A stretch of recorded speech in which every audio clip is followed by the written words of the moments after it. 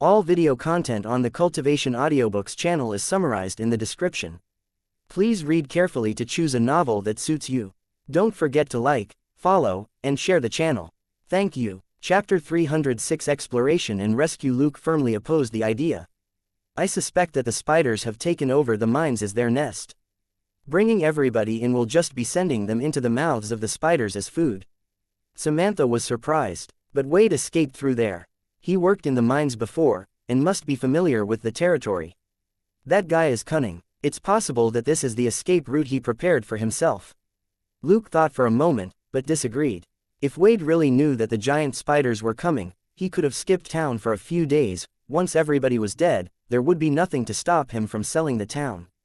The fact that he only escaped just now suggests that this isn't an escape route he had prepared beforehand. Samantha was unwilling to give up, mostly because the panicked residents were urging her to find a way out, the spiders proving too big a pressure on their nerves. Luke suggested, "How about this? I'll go in and take a look first, and if it's safe, I'll come back and let you know." Samantha hesitated. Won't that be too dangerous? It was outrageous to ask Luke to risk his life for some town residents he barely knew. Luke chuckled. "Relax, the reason Elizabeth asked me to come was to fix the problem. I know what I'm doing." With sharp nose, he could track Wade's scent and detect the spiders in advance. It wasn't as dangerous as it seemed. Luke went upstairs and told Selena about the camera that he had installed near the roof. She could monitor the situation on the special phone.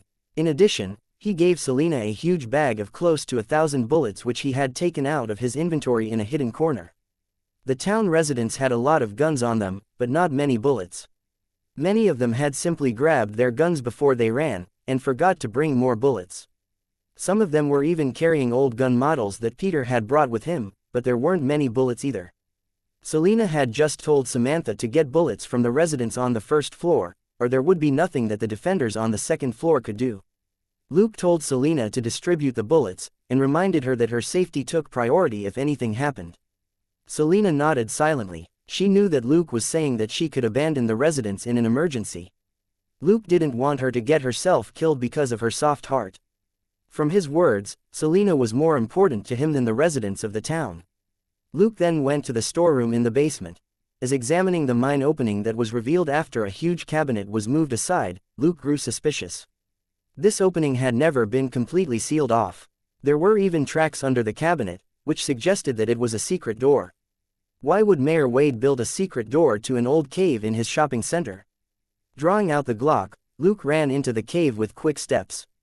Following Wade's scent, Luke started to get a weird expression on his face as he ran, and he couldn't help but slow down. Was this Wade, trying to get himself killed? Luke could already smell a huge number of spiders, and Wade had gone precisely in the direction where the scent of the spiders was the thickest their nest. Pondering for a moment, Luke put the Glock back into his holster and took out an alloy rod from his inventory. This was raw material meant for making equipment, but would serve well as a weapon now. Luke certainly didn't want to be killed in a gas explosion triggered by him opening fire. Even if he wasn't killed, he might also be buried alive, which would be too stupid. Putting on a gas mask, Luke pressed on, and couldn't help sucking in a sharp breath at what he found. This had to be the spiders' food store. Looking at the cocoons littered over the ground, most of whom were human-shaped, Luke quickly examined them with a heavy heart. After a while, he was certain that these people had basically died by suffocating inside the thick cocoons, including Wade, who had sent himself here. With his sharp senses, Luke found a survivor. He used his jackknife to cut open one of the cocoons to reveal an elderly face. The person was about to cry out, but Luke covered her mouth and said in a low voice, "It's me, Luke. I'm here to get you out. Don't make any sound, Gladys, okay?" The old woman was none other than Gladys, Chris's aunt. She was lucky. The threads wrapped around her didn't completely block her nose, which was what had kept her alive. Luke also noticed a smaller cocoon nearby that moved from time to time. Gripping his small flashlight between his teeth, Luke cut the cocoon free of the threads that were attached to it, and put the cocoon in his backpack. He was about to get up, when he noticed something else. He crouched down and picked up a small piece of ore from the ground where he had cut away the threads. This piece of ore had clearly just fallen from somewhere as the break was new. Perhaps it had been caused by those giant spiders. Luke looked at the ore for a moment with his flashlight, before his gaze swept over the cave and finally landed on a hole that was obviously newly dug. With a smile on his face, he turned off the flashlight, put Gladys on his back, and placed the stone inside his inventory before he left the cave. After Luke was some distance away, Gladys said in a low voice over his shoulder, "When I was caught, I saw a lot of things nearby that looked like oil barrels." Luke was curious, and asked in a similarly low voice, "What's the problem?" Gladys said, "I've seen those barrels on Vitello's trucks. I asked Wade about them before, and he said that they were goods. However, I noticed that there wasn't any logo on the barrels." Frowning, Luke asked, "Where are the barrels?" Gladys said, "There's a bigger cave not far from the one we were in. It's occupied by a huge spider and a lot of smaller ones. It seems that they're using those barrels as nests." Luke raised an eyebrow. "Got it, get some rest, I'll get you out of here." He didn't think too much about the matter any longer. He would let the fake FBI Captain Wales know later, and let him look into it. Gladys was shocked by their speed on the way back. It felt like she was riding a horse. Suddenly, two gigantic spiders charged out from a side tunnel up ahead. Chapter 307. Tarantulas in the front, black widows in the back. These two spiders were different from the spiders outside, and were black widows. To be more exact, the bodies of these black widows were like round, plump balls, and their limbs were thinner and longer. What Luke had killed in town just now were mostly tarantulas. They were all furry and had thick legs. Luke wasn't surprised to run into these two fellows. They were blocking the only way back, and Luke couldn't go around them. The moment the two spiders scuttled out, Luke raised his right hand, and the alloy rod that he was holding whistled as he slammed it down on the black widow at the front. The rod cracked open the spider's head. Turning with the rod, Luke stabbed it into the head of the second black widow. After killing the two spiders, Luke withdrew the rod and rushed off without any hesitation. He had killed two random black widows, but where were the rest? Activating his sharp nose, Luke grew tense and sped up as he ran back to the shopping center. He placed Gladys down outside the storeroom and told Samantha via the walkie-talkie to send someone to pick up the old woman.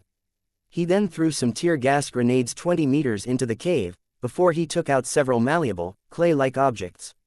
These were safe plastic explosives that were mostly used in building demolitions since they were smaller in size and easily set up for use in special environments. After quickly setting up the explosives, Luke hid outside the storeroom and tapped a button on his phone. A few dull explosions rang out, and part of the cave near the entrance collapsed. Only then did Luke relax slightly. He checked the situation via the walkie-talkie, and Samantha said that she had already sent someone to get Gladys. Luke thought for a moment before he said, "The cave in the basement isn't safe. It leads to the spider's nest, and they came after me just now when they discovered me and Gladys." Samantha was alarmed. "Huh, do you need reinforcements?" Luke said, "Not for now. I've brought the cave down, and they can't break through for now. But are there any construction materials around here? It would be best that we seal off the old mine for now. Planks and steel bars or wires will do." Samantha hurriedly replied that she would have people look for the materials, before Luke switched channels. "Selena, how's it going on your end?" Selena said, "It's safe for now, but there are too many spiders outside. I'm running out of tear gas grenades," so, she didn't say the rest, but Luke understood. Without the tear gas grenades to control the situation, the spiders would use their numbers to overwhelm the people in the shopping center both physically and psychologically. The defenders here weren't trained soldiers, but common civilians. This wasn't Texas either, which was full of tough, retired veterans. Luke couldn't place too much hope in the residents here. Luke said, "I'm on my way. You stay calm and keep them organized." At that point, the men whom Samantha had sent arrived. Luke handed Gladys over to the two middle-aged men, and then rushed up to the second floor. Sizing up the battle situation for a moment, he quickly joined in and fired a barrage from his M4A1 out the window. The army of spiders which had been closing in on the shopping center suffered another setback. Multiple giant spiders fell and twitched on the ground. Luke quickly threw out 2 tear gas grenades and then gave the rest to Selena, before he whispered in a low voice, "Defend this place.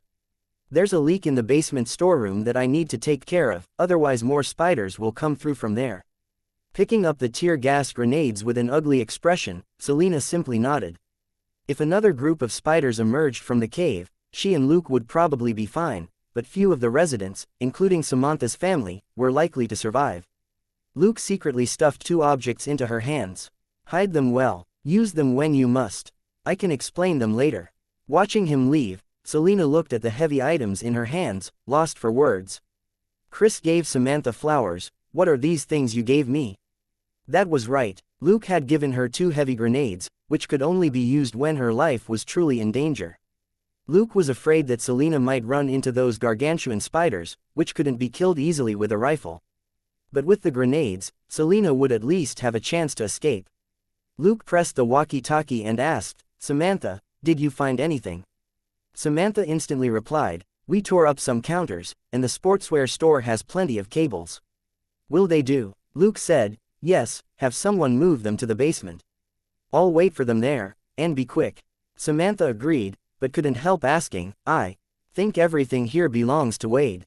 If we take them like this, she was willing to take these things, but she was worried that given the sort of person Wade was, he would use this excuse to coerce the residents into selling the town afterward. Luke smiled and said, don't worry about Wade. There's no chance in heaven or hell for him to demand compensation. Samantha was confused. Huh, Luke said, the Lord Mayor fled into the spider's nest and got himself killed. Samantha gave a heavy sigh of relief, but sensing that it was inappropriate, she hurriedly changed the subject. All right, enough. I'll get people to send the materials down to the basement soon. Luke said, okay. After that, he walked past a few windows again. Bang, bang, bang, bang, bang. He used up all the bullets in his M4A1 again, killing another 10 spiders on top of the pile of spider bodies. The residents at the windows all looked at him in shock and admiration. They were by no means bumpkins, but Luke's shooting skill was too unbelievable. He had killed more spiders in half a minute than all of them had in a couple of minutes. A spider would fall after every triple burst of gunfire. No matter if they were climbing or mid-leap, they didn't escape being blown up. As he reloaded the gun and ran downstairs, Luke said, I'll check the situation downstairs. Just hang in there. Reinforcements will be here in 20 minutes at most. All the residents were energized after hearing that. They were only putting up a resistance now because there was no other way to survive. If there really was a way out, they would definitely abandon their posts and flee. But if FBI reinforcements were going to get here in 20 minutes, they had enough courage to endure that long. Chapter 308 The Forgotten Dog. Luke didn't feel guilty about lying. While he didn't know exactly when Wales's reinforcements would arrive, it would be too embarrassing for the FBI's 17th Division if they couldn't get here within an hour after Luke made the call for help. 20 minutes had already passed, and if Captain Wales was capable enough, reinforcements would hopefully arrive in 20 minutes. After all, Boomtown was only 80 kilometers away from Phoenix, the capital of Arizona, and it was only half an hour by helicopter. Thinking that, Luke called Wales. The call was picked up quickly. Luke, how's it going? Wales's voice was as calm as ever, but his question was to the point. Luke quickly said, about 400 residents have evacuated to the newly built shopping center in the town, and they're doing their best to hold off the spiders, but several hundred other residents are still scattered throughout the town. Also, there's a mine underneath the shopping center which leads to a nest of spiders. The spiders have found us.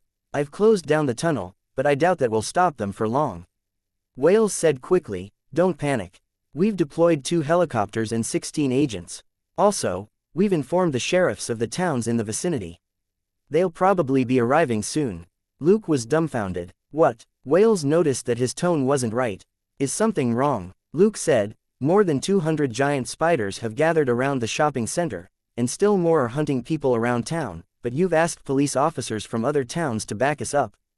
Do you want them to become food for the spiders? Wales said, sh*t. Why are there so many spiders? Luke said, I have no idea, but your agents better not be stupid enough to land directly in town. They won't survive 10 minutes if they do. I injured a huge tarantula more than 7 meters long earlier. There's also another big guy in the mine that hasn't come out yet. Wales was lost for words. You should have told me that sooner. Luke said, fine, my bad, but I have good news. Wales asked, what's that? Wade, the town mayor, had dealings with a company called Vitello, and a lot of barrels are secretly stacked up inside the cave. We don't know what's inside the barrels, but the big guy has already taken over. Does that ring any sort of bell? Asked Luke. Wales immediately got it. Okay, no matter what you do, don't destroy the mine. Just wait for my men. Hang in there. Luke chuckled. I believe in you, Captain Wales. Also, remember to tell the sheriffs of the other towns to stay away. Luke curled his lip after he hung up. This bait would definitely hook S.H.I.E.L.D. The unknown substance handled by that Vitello company could turn a tarantula the size of a palm into a monster the size of an elephant. This was definitely something that S.H.I.E.L.D. would be interested in. At that point, a lot of people had moved planks and ropes to the basement. After checking the materials, Luke directed everybody in blockading the storeroom. They didn't need to completely seal it off, they just had to make it difficult for the spiders to get through. Luke wasn't betting on the blockade to last for long, they just needed to delay the spiders. If he really had no other choice, he could still set a fire. He had seen many flammable objects in the stores. After that was done, Luke left 2 men to watch the cave opening from the entrance of the storeroom with a walkie-talkie. Even if the spiders came, the 2 men would hear them digging first, and since the room was blocked with ropes and wooden planks, the 2 men would be fine. When that was done, Luke returned to the 2nd floor. Selena waved her hand quickly when she saw him. Luke knew why she wasn't using the walkie-talkie. The town residents were on the verge of a meltdown, but hadn't collapsed yet. If she yelled for Luke to help, however, chances were that their morale would plummet. Without any hesitation, Luke stepped forward and pushed aside 2 residents who were in front of a window. He then started firing the M4A1, which had cooled down completely. Bam, bam, bam, bam, bam, bam. A few giant spiders that had scuttled over to a corner of the wall were blown up. After eliminating the biggest threats, Luke assumed the standard posture for shooting and adjusted his breathing. Sensing that he was in his best state, Luke unleashed fierce fire. Bang, bang, bang, bang, bang, bang. It was as if a giant bite had been taken out of the middle of the aggressive army of spiders as they collapsed in the center. Luke didn't stop at all. After using up 1 clip, he immediately reloaded the gun with the clip in his left hand. Bang, bang, bang, bang, bang, bang. All the spiders within a range of 20 meters were killed. Selena, Luke said just as the last bullet was used up, and he tossed his M4A1 to Selena. Selena threw her M4A1 to him at the same time, the 2 of them exchanging guns smoothly. Bang, bang, bang, bang, bang, bang. The residents nearby all stopped shooting, since Luke killed the targets that they had been aiming at. Luke was far more relaxed this time when he reloaded his gun again. He looked around. Hey, the spiders aren't all dead yet. You can shoot further than 30 meters, right? Everybody came back to themselves and opened fire again. After close to 100 shots, Luke had eliminated all the spiders within a range of 30 meters, and more spiders were starting to take their place. Selena reloaded the gun and looked at Luke with sparkling eyes. This fellow was the coolest when he was shooting. Luke backed away and had the residents nearby take his position. He suddenly felt his backpack move, and couldn't help slapping his forehead. He opened his backpack and cut open the small cocoon with his knife, and a black and white animal inside started to cry aggrievedly. Luke petted the dog with a smile. Haha, Bruce, you almost became a real hellhound. Don't run off again. The little creature was none other than Gladys's bulldog. It must have been captured along with Gladys, and by the same unskilled spider, since a small gap had been left around the dog's mouth and nose, which had enabled it to survive. Luke went downstairs and tied a rope around the dog's neck before passing it to Gladys, who hadn't fully recovered from the shock. This should make you feel better. Now that it was free and meeting its owner again, Bruce jumped on Gladys in excitement. Gladys's voice shook. Oh, Bruce, you're fine. That's great. Luke smiled at the reunion between master and pet. It was the only happy scene that he had seen so far on this disastrous night. Suddenly, a voice rang out in his earpiece. Detective Luke, quick, come quick. Spiders. A lot of spiders. Ah, hurry up and run. Chapter 309 Eliminating the Black Widows. Luke could tell that it was the 2 residents in the basement who were yelling for help. They were the only people who had a walkie-talkie. Luke rose quickly and ran to the basement, activating the walkie-talkie. Don't panic, I'm on my way. What's going on over there? The walkie-talkie was quiet for a moment. Then, the residents yelled in panic again. Spiders. A lot of spiders are coming from the underground parking lot. They're chasing us. Luke said calmly, retreat to the stairs. I'm coming to get the both of you. He was already on the 1st floor, and made a beeline for the basement. Despite his calm expression, his heart was a little heavy. The residents had been able to hold on in the shopping center because the spiders at the entrance didn't have a real leader. They were basically relying on instinct, and were drawn here by the gunshots. Rather than say that they were besieging the shopping center, they were more like a bunch of pests. However, the spiders in the underground parking lot could break this fragile balance, and the traumatized residents in the shopping center could crumble at any point. He ran 10 meters through the basement and around a corner to meet the two frightened residents who had been watching the mining opening. Shocked, they stumbled to a halt when they saw Luke. Luke reached out to pull both of them behind him. "Wait for me at the foot of the stairs, and don't go up to the first floor." Even as he spoke, he was already opening fire with his M4A1. Bang, bang, bang, bang, bang, bang. Two giant black widows that had been chasing them closely were blown back. Luke pulled up the gas mask hanging around his neck with his left hand and then reached into his pocket as if he was looking for something, when he was actually extracting the raw materials to make tear gas from his inventory. He also took out a small plastic explosive which he had set up earlier, and then stuck it to the jar of raw materials. Bang, bang, bang, bang, bang, bang. He fully opened fire and blew up the black widows in the hallway, clearing a path for his throw. Luke then threw the jar into the center of the swarm of black widows, and it landed more than 10 meters outside the storeroom.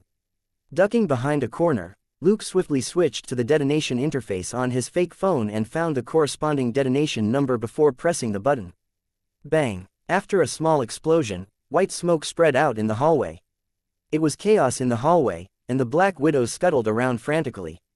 They were very sensitive to tear gas, but without gas masks, they could only crawl about randomly in the smoke.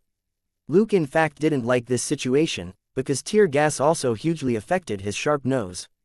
But this was an emergency, and he couldn't blow up the hallway, so tear gas was the most cost-effective choice. His M4A1 trained on the turn in the hallway, Luke slowly backed away as he spoke into the walkie-talkie.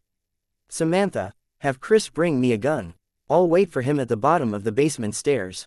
Chris arrived in less than 2 minutes with the very M4A1 which Samantha had borrowed from the gun store. Luke was lost for words. Something was definitely going on between those two. The beautiful sheriff had given the life-saving weapon to her lover. Roasting them in his heart, Luke took off his gas mask, nodded at the two residents, and said in a low voice to Chris, "Watch those two and don't let them go back up to the first floor. Things might get out of hand if word spreads that a lot of spiders have shown up here." Chris immediately understood. Luke said again, "You two, defend the stairs with Chris and don't shoot randomly. I'm going to eliminate those spiders." Saying that, he put on his gas mask again and walked into the hallway, which was gradually filling up with smoke. Chris couldn't help but say, "Luke, it's too risky. Let's just defend this position." Luke turned to look at him and shook his head. "We don't know where these spiders came from. It's too dangerous. I need to force these guys to retreat. Relax, I'll be fine." As he spoke, he had already disappeared around a corner. When he was out of Chris's sight, a revolver suddenly appeared in his hand, and he put it into a special holster on his thigh. It was a Smith & Wesson M500, known as a hand cannon. Few revolvers were more powerful than this gun.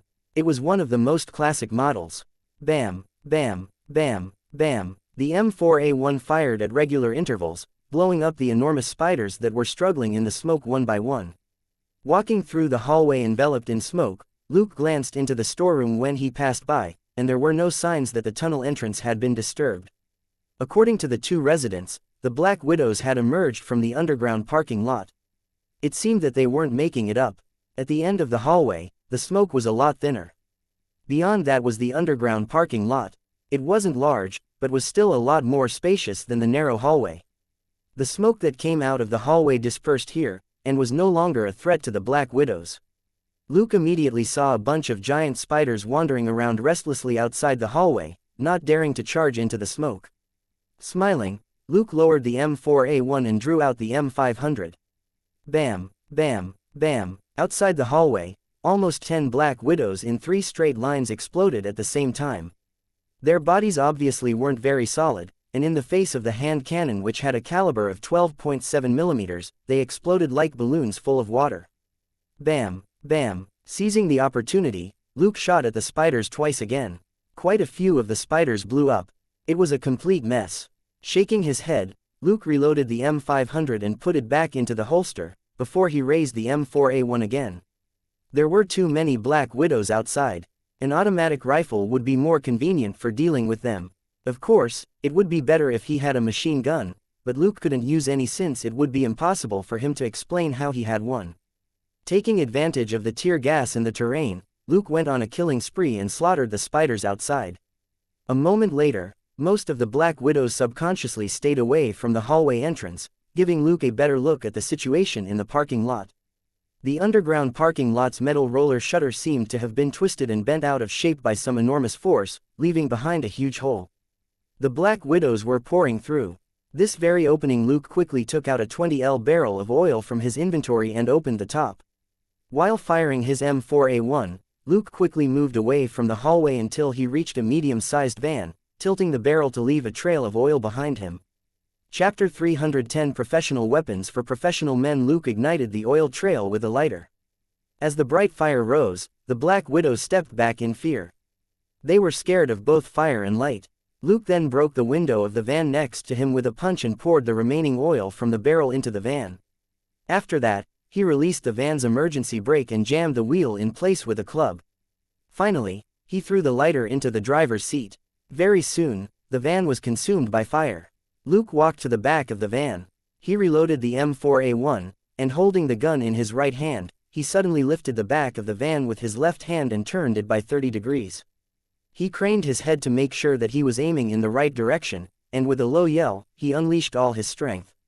The van was immediately pushed forward, and started moving at a regular speed. Luke gradually exerted more strength to increase its speed. Pushed forward by Luke's brute force, the burning van accelerated and crashed into the broken entrance of the parking lot at around 20 kilometers per hour. After an explosion, half the van was stuck in the entrance. In the meantime, Luke opened fire with his M4A1 to eliminate the giant Black Widows nearby. After Luke cleared the area earlier, and now that the gap was blocked, the number of Black Widows plummeted. In the next few minutes, Luke blew up the remaining dozens of Black Widows in the parking lot with his M4A1, Glock and M500 in turns. Luke reloaded the 3 guns and found a car. He broke its window, hot-wired the car, then drove the car to the van and stopped behind it. He pulled up the brake, got out, and pushed the car so that it was pressed up to the back of the van, before he was satisfied. He packed up the flammable junk in the car and tossed them to the front of the van to keep the fire going. After that, Luke took out his fake phone and checked the time. 50 minutes had passed since he contacted Captain Wales. The reinforcements from the FBI's 17th Division should be arriving soon. At that point, Selena said over the walkie-talkie, "Luke, I think I hear a helicopter." He was delighted. "I'm coming. I've settled things down here for now." After setting up a camera to monitor the entrance to the parking lot, Luke quickly went upstairs. When he got to the stairs, he told Chris to stay on guard. On the second floor, he eliminated some of the spiders at the entrance with the remaining bullets in his M4A1, before he said, "Everybody, stop shooting for 30 seconds. 10 seconds later, all the defenders stopped shooting. Luke took out his earpiece and listened carefully at an open window, and finally sighed in relief. It really was a helicopter. It couldn't be a random helicopter passing by such a remote town in the middle of the night. Luke raised his head to scan the dark sky where the sound of the helicopter had come from. A moment later, 2 flashing red spots emerged. At that point, Luke's phone rang as well. He left his post and had the defenders resume shooting. He then quickly ran to the first floor and picked up the call. "This is Luke." The guy on the other end of the phone said, "It's Charles, Luke. I've been ordered to back you up. We're close to Boomtown now." "Hang in there," Luke interrupted him. "Okay, thank you very much, Charles. We're at the shopping center, the place with the most intense gunfire right now. I need to remind you that those spiders are very tricky. They're great jumpers and can ambush you from dark corners." Agent Charles, whose real name was Cheney Spike, said on the other end, "Captain Wales already reminded us, so we won't land for now. We'll provide firepower support from the air until most of the spiders are eliminated." Luke was greatly relieved. Captain Wales was indeed a leader familiar with field missions, unlike Dewey Robinson, who was more used to office work and would put his men in danger. The greatest advantage of a helicopter was that it could attack the spiders without being attacked itself. A moment later, Luke was impressed by the professionalism of their reinforcements. He thought that they would shoot from the helicopters with rifles, like police officers did most of the time. But unexpectedly, chains of fire were launched from both helicopters with a dull and intense boom to create furrows in the dirt in front of the shopping center. Luke was lost for words. They weren't using rifles at all, but aircraft artillery. The helicopters hovered above the shopping center, and very soon, almost all the spiders nearby were exterminated. They all burst like cockroaches that had been swatted with a flip-flop, when they had seemed invincible a moment earlier. After a brief silence, the townsfolk in the shopping center all cheered wildly with joy. Luke said to Samantha via the walkie-talkie, "Keep the residents under control, and don't let them run off. Although reinforcements are here, it'll still be dangerous if the people run into spiders that are still alive. Have them stay there until the agents have eliminated all the spiders." Samantha had been cheering too, but she calmed down at Luke's words. She then realized some of her crazy compatriots were already yelling about charging out and getting revenge on the spiders. She immediately sweated. "I'll try to," but they seemed too excited at this point. After a brief silence, Luke said, "Got it. You hold them back for now. I'll convince the overexcited ones later." It was easy for people to act irrationally when their emotions were running high. The townsfolk were all ordinary people. It wasn't unusual at all that they would lose control of themselves. Ending the communication, Luke took out his M500 and fired. Practically all the residents were cheering. They had stopped shooting when the spiders outside fell. They were all shocked by the sudden burst of loud gunfire from the M500. They turned back, only to see Luke standing calmly with the revolver in his hand. They almost subconsciously stopped cheering. They all remembered Luke's valiance in the battle just now very well. Human beings tended to respect those who were strong, particularly when their lives depended on those people. When everybody fell quiet, Luke said indifferently, "Everybody, I need to remind you that you were crying for help and could barely stand an hour ago because of those giant spiders." Chapter 311 Suppress the warriors and steal the points. After a pause, Luke continued, "Your family and friends may have been killed by the spiders. So, you must not underestimate them. They're still monsters that can easily kill you with one bite." He was quite blunt, but it was the truth.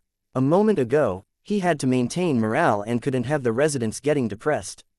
But now that reinforcements had arrived, he needed to calm them down. Laying low and staying alive was the most important thing. Otherwise, what was the point of them fleeing and fighting just now? To be killed for nothing before dawn. That totally wasn't worth it. Now, check your weapons and stay alert. I can tell you that the dead spiders may only be half their population. This shopping center is the only thing keeping you alive to see tomorrow. Are we clear? Asked Luke, raising his voice. Got it, replied some of the residents. Luke said, I can't hear you. Are they the only people who understood what I said? Got it, said everybody in a jumble.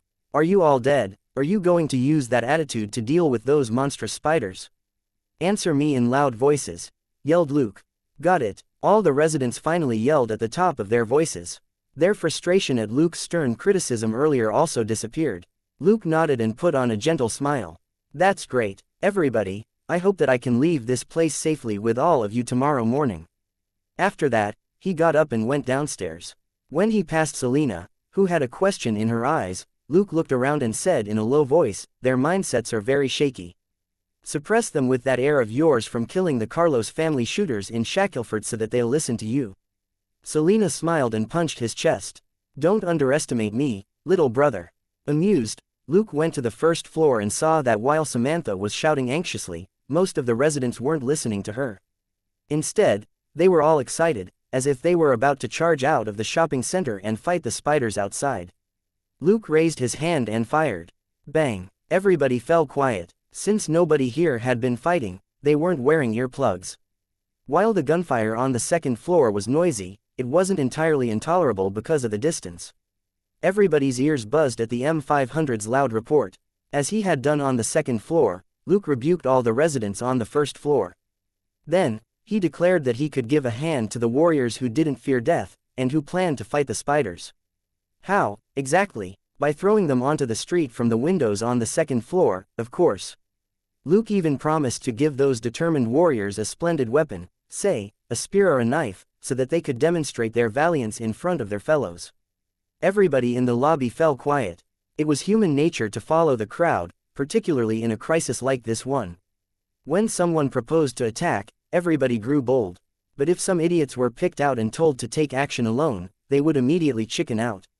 Looking at the residents, Luke said, "If you're really willing to help, go to the second floor. The people there are still fighting to protect themselves and their families even though they can barely hold up their guns anymore. You can prove yourself there, instead of encouraging other people to do silly things with you." He then raised his voice. "Samantha, replace the defenders upstairs with anyone who is willing to help. Remember, don't let anyone who is bad at shooting or cowardly go up." Samantha nodded, but she knew that most people on the first floor didn't meet the requirements except for a few like herself. But her children were here, and she had to keep the residents calm as the sheriff. So, she couldn't go to the second floor either. Luke returned to the second floor and observed the situation. The area outside the entrance to the shopping center was pretty broad, which made it easy for the spiders to gather, but just as easy for the FBI's helicopter to launch a barrage.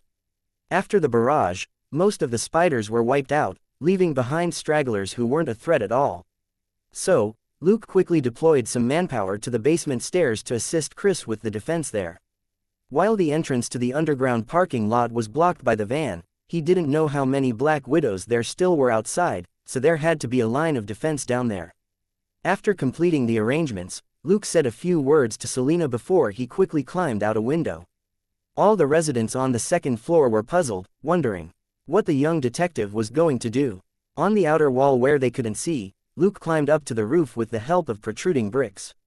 With his sharp nose, he could tell that there were no longer any spiders on the roof. After clearing the area here, the two helicopters gradually widened their attack range. Under the searchlights, the spiders couldn't escape their doom even as they jumped away and tried to hide. Luke called Charles back. "Charles, I'm going to start rescuing the residents in the areas that you've already cleared. Ask your shooters to pay attention and not hit me." Stunned for a moment, Agent Charles said, "Luke, that's too dangerous. Why don't you act with us once we're done with the cleanup?" Luke said, "Don't worry, I'll stay away from your helicopters.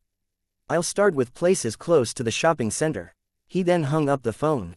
He murmured to himself, "If you kill all those spiders, I might not get any points for rescuing the survivors." Now that the fake FBI agents had wiped out the bulk of the army of spiders, Luke could use this opportunity to rescue the residents in the houses around the shopping center. With his sharp nose, he could easily detect the spiders that were hiding in the residence, and he would be much more efficient than Cheney's team. Saving one person meant 20 experience and credit points. That was easy income. In the next 2 hours, Luke carried out a solo search and rescue operation.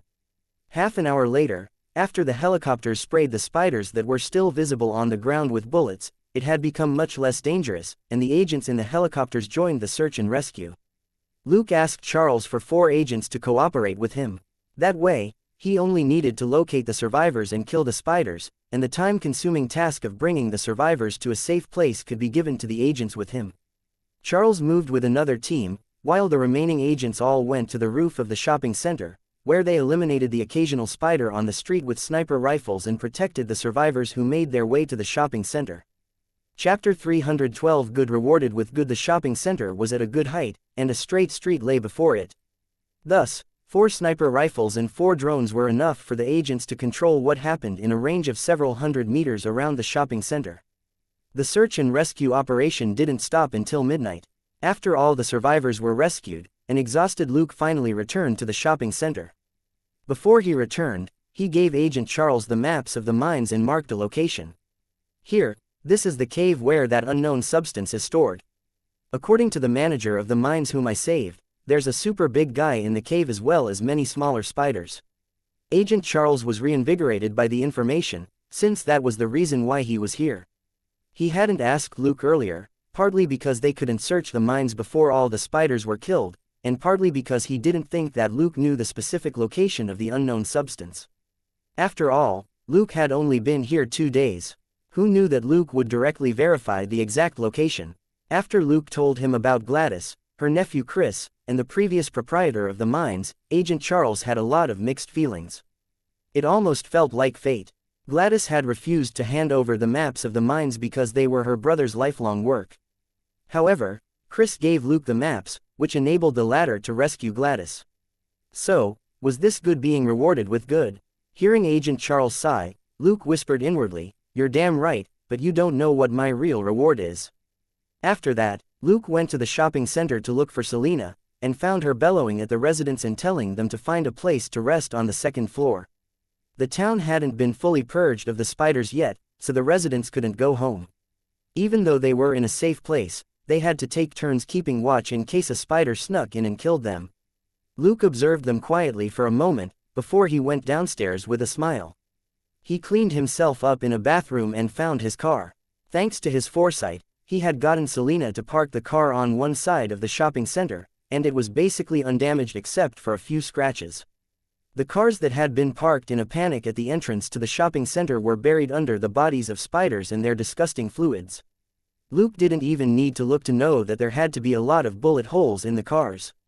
It would cost a fortune to fix them, if the townsfolk could get their cars back at all. If there was something wrong with those spiders, it was possible that all the cars had to be destroyed. Luke had learned this the hard way when he lost his car in Loquin. Luke took out the Napoleon cake from the mini fridge in the car and returned to the shopping center. Patting Selena on the back, Luke showed her the box in his hands and said, "Please take a break, Detective Selena." Selena turned around. Seeing the big box in his hands, she immediately smiled. This was their exclusive food box, which contained delicious food every time it made an appearance. She would automatically start drooling whenever she saw it. She was about to open the box, when Luke moved it out of reach. "Wash your hands." "Okay. I washed my hands multiple times before I fetched the cake for you." Selena glared at him angrily but still went to wash her hands. Following her and making sure that she cleaned her hands and her face, Luke finally gave her the box. "Let the FBI take care of the rest. I've already spoken to Charles. We should get some rest now since we'll likely be questioned for a while tomorrow." Selena nodded and asked, "Where do we sleep?" Luke had already scouted the area. "There's an unused utility room in a corner on the first floor. It's absolutely safe and away from the lobby. We can get some sleep there."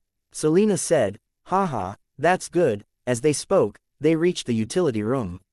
Seeing that an inflatable camping tent had been set up inside the utility room, Selena was even more satisfied. "We don't have to sleep on the floor." "Great. Right, where did you find this?" Luke said sorrowfully. "It's an offering from the dearly departed ex-mayor Wade, who owned a camping equipment store here." Selena shrugged. "What a shame. I'll pray for him tomorrow morning." Luke nodded. "Yes, we must thank him for his generosity, if there's nothing wrong with him." Selena was curious. "Is there anything wrong with him?" Luke replied, "Those giant spiders are probably related to Mayor Wade. However, since you're acting as terrible, I'll tell you the details when we're out of here. Now, be good and finish the cake, brush your teeth, and go to bed." Selena nodded. She wasn't in a hurry now that she had a basic gist of the situation. She yawned, quickly brushed her teeth with some mineral water, then collapsed inside the tent. With a smile, Luke straightened Selena's body, before lying down on a blanket next to the door and falling asleep as well. Luke woke up after only 2 hours of sleep, which was all the sleep he needed now. Elementary self-healing was definitely a valuable ability for anyone who burned the midnight oil. After he got up, he called Agent Charles, but nobody picked up. Setting up a camera in the room, he closed the door, then went to look for an FBI agent. He then learned that further reinforcements had arrived, and Agent Charles had led them into the mines. Luke immediately lost interest in the matter. This was something that only the SHIELD agents pretending to be the FBI could do. He would be a pest if he was too enthusiastic about it. There were more and more residents in the shopping center. The 400 survivors at the beginning plus the couple of hundred that were rescued by Luke and the agents later added up to around 600 people here. According to Elizabeth, around 1,000 people lived in this town. It seemed that the rest of them had been killed. It was already midnight, but the shopping center was still noisy. Some people were sleeping soundly and some were weeping quietly, while some were devastated and some wandered about aimlessly. The beautiful sheriff was still busy. She had to keep the anxious residents calm, make sure that the situation was under control, and deal with the issues of food and a place to sleep. This was supposed to be the mayor's job, but Wade had gotten himself killed, so the sheriff had no choice but to take charge of the remaining members of the town council to handle this matter. However, with Chris's help, she wasn't on her own. Luke walked over and greeted her. "Samantha, you can take a break. Chris can help you look after things. Isn't that right, Chris?" Chris smiled. I'm not half as capable as Samantha. Chapter 313 An Invitation from Good Guy Luke. Luke shook his head with a smile. He then signaled to Samantha, and they spoke in private a few steps away. Samantha, have you called Elizabeth? Stunned for a brief moment, Samantha slapped her forehead. I forgot. Luke comforted her. It's fine. I'll call her in the morning and tell her what happened, but she'll be more relieved to hear from you. So, get some rest and call her in the morning, okay? Samantha nodded. Thank you, Luke. She was feeling grateful, fortunate, scared and happy all at the same time. If her daughter hadn't persuaded her to allow Luke and Selena to help with the case, it would have been hard to say if her family could have survived the disaster last night. Looking at the 600 residents here, Samantha knew that almost half of the town's population was gone. But it was a good thing that nothing happened to her children, or she would have broken down. Luke nodded with a smile. You're welcome, but you should really thank Elizabeth, who asked for our help even though she could have been reprimanded for it. You have a good daughter. He then left. It was 3 in the morning, not the best time for phone calls. He would have Selena call Los Angeles in the morning. It was already habit to leave the long-winded reports to Selena. After speaking with Samantha, he went through the shopping center once more and took back all his equipment. There was no way he would let the fake FBI agents take his steel wires or the cameras. Those agents were now too busy searching the mines and rescuing residents to examine the shopping center yet. This was the best time for Luke to cover his tracks. After that, Luke walked over to the front of the shopping center and nodded at the 2 agents who were guarding the entrance. Don't mind me, I'm just looking around. The agents simply nodded and remained on guard against any activity outside. The door had been rolled up, and a lot of things could be seen through the glass doors of the shopping center. A helicopter hovered in the sky and occasionally took potshots at the giant spiders that popped up every now and then. Teams of agents were searching the rest of the town to see if they could find more survivors who might still be hiding.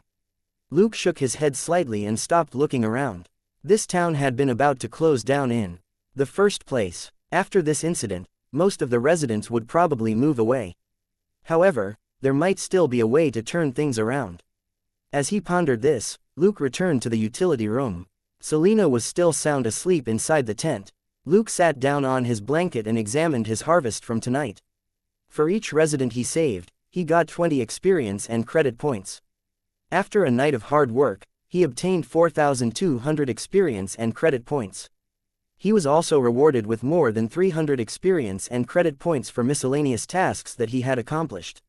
So, he obtained more than 4,500 experience and credit points in one night. The hard work had been worth it. Good rewards for a good guy. Luke smiled in delight. At dawn, the residents were escorted to buses and transferred to a temporary shelter in the neighboring town of Wintersburg. They couldn't return until Boomtown was completely cleaned up. At the shelter in Wintersburg, investigators who had already been waiting questioned the survivors one by one about what happened last night. Luke and Selena were the very first to be questioned and also took the longest time. Luke basically told the truth. After all, this matter was on file in LAPD, and so was Elizabeth's birthplace. The 2 agents in charge of the interview were very polite as well. They had personally seen Luke risk his life to rescue others when the agents had still been eliminating the spiders in town. After hours of arduous work, Luke rescued dozens of residents.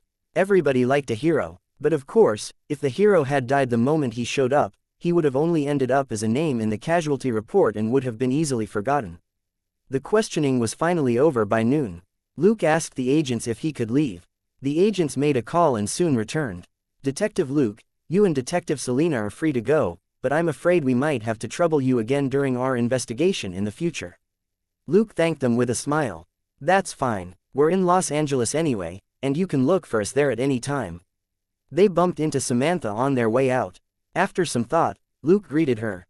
Samantha, is your interview over? Samantha replied with a tired expression, yes, it is. Luke said, that's good. We're returning to Los Angeles today. Samantha was surprised. You're leaving so soon? Luke nodded. Since all of you are safe and sound, we can report to Elizabeth now that we've completed our mission. Samantha was a little embarrassed. Thank you very much for everything. Luke chuckled. You've already said that, right? Why don't all of you come to Los Angeles with us? Samantha shook her head, but there are a lot of things that need to be done here. Luke waved his hand. Samantha, the incident here isn't simple. Boomtown will probably be closed for a while for investigation. You might as well make a trip to Los Angeles for a couple of days instead of idling here. After what happened last night, don't you think Elizabeth will be relieved to see you in person? She almost asked for leave to fly back here right away when I called her this morning. Samantha hesitated, but she then looked at Chris. Luke noticed that and smiled. How about this? I think Chris is a nice guy. Bring him to Los Angeles with you. As it so happens, there's something I want to discuss with him. Samantha found that odd. What is it? Luke simply replied, it's about the mines. Samantha didn't ask further, and went over to talk to Chris. When the two of them returned, Luke talked to Chris in private. Chris, can your mines still operate? Chris shook his head with a bitter smile. The FBI told me that they have to clear the spiders' nest in the mines before I can send workers in. That'll take at least 2 months. Luke nodded. In that case, why don't you come to Los Angeles with Samantha? I want to talk to you about the mines. Chris thought that Luke was only being polite, and quickly shook his head. Thanks, but I'll be fine here. Luke patted his shoulder. Chris, even if the FBI clears the mines for operation, will they still make money? As far as I know, your mining business isn't doing very well. Chris smiled bitterly. Not very well was an understatement. The truth was that the company was about to go bankrupt. Chapter 314 Guests at a picnic. Chris hadn't declared bankruptcy yet because the company was his father's lifelong work, and he felt very guilty toward his father. Luke said, come to Los Angeles. I have some thoughts about your mines. I'll have my secretary talk to you. Chris was surprised. What? Why would a detective have a secretary? Why are you talking like a big boss? Are you serious? Luke simply patted his shoulder again thoughtfully. Chris, the opportunity is right before you. It's up to you whether or not to seize it. Don't let Samantha down. Chris looked at Samantha, who was talking to Selena not far away. That familiar and mature charm wasn't something he could give up. Fine, I'll talk to my aunt. Luke waved his hand. Take Gladys with you. And Bruce, too. I'll arrange your room and board in Los Angeles. Chris walked back in a daze, with no idea what Luke was up to. It definitely wasn't about Samantha. Charming as she was 38. However, Chris looked at Ashley, who was standing next to Samantha. This one seemed to be of a more appropriate age, but recalling everything that Luke had demonstrated last night, he subconsciously shook his head. Ashley was the right age, but their temperaments and styles didn't match at all. Then, he remembered that Ashley had an elder sister who was Luke's colleague. But it still didn't seem right, since Luke already had a hot detective named Selena with him. For a moment, Chris became even more confused as he overthought things. Eventually, Luke and Selena left in their car first.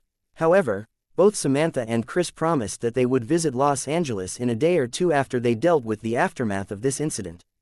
They weren't in a hurry to return, and Selena took a nap in the backseat after talking to Luke for a while. Luke turned on the radio, making sure to turn down the volume. God, aliens are attacking Earth. They have 8 big claws, and hop about and kill human beings. Luke was lost for words. He recognized it as Boomtown's resident radio station. The radio host was fine. SHIELD hadn't done anything about him. But Luke then realized that it was impossible to gag hundreds of people forever. They had probably only been told not to exaggerate the story. But what was this guy talking about? Aliens, 8 claws. Those who didn't know might think that the monsters were octopuses. Aliens like these appeared all the time on local radio stations across the country every day. Nobody would believe it. Luke changed the channel to country music. He nodded in satisfaction and then changed the channel again. Some people said that listening to too much country music would cause depression. Though Luke didn't believe it, he wanted to listen to something more relaxing. A moment later, the pleasant sound of a violin rang out. Hands back on the wheel, Luke whistled a tune as he drove. He drove all the way out of Arizona into California. In the afternoon, after taking a turn, Luke couldn't help but stop the car. He observed the flat land that had more grass than trees. It was bright under the brilliant afternoon sun. The wild flowers in shades of pink and purple amidst the grass added color to the view. Luke couldn't help but look back at Selena, who was still sound asleep. With a smile, he turned the wheel and drove into the grass. A moment later, he woke Selena up. Hey, it's time to eat. Selena opened her eyes in confusion. Huh, we're in Los Angeles. She sat up and turned in the direction of the noise. Luke was standing outside. Behind him was glorious sunlight, as well as a blanket and food boxes on the grass. Selena smiled. A picnic. Luke pulled her out of the car and showed her what he had been hiding in his left hand. It was a bundle of tiny white flowers in pink, purple and white. It wasn't spectacular, but it was pretty cute. "My angel, do you like it?" asked Luke with a smile. Accepting the flowers from him, Selena observed them in satisfaction and smiled brilliantly. "Yes, I do." They then enjoyed a late lunch in the meadow under the afternoon sun. The tension of last night's battle and the exhaustion from the long inquiry today gradually faded. In the car, a female host was speaking passionately on the radio. "It's camping season again. Let's see what places are worth visiting nearby. Lake Salton is big enough for most water activities. Lake Maxwell is closer. Huntington Park, which is 73 kilometers to the southeast of Long Beach, isn't bad either. Do avoid the school holidays, however. The water at Crestview is clear, and kids love it." As Luke chatted with Selena, he couldn't help but recall the famous opening line of a certain program in his previous life: "Spring is the best season for mental and physical communication between living creatures." They resumed their journey as the sun was setting, and night had fallen by the time they got back to Los Angeles. They headed straight for home. Selena went to her room and put the flowers in a vase that she had never used. She didn't come out of her room again until Luke made dinner. Just as they were about to enjoy the food, there was a knock on the door. Selena opened the door. "Oh, Elizabeth, are you here for free food?" Luke was secretly amused. A visit during a meal was definitely one of Selena's least favorite things. Though she wasn't happy, she still let Elizabeth in. Luke looked at Elizabeth and asked, "Do you want some?" Selena rolled her eyes and knew that he would say that. She hurriedly returned to her seat and made the first move as she picked up a huge chunk of steak and started chewing. Elizabeth nodded without any hesitation. She had learned that from Selena and Elsa. The female detectives of the Major Crimes Division couldn't be as coy as regular women, or they would never get their jobs done properly. Luke didn't talk about Boomtown during dinner. Elizabeth's family was safe, so it was unnecessary to talk about depressing things at the dinner table. Thanks to their collective efforts, the food was finished very quickly. Selena picked up the dishes to wash them in the kitchen, leaving the living room to Luke and Elizabeth. Elizabeth even complimented her. "Ah, Selena, that was a wonderful dinner you made. You must teach me later." Luke chuckled, and Selena didn't know what to say. Chapter 315 Gratitude. After Selena left, Elizabeth finally expressed her gratitude to Luke solemnly. Samantha had already told Elizabeth what happened, particularly the part where Luke rescued many residents, including her family. Without Luke, the whole town could have ended up as the Spiders' food. Luke quickly interrupted her. "All right, that's enough. I helped your family, so you better work harder in return. Did your mother mention that she's coming over with your siblings?" Elizabeth nodded. "She did. I'll take care of them." Luke thought for a moment before he continued. "Do you remember that Chris?" Elizabeth smiled in embarrassment. "I do. He's my mother's old classmate." Luke could tell from her face that she knew about their relationship. He nodded with a smile. "Good to know." They talked for another 10 minutes. Then, Elizabeth went to the kitchen and thanked Selena as well. A few minutes later, Luke saw her off. At the door, Luke suddenly asked, "Elizabeth, if you become rich someday, like, super rich, will you continue doing this dangerous job?" Elizabeth considered for a moment before replying with a smile, "You're already very rich. Why are you still doing this job?" She pointed at the house behind her. Luke shrugged. "It's more of a hobby. A life without anything to work on would be too boring." Elizabeth nodded. "I think so too. When I'm older, I may consider transferring to a different post. But right now, I love my job." Luke patted her shoulder and said, "Remember that, and have a good rest. I'll see you at work tomorrow." Elizabeth chuckled. "Okay, we're waiting for you to come back. I'm leaving." Watching her get into her car, Luke closed the door and turned around, and Selena looked at him playfully. "You're more and more proactive now, aren't you?" Luke sat down on the couch. "Proactive about what?" Selena said. "About girls, of course." Luke rolled his eyes. "If you think that's being proactive, wouldn't Dustin be harassing his female subordinates every day?" Lost for words, Selena asked him a moment later, "Do you have high hopes for her?" Luke nodded. "Pretty much. Given how smart she is, and her diploma and her diligence, she'll become a sergeant in a few years with any luck, and my support then won't be as valuable as it is right now." Selena wasn't convinced. "You're lying. That's definitely not the reason why you asked her what she would do if she were rich. Luke admitted it. I'm only checking out the situation beforehand, in case I lose a capable helper. If that happens, there'll be too many things for you to do. Selena thought for a moment. Are you saying that she's going to be rich soon? Luke said, I'm not sure. She might not be the one who's gonna get rich, but it doesn't hurt to ask. Okay, take a break. We'll start training later. Selena was speechless. This is definitely payback, isn't it? The next morning, Selena was woken up by Luke's alarm. She enjoyed Luke's breakfast and went to work with Luke's dessert in a good mood. They went to Elsa, but saw that Martin and Roger were in her office. Naturally, they didn't barge in. Luke quickly turned around and led Selena back to their desks, where he observed the door to Elsa's office from afar. Roger had gotten Luke involved in an assignment last time to split the risks, but then they were ambushed by Bullseye. Luke decided that he needed to keep a distance from that guy, or he might be caught up in yet another disaster. The battle against Bullseye actually wasn't a big deal, since it would have happened sooner or later. However, Luke suspected that Roger was a harbinger of misfortune. Why else would his partner Martin look so wretched? Very soon, Roger and Martin left the office. They didn't notice the two people hiding in the distance. Luke and Selena slipped into the office and closed the door. Boss, what's with Roger and Martin? Asked Luke casually. Elsa sighed. Martin hasn't been in good condition recently. He needs more rest. So, they came to talk to me and transferred their cases to us. Luke frowned. What happened to Martin? Elsa shook her head. Don't ask, and don't tell anyone else, but he can't take any cases for the foreseeable future. Luke got it. If it was just a short break to readjust, a detective would only transfer the urgent cases at most so that the investigations wouldn't be held up. But Elsa had implied that those two had transferred most of their cases, and that it was possible that Martin might stop being a police officer. That wasn't unprecedented. Family mishaps, trauma, serious illnesses and many other reasons could prevent a police officer from working. They could only take a break, and after a period of time, they might resign. Elsa clearly wasn't happy about it either. Martin had only just transferred to the Major Crimes Division a few months ago, and Elsa wasn't very familiar with him, but Roger was a seasoned detective in the department. It was obvious that Martin's problem had something to do with Roger. An officer's partner was like their spouse. If they had a terrible one, work would be a nightmare. Elsa stopped the unpleasant conversation and said, Now, you need to pick up their important cases. Luke nodded and asked, Where are the case files? Elsa jerked her chin to the side. Luke and Selena looked over, only to see a stack of files that was more than 30 centimeters tall. You're kidding. Luke turned around and looked at Elsa suspiciously.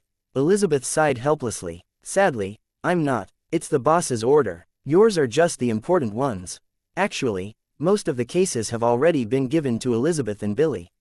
I even have to work on some of them myself. Luke chuckled. Truly appreciate your efforts, boss.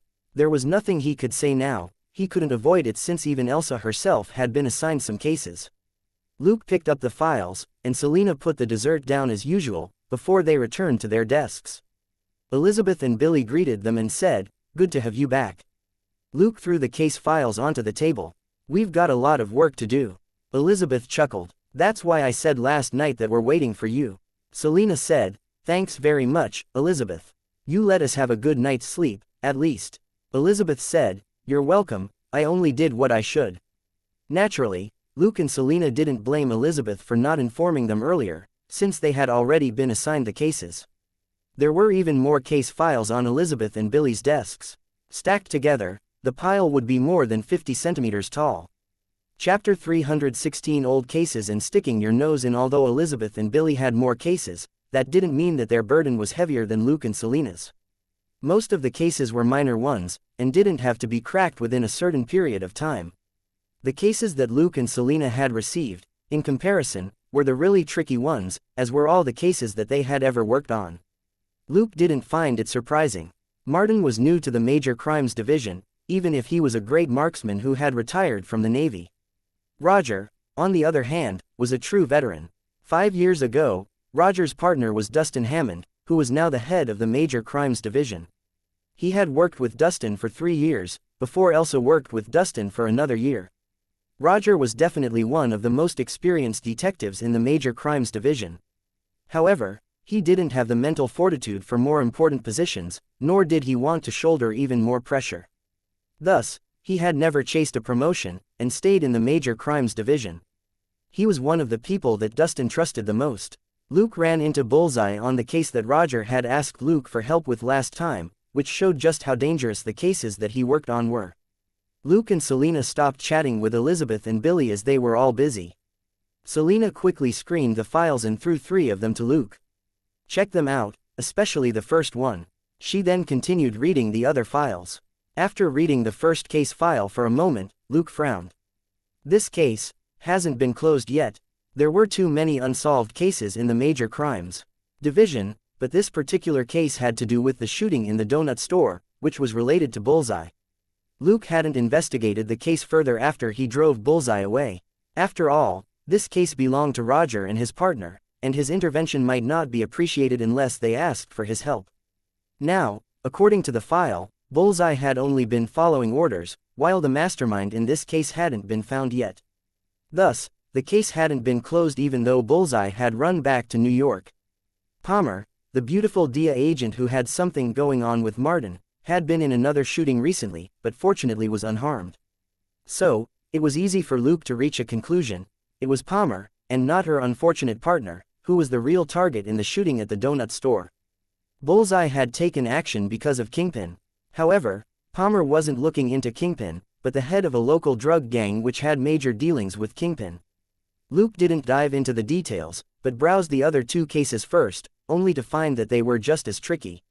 One was the murder of a police officer, and the other was about a girl in pajamas who had been hit by a car on the road. These 2 cases weren't any easier than Palmer's case, but there was no deadline on them for now, so they could be worked on one at a time. Luke raised his head. Is there anything else? Is it just these 3 cases? Selena nodded. The other cases aren't as important. The 3 cases you're holding can turn into a huge deal if they aren't closed. Well, fine, they're actually already pretty big deals now.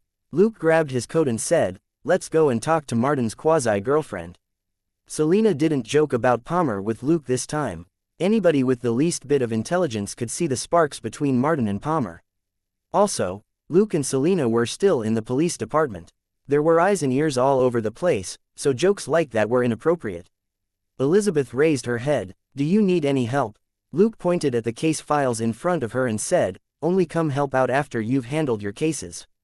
Also, don't forget about Samantha. I can arrange accommodation for them.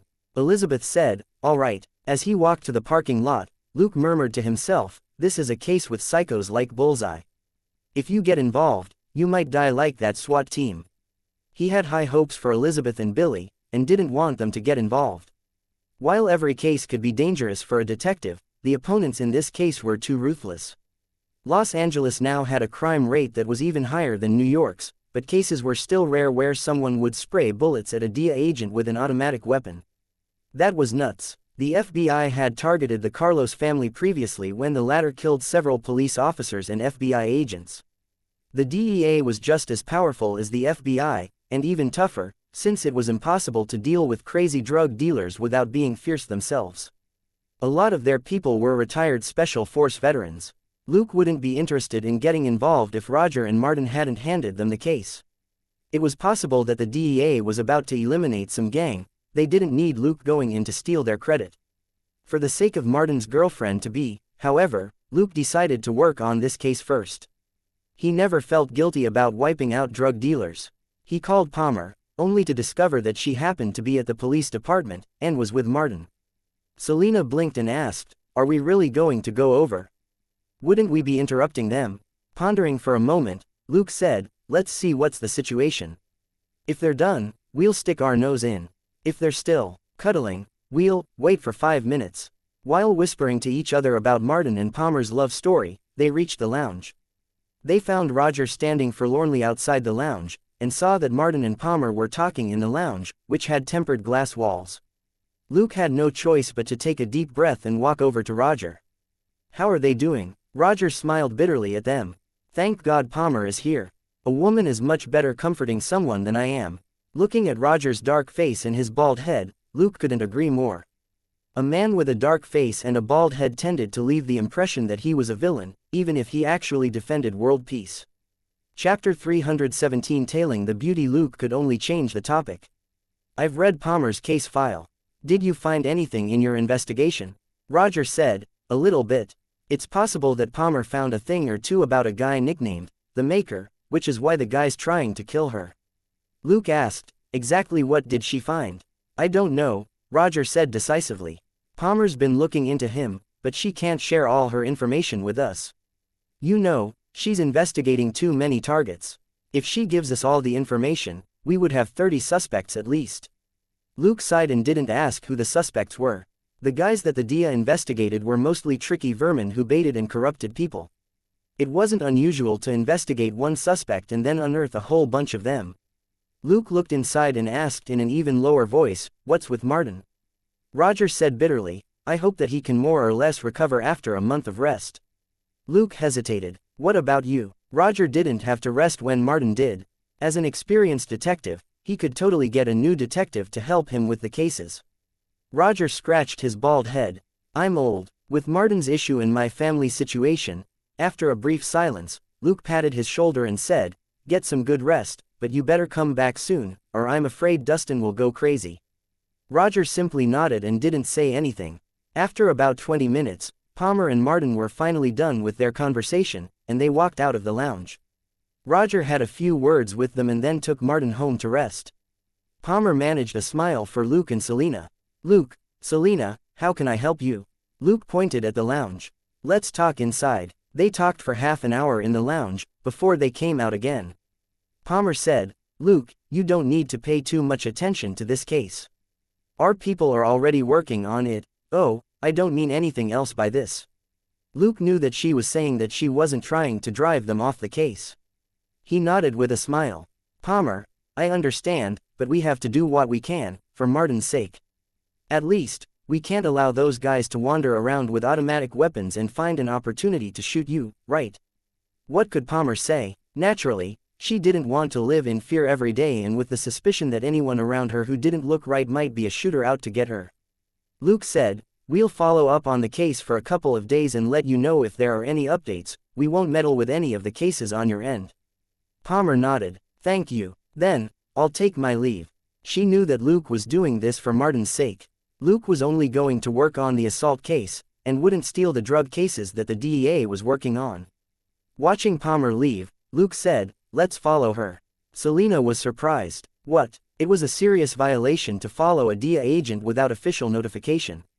If the situation was reversed, the Major Crimes Division would also be unhappy if someone from the DEA was tailing a detective from their department. Both organizations were engaged in dangerous work, and were quite sensitive about this sort of thing.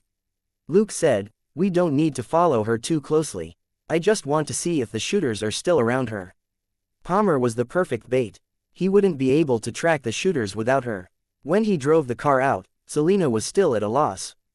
Are you really going to follow her? Luke chuckled. Only you know that we're following her. To everyone else, we're just on our way to investigate a case. Selena was befuddled. She couldn't see Palmer's car at all. How could they track her? Luke smiled as he drove the car at an unhurried speed. He caught a whiff of the unique perfume that Palmer was wearing. It was Givenchy Jardin d'Interdit, which matched her personality perfectly. Any woman, even a DEA agent, loved being beautiful. They followed her all the way to the DEA's office building, and nothing happened. Luke wasn't disappointed, since it was only natural. When detectives followed or monitored suspects, they spent most of the time in their cars instead of chasing the criminals. They were often bored, but had to stay focused. It was easier for Luke. He drove the car around the area surrounding the DIA building as he looked for unusual guys. Other people could only observe with their eyes, but Luke had sharp nose, which let him know if anybody was carrying a gun.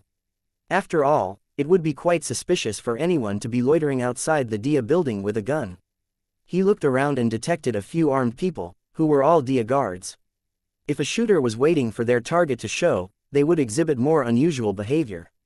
For example, they would be anxious, or keep looking at the exits, or pay attention to people with similar features like those who were female, beautiful, had long hair, and were dressed professionally. All these described Agent Palmer to a T. After taking stock, Luke and Selena simply went home for lunch. Palmer bought lunch from a hot dog stand at the entrance of the office building, and went back inside. Clearly, she wouldn't be out any time soon. Luke and Selena didn't know what Palmer's schedule was like, and the shooters probably didn't either. After the second attack, Palmer's movements were kept strictly confidential, and it wouldn't be easy to ambush her. So, the only time the shooters could probably attack was when she was on her way to and from work. Anybody who had a fixed job usually had a fixed schedule for when they started or got off work. Luke had asked Roger earlier about Palmer's office hours. Luke and Selena returned to the Dia building before 4:30, and did another round of the area 1 block away. Very soon, Luke chuckled and said, "Selena, keep an eye on the silver Toyota on the right with the 5AJ* plate." Selena didn't even raise her head. She simply operated her tablet and adjusted the angles of the cameras on the car to focus on a Toyota that was half exposed at a street corner. The Toyota's car windows were tinted black, but it was clear that the people inside didn't know the first thing about tailing someone, as they took turns smoking outside the car every now and then. Although they were smoking behind the car and out of sight as much as possible, Luke already had a clear picture of them from the specially modified cameras on his car. Chapter 318 Ambush. And singing with the beauty. The tattoos on the necks and arms of the two men in the Toyota suggested that they probably weren't good guys. Tattoos weren't rare. People of any age and gender could get a tattoo if they wanted. There were plenty of people who got tattoos on their arms or backs. But the tattoos on these two men were different. Nobody in Los Angeles would dare get a tattoo like this, and even if they wanted to, regular tattoo parlors wouldn't do it so casually, since this design had a special meaning. It was a tattoo of a church steeple. The number drawn on the cross indicated seniority, and the subtle differences in the crown on the cross represented the role each individual played in the group. The black drops of blood that fell from the crown represented the number of people they had killed. Of course, some reckless young men really had gotten this tattoo design, but these idiots usually didn't live to see the end of the week. If someone with this tattoo walked down a particular block, a car might suddenly stop next to them, and someone would ask, "Where are you from?" It seemed like a common question, but the person who was asked might be fired upon like crazy. That was because the tattoo suggested that the person held a high position and had killed many people, and since he had accidentally trespassed on enemy territory, they would definitely kill him in the most ruthless way to defend their turf. The two people lying in wait here could be considered pretty cautious. They were wearing long-sleeved shirts and had even buttoned their cuffs and collars. Only the edges of their tattoos could just be seen on their necks and wrists. Unfortunately for them, the mini-program which Luke had created very quickly compared that small bit of the tattoo with the criminal database, and found an 80% match with the tattoo of a certain gang. Also, why were they hanging around 1 block away from the Dia building? This might be a free country, but the truth was that people who weren't supposed to appear in a certain area would barely appear there. Even if they did, they would usually only be passing by. If they hung around for too long, something had to be wrong. In a relatively safe area, anybody wandering around dressed like a vagrant would be stopped and questioned by a patrolling officer, even if they hadn't broken any sort of law. Taxpayers and the poor were completely different species. The safety of the taxpayers had to be ensured, and uncertain factors should be discreetly removed from good places, like depicted in the movie First Blood. Of course, Luke didn't really go up to the two gangsters to question them. He simply leaned in to look at the surveillance image with Selena. "Run them through the database. Start with the Latino gangs," instructed Luke. Selena nodded and started working. Less than 5 minutes later, she chuckled and said, "Sure enough, these two guys aren't clean." There were mugshots of the two guys in the Toyota. Luke now had the support of all the bosses in the police department, and had found a way to copy certain files in the police department. Of course, it was definitely against the rules, and he hadn't really gotten permission. He had set up a mini database inside his car that primarily had information on local suspicious figures, most of whom were gang members. On the tablet, 2 names were displayed, Domingo Torres and Palladia Mendoza. They were hardcore members of a particular gang, who were involved in multiple cases of severe bodily harm. They were currently on parole, but hadn't contacted their parole officer in months. In other words, there would be no problem if Luke and Selena arrested them immediately. But of course, Luke wouldn't waste such an opportunity. Right now, they could only be charged with breaking parole at most, and would only be in jail for another couple of years. He would wait for them to take action and then catch them in the act, which would be a felony. Even if their attempt wasn't successful, Most lawyers would be reluctant to defend them because they didn't want to end up on the police office's blacklist. A large part of how much power a lawyer had depended on how close they were to the local police and court. Furthermore, the district attorney who was in charge of prosecution would usually have gone through the police system. Being blacklisted by the police meant being shut down by the district attorney, which wasn't good for a lawyer's business in the long run. Luke said something to Selena, who then dialed Palmer's number. "Palmer, it's me, Selena. Are you getting off work soon? We want to talk to you about something. Why don't we have dinner together? I hope we aren't disturbing you." "Okay, we'll wait for you at the parking lot exit." Hanging up the phone, Selena made an okay gesture. "Done. She'll be out in 20 minutes. Luke nodded with a smile and said, "The car is yours. Let me know if anything happens." As he spoke, he took out his wireless earphones and got out. Selena moved to the driver's seat. Looking at the surveillance feed, she drove the car to the DA's parking lot exit. After he got out, Luke strolled leisurely toward the DA's office building. He surveyed his surroundings as he walked, looking like an eager young man with too much energy and time on his hands. A young woman in tight sportswear, a white towel around her neck, and a pedometer on her wrist, ran past him. Luke whistled as he looked at her. She didn't hear him at all since she had earphones on, and she continued jogging. Luke chuckled and ran behind her as well. He stayed 5 meters away from her, his eyes landing on the girl's exercise pants every now and then. "Well, those are definitely tight buns," he murmured to himself. He followed her down the road, before finally stopping at a street corner. Seeing that outstanding figure gradually disappear into the distance, he took out 2 coins with a regretful expression, and bought a drive pepper from a vending machine. Sitting down on some steps, he opened the can and drank from it. Burping comfortably, he began to whistle "Baby Got Back." "I like big butts and I cannot lie, you other brothers can't deny, that when a girl walks in with an itty-bitty waist, and a round thing in your face." At that moment, another girl ran past him. She was a curvy Latino girl in a halter-neck sports top and shorts, and with a fiery personality. What a rogue. Luke didn't know what to say. The girl even looked back at him and chuckled. Chapter 319 Lookout and Sniper. Luke wondered if he had just been hit on. However, this wasn't the best time. Helplessly, he looked out of the corner of his eye at the Toyota on the street corner 30 meters away. Selena said, "Luke, you've changed. You're actually expressing your interest in song now instead of keeping it to yourself." Luke mumbled, "Acting. It's all acting, all right." Selena's sarcasm stopped there, and she didn't continue teasing him. They were going to catch a big one, and using the comms to gossip would be going overboard. A few minutes later, Selena alerted Luke. "Palmer's car is out. It's at the B2 exit." Luke got up and walked unhurriedly to the parking lot exit.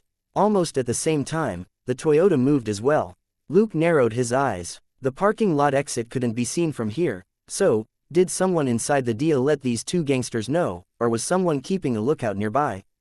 A traitor inside the DA would be the DA's own problem. It wasn't unusual to have moles inside the DA. But if there was a lookout, Luke had to be extra careful. Let alone Bullseye, a veteran or someone from the special forces would already be very dangerous. "Selena, move the cameras on the top of the car and check the surrounding buildings for possible lookouts," said Luke quietly. "Got it, I've already adjusted them. I'm also monitoring the streets with the roadside surveillance cameras nearby," replied Selena. Luke hummed in response and pressed on. He was walking on a straight path through the trees on the edge of a small square. The Toyota, on the other hand, had to turn a corner in order to reach the parking lot. Luke was walking along the hypotenuse of a right-angled triangle, while the gangsters were taking the L-shaped route. They were weirdly coordinated. By the time the Toyota reached B2, Luke was already in position. "In the northeast, there's unusual activity in the 3rd window on the 10th floor of that gray apartment building," said Selena. Luke shook his head to clear his mind, and as he hopped forward on the path, he glanced at the window. With his keen sight, he saw the light glint off something faintly. Lens. Was it binoculars or a scope? "Selena, call Palmer and tell her to wait 5 minutes before she comes out. I'll check out the guy on the 10th floor," said Luke. The apartment building to the northeast wasn't far away from B2, but a row of trees blocked the line of sight. Only when Palmer turned out of this exit would those lying in ambush have the best chance of shooting her. Nobody knew how long it took a woman to get off work, and it wouldn't be unusual for Palmer to touch up her makeup in the parking lot. A 5-minute delay shouldn't alarm the assailants. Of course, Palmer would have to be allowed to take part in the interrogation later. She had been used as bait, so she had the right to some of the credit. Luke passed B2 and moved northeast. His movements were concealed by the trees, and he had put on the close-fitting alloy bulletproof vest before he went on duty. In 2 minutes, he had dashed into the apartment building 200 meters away. Instead of waiting for the elevator, he simply rushed up the stairs and activated the surveillance function on his fake phone. If the enemy was a good sniper, it was possible that they had high-tech equipment too. Luke had to be careful. This was an old apartment building. Naturally, there were no surveillance cameras in the hallways. Thanks to his extraordinary strength and dexterity, Luke reached the 10th floor in just 30 seconds. It would have only taken him 10 seconds if he hadn't been worried about the creaking floors of this old building making too much noise. On the 10th floor, Luke took a deep breath, and caught the mixed smell of gun oil and powder. Even though the man had taken a shower, he couldn't completely get rid of the scent. Luke quietly approached the unit and paused for a few seconds to make sure that there weren't any traps on the door and to pinpoint the man's location inside. With one hand, Luke abruptly struck the lock.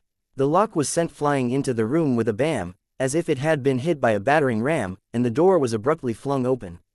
A baseball suddenly appeared in Luke's hand, and he threw it at the head of a man 3 meters away who was turning around.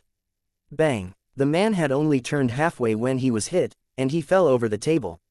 Luke quickly handcuffed him and found a walkie-talkie when he did a body search. He took a photo of the guy's face and sent it to Selena. "I've sorted out the guy on the 10th floor. Look into him, he might be from the military." It was easy for Luke to guess what the man's background was. His gear was all standard military equipment. He looked exactly like a Special Force soldier sans badge. Looking at the layout in the apartment, Luke could tell that the man was well trained. The long dining table had been pulled over to the window and the back had been raised to create a natural incline. The curtain was drawn open just a crack and fastened in place so that it wouldn't move in the wind and affect the shot. This man was clearly much more professional than shooters who just casually placed their guns on the windowsill. Naturally, a sniper didn't always have the most comfortable environment to shoot in, but the best situation that they could make for themselves would significantly increase the accuracy of their shot. Luke examined the sniper rifle. It was an M24. It had obviously been modified, and definitely wasn't a new gun. But to his surprise, the glint just now wasn't the light reflecting off the scope of the gun. This professional had covered it well with a hood. What the light had reflected off was actually a glass object on the top of a cabinet. This uninvited sniper obviously hadn't expected the owner to use the top of the cabinet as storage. Luke dragged the man into the bedroom and tied him up with the rope from his inventory. Basic roping made him deft with using rope. Finally, he taped the man's mouth shut. Closing the apartment door, Luke quickly went downstairs and made a call. "Elsa, I've caught a sniper who was about to target Palmer. I'll send you the address. Send someone to pick him up ASAP. There are another 2 shooters that I need to take care of. I don't have time for this guy." Chapter 320 Captives, Doctor, and Texans. Elsa replied without any hesitation, "Got it." "Be careful," Luke quickly added, "the sniper is likely from the military. Tell reinforcements to exercise caution." Elsa hummed a response and ended the conversation. After he was done with the call, Luke left the apartment building and walked over to the street in front of the parking lot at a quick but not urgent pace. The Toyota was already parked on one side of the street. Luke said, "Selena, you can ask Palmer to come out now. Tell her to pay attention to the Toyota." "Copy that," Selena replied. She then contacted Palmer. A moment later, she said, "Palmer is on her way out. She just told me that her car is specially modified, and the doors and windows are bulletproof against common rifles." "That's a relief." Luke approached the Toyota from one side. "She's at the exit." "I see her," said Selena. Luke also saw the black Chevrolet SUV at the B2 exit. It was every agent's favorite color and car model. The SUV left the parking lot at a normal speed and turned right on the street. However, there was no response from the Toyota. "What's going on?" asked Selena. Luke said, "Don't be hasty. Even if they don't do anything, we can arrest them later." In any case, he had caught the sniper in the apartment building, who might know more than these 2 did. There was nothing unusual about Palmer's car. Like most people, she slowly sped up after she got on the street, and switched to the middle lane. At that moment, the Toyota finally moved. Driving directly against traffic, it crashed into the left side of the SUV. Caught unprepared, the SUV swerved and stopped on one side of the road. The Toyota also sped over. Before the car even stopped, the shooter in the passenger seat had already gotten out and started to fire the Uzi in his hand at the driver's seat of the SUV. The driver of the Toyota got out too, and was also about to open fire with his own Uzi. Luke was no longer worried the moment he saw the Uzis. He knew that this gun wouldn't be able to penetrate the special bulletproof doors so quickly. He had started running the moment the Toyota turned around. When the first shooter opened fire, Luke was only 20 meters away. He opened fire with the Glock in his hand almost at the same time as the gangster did. Bang, bang, bang, bang. Both shooters screamed and collapsed. Luke hadn't yelled out a warning since due procedure didn't really matter at this point. He could directly kill these two gangsters for attempting to murder a government agent. Bloody bullet holes appeared in the legs of the two shooters, and Luke put his gun back into the holster. He jogged over and stepped on the right hand of the driver, who was still holding the Uzi. Crack! The driver screamed wildly. Luke kicked the Uzi away from the driver's hand with a sweep of his foot. The driver's fingers were mangled from the force of the strike. Pushing off the ground with his other foot, Luke jumped and slid over the top of the Toyota. Landing on the other side, he kicked the person in the passenger seat and knocked away his Uzi as well. Selena drove the car over at that moment and directly pushed the Toyota back to cover Luke. Luke caught the handcuffs that Selena threw to him and handcuffed both shooters. Both men were screaming that their hands were broken as they were handcuffed, but Luke and Selena simply turned deaf ears to them. On the other side, Palmer straightened in the driver's seat in the SUV and was about to get out. Luke raised his hand to stop her. "Don't get out. Let's take them back to your agency right now and interrogate them there. Someone there should know first aid, right?" Palmer sneered. "Of course, we have medical doctors inside." She waved at Luke, then the SUV turned around. After Luke stuffed the two men into the back of the car, she led Luke and Selena back into the DIA building. The two unfortunate shooters were pale, not just because they were bleeding from the bullet holes in their legs, but also because they had been caught in the act of trying to kill a DIA agent. DIA agents weren't ordinary police officers, their interrogation methods were a lot more ruthless. Naturally, the shooters who accepted such a mission weren't cowards, but there was a limit to human endurance, while there was no end of tricks to extort a confession. Also, in many cases, the DIA wouldn't convict the gangsters who pissed them off, but release them after the interrogation. The next time they were caught, those uncooperative gangsters, along with everybody else in their nest, would be killed as drug traffickers. The DEA's tough reputation wasn't just hot air. When Luke and Selena drove their car in, 5 people had arrived at the car park. 4 of them were clearly agents, but the last person was wearing a white coat and complaining, "Hey, I'm a doctor in pharmacology and biology, not a medical doctor, okay?" Palmer stood calmly in front of him. "Morris, I want these 2 guys alive for the next 2 hours. I'm sure you can do that, right?" The doctor called Morris instantly became uncomfortable under Palmer's gaze. "But, I'm not a professional at saving lives." Palmer suddenly gave a charming smile and patted the man's shoulder. "These 2 guys fired multiple shots at me earlier. I'm sure you can understand how I feel, right, Morris?" Morris shivered and stepped back abruptly. Okay, I understand. Carry them to my lab. I can't do any surgery here." Luke and Selena watched as the 2 shooters were calmly carted off, as if nothing had happened just then. After the 5 guys took the shooters to the elevator, Palmer turned to Luke and Selena. "Thank you." Luke shrugged. "It's fine, as long as you don't blame us for using you as bait." Palmer chuckled and ran a hand through her hair. "I agreed to it, didn't I?" Luke said, "We need to be there during the interrogation. We don't care about anything else, but we want to know who's after you." After a long moment, Palmer finally sighed. "Are people from Texas all this persistent?" Luke spread his hands to indicate that there was nothing he could do to change that. Both he and Selena were born and raised in Texas. Martin was also from Texas. He had been a soldier in his youth, and joined the police after he retired. Chapter 321. I have an 82 Lafayette. Martin's hometown, however, was El Paso, which was further south of Shackelford and close to the Mexican border. The place was known for how chaotic it was. Thus, while he didn't have the protection of Luke's daddy system, Martin was adept at killing. Palmer didn't say more. After all, she couldn't blame Luke for being concerned about his colleague. Palmer led Luke and Selina to the room next to the interrogation room. Two DIA agents in the room glanced at them but didn't say anything. It was Luke who had caught these two gangsters, and they were all on the same side today. The interrogation lasted an hour.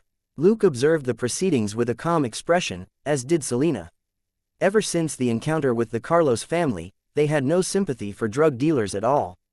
These two shooters happened to be hardcore members of a particular drug trafficking gang. Luke would have blown up their heads just now, if he wasn't interested in their intelligence. Palmer's expression was exhausted when she came out, and she looked at Luke and Selina with an apologetic smile. "I didn't scare you just now, did I?" Luke grinned and gave her a thumbs up. "I like your efficiency." Palmer chuckled and nodded. The maker should be hiding in Wellborn Consulting. As she spoke, she took out a case file and flipped to a particular page. Stanford White, major shareholder and chairman of the board. Luke looked at her. "Are you going to do it, or should we?" Palmer hesitated for a moment before she said, "If possible, can you let us?" She appeared a little embarrassed. Luke raised his hand. "Not a problem, but remember that you owe me one." Stumped for a moment, Palmer smiled wryly. Fine. She didn't like owing other people favors. Neither did Luke, since it meant that he would have to return the favor later, even if it was something which violated the law, or he would lose his good fortune. Luke smiled. "Don't worry, I won't hold it over your head for long." Lost for words, Palmer nodded. Luke said, "Like I said earlier, we need to follow up on this case until we uncover the person who's trying to kill you. We won't meddle in anything else." Palmer rolled her eyes. "Then I don't owe you anything." Luke nodded firmly. "Not a problem. In any case, he didn't really care about the favor." Everybody got in their cars and left for Stanford White's residence. 20 minutes later, 3 cars carrying 5 people reached a high-end apartment building. After they entered the building, Palmer showed the building manager her badge, and everybody waited for the elevator. Since it was midnight, there were very few staff members around. As the elevator was coming down, Luke took a sniff, then tapped Selina's arm in a fixed rhythm without drawing anybody else's attention. Selina immediately got it. She said, "Oh, I should have used the toilet just now. You go up first. Don't wait for me." She then went over to the manager with an embarrassed face. "Excuse me, is there a public bathroom here?" After a brief hesitation, the manager said, "I'm sorry, but we don't have a public bathroom." Selina looked even more embarrassed. "Then can I use yours?" The manager was quite surprised, and didn't immediately agree. While Selina was talking to him, Luke stepped forward and said, "Palmer, would you like to have dinner with me later? I have an 82 Lafayette." Palmer stared at him blankly at first.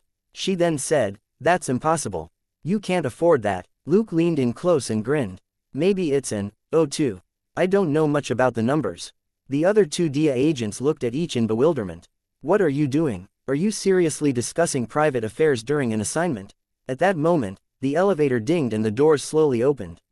Luke had already drawn close to Palmer by then under the guise of chatting, and he suddenly tackled the woman and rolled over the floor.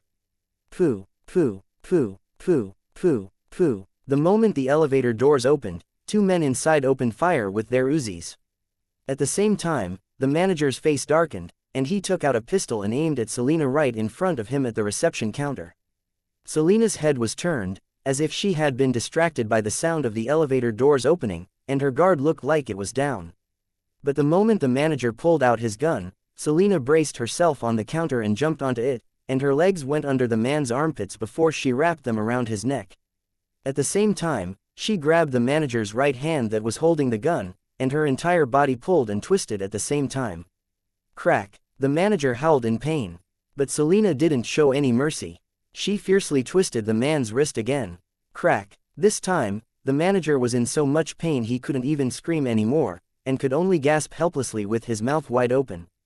His gun fell to the floor, and Selina kicked it into a corner. Only then did Selina take out her gun and hit the manager in the head to knock him out, before she took cover behind the counter. On the other side, Luke rolled away with Palmer in his arms. It looked like a mad scramble, but it was very quick, and they were actually able to duck behind the stairs some 10 meters away quickly. Both shooters weren't able to follow Luke's strange but quick movements, and their storm of bullets only hit the empty floor behind Luke. At the corner of the stairs, Luke put Palmer to one side and pulled out his Glock. He raised his hand and waited a couple of seconds. Bang, bang, bang, bang. Two shooters who had just appeared on the second floor screamed and rolled down the stairs. Luke didn't even bother to look at them. When they hit the landing, Luke pulled the trigger again. Bang, bang. The shooters instantly stopped screaming. Luke then looked at Palmer and gestured at her to keep an eye on the stairs above them. The woman absolutely wasn't just a pretty face. When Luke killed the two shooters from upstairs, she had already taken out her pistol. It was a Beretta 92FS, an expensive and elegant little guy. Luke was very pleased with Palmer's composure. He pretended to feel around in his chest pocket, and took out a small mirror. Of course, he had better items, but since Palmer was right behind him, he would rather not reveal any of his trump cards. Actually, even the mirror was just a cover. The moment he held out the mirror with his left hand, he also stuck out the Glock in his right hand. Bang, bang. A shooter who had been closing in on them was shot twice, and he collapsed with a scream. As calm as ever, Luke slightly readjusted the angle. Pa! The shooter's scream was cut off abruptly as he was shot in the head. Chapter 322 The deal without traitors wouldn't be the deal. Luke suddenly darted out and fired at another shooter who was closing in. Bang, bang, bang, bang. Ah! The second shooter also screamed and fell. He had been killed in 3 shots, and Luke didn't need to put any more bullets in him. Luke took cover again and put the mirror back. He took out his fake phone and activated the voice connection function. A few seconds later, he heard the sound of faint tapping in his earphones, which was Selena's signal that she was online. Luke simply said in a low voice, "Don't expose yourself by leaving cover." Behind him, Palmer's hands trembled slightly, and she was frowning as well. Luke turned back to look at Palmer. "Call for reinforcements, but don't contact anyone who's close to those 2 colleagues of yours." Face dark, Palmer nodded and took out her phone. She quickly dialed a number and said, "Boss, I've got a problem. You'll have to come in person." "That's right, something's wrong with Walker and Samir." Luke leisurely sent Elsa a text message with his fake phone. A moment later, he received Elsa's reply, and was relieved. "Martin, your future girlfriend is really a huge troublemaker." Luke sighed inwardly. For a moment, it was quiet in the lobby of the apartment building. 5 minutes later, 2 police officers cautiously stuck their heads in and shouted, "LAPD. You're surrounded. Lay down your weapons." Luke was amused. He had to admit that the familiar line was too reassuring on the other side. Selena had already handcuffed the unconscious manager, and she slowly backed away to the entrance, using the manager as a shield. At the same time, she showed the officers her badge. "LAPD, I'm from the Major Crimes Division." Seeing the way she was moving, the officers grew even more vigilant. Instead of barging in, they took out their guns and covered her retreat. Only after Selena left the building with her shield did Luke relax. Nothing could go wrong now. The 2 agents who came with Palmer slowly backed out from where they were hiding as well. Luke shot them a glance from around the corner and whispered, "Those 2 guys are out. Keep your distance." Next to him, Palmer's expression was awful and furious. Of course, she wasn't looking at Luke but outside the entrance. 3 more patrol cars had arrived with the wail of sirens to join the first one. Luke said, "Let's go, Palmer. I'm guessing you'll be working overtime tonight." Palmer smiled bitterly. "I must thank you for this." Luke chuckled, "You're welcome. I only did what I should." Palmer didn't know what to say. Luke had already said earlier that he was only aiming for her attackers, which was exactly what he had just done. What made her mood foul was that the 2 DEA agents who came with her might be traitors. Palmer wasn't stupid. She hadn't relied on her outstanding looks to get to her position in the DEA. She just needed to recall the details of the attack earlier to know that something wasn't right. The shooters hadn't attacked her colleagues. Instead, they simply focused on her and Luke. Furthermore, her colleagues hadn't fought back. She hadn't seen what happened when Luke grabbed her and ran for cover, but she wasn't deaf. She hadn't heard the sound of return fire at all. Also, she had driven herself here. Only she, 4 agents, and Luke and Selena knew that she was coming here. Putting the 2 colleagues back in the office aside, the 2 agents who came with her had reacted too abnormally. They weren't ordinary police officers, but elite agents who were always on the front line in the fight against drug trafficking. It was unfathomable that they wouldn't fire in a surprise attack, nor get shot at.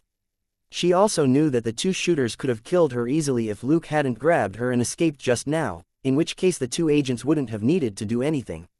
After Luke escaped with her, Those two couldn't find an opportunity to approach them, which was probably why they hadn't attacked. And the reason why they hadn't attacked before that was very simple. Until Selena went to the front desk and Luke hit on Palmer, the two of them had been behind the 3 DIA agents the entire time, and it wasn't easy for the 2 agents to kill 3 people at the same time. Chances were these two had already cursed Luke and Selena countless times in their hearts for being such pains. Neither too far nor too close, Luke and Selena stayed in the agents' blind spots behind them the entire time.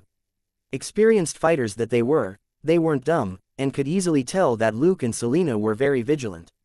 Although it wasn't necessarily toward them, Luke and Selena still had their guards up nonetheless. While this wasn't necessarily unexpected to Luke, it wasn't as if he would think there was something wrong with these 2 agents at the beginning. Having said that, he didn't believe that all the agents in the DIA were clean either. On the contrary, the DIA and drug gangs often infiltrated each other. After all, the drug dealers were rich and stayed in the dark. Luke led the way and kicked the second shooter's Uzi a few meters away, before he slowly retreated out the main doors. He had already put on his badge by then. The officers simply looked at him and didn't point their guns at him.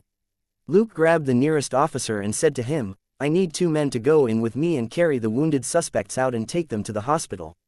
You can ask Agent Palmer here about the rest. She's the DIA person in charge of this case." The officers nodded and sent 2 patrol officers in with Luke. Luke gave Selena a meaningful look, and she nodded slightly in return. At that moment, 2 more patrol cars arrived, followed by 3 of the black SUVs which DIA agents were fond of. Luke didn't approach them, but saw that the 10 or so people from the SUVs were fitted out with bulletproof vests and helmets, and were armed with automatic rifles. Clearly, Palmer's boss was pissed off at the shenanigans of these drug traffickers, and had directly deployed agents with heavy firepower to pick her up. Well, it might also be to detain those 2 highly suspicious DIA agents as well. Luke brought the 2 patrol officers in with him, and when they carried the bodies of the 4 shooters out, he noticed that the 2 agents were already sitting in the back of one of the SUVs, a place that was usually reserved for drug traffickers. At that moment, a middle-aged white man walked over to Luke, with Palmer following behind him. Chapter 323 Returning the Favor. The middle-aged man stretched out a hand to Luke. "Hello, Detective Luke. I'm Bill Yorlington. Thank you for helping Palmer." Luke shook hands with this Bill with a smile. "You're too kind. She's a friend, and more importantly, a colleague who's working on the same case as I am." Bill had a sturdy frame, but his narrow eyes and thin lips made him look grim and cold. There was nothing but a chill in his gray eyes. Though the man was expressing his gratitude, Luke couldn't sense any warmth. Luke wasn't really surprised. Bill was the deputy director of the DIA branch in Los Angeles. There was no telling how many drug traffickers had been put down because of him. So, Palmer had a powerful supporter behind her. Whoever tried to kill her would have to face Bill's direct wrath once they were found out. Different from most deputy directors who did admin work, Bill used to be a field agent, and he was well known for his bad temper. He wouldn't hesitate to go out and shoot the drug traffickers himself if he was pissed off. Tonight, the man was clearly enraged by the consecutive attacks. He wouldn't hand the 2 traitorous agents over to LAPD either. This was an internal matter that the DIA should handle themselves. Luke couldn't argue with him even if he was the one who had saved Palmer and unveiled the 2 traitors. Only by preventing this scandal from leaking out would the Los Angeles branch of the DIA avoid a hit to their reputation. Luke could only go through the formalities with Bill before tactfully withdrawing. This man was too powerful and wasn't Luke's direct boss, so there was no need to try and curry favor with him. Before he left, he gestured to Palmer and stepped away from the cars. Then, he said with a smile, "I'm calling in that favor." Palmer said, "Tell me." Luke said, "No matter how busy you are with this case, don't forget to check up on Martin once in a while. I'll consider the favor returned if you talk to him every few days." How does that sound? After staring at him for a long moment, Palmer heaved a sigh. "Are you Martin's long-lost brother?" Luke chuckled. "Given the way I look, I don't think so." "All right, deal." Palmer nodded without any hesitation. "Deal." Luke said, "It would be even better if you can have dinner with Martin." "That's not part of the deal. Just a suggestion." Then, he waved goodbye and left. Palmer shook her head in amusement and got into her car. "Let's go back to the office. We have a busy night ahead of us." Luke exchanged a few words with the patrol officers, before he and Selena got into their own car. On the road, he called Elsa and said, "Boss, that sniper may be useful. Don't let the Dia know anything, and don't let them take him away. I'll give you more details later." They returned to the police department. Since it was late at night, the police department wasn't as crowded as it was during the day. They went to Elsa's office, only to find Dustin there too. They closed the door, and Luke briefed them on what happened today.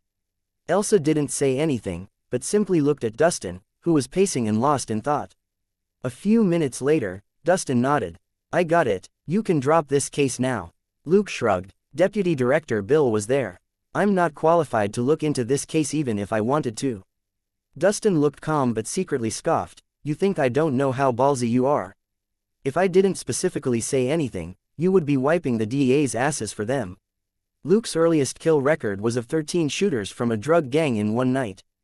Dustin didn't think that Luke would go easy on any other drug traffickers. Besides, Luke had already cleaned up a number of drug traffickers and shooters during the day. In the afternoon, Luke had delivered 2 shooters to the DEA, and 1 sniper to the police department. That night, 3 shooters were shot in the head, while 1 was shot 3 times in the abdomen, and died before he reached the hospital. There were no survivors. Dustin was certainly scared of how efficient Luke was at sending people to the morgue. After his instruction, Dustin said, "All right, you can go back now.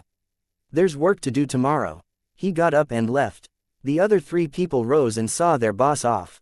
Elsa picked up her purse and said, "Okay, we've finally closed 1 case today. Let's keep trying tomorrow." Luke snorted and walked out with Selena. Shutting the door for Elsa, he asked, "Boss, aren't you going to praise us?" Elsa said without looking back, "Forget it, it'll be good enough if I don't have to take responsibility for the other 2 cases you're working on." Luke was silent. He wasn't an idiot. A lot of wrangling would be involved in the other 2 cases. When it came to wrangling, Dustin and Elsa were professionals, and Luke only needed to work the cases. Elsa wasn't asking Luke to promise it wouldn't happen, she was merely reminding him not to cross the line, or the pressure on her and Dustin would be too much. The 3 of them went their separate ways. After dinner at home, Luke began to go through the information. He felt a little regret. The gang that had put out the hit on Palmer was probably 23rd Street, which was a fairly large criminal group in Los Angeles. It was also one of Luke's key targets, and he had cleared several of the gang's nests. The shooters weren't from 23rd Street, however, but another smaller gang called Hellish Mushroom. When Luke annihilated the members of WD-36, he had triggered conflict among the gangs, and the crime rate in Los Angeles had jumped. Now that the DEA had their eye on 23rd Street, Luke could take advantage of it. Once the DEA's revenge operation began, there would be a lot of movement. Whether it was the police or the gangs, it wouldn't be unusual for other gangs to move against 23rd Street. Luke started to plot. He was sure everybody would be happy to see the smaller groups, which had popped up after WD-36 broke down, disappear. The next morning, Selena was surprised to see Luke, who had just cleaned up, walk out of his bedroom. "You haven't made breakfast yet." Luke chuckled. "I like a lie-in every now and then too, you know, unlike a certain someone who can sleep to 8 o'clock every day." Selena snorted. "But how many people have to train until midnight, and can only go to bed at 1? Luke said, "Which is why I've made new snacks for you today." Selena had already rushed into the bathroom to wash her face and brush her teeth. She knew that Luke wouldn't allow her to touch the food until she had cleaned up. Chapter 324 One Riot, One Ranger. A few minutes later, while enjoying her cheese and ham sandwich and milk, Selena looked curiously at the cake that Luke was packing. "What's that?" Luke said. "An opera cake. It occurred to me that both you and Elsa like tiramisu. An opera cake also has chocolate and coffee, but it's a little tricky to make." Actually, it wasn't tricky so much as tortuous. Luke only made it because he didn't need much sleep, and the meticulous process was a way to stabilize his mood. It had taken him 2 hours last night to come up with this extremely difficult product. He could also now add another fancy dessert to the recipe list for Selena. Before Selena could say anything, Luke had already pushed a piece of the cake to her. "Don't eat too much, or it may put you off." Selena said. "No way, I'll never get tired of this sort of bittersweet taste. Food like this is God's gift to me." Luke said. "Do I have to remind you that I stayed up last night to make this cake, not God?" Selena said. "I'm referring to my taste buds and the fact that I don't put on weight no matter how much I eat, okay?" Looking at Luke's face, she immediately added, "Of course, the person I still need to thank the most is you, darling." This glutton's desire to live was still strong. Luke was amused. After Selena had breakfast, they went to work. They checked in at the police department and let Elsa know which case they were working on so that she could be prepared. Elsa simply nodded. She had them wait a moment, before she picked up the phone and said a few words. A moment later, she jerked her chin toward the door of the lounge. "See that? Someone from your hometown is waiting for you." Luke and Selena, and with one glance, they could tell that the stranger was Texan. "Who is he?" asked Luke. Elsa said, "A Texas Ranger, who's here specifically for the Mark Owen case." He was the person whom she had called just now. Luke and Selena went to greet the man, before they left for the morgue together. Samuel Petrie was the name of this old Texan man. Of course, it was a little exaggerated to call him old, but he was coming up to 50, and with his white cowboy hat and massive gut, he did seem older than he actually was. He was a Texas Ranger, which was under the state police. At the same time, Samuel was the boss of the victim in Luke's case. Luke had good reason to say that Roger and Martin's cases were tricky, based on the two cases he had in hand. Palmer was attacked multiple times, but was lucky enough to survive all of them. This Texas Ranger called Mark Owen who was lying on the table wasn't as fortunate. 3 days earlier, Ranger Mark was escorting Wade Davis, a murder suspect, back to Texas for a trial, when he was ambushed on the road outside LA. Mark was shot 3 times and killed on the spot, and the suspect was in the wind. Mark was a good kid, so I'm here to bring him home. Looking at Mark's pale face on the table, Samuel took off his hat and pressed it to his chest. After a brief silence, he continued, "I want to say that doing all you can to fight criminals is the right thing to do, but," he stared sorrowfully at the young face not far away. Luke sighed, "But it's not always the best option." He then stretched out his hand. "I'm sorry for your loss." Samuel shook hands with him as well as with Selena, who also offered her condolences. Scorsese, a black forensic scientist, said, "All the test results will be out in 2 days." This could be considered extremely quick. It was clear that the department was working overtime on this case. The 3 detectives all nodded. Luke said, "Let's talk outside." A short while later, the 2 of them watched Samuel leave. Selena shook her head with a bitter smile. A Texas Ranger. Luke knew what she was sighing about. Their motto is, "One riot, one Ranger." Smiling at each other bitterly, they went off to investigate. The murder suspect whom Mark had been escorting was a real estate business magnate in Texas, yet the Texas police had only sent 1 police car and 1 Texas Ranger for the long transport back. Those people were truly audacious. After flipping through the case file and talking to the detectives who had helped out with this case previously, Luke and Selena left the police department at noon, and a car was waiting for them outside. Luke waved at the black female officer in the car when he passed by to indicate that they could leave, and 2 cars left for lunch. They had a quick lunch, and both teams traded information as they ate. It was more comfortable to communicate in a less formal setting after lunch. They left for the Los Angeles County Sheriff's Department in 2 cars.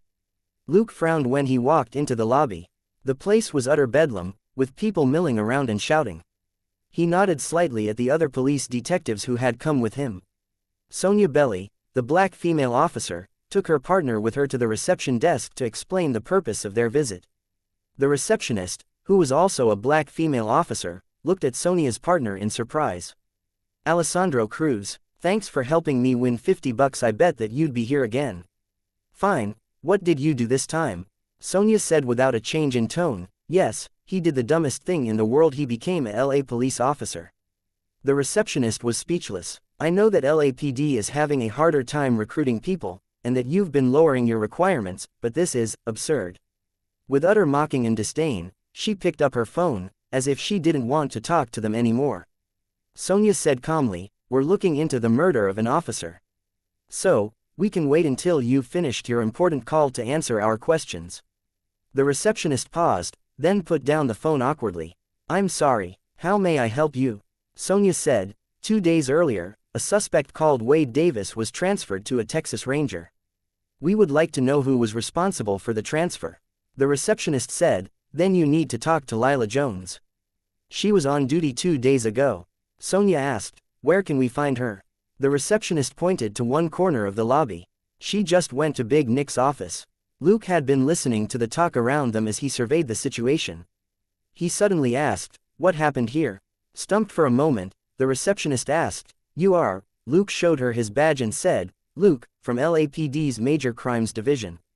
Chapter 325 Extravagant Big Nick. After a brief hesitation, the receptionist said, 3 days ago in the morning, someone ambushed an armored car, and 4 of our colleagues died in the line of duty. The faces of Luke and his companions turned dark after hearing that. Those robbers really had guts to kill 4 police officers at the same time. No wonder the receptionist had seemed busy and impatient. Sonia apologized in part for the minor quibble just now, before they went over to the office that the receptionist had pointed at. Sonia leaned in close and asked in a low voice, "Luke, isn't this a bad time for us to visit?" Luke said helplessly, "How could we have known we would run into this? But the ranger was a police officer too. We can't give up on him." Sonia frowned and fell silent. 4 police officers of the Los Angeles County Sheriff's Department died in the line of duty, but so did the Texas Ranger called Mark. Luke narrowed his eyes when they entered the office. Holy sh**t. Who are you declaring war on? The office was plain with just wooden and glass partitions, but it was quite spacious. In a room more than 50 square meters in size, a dozen police officers were aggressively checking their weapons. Not only did they have M4A1s and AR-15s, they also boasted expensive guns like the HK-416, which was unbelievable. Even the special forces only had submachine guns and shotguns as one part of their whole setup, but these county officers all had heavy firepower weapons. An officer noticed Luke and asked with a frown, "What do you want?" Luke flashed his badge. "Luke, from LAPD."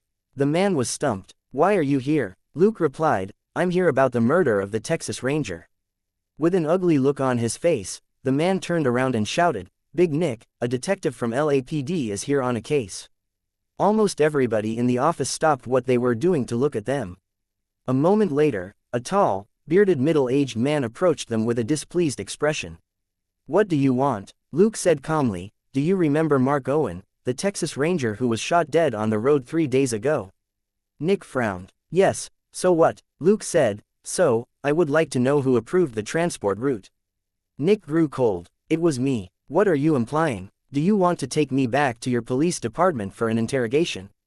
Luke said as calmly as ever, "Mark Owen was a police officer who died in the line of duty. I believe his family would want an answer." Nick's expression was ugly, but he didn't dare say anything outrageous. Nobody liked a scumbag who would dare disrespect an officer who died in the line of duty, particularly when some of their own colleagues in the department had just died the same way. "I can see that you're all very busy. How about we save some time, and talk in private for a moment?" asked Luke. Nick led them to a corner of the office and kicked a man who was preparing his gear there. "Off you go, make room for our dear colleagues from LAPD." The man was chased off, but the grin he gave Luke was full of ridicule. Luke didn't even bother to look at him. He knew that he tended to be underestimated because of his looks, but he didn't rely on his face to make a living. Less than 10 minutes later, Luke said goodbye and left. Sonia was about to say something after they exited the office, when Luke interrupted her and said, "Let's talk outside." Sonia looked around and closed her mouth. After they left the building and were on their way to the parking lot, Luke finally asked, "Sonia, did you notice something?" After a brief hesitation, Sonia said, "Luke, did you notice what they're wearing?"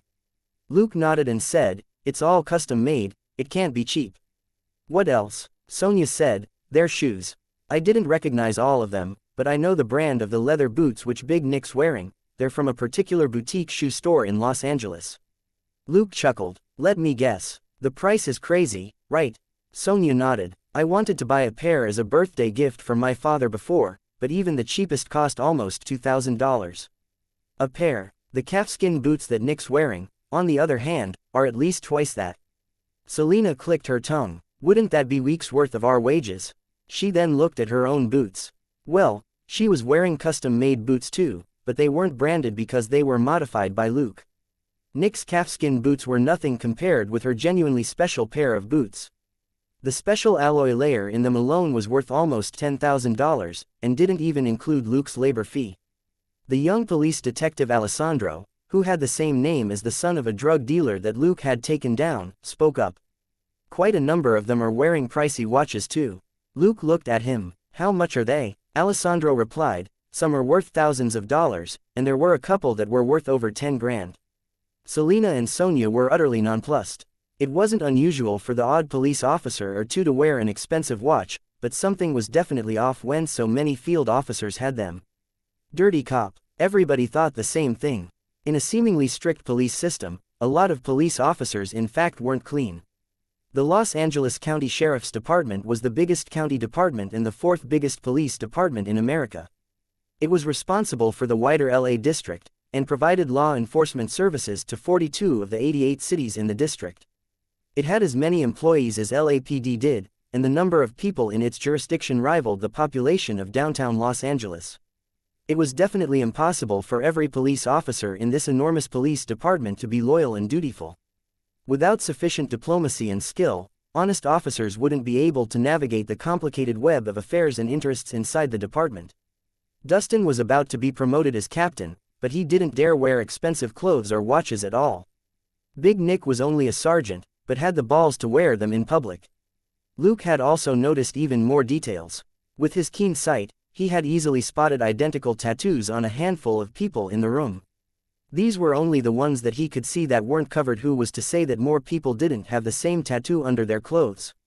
Clearly, Sergeant Big Nick wasn't alone, and had a bunch of loyal underlings or brothers. As they spoke, they reached the parking lot, and got into their cars. Sonia asked through the open window, where to now?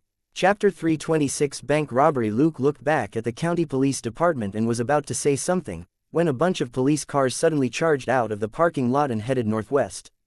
With his sharp eyes, Luke caught sight of Big Nick and his group in a few black SUVs. He said, "Let's follow them." Almost 10 cars had been deployed. It was definitely something big. This was probably what Big Nick and his group had been preparing for when Luke and the rest interrupted them earlier. Luke wasn't going to steal credit or whatnot, he only wanted to see how Big Nick worked. Following them all the way to a small bank called Picklavi, Luke saw that more police cars from the county police department had arrived. There was even a helicopter in the sky. That was right, the Los Angeles County Sheriff's Police Department had their own air support division. The air support division provided backup during wildfire disasters and rescues which required a helicopter. To Luke's surprise, he even saw 2 FBI agents at the scene. Luke murmured to himself, "What major case is this?" Thinking for a moment, he had Sonia and her partner watch their surroundings and remain on standby. Have the cameras monitor the bank. Aim the long-distance sound collector at LASD and monitor their comms, said Luke. Selena quickly operated the tablet to monitor the comms line via her earphones. The car radio played the information gathered by the long-distance sound collector at a low volume. Putting everything together, Luke soon figured out what was going on. Nick's team had recently been monitoring the group of robbers which was currently inside the bank, but the FBI also had its eye on this bunch. These were most likely the same suspects who had robbed the armored truck and killed 4 county officers a few days earlier. So, the local police and the FBI were both after the robbers. Suddenly, there was the sound of a gunshot. Luke was stunned. Then, he heard Nick and an FBI agent arguing. At that moment, they were so loud that Luke could hear them even without the sound collector. A hostage was dead. This was a warning from the robbers, since the county officers had half-heartedly said earlier that they needed to consider the robbers' demands, $10 million in cash and a helicopter with a full tank. Luke furrowed his brow. Robbers who didn't hesitate to kill hostages to put pressure on the police were the trickiest. Also, they hadn't minced words with the county police, and weren't giving them a chance to negotiate. Criminals who talked too much lost. The robbers were clearly aware of this principle. Luke rolled down the window and activated Sharp Nose. Selena alerted him, "The county police are about to send a helicopter." Luke nodded and closed his eyes. A moment later, he opened them and signaled to Sonia to withdraw. The 2 cars moved back 20 meters and hid behind a building not far away. Deep in thought, Luke asked, "Selena, in what sort of situation would robbers put pressure on the police by pretending to kill a hostage?" Selena was going to say, "When they don't want to kill." After all, murder was a more serious felony than robbery. Looking at Luke's face, however, she thought of something else. "Are they playing tricks?" Luke said, "Let's wait and find out. These guys are, hey, interesting."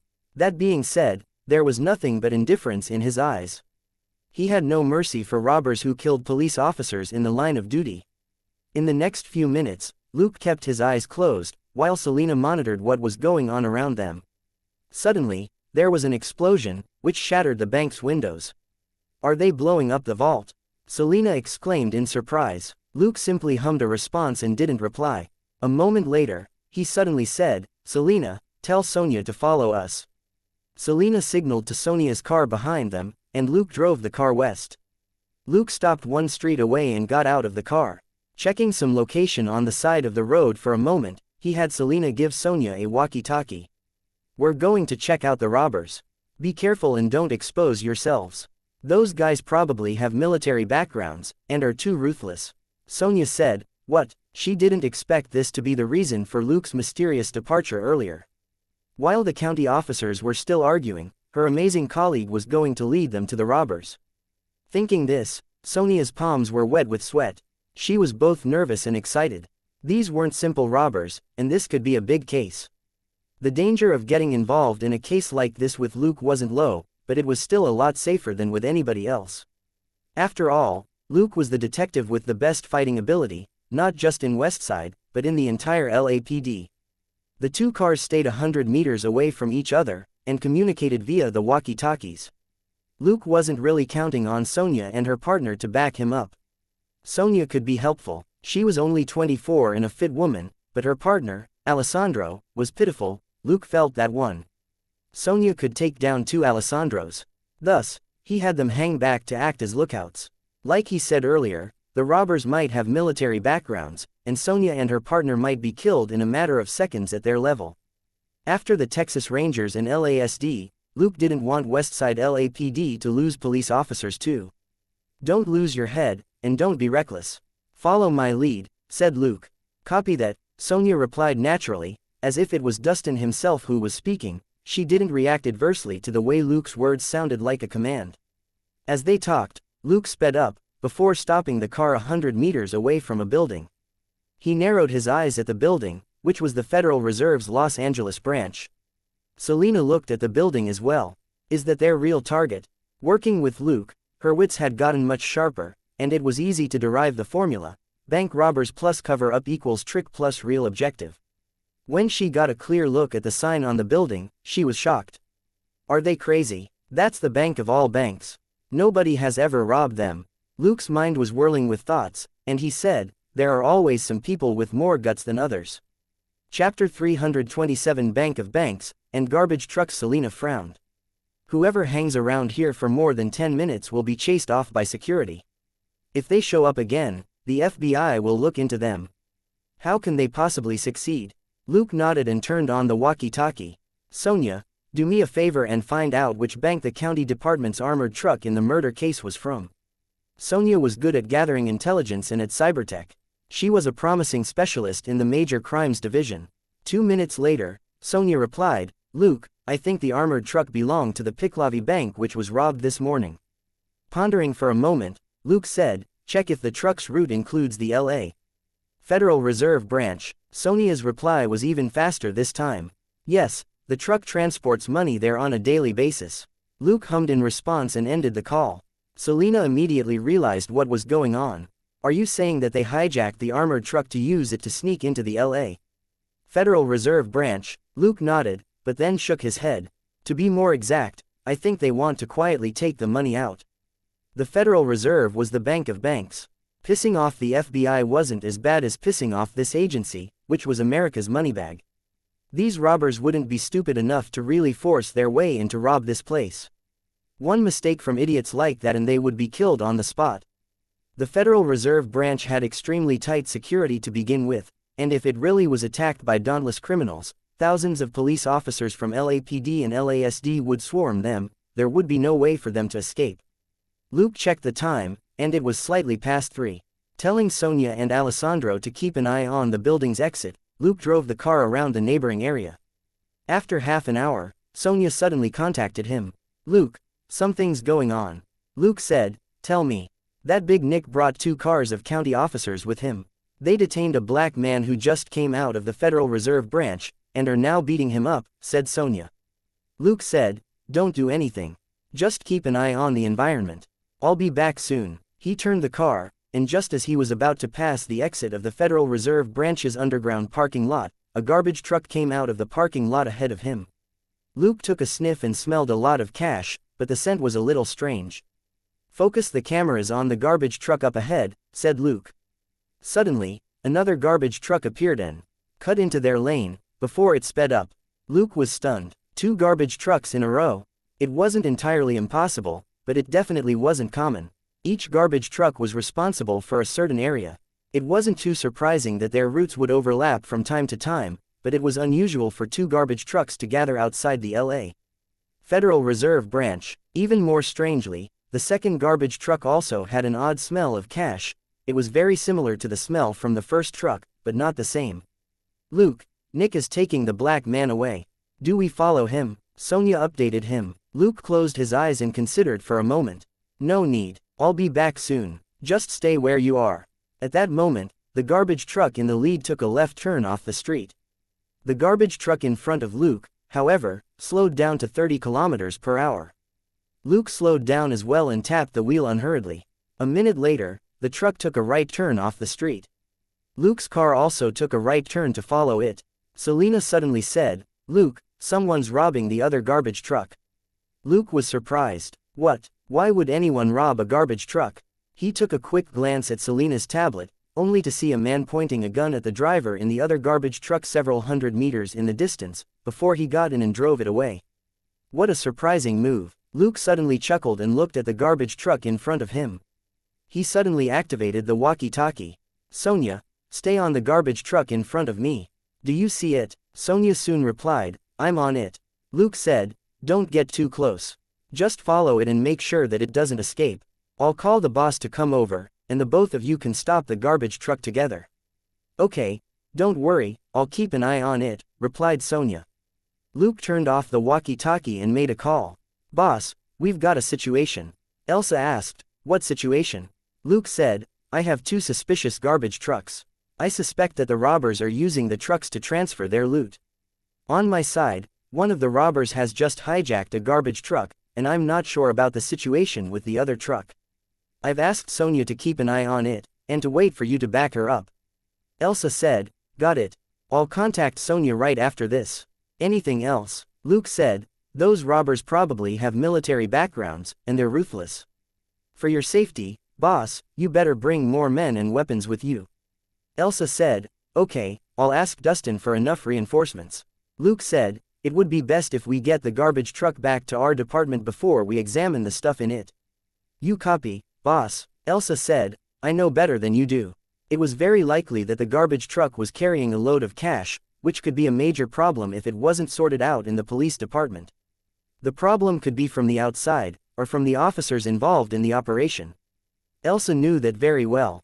After the conversation, Luke turned the car around and went in pursuit of the garbage truck that had been hijacked. A moment later, Sonia said over the walkie-talkie, "Luke, I'm following the truck." Elsa just called too. Luke said, "Listen to Elsa for now. I'll call you when I need you." Sonia said, "Got it." After ending the call, she heaved a long sigh. She had planned to learn more by following Luke today, but it was quite a bummer that the 2 targets split up. But she was a professional, and quickly threw away irrelevant thoughts and focused on the garbage truck in front of her. Luke wasn't interested so much in the garbage trucks as he was in the robbers. He followed the hijacked truck all the way to an old, abandoned car yard. He stopped the car at a distance and closed his eyes for a long time. Then, he opened them with an odd expression on his face. 10 minutes later, 2 SUVs belonging to the robbers drove out and headed southeast.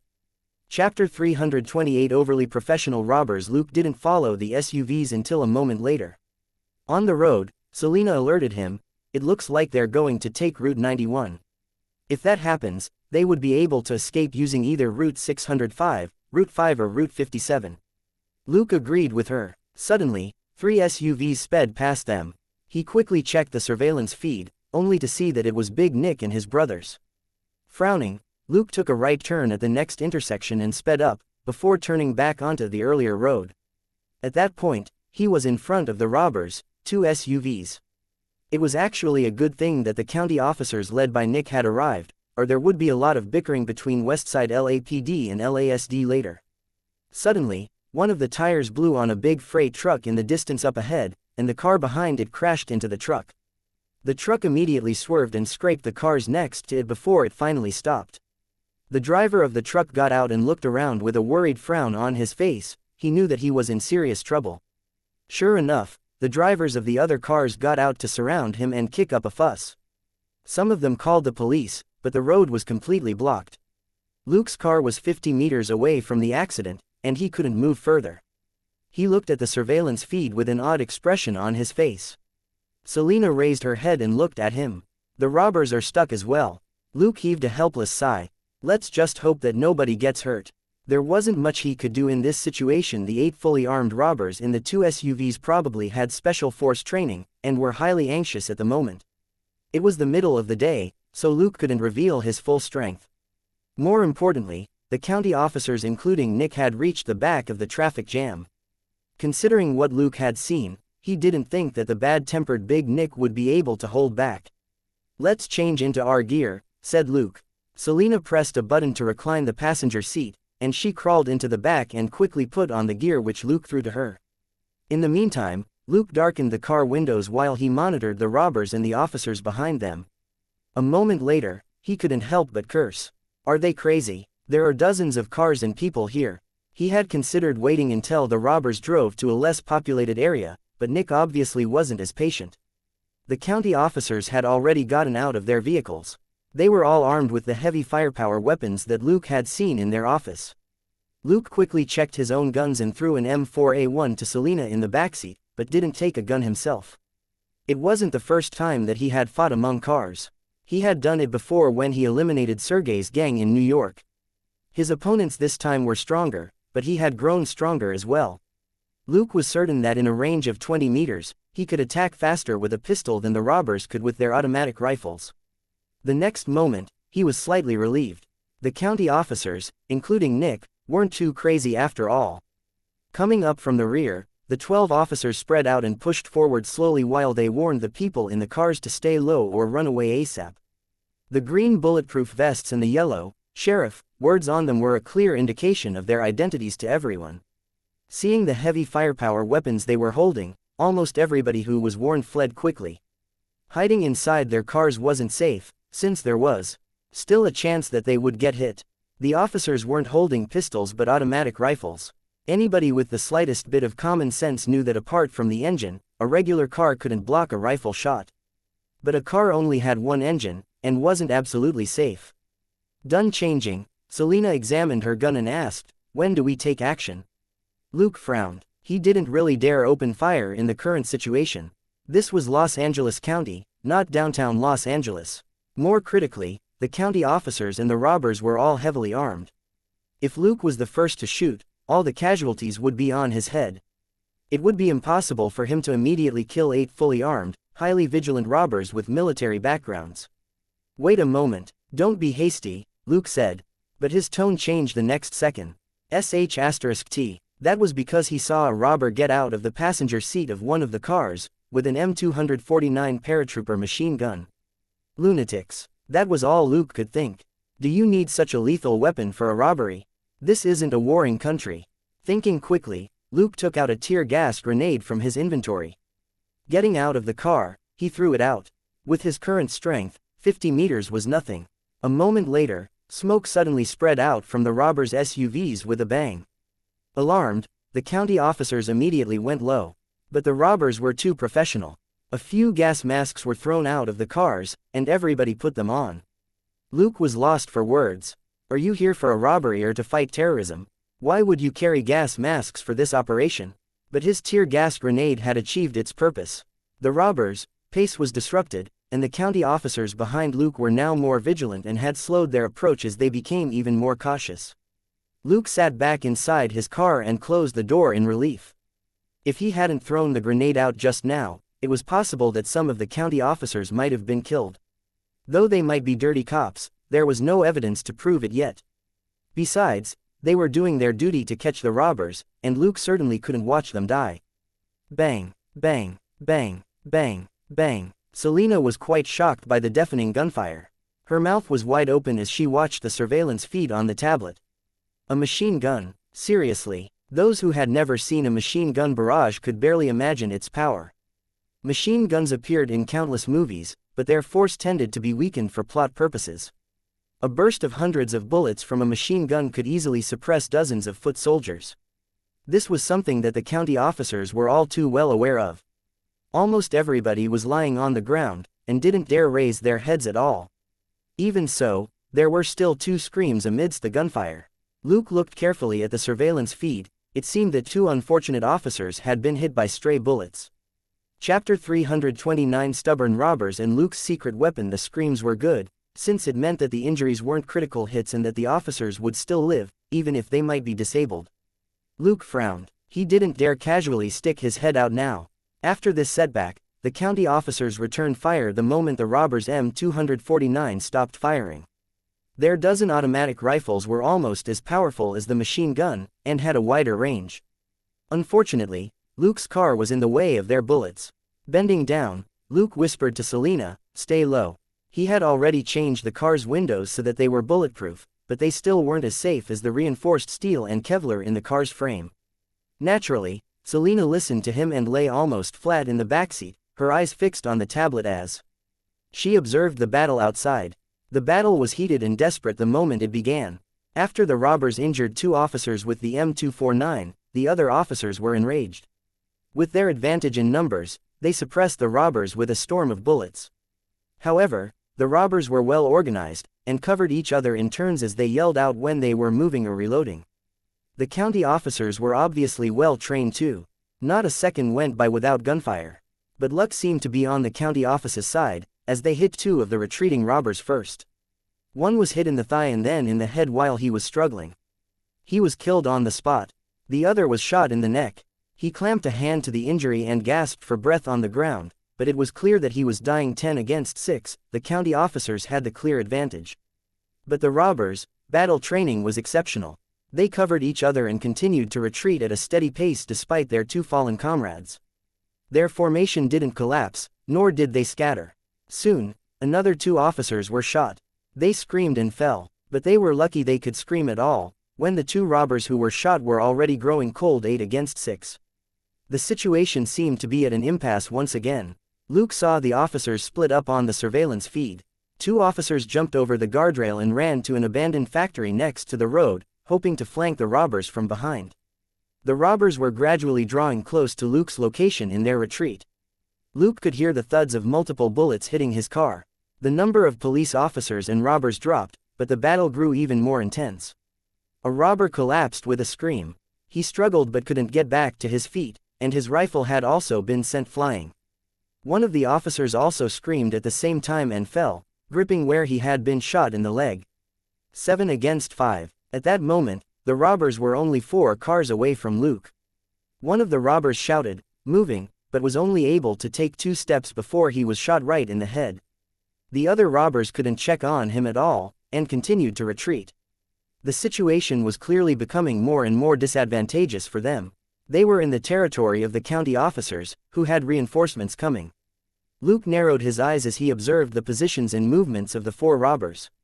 He quickly took out a car jack from his inventory, and gave it to Selena without looking back. Selena was dumbfounded. She asked in a low voice, "What? Why are you giving me a car jack when everyone else has rifles and machine guns?" Luke whispered something to her, and Selena's eyes lit up. She took the car jack and weighed it in her hand, looking very pleased, before she leaned against the back door on the right. Finally, one of the robbers retreated to Luke's car, and leaned on the hood of the car to change clips. Luke stared at the guy in silence. Seeing that the guy's sweaty elbow was on the hood, Luke immediately pressed a button on the center console. While taking out a new clip, the robber shouted, "Rello, Crash. The man's entire body convulsed and he fell over the car hood. Looking at the surveillance feed, Luke raised 3 fingers at Selena, who was waiting at the back door. 3, 2, 1. When Luke dropped the last finger, Selena had already rolled down the car window. A robber who had used up his bullets was reloading his gun when he passed the back of the car. He was shouting, "Reload," clang. There was a low but pleasant sound. Hearing it, Luke could tell that the guy had a hard skull. The robber who had a hard skull didn't finish his sentence. He passed out. From the pain that exploded in the back of his head, Selena quickly pulled back, lay down, and rolled the window up. On Luke's end, he sat up straight and rolled down the window on the driver's side. Just nice, a robber who was crouched down was facing Luke. A white ball grew bigger and bigger in the robber's line of sight.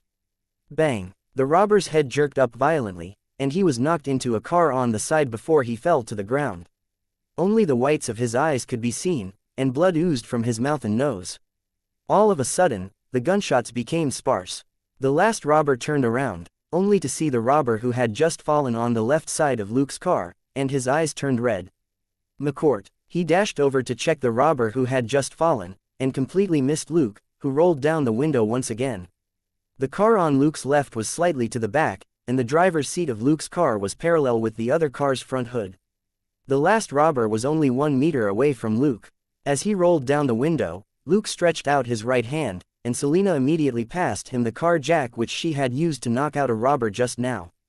Switching the jack to his left hand, he stealthily stretched his arm out the window, and it hung in the air for 1 moment, before he finally brought it down on the last robber's head. Clang! The robber's body went limp, and he collapsed. Luke quickly pulled back and threw the car jack into the front passenger seat. Handcuff the guy at the back door. Selena immediately opened the door and handcuffed the robber she had knocked out.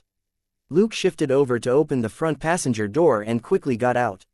He dragged the unfortunate robber who had passed out from an electric shock off the car hood and handcuffed the guy as well. Where was the shock from? Naturally, it was an electric shock defense system that Luke had come up with to deal with car thieves. Chapter 330. A lose-lose situation, and mastermind behind the curtain. After everything was done, Luke and Selena pulled back into their car again. With the county officers approaching, they certainly didn't want to be taken for robbers and shot. In less than a minute, the county officers arrived, providing cover for each other. Seeing the 4 robbers on the ground, they subconsciously looked around. They surrounded the robbers warily from behind the cars with their rifles. 2 men stepped forward and kicked the robbers, guns away before they shouted, "Clear."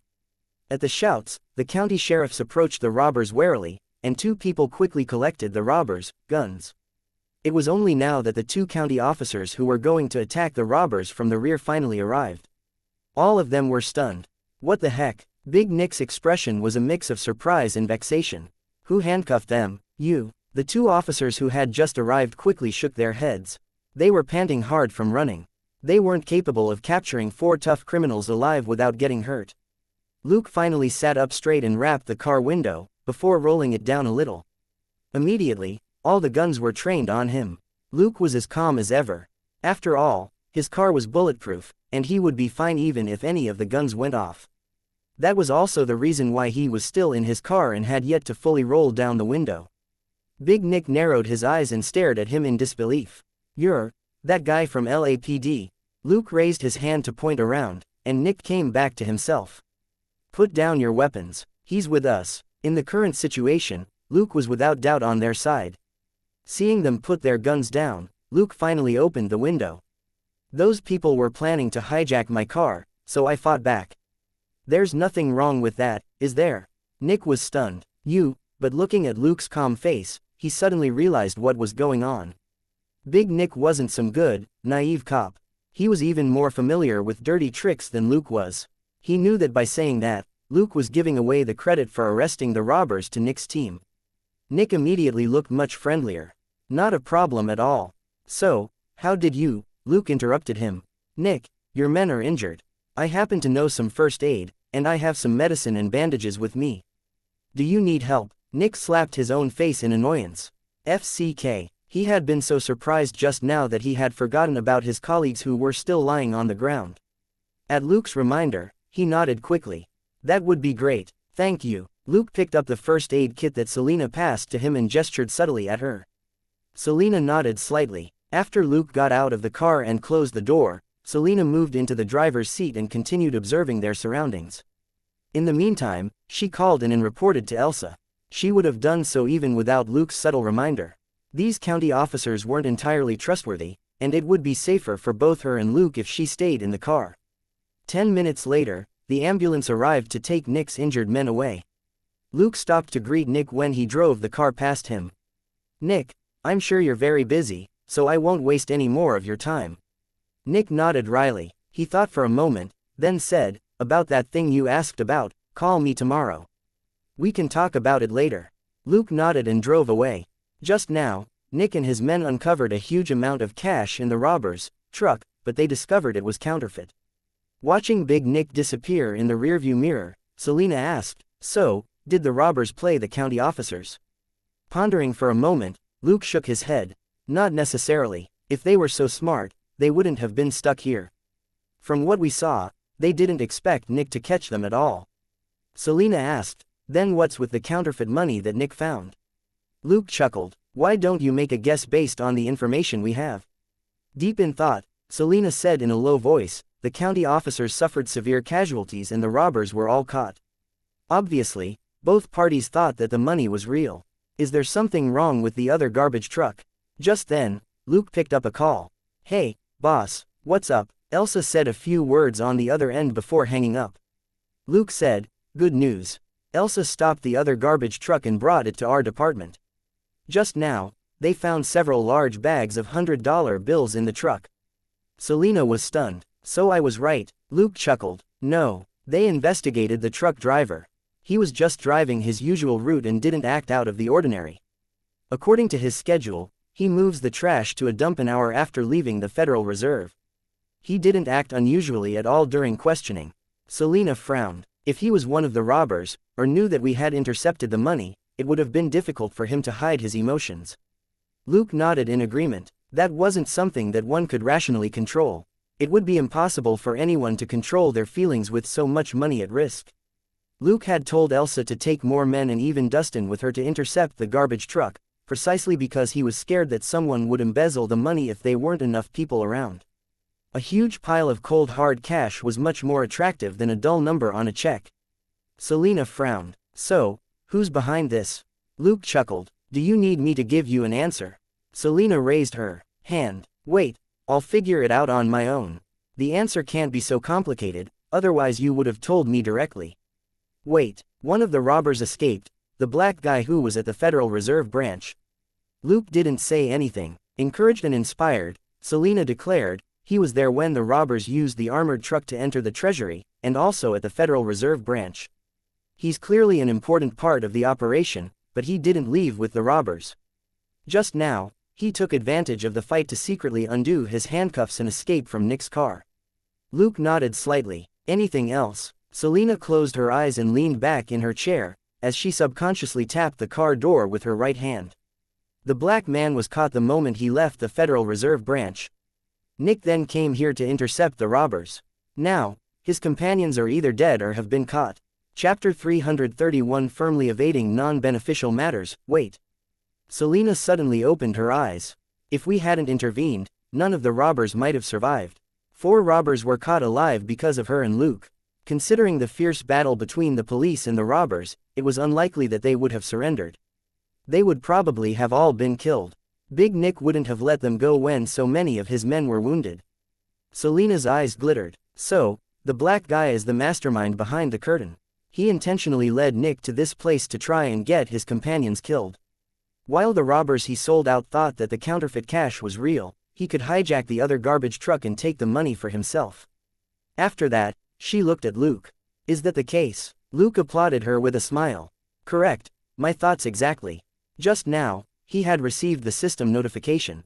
Mission: catch the bank robbers and reclaim the loot. Total experience: 1000. Total credit: 1000. Contribution rate: 60%.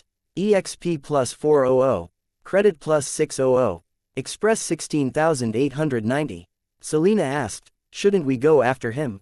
Luke chuckled. Don't forget that the loot is in Dustin's hands, so this isn't entirely our case anymore. We should ask the boss what to do next. Selena was stumped, wondering when Luke had become so obedient. Luke, however, knew that too much money was involved, and that it might not be good to go off on his own and detain criminal suspects without talking to Dustin first. More importantly, the Federal Reserve hadn't responded yet. How could the Federal Reserve still be so calm when the robbers stole so much money? They should have sent out a request for investigation before this. It was this unusual situation that made Luke decide to talk to Dustin first. Sometimes, People wouldn't necessarily thank you for cracking a case, and might hate your guts instead. Luke returned to the police department and went to a corner of the underground parking lot, which had been cleared out and partitioned off with plastic sheets. A foul smell wafted out from the area. Luke's nose twitched, and he instantly shut off his sharp nose. Elizabeth was guarding the entry point in the plastic sheets. Her big mask covered her pretty face. Seeing Luke, she said excitedly, "Luke, you're back. Do you know that the garbage truck, forget it. The boss will tell you about it." Luke nodded with a smile. "That's right, don't say anything that you shouldn't." Selina patted Elizabeth's shoulder and said, "Good girl." Elizabeth took out 2 masks from her pocket. "Take these. It doesn't smell very good inside." Luke and Selina put on the masks and walked in.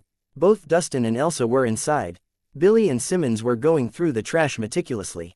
On one side, Elsa was taking cash out from the black bags and throwing it into a plastic box. Most of the garbage was shredded paper that had been compressed into round blocks. This was also the source of the weird cash smell that Luke had detected earlier. Old dollar bills had been shredded and compressed into round blocks, and thus gave off a distorted smell of money. Seeing Luke and Selina, Dustin waved at them. "Luke, Selina, over here." Dustin led them to one side. Elsa simply nodded, but didn't follow them. In the corner, Dustin asked in a low voice, "What's the money about?" Luke briefed him on what happened in the afternoon and shrugged. "I don't know exactly what the money is about.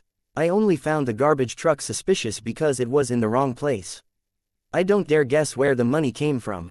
Various emotions flashed across Dustin's face as he looked at Luke. "Who else knows about this?"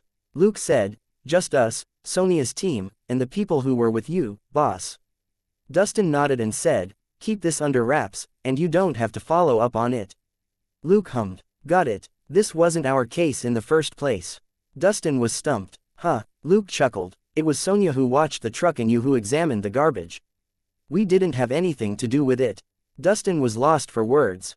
"It all sounds very reasonable, but why do I feel like beating you up?" "Then, we're leaving, boss." Luke said, "We're making progress on the Mark Owen case. I need to follow up on it." Dustin looked at them and opened his mouth, but couldn't say anything. He himself had told Luke and Selina to steer clear of this case.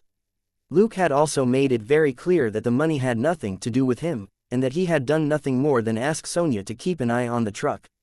Any discoveries related to the truck could be attributed to Sonia's team, or Elsa's team, or even Dustin's team, but they had nothing to do with Luke or Selina. Since they weren't involved in this case, Dustin couldn't ask them to go through the trash here. Waving his hand helplessly, Dustin said, "Get out of here." Luke chuckled, "Where's Sonia and Alessandro? I need their help in our investigation." Dustin said, "Call them yourself." "Am I an operator?" Luke immediately saluted him. "Yes, sir." He then ran away with Selina. This case was so complicated that he didn't want to touch it at all. He wasn't interested in the black man who was likely to be the mastermind either. Luke wasn't a man of pure integrity. This case entailed a lot of trouble and promised few rewards. He certainly would rather keep a distance from it. The problem wasn't the police, but the Federal Reserve. The huge amount of money could have only been acquired from the Federal Reserve branch, but the Federal Reserve had yet to respond. The FBI would search for leads like crazy even if only $1 was stolen, to say nothing of the looting of tens of millions of dollars. Furthermore, it wasn't just about the money, but also about the holes in the Federal Reserve's security system. Who knew how much money would be lost the next time something like this happened? Luke immediately withdrew from the case before he was too deeply mired in it, and threw everything to Dustin. He could ask to join the investigation since he was the one who had found the initial leads, and Dustin trusted him, but what could he get out of it? Even if Luke took the money, it would still be illegal cash. Like the millions of dollars sitting in his inventory, he wouldn't be able to use it openly. It wouldn't help with getting a promotion either. Elsa had already said several times that no matter how he and Selina put it off, they would be promoted to level 3 detectives in a month, which was the highest level for detectives. So, it was unnecessary for them to work for more credit. If he was involved in this case, it was likely that the FBI would fully investigate Luke and his family, and that was something that Luke wanted to avoid.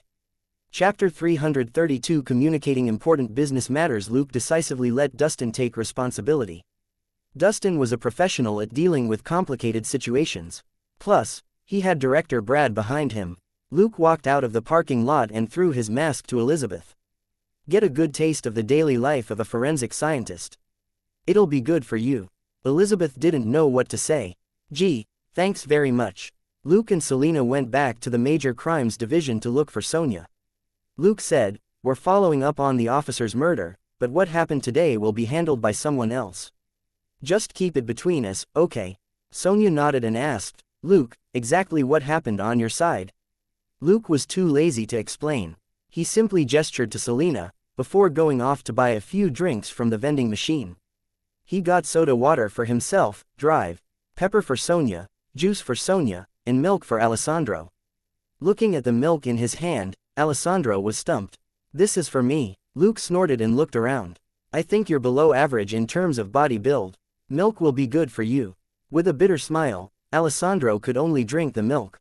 Luke was famous for his capabilities in fighting. Selina was one of the top 3 fighters in the Major Crimes Division, and even Sonia could defeat him single-handedly. After all, each of Sonia's legs was almost as thick as Alessandro's waist. Alessandro knew that this was a friendly reminder from Luke, expressed as a joke. If a detective of the Major Crimes Division had health problems, they would likely switch to a desk job or retire in a few years. Alessandro was only 23 and hadn't been a detective for long. He had no plans of retiring anytime soon. Selina had already told him and Sonia about the battle between the robbers and the county police, which shocked them and made them sigh. They were shocked at the unexpected event, and sighed at missing it. However, they also felt lucky that they hadn't gotten involved randomly. When Selina described how the robbers had taken down 2 county officers with an M249, Sonia and Alessandro were dumbfounded. Why would anyone use a machine gun in a robbery? In that famous North Hollywood bank robbery years earlier, the 2 robbers only carried AKs with 100 bullets. At that point, Sonia and Alessandro felt that it wasn't entirely a bad thing that they hadn't followed Luke. Police usually kept an eye on their target from behind. If they had been behind the county police, wouldn't they have been in the M249's line of fire as well? Luke smiled. "However, there's good news. Nick has agreed to talk about the Mark Owen case with us."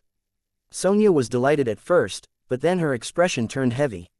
"Luke, is it possible?" Luke nodded slightly. "Let's hear him out first. Things can't be worse than they are right now, can they?" Sonia had her doubts. Considering Nick's attitude, it was possible that the case was more complicated than it seemed. The power struggle in LASD was as bad as in LAPD. After the meeting, everybody went home. After taking a shower, Selina had dinner, and was the happiest as she lazed on the couch afterward. Luke's phone rang. He picked up the phone and said a few words, before he got dressed.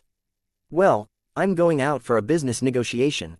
Selina was surprised. "What?" Luke said, "You haven't forgotten that you own 5% of my company shares, have you?"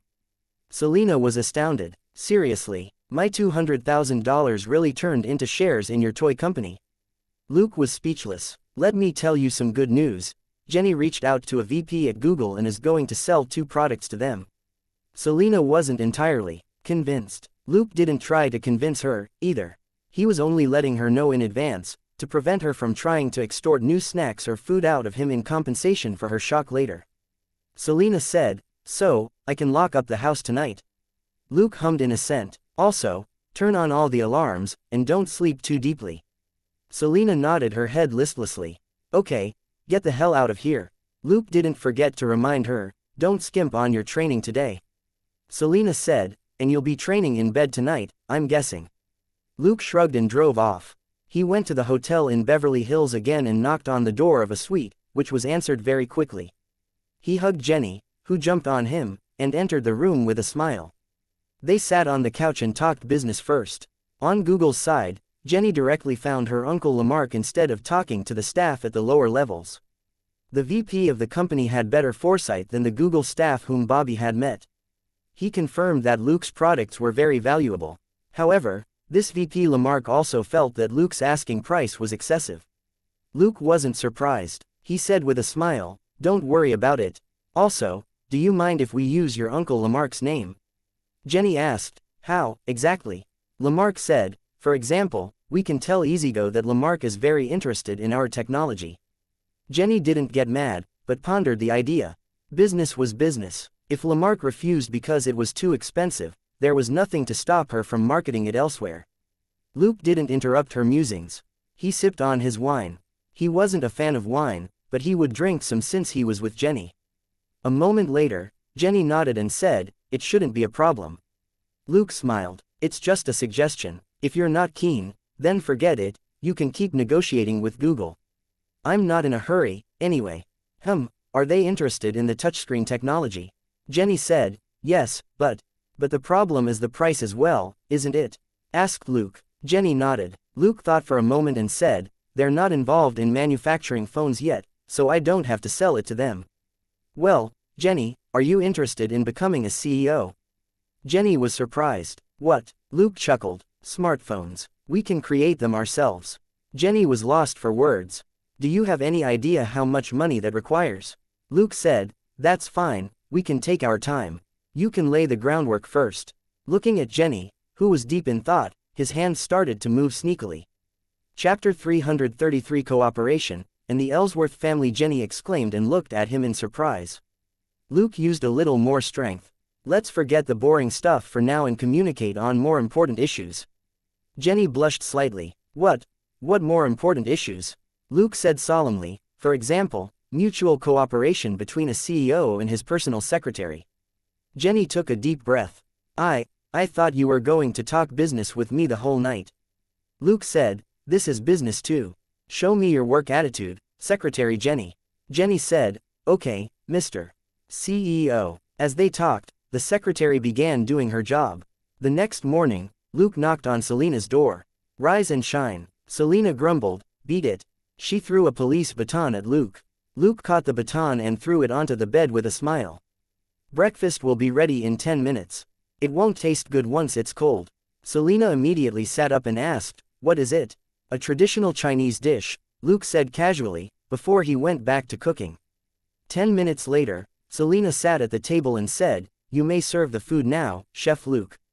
Luke brought breakfast over from the kitchen and said with a smile, "Soybean milk and youtiao. If you want meat, there's also pan-fried dumplings." Selena was already drooling. She reached for the bowl. Luke saw it coming, and slapped her hand away. "It's very hot. Put sugar in the milk first, or salt, if you want. I don't like it salty myself. Also, you can dunk the youtiao in the milk if you want.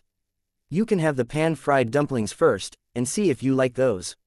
Eventually, it was Luke who added sugar to the soybean milk, because Selena was too busy devouring the pan-fried dumplings. Luke had already anticipated that, so there was hardly any hot liquid inside the pan-fried dumplings, and the glutton wouldn't burn her mouth. Luke, on the other hand, leisurely ate the youtiao that was soft from being dunked in the soybean milk. The crispy and salty youtiao with the hot and sweet soybean milk was most delicious. After finishing 6 pan-fried dumplings, 1 bowl of soybean milk, and 2 youtiao sticks, Selena looked at her bowl and said, "Why do I still want to eat when I'm already full?" Luke said, "Because it's your first time having this. Let's go. It's time to work now that you're full."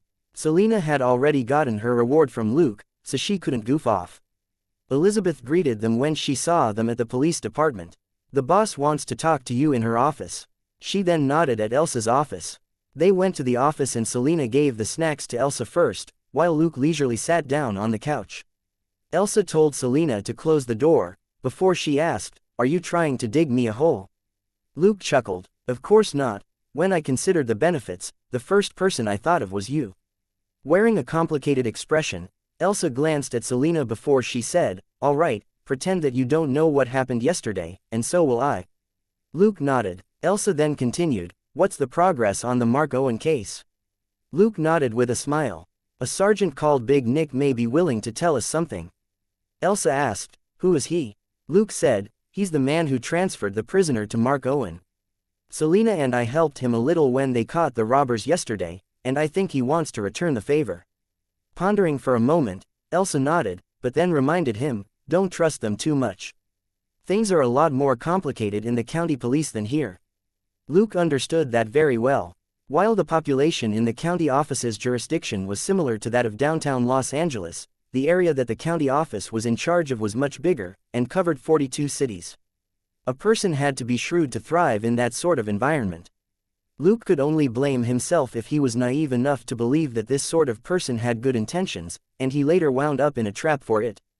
Instead of immediately sending them out, Elsa changed the topic. You have another tricky case on hand, don't you? Luke thought for a moment and asked, the girl in pajamas who was hit and killed. Elsa nodded solemnly. I read the case file earlier and noticed something. Do you know who was driving the car that killed the girl? Luke thought for a moment and said, it seems it was from Prime Exotic, a luxury race car club. It's definitely related to those rich kids obsessed with special hobbies. The club's name could be interpreted in two ways. It could refer to expensive fine goods, as well as to the best exotic dancers. When linked to luxury race cars, the meaning couldn't be any more obvious. Elsa asked, do you know who's behind this race car club? Luke thought for a moment. A bunch of sons from big-name families. Elsa nodded, but then shook her head. Most of those who play around at the club are only customers. They'll make a bit of trouble for you at most, but the Major Crimes Division isn't scared of them. However, I have information that the person who truly has a deep connection to this club is called Dylan Ellsworth. Luke hummed in response and waited for Elsa to continue. But it was Selina who cut in. The Ellsworth family, Elsa said, it seems you've heard of them. You give him the basic rundown on the Ellsworth family, then. Selina said, if it's the Ellsworth family I'm thinking about, I only hope that they're not mixed up in this. Luke grew interested. Are they that amazing? Dylan Ellsworth's father is Henry Ellsworth. His grandparents are Sheldon Ellsworth and Doris Ellsworth, said Selina. Luke raised an eyebrow. Are you kidding me? There hadn't been much word on Sheldon Ellsworth in recent years, but Luke had seen this name before when he looked into the history of Los Angeles. The man retired as the mayor of Los Angeles 20 years ago, and then continued working as a city councilor. 10 years earlier, his son Henry Ellsworth took his place as city councilor, and ran for mayor. Doris Ellsworth wasn't a politician, but she managed several major charity funds in Los Angeles and was also the leader of multiple women's rights organizations. Organizations like these didn't have any real power, but a lot of celebrities, as well as their daughters and wives, took part in them.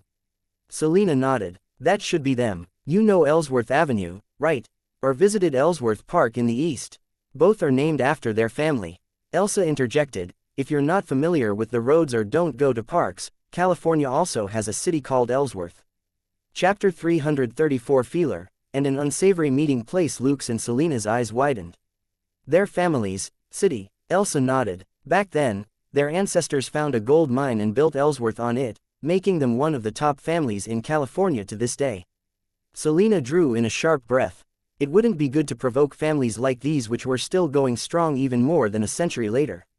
And looking at Sheldon's and Henry's standing in the community, the family showed no signs of declining. Luke asked, so, Ellsworth said, so work on other cases first.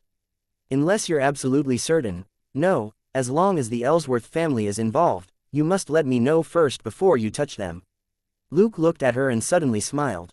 Okay, Elsa. Elsa wasn't discouraging him. She was well aware of the power that these local families had, and what their bottom lines were. She was as good as saying that she would shoulder a huge part of the responsibility and risks, which wasn't a smart move. But she was truly a boss whom Luke admired. Those who didn't cover for their subordinates couldn't expect their subordinates to work hard for them. After he left the office, Luke went to Sonia. How's your investigation on Big Nick coming along? We have an appointment with this big shot later. Sonia looked away from her screen and said in a low voice, something is seriously wrong with them. They get no less than 30 complaints every year about their use of violence. Luke chuckled. Does that mean that each person gets a complaint every quarter? Sonia said, that's just complaints about their use of violence. They get other minor complaints practically every week. But they're good, Selina finished for her. Sonia nodded. They're basically either from the special forces or the military, but they refuse to join SWAT, and just stay in the county police's major crimes division. They're really good at dealing with violent crime, which is why the county police turn a blind eye to minor infringements. Luke understood perfectly. The county office couldn't demand that they practice personal discipline when they were so good at handling cases. Why would such capable people want to stay in the county police? They would definitely go somewhere better. So, the county office chose the lesser of two evils and tolerated Nick and his crew. After all, there were few officers who could have fought the professional robbers yesterday without retreating. A bunch of regular officers would have absolutely been taught a lesson by those ex-Marine Corps robbers. Luke pondered the matter for a moment as he leaned against Sonia's desk. So, this Nick is actually quite influential in the county police department. Then our hard work yesterday wasn't for nothing. Sonia shrugged. That's right, they're quite powerful and more well-informed.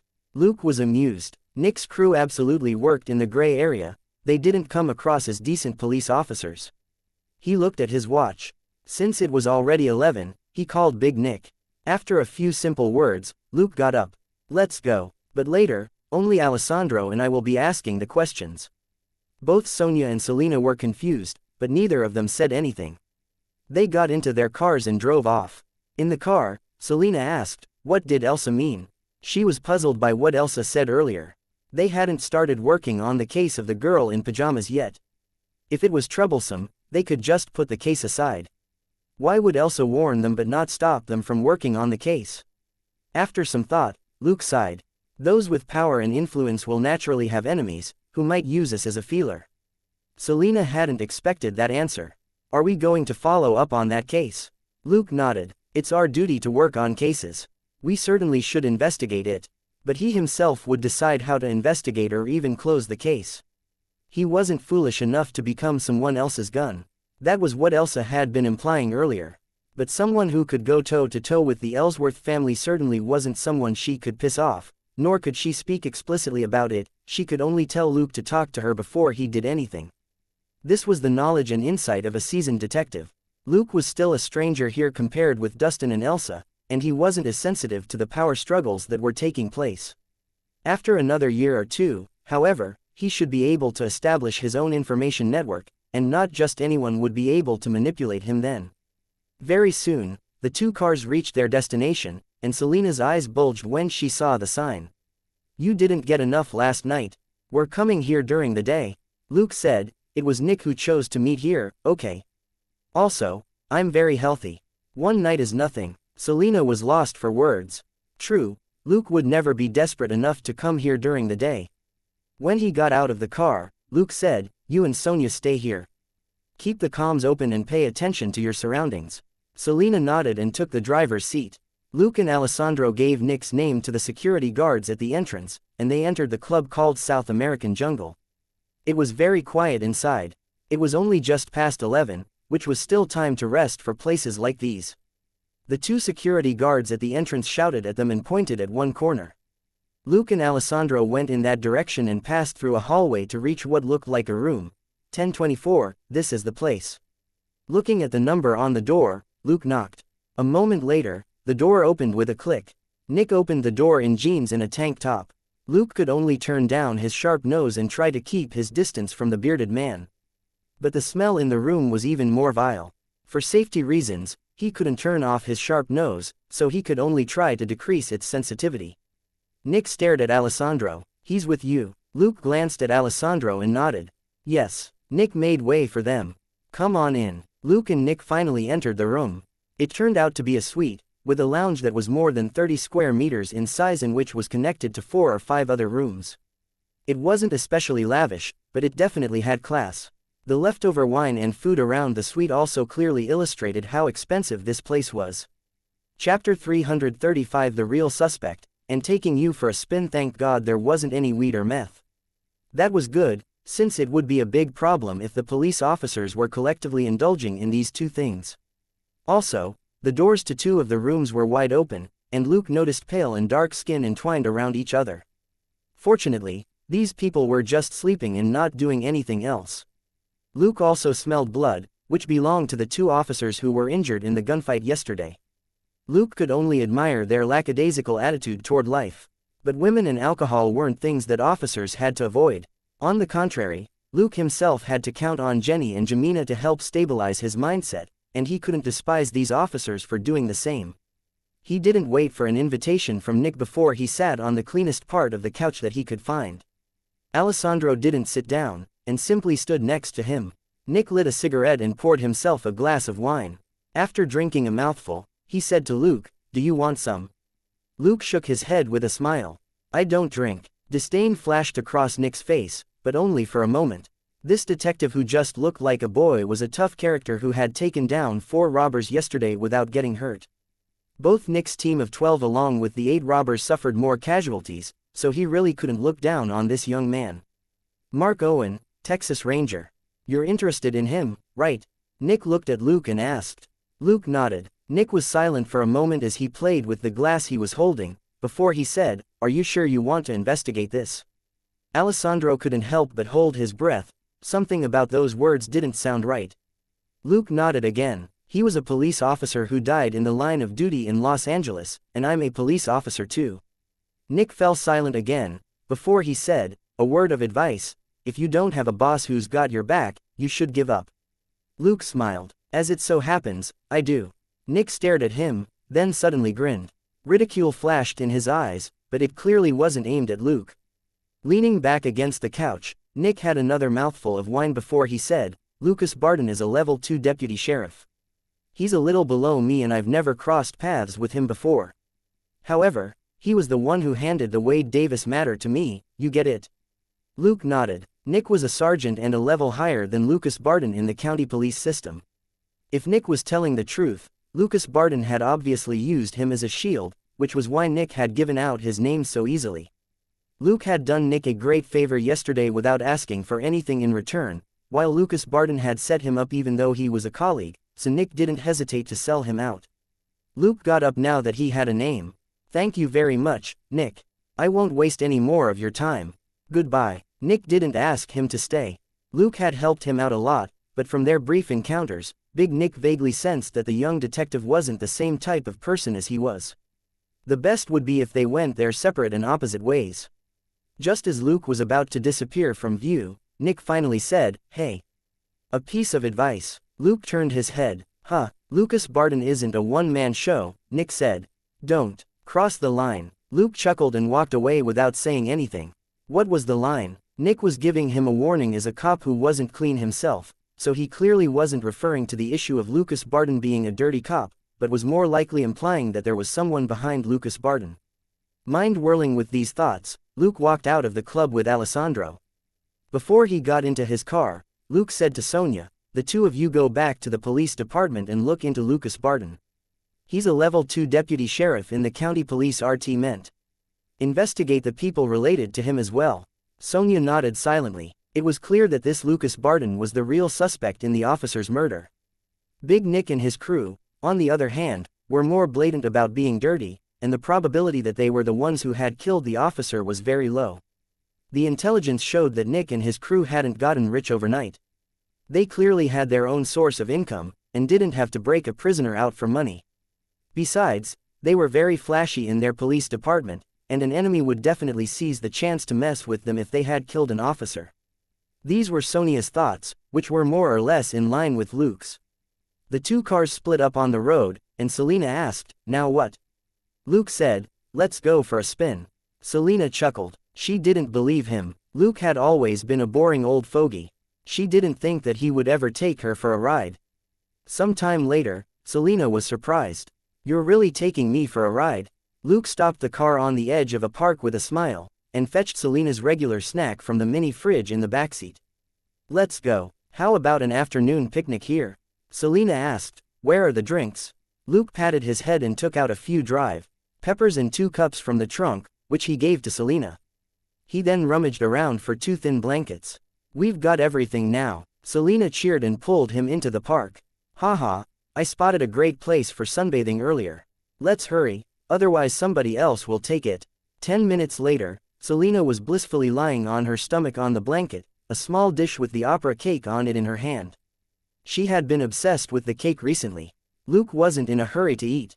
Instead, he opened a drive pepper and remarked, "The sunlight's nice." Selena didn't even look at him and simply snorted.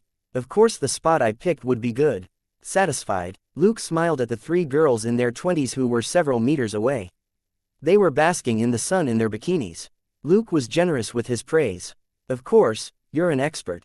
Selena enjoyed sunbathing too, but she was wearing too much gear at the moment, plus they were on the clock, so she couldn't be like the 3 girls. She looked at the 3 girls and sniffed. "You're fine with such skinny bodies." "It's a free show," Luke replied casually. Indeed, the three girls weren't nearly as magnificent as Selena. They weren't on the same level at all. Selena asked casually, "Right, where are we? This place is quite nice." Luke said, "Ellsworth Park."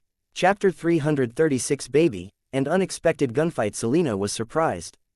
"Are you kidding me? No wonder this fellow suddenly said that he was taking her for a spin. Also, did they just pass Ellsworth Avenue?" While she was surprised, she didn't say anything else. Luke was a lot more prudent than she was.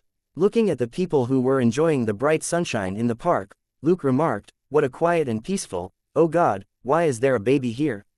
A woman cried out in the distance. Luke turned back, only to see a baby on a merry-go-round dozens of meters behind him. The woman was also looking around as she exclaimed in shock.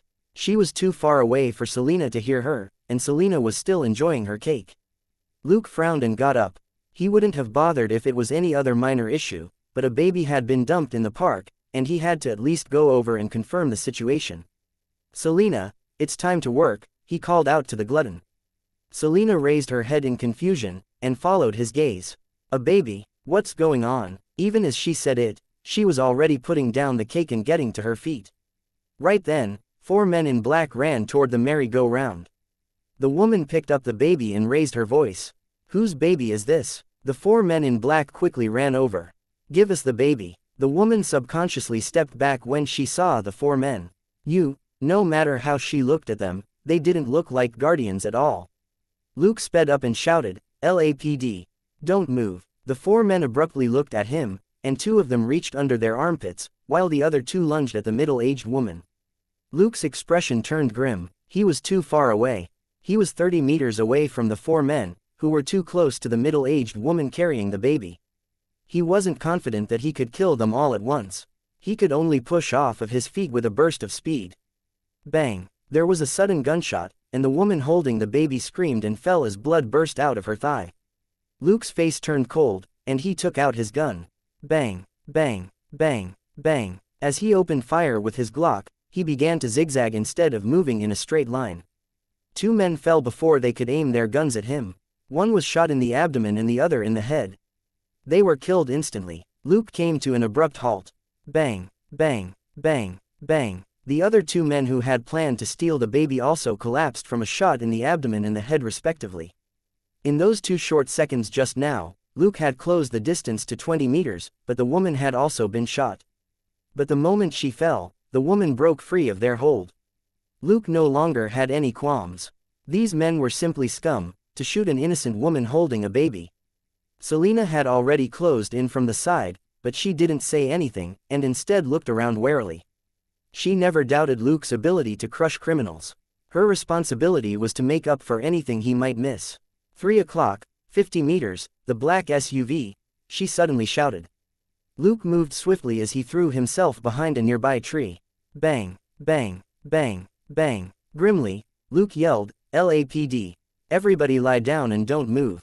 There were dozens of regular residents here who were enjoying the afternoon sun in the park. 2 automatic rifles had already started firing wildly at Luke's position from the black SUV which Selena had pointed out, and the tree shuddered with the impact from the bullets. Bang! Bang! Bang! Bang! Bang! Bang! Bang! There was suddenly a pause in the gunfire from the automatic rifles, as Selena had taken cover and was firing back at the shooters in the SUV. Almost at the same time, Luke darted out and fired his Glock rapidly as he ran. Bang! Bang! Bang! Bang! Now that both he and Selena were coordinating, the shooters didn't dare raise their heads anymore. Multiple bullet holes appeared in the windows of the black SUV, and the 2 people in the car could only stay as low as possible. At that moment, the sound of Selena's gunfire stopped as she had used up her bullets. Luke wasn't surprised since he had been counting the remaining bullets in her gun. He stopped shooting as well, and the shooter on the driver's seat tried poking his head out. Pa! The last bullet in Luke's Glock 23 was reserved for this man. The bullet pierced his right eye, and blood blossomed on the back of his head. Luke was now 5 meters away from the black SUV. Over such a short distance, even a heavy machine gun wouldn't be as fast as his pistol. After the shot, Luke put the gun back in his holster and took out the M686 from another holster. LAPD, open the door slowly, throw out your gun, and crawl out.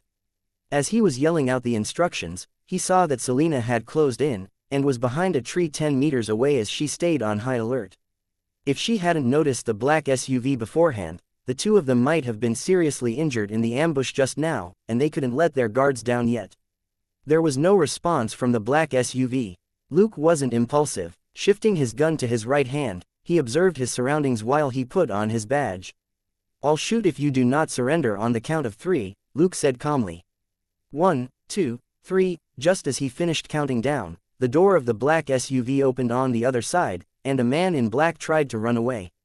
Bang, bang. After 2 gunshots, the man screamed and fell. The gun dropped from his hand, and he clutched his legs as he writhed on the ground. Luke had shot him in his right thigh and his left knee. The man might still be able to use one of his legs if he was lucky, otherwise he would have to choose between a wheelchair or a pair of crutches for the rest of his life. Luke then stepped forward and handcuffed the man. He searched the man and didn't find any other weapons on him. He then said, "Selena, bring our car over and call for reinforcements." The police intercom system in the car was the easiest way to call for backup. Selena ran off to get the car. Luke didn't check the black SUV, which now only had the driver, whose head had been blown up. He quickly ran back to the woman who had been shot, and examined her injury as he soothed her. Chapter 337 Licensed Legitimate Therapy Clinic. A moment later, Luke soothed her with a smile. "Ma'am, the bullet didn't nick your artery or bone. There's no need to be anxious." The woman finally calmed down at Luke's gentle voice and warm air. She remembered something and said, "The baby, a man took the baby." "I couldn't stop him," Luke comforted her. "It's all right, I've already let my colleagues know to look for the baby. It'll be fine." Looking at the woman, he sighed inwardly. What a nice person. She was still worried about a baby she didn't know even when she had been shot in the leg. Selena arrived with the car. Luke found the first aid kit and treated the woman's injury, before he had Selena watch her. Luke then got up and examined the bodies of the 4 men in black. Verifying that they were already dead, Luke left them alone. He stood up and narrowed his eyes at a bridge hundreds of meters away. On the bridge, a big man was leaving quickly with a baby. How interesting. A few minutes later, the patrol cars arrived. Luke informed them of the situation since Selena was taking care of the wounded woman. A few minutes later, an ambulance arrived. Luke and Selena escorted the woman to the ambulance and gave her a card. "You can call us if you run into any trouble." The woman nodded gratefully. "Thank you." Luke patted her hand and said, "You'll be up and about in no time." Watching the ambulance leave, Selena asked in a low voice, "What's up with that baby?" She had noticed an impoverished-looking middle-aged man take the baby away, and that Luke had seen him, but hadn't given chase. Luke took off his thin gloves and threw them into a dustbin. That man was the one who put the baby here in the first place. Selena was surprised. "What?" Luke started the car and said to Selena, "Also, he was around the entire time we were fighting the 4 shooters." Selena was even more confused. But why? They were police officers, and if the man had planned to abandon the baby, he could have just given the baby to them. Luke's eyes flashed. "It's hard to say. Let's go and find out what this gentleman is up to." The car sped up and drove away from the park. "Ask Sonia to look into baby-related cases in recent days, like missing person cases. The baby can't have been born too long ago," Luke said. Selena immediately called Sonia. A moment later, she hung up the phone and shook her head. Nothing. There were missing children in this enormous city every day, but no newborns had gone missing recently. Luke wasn't really surprised. 6 armed men, and a single man who clearly wasn't to be trifled with. These were the 2 parties involved in this incident, and their focus was the baby. As for Luke and Selena, and the unfortunate woman who had been shot, they had only gotten caught up in it by accident. The baby that the 2 parties were fighting over couldn't be simple. Very soon, Luke caught up with the destitute man. The baby he was carrying was much easier to track. What Luke hadn't told Selena was that the man carried a strong smell of the baby's milk and poop, which meant that he had been taking care of the baby for a while and hadn't just picked it up for the first time earlier. The man had enough time and opportunity to kill the baby or use it to achieve some goal, but he had instead put the baby in a park and waited for someone else to pick it up, which was very strange. Half an hour later, Luke parked the car in front of a standalone 5-story building. The red and white building looked like a church, but it definitely wasn't one. With his sharp nose, Luke was very clear on this point. Selena looked at the building. "This is the place." Luke nodded and got out unhurriedly. Let's go. This will be a great eye-opener for you. Remember not to look too surprised. Selena immediately grew vigilant. She thought of multiple possibilities. Rotten and bloody corpses. Gang members torturing their enemies. Luke knocked on the door, and a young woman in a nun's robe opened it with a smile. She was stumped for a moment when she saw the strangers. How can I help you? Luke smiled and took out his badge. LAPD. Ah. The woman immediately grew solemn. We're a licensed, legitimate therapy clinic. Selena was dumbfounded. Was this woman, a shrink in a nun's robe? She couldn't help but examine the nun's robe more carefully, and immediately sensed something wasn't right. The nun's robe that the woman was wearing was a little strange and seemed a little revealing also. What was with her nipples? It might not be a stipulated rule, but wearing a nun's robe without a bra didn't make sense. During Selena's observation, Luke said, "We're not here to check your license or search this place, but we don't mind doing so if we don't get satisfactory answers. So, I'll ask and you'll answer, okay?" The young woman's face changed for a moment, before she finally nodded. "Ask, then." Luke asked a few questions, and the answers he received weren't a surprise. He nodded and said, "Okay, take us to this Mr. Smith." The young woman hesitated, but looking at Luke's smile that wasn't a smile, she could only nod. "But please don't interrupt the patients that are being treated, okay?" Luke nodded. The young woman let them in and closed the door, before she turned around and went upstairs. Selena almost couldn't help exclaiming in shock as she stared at the young woman on the stairs with wide-open eyes. Luke covered her mouth and said, "Be cool, okay? You also need to keep cool once we're upstairs." Selena nodded dumbly, staring at the naked butt in front of her. A thought floated through her mind. Were nuns allowed to wear G-strings? But what nun would wear a robe that only covered the front? Luke simply smiled and dragged Selena along. The nun's robe that the young woman in front of them was wearing didn't have a back at all. Her back, waist, butt and legs were all exposed to the air. The woman definitely wasn't a nun. She looked back at Luke and Selena every now and then, afraid that they might suddenly shout, "LAPD," which would reduce this place to chaos. Chapter 338. I just want an answer. It was true that this clinic was licensed, but it remained to be seen how many customers in this place were willing to be interrogated by the police. The door to the first room was open. Unperturbed, the young woman said, "This is jiu-jitsu training to reduce stress. Come on, baby." Slapping sounds rang out from the second open room. The young woman said earnestly, "That's whipping therapy, which is quite expensive." Luke found that odd. "Do you serve female clients too?" The young woman immediately realized his meaning. "No, the customers are men." Luke was rendered speechless. It might be against the law if a male customer whipped a female therapist, but if he was paying her to whip him, that seemed to be within the law. Selena was shocked but didn't say anything. They reached a room at the end of the hallway on the second floor, which had an image of the Queen of Hearts on the door. The young woman knocked on the door. "Miss Donna, could you come out for a second?" A moment later, a woman replied, "Please wait a moment." Luke raised an eyebrow. There was the vague hint of an accent in the voice, and it sounded exotic, like whispers late at night. Her voice reminded Luke of Vanessa, the long-legged woman with electrifying eyes. Of course, it wasn't her, but the woman's voice had the same allure.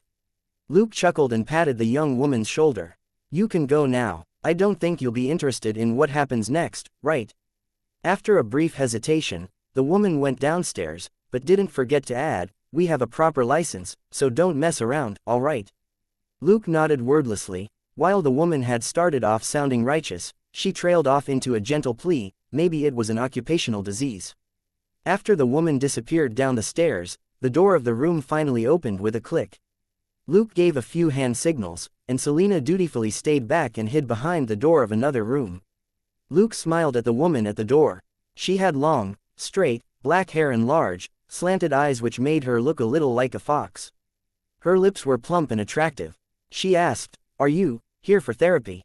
Luke didn't look like most of the customers who came to her for therapy. Luke smiled slightly and sized her up for a moment. "No, Miss Donna, I'm here for Mr. Smith." The woman was stumped for a moment. "What Smith?" Luke chuckled. "The man who's hiding behind the clothes rack next to the door with a gun in his right hand and a baby in his left hand. He's a middle-aged white male with stubble, 6 feet 2 in height, and wearing a black jacket and a pair of jeans. Need I go on, Mr. Smith?" Luke looked in a certain direction, as if he could see through the wall. The woman at the door was stupefied. She opened her mouth, but didn't seem to know what to say. Luke glanced at her and sighed inwardly. The woman crushed Selena in every aspect.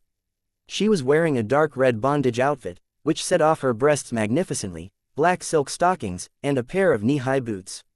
Wow, what a professional therapist. As the random thoughts crossed his mind, nobody said anything in the room. Luke said to Miss Donna directly, "Can I ask you a few questions?" Miss Donna subconsciously nodded under Luke's gaze. The young man seemed friendly, but as a special therapist, she vaguely sensed an air about Luke that was hard to describe and at odds with his appearance. "Then please talk to my partner over there, will you?" He gestured to Selena behind him to take Donna away.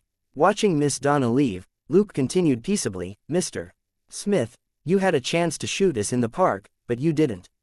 So, I think we can talk." After another brief silence, the man in the room finally said in a low voice, "What do you want to talk about?"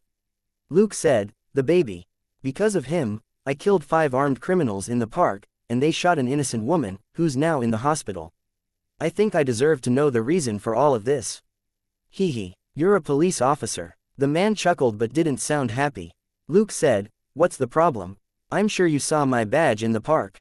"Then this isn't something you can take care of," the man said.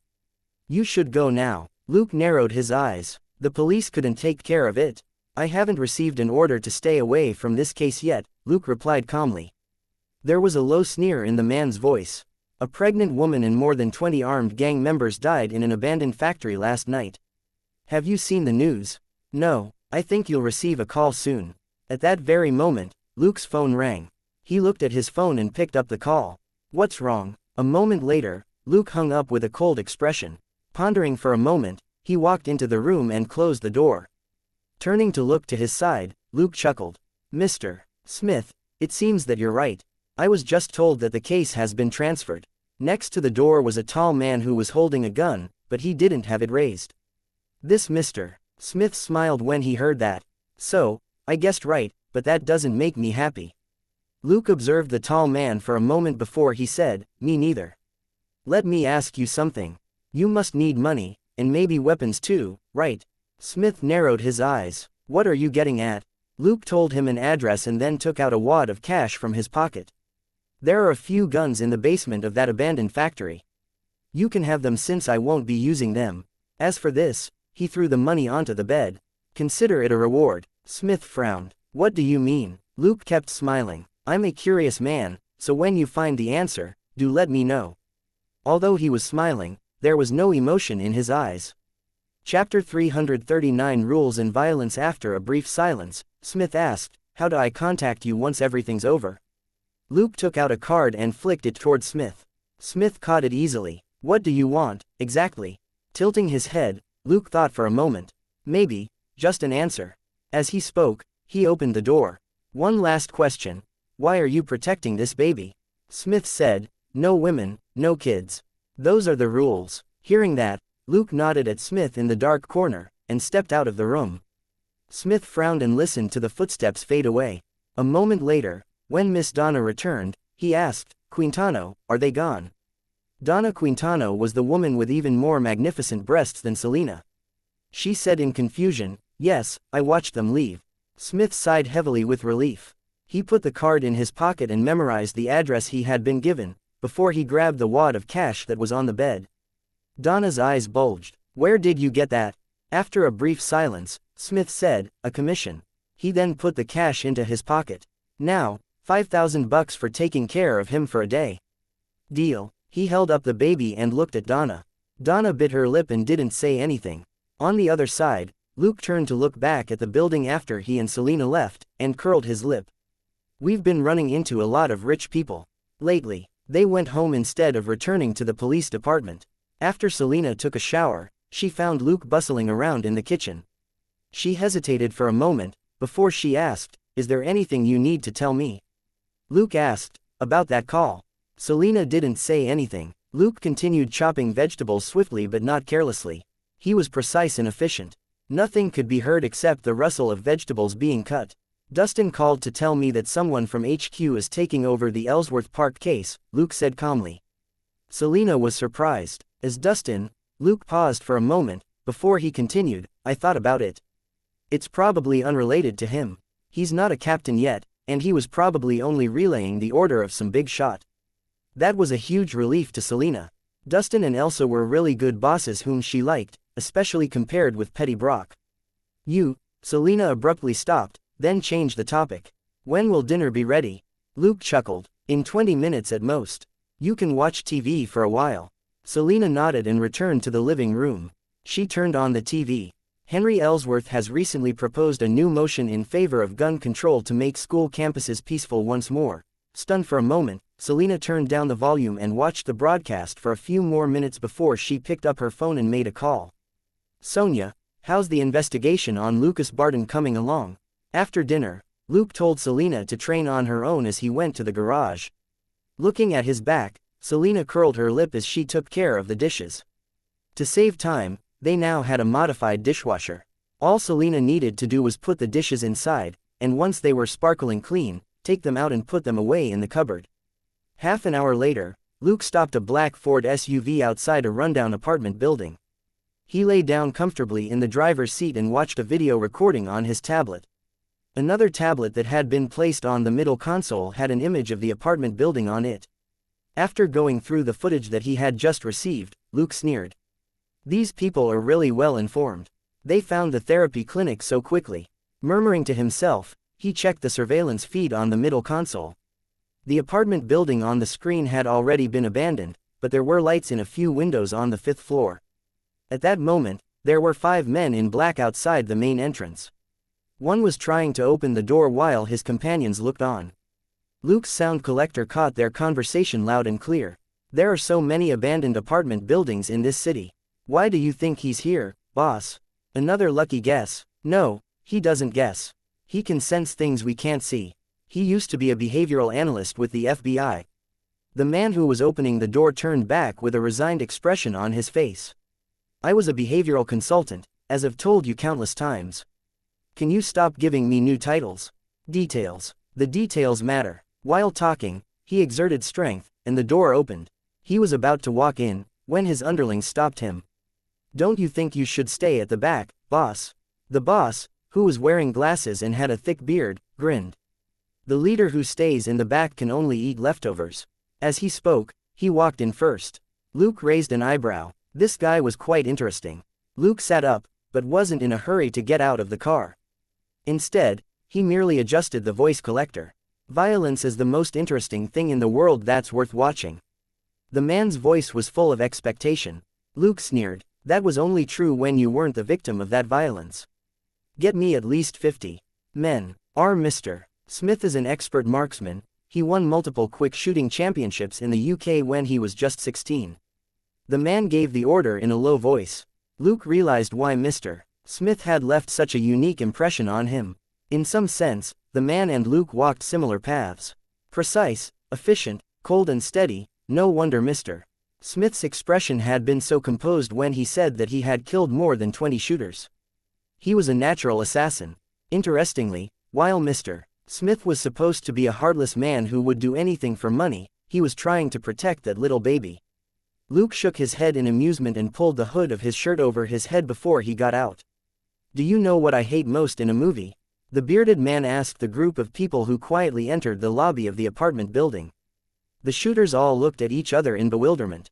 I hate it when the director always lets the good guy who plays the hero go. The bearded man's smile was gone. So, don't let it happen to you. No one takes my money for nothing. Chapter 340 Smith's hardcore battle and Luke's covert assistance. All the shooters nodded at the same time. This big shot was known for his brutality.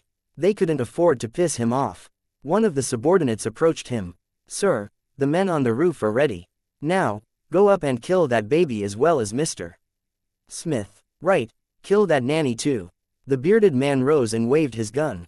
All the shooters immediately went upstairs. Bang, bang, bang, bang, bang, bang, bang, whoosh, ah. A moment later, the shooters in the lead had already engaged the target on the 5th floor while the last of them were still on the 2nd floor. When they got to the 3rd floor, Luke, dressed in dark clothing, walked right through the wide-open entrance of the apartment building. He shook his head inwardly at the shooters that had swarmed upstairs. They hadn't left anyone behind to guard the entrance. But that was understandable. They must have thought that they could finish Mr. Smith off easily. Thinking that, Luke took out a P226 and put a silencer on it. He was only here to provide covert assistance, and would stay low as much as possible. There was the sound of glass shattering, and one of the shooters landed with a crash on the first floor. Luke looked at him and chuckled inwardly. The man had crashed through the skylight with a hole in his chest, and had gone on to be killed by the fall. Choosing a corner on the second floor, Luke raised his gun and aimed at the shooters at the top of the stairs on the 5th floor. Da, da, da, da. 4 shooters who just reached the 5th floor collapsed. 3 died silently, but the last one still cried out.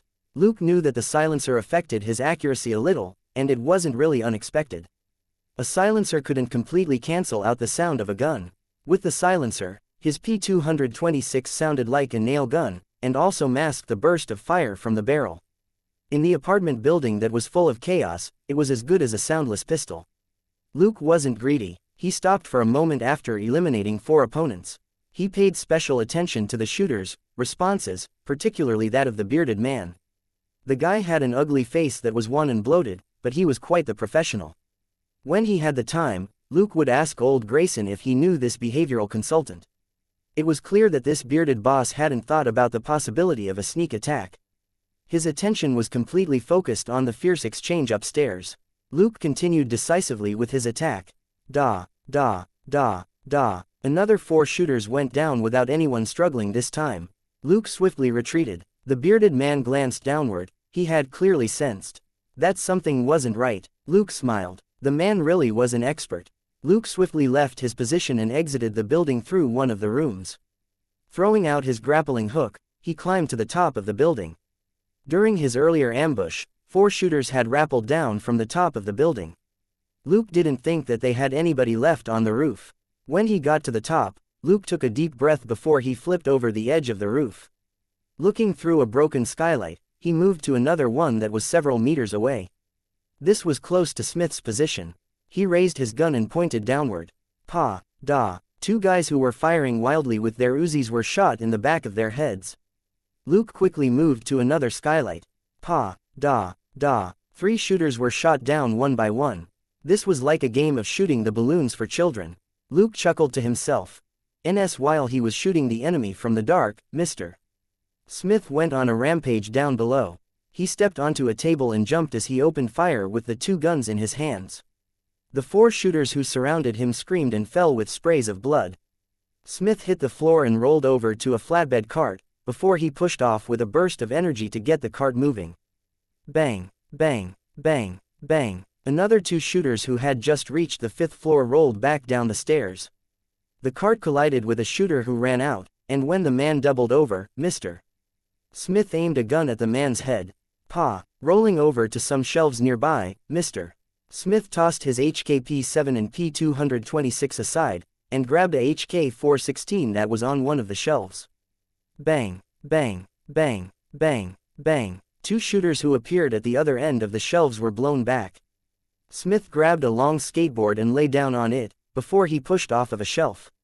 Bang, bang, bang, bang, bang. Sliding through the shooters that surrounded him, Mr. Smith opened fire left and right with his HK-416, and the shooters screamed. By the time he reloaded his gun at the end, the skateboard had already shot out of the shelves section. 10 or so shooters were in a rough circle, but their guns were pointed at the shelves. Lying on the skateboard, Mr. Smith dashed into the ring. Bang, bang, bang, bang, bang. He pushed himself around with his legs and the skateboard drew a huge arc on the floor. Mr. Smith didn't even need to move his gun too much. He just let the skateboard carry him around, and he fired at every shooter that he passed. The shooters all collapsed. Looking down from the skylight, Luke was amazed at Smith's capabilities. He glanced at the stairs again and almost laughed out loud. The bearded boss was already charging downward, followed by 4 of his trusted subordinates, as they fled without hesitation. The last bunch of unfortunate shooters who had reached the 5th floor were picked off one after another by Smith, who was in berserker mode. Smith was roaring to himself, FCK. Do you think you're the only ones with weapons? I also have weapons now. He had been short of money recently, and had had to use his bullets judiciously, so his battle with the shooters last night had been quite unsatisfying. Now that he had acquired a batch of excellent firearms and a tremendous amount of bullets, he was finally able to let loose. Seeing that Mr. Smith was crushing the enemy on his own, Luke simply put his P226 back into his holster. After a while, the gunfire on the 5th floor stopped. Luke was full of admiration. Smith's marksmanship was absolutely first class. A shooter fell every time the HK-416 opened fire, and after only a dozen seconds, all the remaining shooters had been killed. Chapter 341 Genuine Carrot and another Ellsworth. Smith quickly packed up the guns and stuffed them into a long knapsack. These guns were handy and top rate. There was no way he would throw them away. Slinging the knapsack over his shoulder, he suddenly raised his head. There was nothing but the dark sky outside the broken skylight. Frowning, he grabbed Miss Donna, who was holding the baby, and said, "Let's go, we'll check out the bar where that heavy metal band is playing." Miss Donna ran after him. "This is absurd. Oliver is so small, how can he be into rock music?" Smith said, "That may be our only lead." He murmured to himself, "In any case, I've taken $10,000 from that young man, I can't not do anything." On the roof, Luke watched them leave before he jumped off. Half an hour later, 3 black SUVs stopped in front of a rock and roll bar in the Eastern District, and a dozen men in black suits got out. They definitely weren't gangsters. They had the air of professional security guards. Luke whistled a tune. "If you like to gamble, I tell you I'm your man. You win some, lose some, it's still the same to me." It was the same song that could be vaguely heard from the bar. Those men in black suits rushed in, and a moment later, a tall man led a gorgeous woman who was holding a baby out of a side alley, before they entered a hotel that was diagonally opposite the bar. Naturally, it was Mr. Smith and the special therapist Miss Donna. Luke was amused. "Sure enough, you're good. Even professional security guards can't catch you." A few men in black suits ran out and looked around with guns. Someone then cursed, "Damn it, someone killed Philly. Did you see anybody suspicious?" They spoke over the walkie-talkie for a bit, before they returned to the bar in frustration. Luke knew that some of them must have been killed soundlessly by Mr. Smith after they ran into him. But what were those men doing here? As Luke pondered this, he looked at the surveillance feed of the surroundings which he had set up, then suddenly exclaimed, "What the hell?" The men in black suits were moving close to 10 bodies in black body bags out the back door. But one of the bags wasn't zipped up all the way, and a man's head lolled out while the bag was being moved. There wasn't anything strange about the body itself. What was weird was that in his left eye, there seemed to be a carrot. Was it a carrot-shaped toy? Murmuring to himself, Luke adjusted the camera to focus on the carrot. In the end, no matter how he looked at it, it was a genuine carrot. A moment later, a man noticed the exposed head and the carrot. He cursed angrily and zipped up the bag, but in his carelessness, he accidentally broke off the carrot. Luke was lost for words. Was that really a carrot? In no more than 20 minutes, the men in black suits cleaned up everything and drove off. After some thought, Luke went to the back door. He picked up the broken carrot. Observing it carefully for a moment, he exerted some strength, and instantly crushed some of it into powder. Luke chuckled and put the carrot in a plastic bag, before he stored it in his inventory. Returning to the street in front of the bar, he had yet to come out of the side alley, when he saw that a dozen guys in black combat uniforms had surrounded the hotel. Their objective was clear and their movements were swift as they surrounded a room on the 2nd floor. Where were these guys from? Luke was baffled, but the room they had surrounded was where Mr. Smith and Miss Donna were hiding.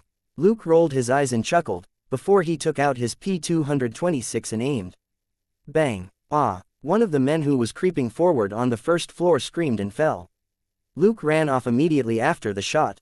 Bang! Bang! Bang! Bang! Bang! Bang! Intense and chaotic gunfire rang out, and a number of the guys in black combat uniforms fell from the 2nd floor, screaming. Some were blown out of the room, and some were killed before they could charge in. Their weapons were quite good, and a few of them were using the expensive MP5K. Regretfully, even the best weapons were nothing when wielded by unworthy users. Mr. Smith in the room, on the other hand, was without doubt an expert gunsman, and he was holding a top-class weapon made by a HK company. Despite their absolute advantage in numbers, the men in black combat suits died one after another at Mr. Smith's hands. In less than 5 minutes, all 8 men were killed. Even the guy who was hiding in the shadows downstairs after being shot in the butt didn't escape death. At that point, another song started playing in the bar opposite. I've got a bad boy and that's all right with me. Is nothing that I can't keep clean. Humming the song, Luke walked past unhurriedly on the opposite side of the road, and waited in the dark. A few minutes later, Smith reappeared with Donna and the baby, before they disappeared around a street corner in the distance. Luke smiled and went up to the room. Surveying the environment, he quickly took photos of the men in black combat uniforms and their gear with his fake phone, before he left. In his car, he took out a laptop from his inventory, transferred over the pictures he had just taken, and had a program start looking for relevant leads.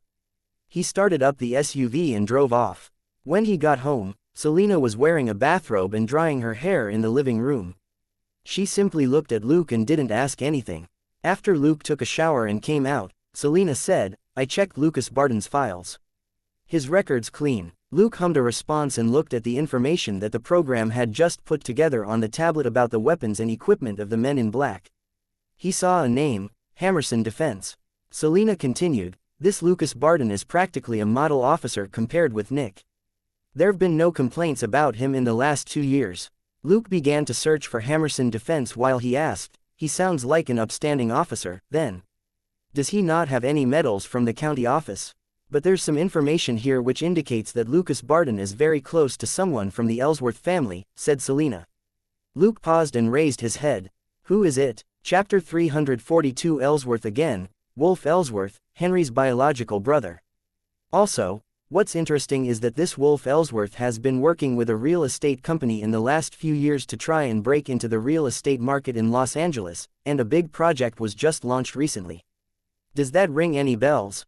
Selena blinked as she looked at Luke. Luke smiled. "As I recall, Wade Davis is in the real estate business in Texas. And he has a pretty big company." Selena gave him a thumbs up. "That big project is managed by a newly established construction company called 3M, which has 2 major shareholders. Wade Davis provides most of the capital and equipment, and has roughly 32% of the shares, while Wolf Ellsworth has about 21% of the shares. The remaining shares are distributed among 8 others, but even the biggest proportion among them is only 11%. So, Wolf Ellsworth is the second largest shareholder in 3M. Luke was deep in thought. With ridicule on her face, Selena said, regretfully, "This new company is looking at possible bankruptcy in recent months."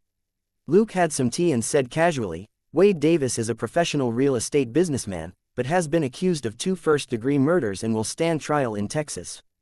Things don't look good for him." Both he and Selena grew up in Texas, so they knew very well what the place was like. Texas was famous for a lot of things, including its criminal justice system, which handed out more death sentences than anywhere else in America. In comparison, California had the death sentence too, but it had already been decades since anyone had been executed. The Southern American states carried out far more executions than the Eastern and Western states, and Texas was a paragon Southern state. No matter how many marches and protests there were, the death sentence had never been abolished. The judges in Texas were ruthless and merciless when handing down the death sentence. It was almost as if they were declaring to the whole country that they dared to do what other people didn't. This was exactly what the Lone Star Republic was like. If Wade Davis stood trial elsewhere, he would be sentenced to life imprisonment at most. After a few years and as long as he had the money, there would always be a way for him to return to the beautiful world out there. Once he was extradited to Texas, however, even if it might be years before he was finally executed, there would be no way for him to get out of prison before then. Wade Davis was the person supplying the project with money and equipment. If he was caught, the project would lose its true patron. The banks certainly wouldn't give the project any more loans, even if the Ellsworth family was involved. After all, business was business. The Ellsworth family's enterprise wasn't in real estate. They weren't experts in the field, and the banks wouldn't bend for them. So, this big project was as doomed as the new 3M construction company. "How are things between Wolf and Henry?" asked Luke. Selena said, "There's no sign of a conflict between the 2 brothers, but they rarely see each other." Luke shrugged. "It seems that they don't share a close brotherly bond." Selena finally asked, "What's the situation with that baby?" Luke thought for a moment, then shook his head. "There's no progress for now. I'll tell you later once things are sorted out. Go to sleep. Selena yawned and returned to her room. Okay, good night. Luke nodded and decided to sleep 2.5 hours tonight. He would treat the additional half an hour like a holiday. The next morning, they drove to the police department after breakfast. Sonia greeted them at the police department. What's the arrangement for today?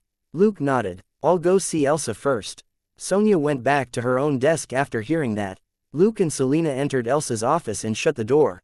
Elsa raised her head. Seeing them, she dropped her pen and asked, "What's up?" Luke got straight to the point. Wolf Ellsworth, Henry Ellsworth's brother, is involved in the Mark Owen case. I thought you should know. Elsa dropped her forehead into her hand. What happened? She had just warned them to be careful on the case with the girl in pajamas, but the Ellsworth family was also involved in the officer's murder. They were a big local family, and things wouldn't be pretty if they were involved in the murder of an officer. While the rich might boss the police around, the police wouldn't let themselves be led around just like that, and couldn't pretend that nothing had happened. If they had killed a Texas Ranger this time, who was to say that they wouldn't kill a Los Angeles officer next time? This definitely wasn't a precedent that could be set. Elsa had already known that something was wrong with the county police, but she hadn't expected the Ellsworth family to be part of this too. Luke told her the basic situation, and Elsa took a deep breath and frowned as she leaned back in her chair. Wolf Ellsworth was really a major suspect in this case. The file showed that the real estate project he was on was worth hundreds of millions of dollars, and tens of millions had already been invested into it. While Wolf was mostly helping out on the project by making use of his social connections, some of the money invested was his as well. If the project succeeded, Wolf wouldn't need to worry about money for the rest of his life. Killing a Texas Ranger wasn't a big deal when so much money was involved. Elsa got up and said, "I'll talk to the boss. You wait here for a bit." She didn't return until almost half an hour later. She closed the door, and even before she sat down, she said, "Keep investigating the case, but just focus on Lucas Barton. Do you understand?" Pondering for a moment, Luke nodded. "Got it." Looking at him, Elsa sighed. "You're really too." She shook her head and waved her hand at them to go. At their own desks, Selena asked in a very low voice, "What was that?" Lucas said, "We'll make it very clear that we're only investigating Lucas Barton. As to who hired him, it's none of our business." Selena frowned. "Is that possible? That Wolf Ellsworth seems to be the mastermind." Chapter 343 Falling Objects. Luke sneered. "Don't think that rich guys are stupid. Wolf would be an idiot to leave behind any evidence that he bribed Lucas Barton, and without evidence, nothing that Lucas Barton says will count. Besides, I don't think Lucas Barton would dare reveal Wolf's name. If Mark Owen can die, so can Lucas Barton." Selena nodded quietly. She had seen for herself how savage the rich could be, back in Wolfkyle. There were always scumbags in this world who had no regard for life. Sonia joined them and noticed their unusual expressions. "Is there a problem?" Luke shook his head. "It's nothing. Have you found anything else?" Sonia said, "I talked to the female officer named Lila yesterday, and she told me something interesting." Luke raised an eyebrow. "Oh, she said that Lucas Barton doesn't like talkative colleagues." Sonia had a complicated look on her face.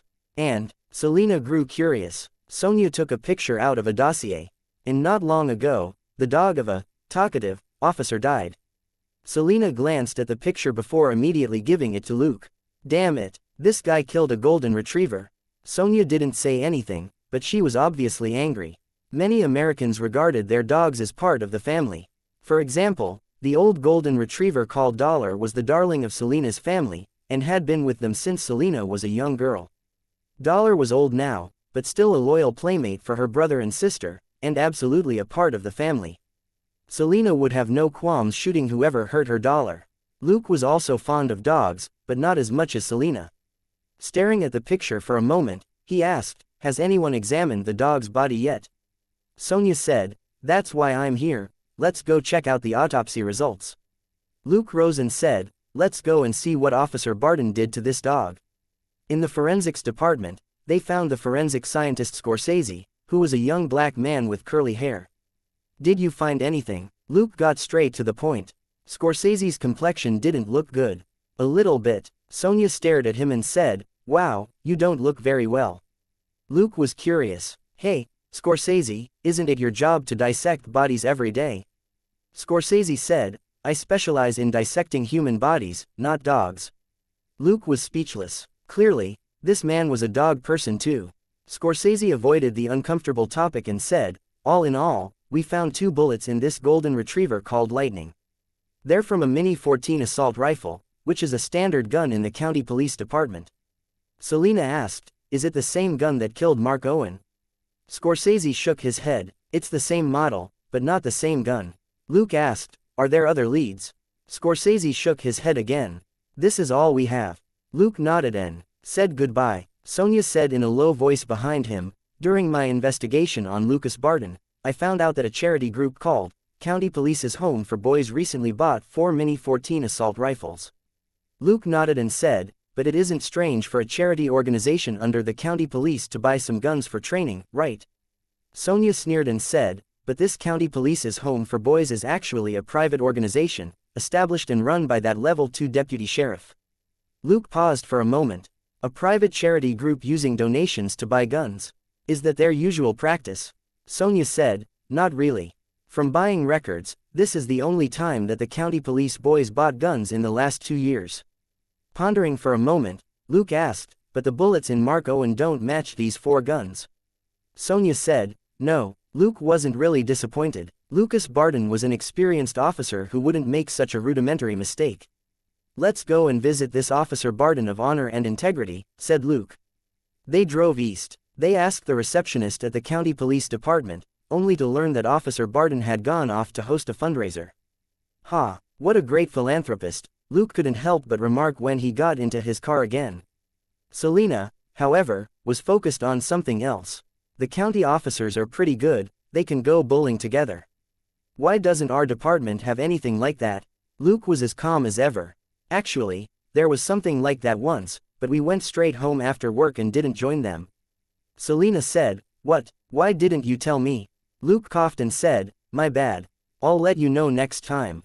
They would be wasting several hours fooling around during a social activity like that, when they could spend the time training. So, Luke had never intended to participate. Selina wasn't really bothered, as her thoughts once again turned to something else. Home for Boys, that name, hee. She glanced at Luke in the driver's seat. Luke shrugged. Every man is a boy who will never grow up.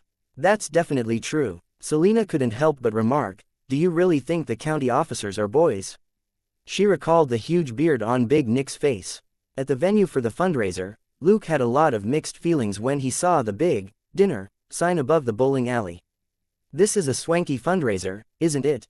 Sonia and Alessandro joined them as well. Sonia said, it looks like the county police has much better benefits than we do. Luke nodded, that's right. Why don't you talk to the boss about getting us more benefits too? You have my full support. Sonia rolled her eyes. Only an idiot would piss off their boss like that. Leading them to the bowling alley, Luke said, don't look like that. If the boss is reluctant, I can personally invite all the colleagues in our division to, boom. A huge noise interrupted him. Luke turned his head, only to see something land on a nearby car. His face changed as he looked up at the sky. Holy sh*t. He couldn't help cursing. Don't run about, stay together. There were several black dots in the sky that were falling rapidly, and they crashed nearby with loud bangs. Chapter 344 Old Acquaintances. The black dots got bigger as they fell, and 4 of them hit the empty ground around the bowling alley, while 3 of them smashed into it. Luke smelled an intense stench of blood. He quickly ran back to his car and took out a pair of binoculars before he looked at the sky. What the hell? He was dumbfounded by what he saw despite his usual calm. Several more objects were still falling from the sky, but had already passed over Luke's group. But that wasn't important. The important thing was that, with the binoculars and his acute dynamic vision, Luke had seen Mr. Smith's face. Even wilder was that the guy and 4 men in black suits were shooting at each other in freefall and had yet to open their parachutes. Luke finally realized what was going on when he looked at the 2 bodies that had just fallen. Mr. Smith was somehow engaged in an air battle with those men in suits. The 10 or so bodies that he had caused to fall from the sky left quite a few huge holes in the bowling alley. Mr. Smith, I think only Detective John can compete with you in terms of crazy. Luke was utterly stupefied. He would never do anything like this. This was playing with your life. If the battle grew too heated and he opened his parachute too late, he would be smashed to pieces on the ground. Elementary self-healing wouldn't save him from that. Swallowing hard, Luke thought for a moment, before telling Sonia to wait here. He and Selina drove the car in the direction that Smith had landed. Mr. Smith opened his parachute in the end, but Luke had to find out if he had survived the landing. Suddenly, Luke raised his head, only to see a few more parachutes in the sky. Looking at them through his binoculars, he was instantly amused. Hey, they're all old acquaintances. The guys landing from the sky were none other than the bearded man who called himself a behavioral consultant as well as his trusted subordinates. Luke hit the gas pedal and sped toward the abandoned factory where they landed. He snuck into the factory after the bearded man and his man entered, leaving Selina in the car to keep an eye on the surroundings. In the factory, Smith was struggling on the ground as he gasped, "You again?" The bearded man gave an ugly grin. "That's right, Smith. How are you going to escape this time?" Smith coughed and didn't say anything else. He had been shot in the shoulder, and he had broken several ribs during the landing. He had also dropped his gun. He was at the end of his rope now. Luke didn't step forward, and merely watched in silence. The bearded man obviously wasn't going to kill Smith immediately. He was like a cat toying with a mouse. "Smith, tell me where the woman and the baby are, and I'll give you a quick death," he said with a creepy smile. Smith spat a mouthful of blood and saliva at him. The bearded man had seen it coming, and avoided it. What a tough guy. "So, let's talk somewhere else. We have a lot of time, don't we, Smith?" He then had his subordinates tie Smith up. 20 minutes later, 2 black SUVs arrived and picked up the bearded man as well as Smith. Luke returned to his own car and chased after them. Selina asked, "What's going on?" Luke thought for a moment, but still shook his head. "Pretend you don't know. I'm also an outsider here, so it's safest to know nothing." He had checked the bodies of the men in suits who fell from the sky earlier. While their bodies were mangled, their clothes and equipment all suggested that they were well trained and very rich. Or rather, that their employer was very rich. The 50 shooters who attacked Smith last time were almost beggars compared with these guys in suits. Only the men in black combat uniforms who had been killed in the small hotel were on the same level. A boss who could afford a team like this couldn't be ordinary. Or rather, a boss who needed a team like this couldn't be ordinary. For example, Jennifer Perry could afford a team like this as a big celebrity, but she didn't need this sort of advanced equipment. This was a team more geared toward killing rather than protecting. Luke had made up his mind to stay out of the matter, at least on the surface. Smith seemed to be a bigger troublemaker than he thought. He didn't know why the guys in suits were so bent on hunting him down. From what Luke could tell, the guys in suits and the bearded man clearly weren't on the same side. So, Mr. Smith had pissed off 2 tricky forces at the same time. Selina didn't ask any more questions after getting an answer. She wasn't as good at acting as Luke was, and ignorance was the best cover. Driving east for another 20 minutes, Luke stopped the car and said, "Drive the car back and tell Sonia to return to the police department." Selina nodded and drove off after Luke got out. Luke broke into an abandoned building next to the alley where he had stopped the car. A moment later, he climbed out of another window in a black mask, gloves and a hoodie. He then approached a factory 200 meters away. He turned on the electronic detection function on his fake phone. He didn't think that there were any cameras around, but it never hurt to be cautious. With his grappling hook, Luke climbed nimbly up to a broken skylight. He fixed a camera at an angle before stealthily slipping away. Looking at the feed on his fake phone, he went around the factory and then eventually climbed up the side of one wall. Entering through a wide gap between the top of the building and the wall, Luke slowly made his way through the mess of abandoned machines as he approached the group at the entrance. Gloating, the bearded man said, "Some people are smart and some are idiots. Who's the winner now, Mr. Smith?" Smith looked at him and said, "Your boss Hammerson's plan is screwed. Henry Ellsworth is dead. You can't threaten him with the baby anymore. Also, everyone will see his death as the doing of weapon dealers like you, and his gun control plan will receive even more sympathy and support." Chapter 345 Rescuing Knight Smith. The bearded man burst out laughing. "Smith, do you really think that I was hired by just Hammerson Defense?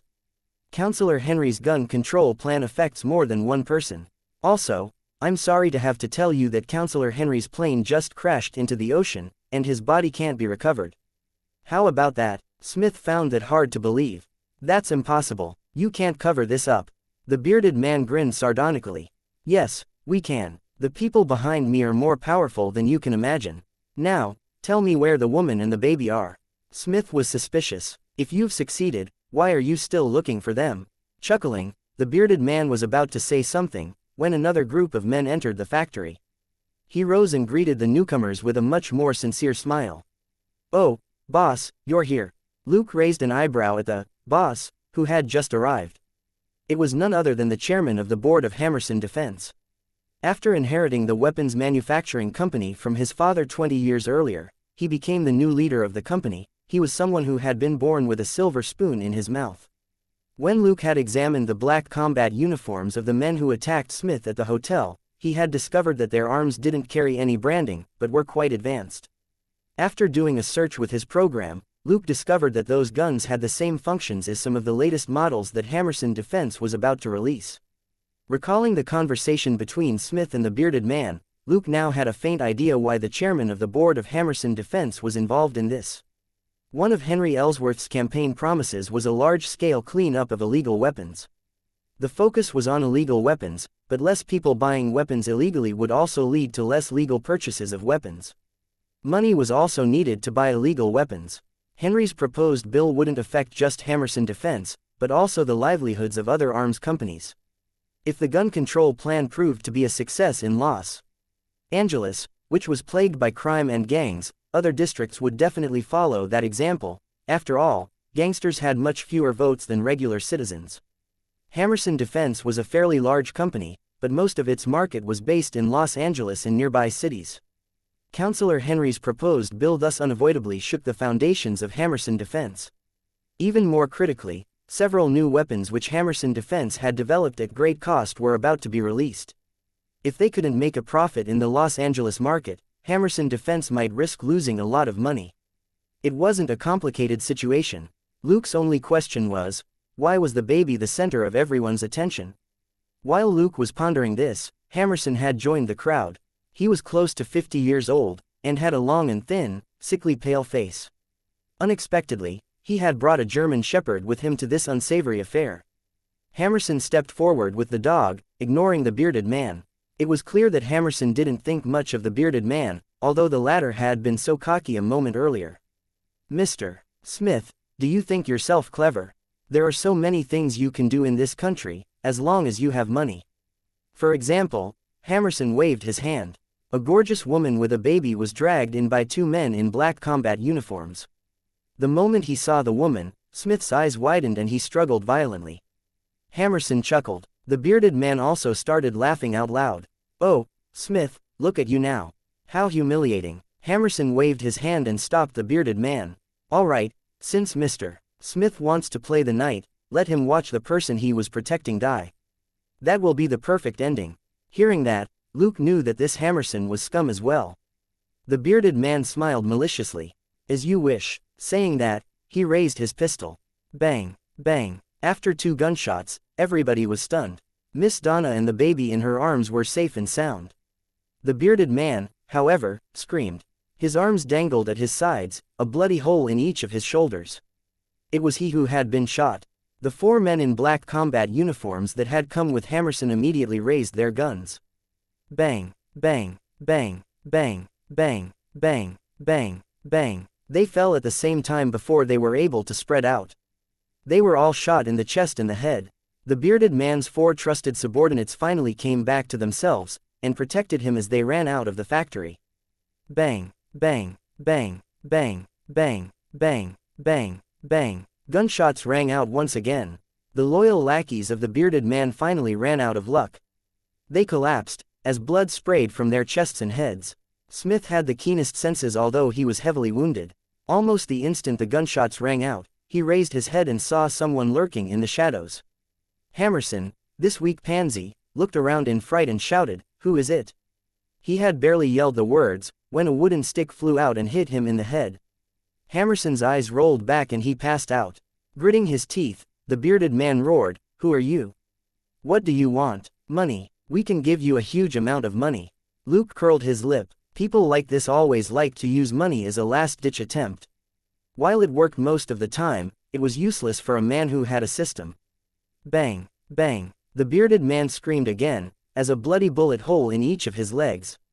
Smith didn't say anything. He simply stared at the person high up in the shadows, his eyes flashing under his gaze. The person unhurriedly reloaded his gun and then casually tossed the Glock down to him. Narrowing his eyes, Smith said to Donna, who was still stunned, "Come here and untie me."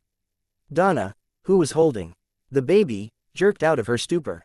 She looked around and took a dagger from one of the men who had just fallen. Less than a minute later, Smith got up. Rubbing his numb arms and legs, he asked, "What do you want?" The person didn't speak. He merely pointed at the bearded man and the unconscious Hammerson, before he drew a finger across his throat. Chapter 346 Mr. Smith's Rescue and Gratitude. Smith lowered his head and stared at the Glock on the ground in silence. Suddenly, he picked it up and raised the gun. The bearded man roared, "No, you can't!" Bang! Bang! The bearded man's expression froze as 2 bullet holes appeared in his forehead. Smith didn't even bother to look at him. He moved his gun to the side. Bang! Bang! 2 holes appeared in the forehead of the unconscious Hammerson on the ground. Lowering the gun, Smith was breathing hard as he looked at the person in the shadows. What now? When he asked the question, his finger trembled on the trigger. He was ready to attack if necessary. The person in the shadows seemed to chuckle and also clapped his hands soundlessly, as if applauding Smith's decisiveness. Then, the person unslung a black travel bag from over his shoulder. Throwing the black travel bag down to Smith, the person in the shadows quietly retreated into the darkness. Frowning at the spot where the person had vanished, Smith opened the black travel bag after a brief hesitation, only to see rolls of euro and dollar bills. After a quick check, he confirmed that the cash wasn't new and was fine to use. Taking a deep breath, he zipped up the travel bag and gave it to Donna. "Let's get out of here." Donna was surprised. She looked at the bodies all over the ground, then hurriedly accepted the bag and helped Smith out of the factory. Smith said, "We'll take this car. Drive Hammerson's car into the factory, then find something to lock the entrance." Donna immediately understood. Hammerson was a rich man and his car was very eye-catching. Gangsters like the bearded man, on the other hand, definitely didn't use cars registered under their own names, so they wouldn't be easy to track. Secondly, this was an abandoned factory. As long as the entrance was locked, nobody would notice the cars that were inside for months, or even years. Donna helped Smith into the car, then gave him the baby. "You can keep Oliver company first. It seems that he missed you." Smith lowered his head with a smile. The face of the baby in his arms wrinkled with an aggrieved look, as if it would start crying at any moment. Smith said softly, "Hey, we'll find a quiet and beautiful place soon, and start a new life. Nobody will hurt you anymore, Oliver." The baby burst into tears despite the soothing, but Smith's smile didn't dim at all. This was the cry of life. He was alive, Donna was alive, and even little Oliver was alive. There were hundreds of thousands of dollars in the bag, enough for them to hide somewhere for years. Rocking little Oliver in his arms, Smith's mood was complicated when he recalled the stranger just now and how the man had tossed him the bag of cash. A German shepherd suddenly jumped out of the factory. It was none other than the dog which Hammerson had brought with him.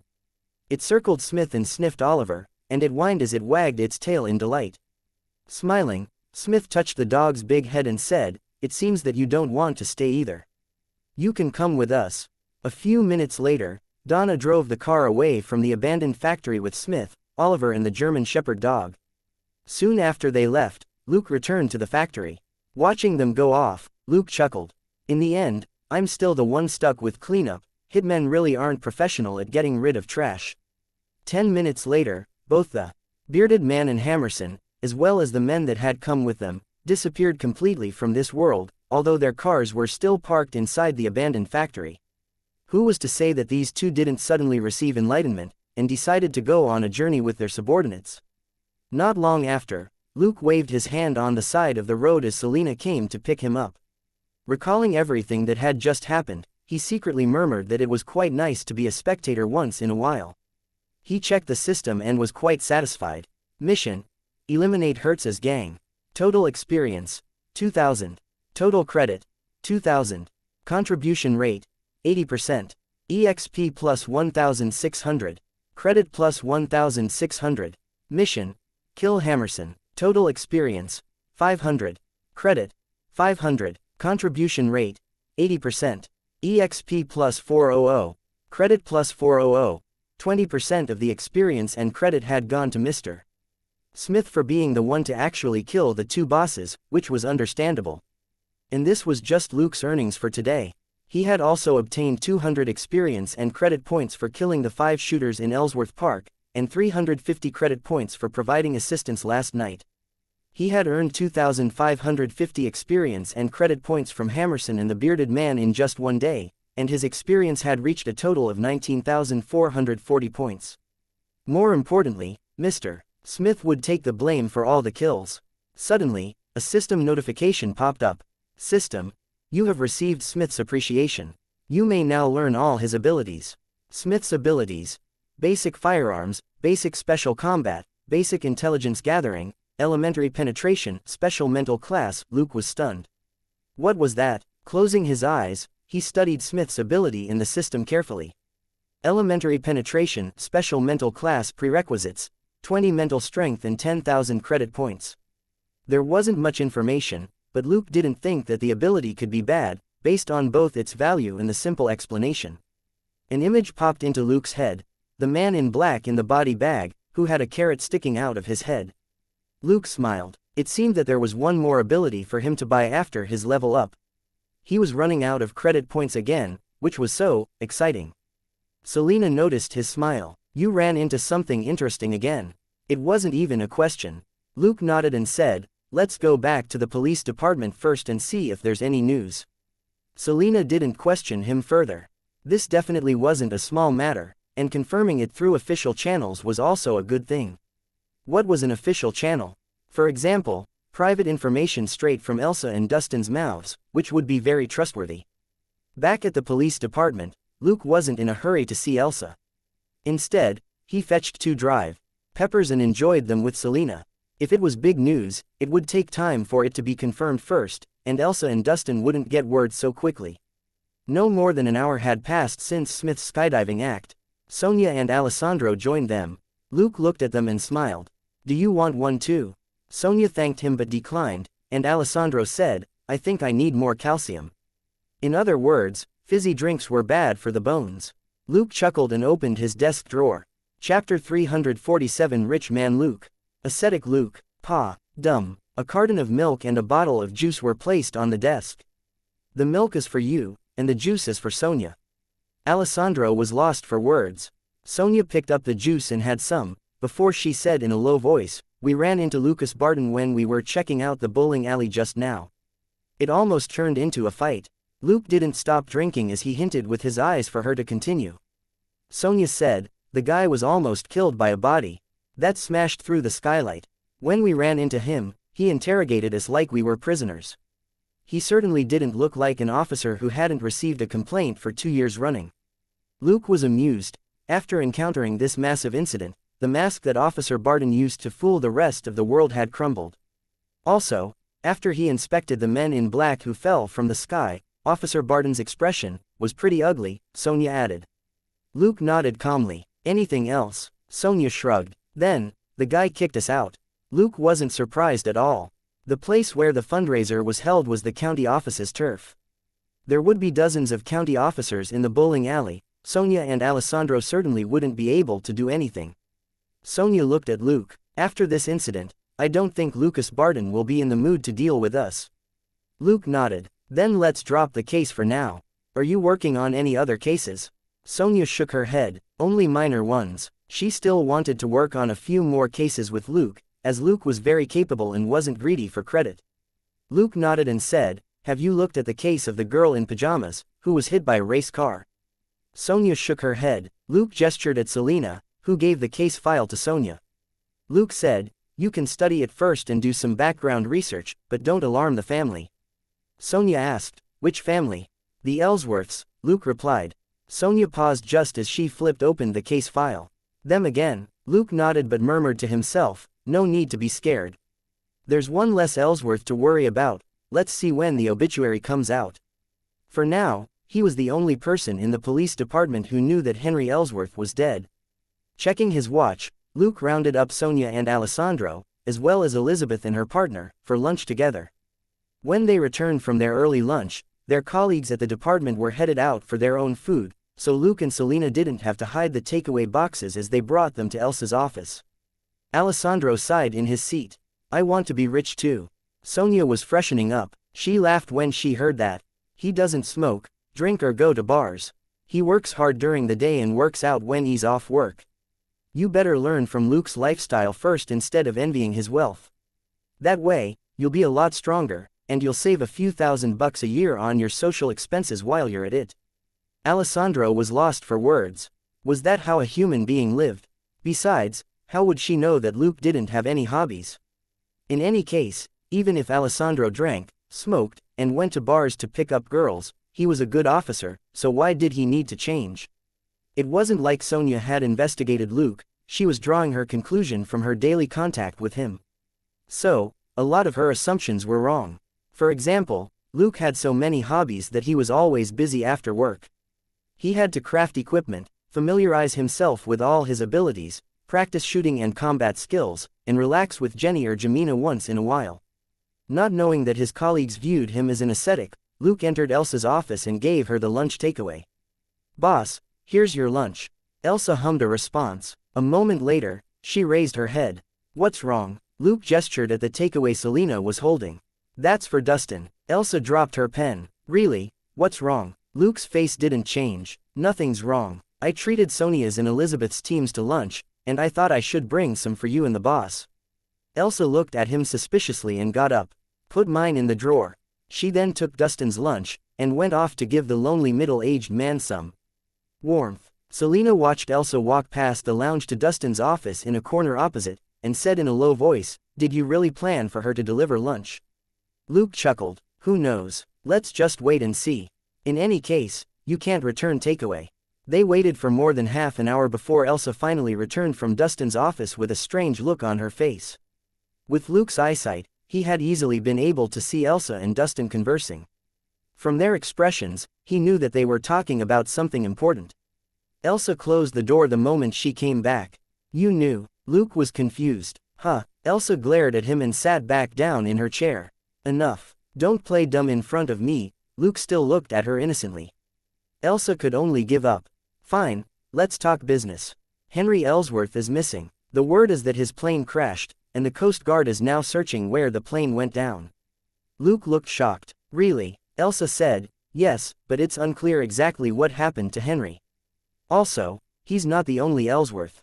Don't do anything reckless. Luke nodded solemnly. Elsa, however, found his attitude unusual, and stressed again, I mean it. Don't do anything stupid, okay? Old Ellsworth isn't dead yet. Henry is just a rookie compared with him. This time, Luke and Selena nodded at the same time. Got it, boss. Lost for words, Elsa waved her hand and said, okay, get the hell out of here. If you're free, look into this case. She threw a case file at them. Luke picked up the case file and said, all right, boss. Not a problem, boss. Elsa frowned and muttered in a low voice, why do I always feel like this guy is up to something? Am I being too sensitive? A moment later, she dropped it.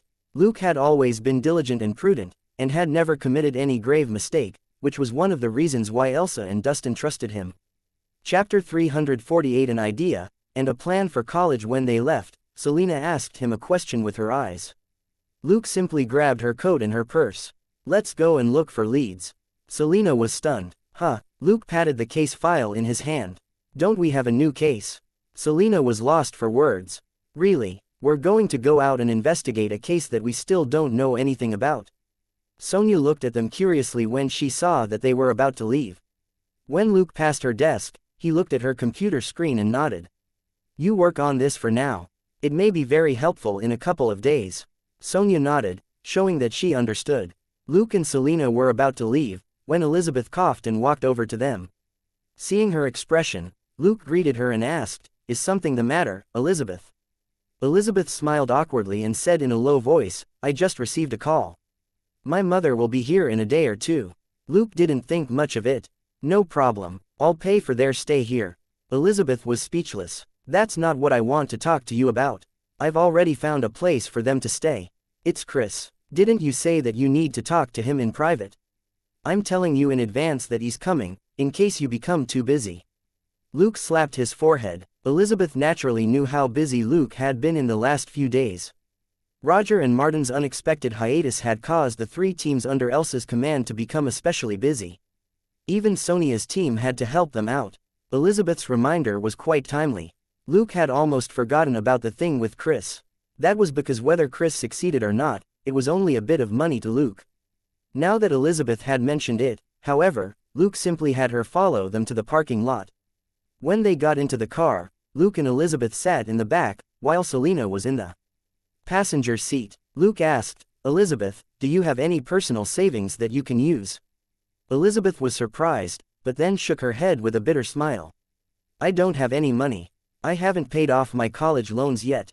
Luke got it. It wasn't easy to get into a good college in America. The tuition fees alone could be over $100,000. Elizabeth was born and raised in a small town, and her mother wasn't rich. So, it was inevitable that she would have a huge college debt. Furthermore, most college graduates earned much less than even blue-collar workers in the first years after starting work. This was another invisible chasm which enabled the children of the rich to maintain their excellence and forced the children of the poor to remain as ordinary workers. Some rich kids could be depraved and useless, and some poor kids could be extraordinarily talented geniuses. But money demolished all odds, and a rich kid had a much higher chance of making something of themselves. It was one of the reasons why the rich stayed rich and the poor remained poor. Luke thought for a moment, then said, "How about this?" He put forward his idea, and Elizabeth and Selena both looked at him in bewilderment. A moment later, Elizabeth couldn't help but ask, "Why would you do this?" Luke coughed and said, "Because I think very highly of you." Both girls gave him strange looks after he said that. Seeing their expressions, Luke raised his hands helplessly and apologized. "Fine, that came out a little wrong. To put it simply, if this works out, you'll have contributed to it, but since we're colleagues, I can only compensate you in a roundabout way." Elizabeth shook her head again. "You saved my family. That's a favor that I must return." "So?" Luke chuckled and interrupted her. "Don't. I have my own ideas on the matter. You only need to try your best to get it done, got it?" Elizabeth hesitated for a long moment, but eventually gave in under Luke's gaze. "Okay, but I can't promise that I'll succeed." Luke got out of the car. "It'll be best if you do. I trust Samantha more than I trust Chris." Elizabeth was surprised. What? How was this related to Chris? Since Luke had gotten out, however, it was a clear sign that the conversation was over. She could only get out and watch Luke take the driver's seat, before he waved goodbye at her and drove off. Frowning, Elizabeth slowly walked back to the office. Her mind whirled with thoughts. She went over everything that Luke had said from the beginning to the end. Then, she remembered something that Luke mentioned at the end. "Is it about that mine?" She subconsciously shut up. As Luke said, this was a sensitive matter, and it was best if she didn't say anything about it unless it was necessary. Her mind in a mess, she entered the office as if she were sleepwalking. In the car, Selena glanced at Luke. "What's on your mind, exactly?" "Eyes on the road," Luke said casually. "The cooperation with Chris will be part of the company's business." "What do you think?" When Selena finally caught on, her mouth dropped open and she pointed at herself. "Are you saying that I have a share in this too?"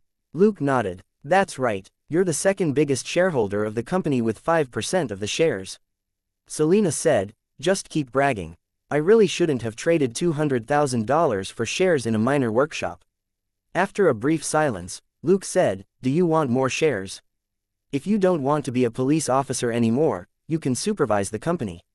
Selena was confused. "In what way?" Luke said, "It's like the internal affairs division in the police department, and it investigates company members." Selena shook her head in disdain. "People will hate me for doing that. You can keep your shares. I'm not interested." Luke hummed a response and said, "That's fine too." "Right, I asked Jenny to look for a few colleges for part-time study, and which you can graduate from easily. Why don't you sign up for one of them?" Selena pulled a long face. "Really, I still have to train." Luke chuckled and slowly stopped the car, before he whispered something in Selena's ear. She exclaimed, "You can really do that?" Luke nodded. "Yes, but that's between us, all right. We'll be in serious trouble if anybody else finds out." Selena chuckled and kissed his cheek. "Thank you, darling, you're really considerate. Why didn't I meet you in high school?"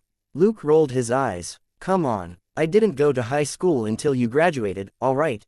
At home, Selena went to train, while Luke gave Bobby a call to make arrangements for the visitors. Chapter 349 The truth about the baby business was business. Since he was going to negotiate with Chris in his company's name, it would be best to do it through official channels. After that, he called Jenny to say that the two of them had to discuss the future development of the company that night. Jenny pooh-poohed at him over the phone, before she hung up, giggling. Luke scratched his head. I'm being serious here. What's with this attitude? I'm going to show you the fury of a CEO tonight. After he did all that, Luke began to make dinner. They had gotten off work early, and he had more time today. More importantly, until he could determine what Mr. Smith had done, it was best to lie low.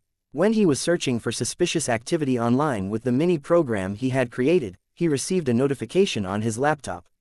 Looking at the notification, Luke opened a forum message. After decoding the message, Luke was lost for words. Mr. Smith was truly a lunatic. The information which Smith sent to the contact number which Luke had left him had been encrypted and forwarded online as a nonsensical post on a major forum.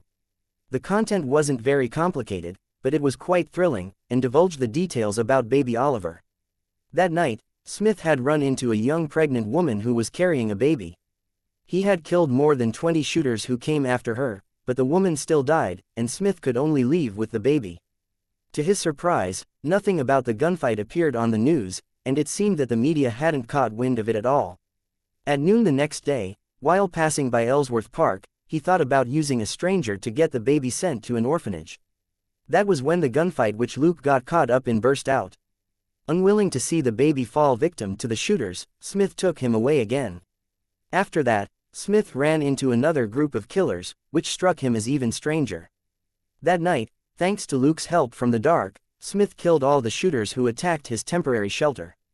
Following a lead, he went to the second floor of the rock and roll bar, only to discover that it was a secret surrogacy clinic, and that many men and women had died there. The pregnant woman whom he had tried to save was precisely a survivor from this place.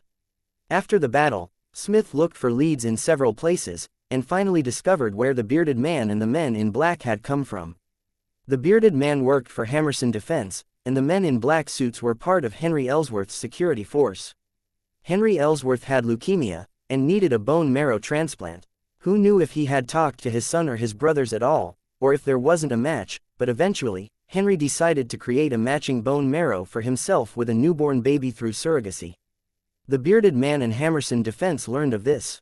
They wanted Henry to die, so they attacked the rock and roll bar, and killed the women and security guards there. Henry Ellsworth's condition might deteriorate at any point, and his only hope was the baby. Smith reached out to him, and boarded the counselor's private plane. But after the plane took off, he discovered that Henry Ellsworth had reached a compromise with Hammerson and sold Smith out. Smith could only counterattack. He grabbed Henry, and shot the counselor in the end, before he jumped out of the private plane. That was the reason for the falling bodies over the bowling alley. Luke sucked in a sharp breath of air when he read this. Smith seemed even tougher than Detective John. Detective John was brutal when it came to robbers, but Smith wasn't the least bit lenient even when it came to big shots. If it were Luke, he wouldn't be so unbending. He was an upstanding detective, after all, and if he ran into a big shot like Henry, he would definitely change his face first before he killed the man. Luke rejoiced that it was Mr. Smith and not him who had clashed with Henry Ellsworth, Hammerson and the bearded man. Hammerson and the bearded man had also disappeared from the face of the earth. As a super assassin with all that cash, Mr. Smith could hide anywhere in the world without needing to show his face for years. As Luke sipped his tea and occasionally checked the meat on the grill, he went over everything repeatedly in his mind to ensure that he hadn't left any traces behind. He was finally sure that he hadn't. The bag of cash was from Taha's safe back in Paris, which couldn't be tied back to Luke. The guns he had given Smith were from Damon and his daughter, and had always been stashed in that basement. He had also personally modified the Glock which he had tossed to Smith at the end, and there were no records of it. The card that Smith had gotten was one of Luke's secret backup contacts. There was nothing but a number on it. It seemed like he had taken the card out of his pocket, but he had actually extracted it from his inventory. He had even been wearing gloves when he tossed Smith the card. The truly big issue was that Smith had killed Henry Ellsworth. However, Luke had been standing in front of the bowling alley with his colleagues when Henry's plane crashed. So, all was right with the world. Reaching that conclusion, Luke called out with a smile, "Selena, try the roast meat." Selena had just finished her shower. She came out in her bathrobe. She cut a slice of the meat and tasted it, then nodded. "It tastes fine, but it could do with a bit more time on the grill." She then took off the bathrobe to reveal the bikini she was wearing underneath, and jumped into their big bathtub in the backyard. She had a lot of training to do that night, so she had to seize the chance to soak in the sun. At 4 in the afternoon, Elsa called Luke, "Where are you?" Adjusted his mindset, Luke made himself sound exhausted. "I just got home from working a case." Elsa said, "Wait for me at home. I've got something for you." Luke, "What?" Elsa said, "Why do I feel that you suddenly sound a lot more energetic?" Luke immediately lowered his voice. "No, I was just a little surprised." Elsa snorted and said, "Whatever. There's something I need to talk to you about face to face." Luke put his phone down and scratched his head. Why did Elsa suddenly want to come over? Although she knew his address, she had never visited him. In her own words, there was no need for her to visit him when they saw each other at work every day. Luke thought that made sense. After all, his boss hardly spent time at home, except to sleep. Chapter 350 Elsa's Visit, and a constant reminder. Luke told Selena that Elsa was coming, and she didn't show any surprise. The glutton's words were, "Cool. In any case, you've roasted a lot of meat today." Luke was lost for words. Does this have to do with food? Can you be more serious? Whatever. For this person, food was an extremely serious matter. Half an hour later, he welcomed Elsa into the backyard. Elsa's eyes were full of envy when she looked at Selena. She asked Luke, "Is she like this every day after work?" Luke thought for a moment and shook his head. "No, if the weather's good, she's like this maybe twice a week." Elsa rolled her eyes. Los Angeles seldom had bad weather. It was more than easy to enjoy the sun in the big bathtub twice a week. Selena, however, grinned and greeted Elsa from the big bathtub. "Boss, do you want to join me? This bathtub has temperature control and a massage function, and can really soothe muscle fatigue." Elsa asked, "Really?" But then she glanced at Luke. She had to maintain the dignity of a leader, as if Luke used to be her partner, and she and Selena were now very close as well. Both of them were straightforward and outspoken, and weren't wishy-washy at all. "I didn't bring a swimsuit," said Elsa. Selena got out and put on a big bathrobe before she pulled Elsa into the house. "I bought a few new swimsuits which I haven't worn yet.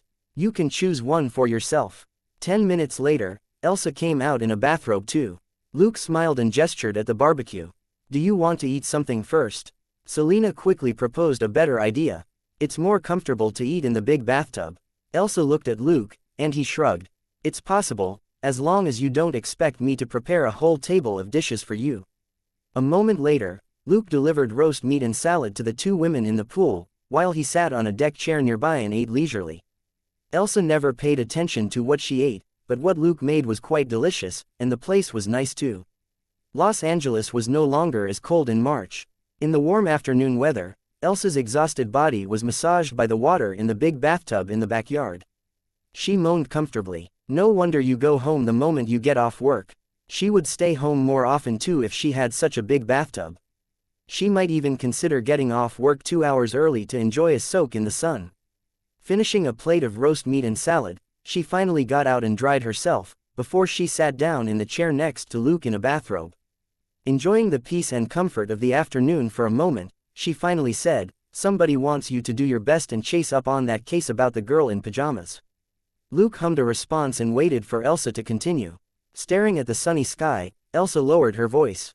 "That's an order from the director." But Luke sipped leisurely on his tea and listened on. Elsa was suddenly amused. It seemed that she was even more anxious than Luke was. She relaxed slightly and leaned back in the chair. "But the boss and I think that you should only pretend to work on the case, because we might not be able to protect you if anything happens." Luke smiled. "Got it, it's all about acting." Elsa gazed at him, then nodded. "Just keep it to yourself. Don't work too hard." Luke nodded and poured her a cup of juice. "Thank you." Elsa had a mouthful of the juice and closed the parasol above her head. "Selena, come here and put sunblock on me. It's been a while since I've sunbathed." Selena got out and went to help her. Luke sipped the tea and considered what Elsa had just said. It seemed that Henry's disappearance alongside his plane had been confirmed, and someone was trying to cause trouble through Director Brad. However, everybody was selfish. Dustin was Director Brad's trusted subordinate, not his puppet. What could Dustin get from taking down the Ellsworth family? Could he be promoted to director? Furthermore, as a family that was over 100 years old, the Ellsworths couldn't fall so easily. When the Ellsworth family counterattacked, it might be very hard to deal with the big forces, but it would be more than easy for them to deal with a few petty police officers. As long as they were willing to fork out the money, they could easily set Luke up and have him trapped in an investigation by the Internal Affairs Division. The Ellsworth family had a lot of connections in the police department, including the Internal Affairs Division. Director Brad would protect Dustin, but he might be unwilling to try his best for Elsa and Luke. However, for Dustin, Elsa and Luke were subordinates that he had to do his best to protect. If he didn't have these capable detectives, his performance as the leader of the Major Crimes Division would be a poor one. Of course, if Dustin were in Director Brad's position, he might think differently. For Luke, the whole thing was very simple. He could investigate the case, or drop it. Nobody could force him to do anything. Not just Dustin, even Director Brad couldn't threaten him now. Director Brad couldn't fire or demote Luke, because it was Tony Stark who had sent Luke here. Nobody dared to give Luke a hard time without good reason. Besides, Luke was very rich. He had declared his gain of $2 million from Las Vegas. It was unrealistic to threaten a young man who had more than $3 million with a dangerous job that made no more than $100,000 a year. Dustin and Elsa were also well aware of that, which was all the more reason why they would rather that Luke stay away. If anything happened, Luke could retire and still be rich. If he wanted to be an officer, he could go to the FBI or return to Houston. If that happened, Dustin and Elsa would gain nothing and instead lose a capable subordinate. Luke considered all these things while he checked the barbecue and read the file. Elsa relaxed and enjoyed herself in the comfortable environment and with Selena's company. She didn't leave until after dinner. Before she left, she reminded Luke again when Luke saw her off, "Remember, don't work too hard on it. This isn't a regular case, and is just a power struggle between the rich. If we get involved, we'll just be cannon fodder whose lives nobody cares about." Chapter 351. Going through the motions at the party palace. Luke nodded with a smile and put a big bag of food in her car. "Got it. If you're really worried, why don't you arrange a simpler case for me?" Elsa seemed to seriously consider it. "That does make sense. I'll see if there are any suitable cases to keep you away from this one." Luke was lost for words. A moment later, he finally said, "There's no need to rush. I have to investigate this case for a few days since this is an order from the top, otherwise the director won't be happy." Elsa realized that was true. She nodded and got into her car. "Okay, tomorrow. Don't come in too early." Luke waved goodbye and saw her off. He shook his head and entered the house after Elsa's car disappeared around a corner. It had to be a really big deal this time, since Elsa wasn't the sort of person to flinch at just anything. Until he figured out the situation, he wouldn't take any further action. After seeing Elsa off and reminding Selena to finish her training, he left in his car as well.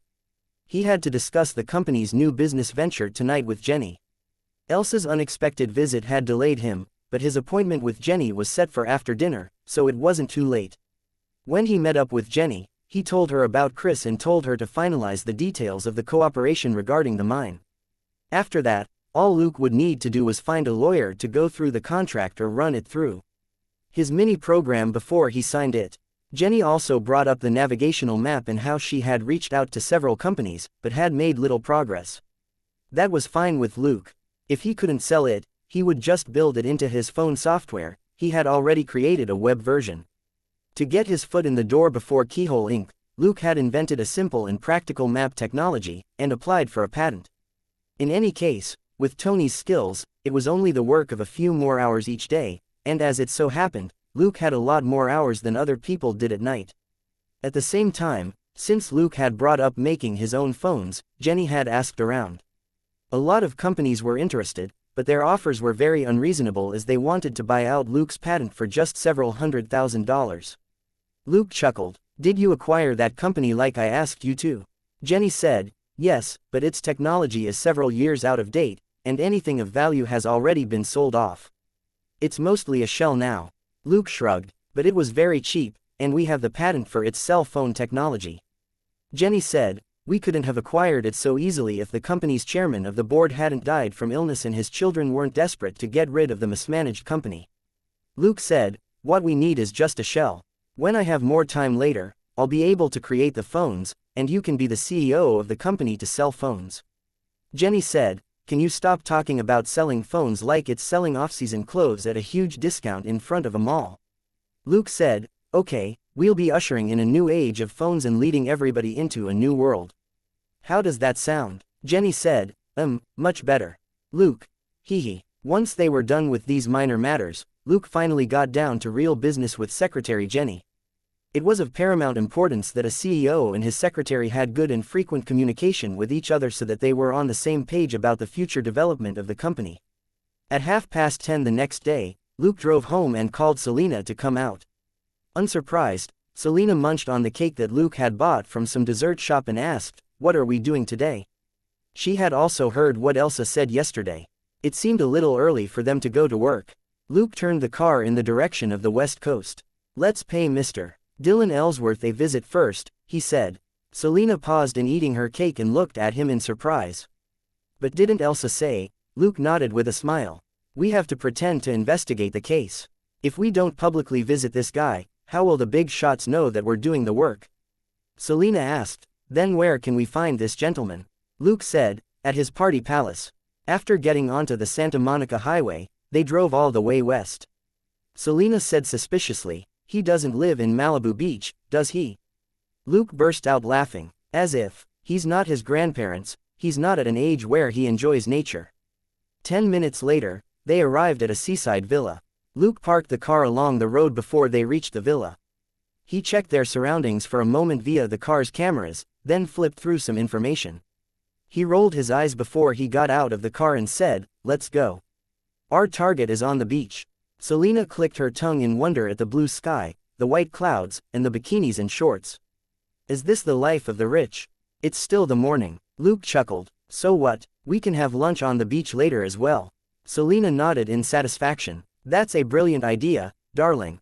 You should come up with more creative suggestions like this in the future.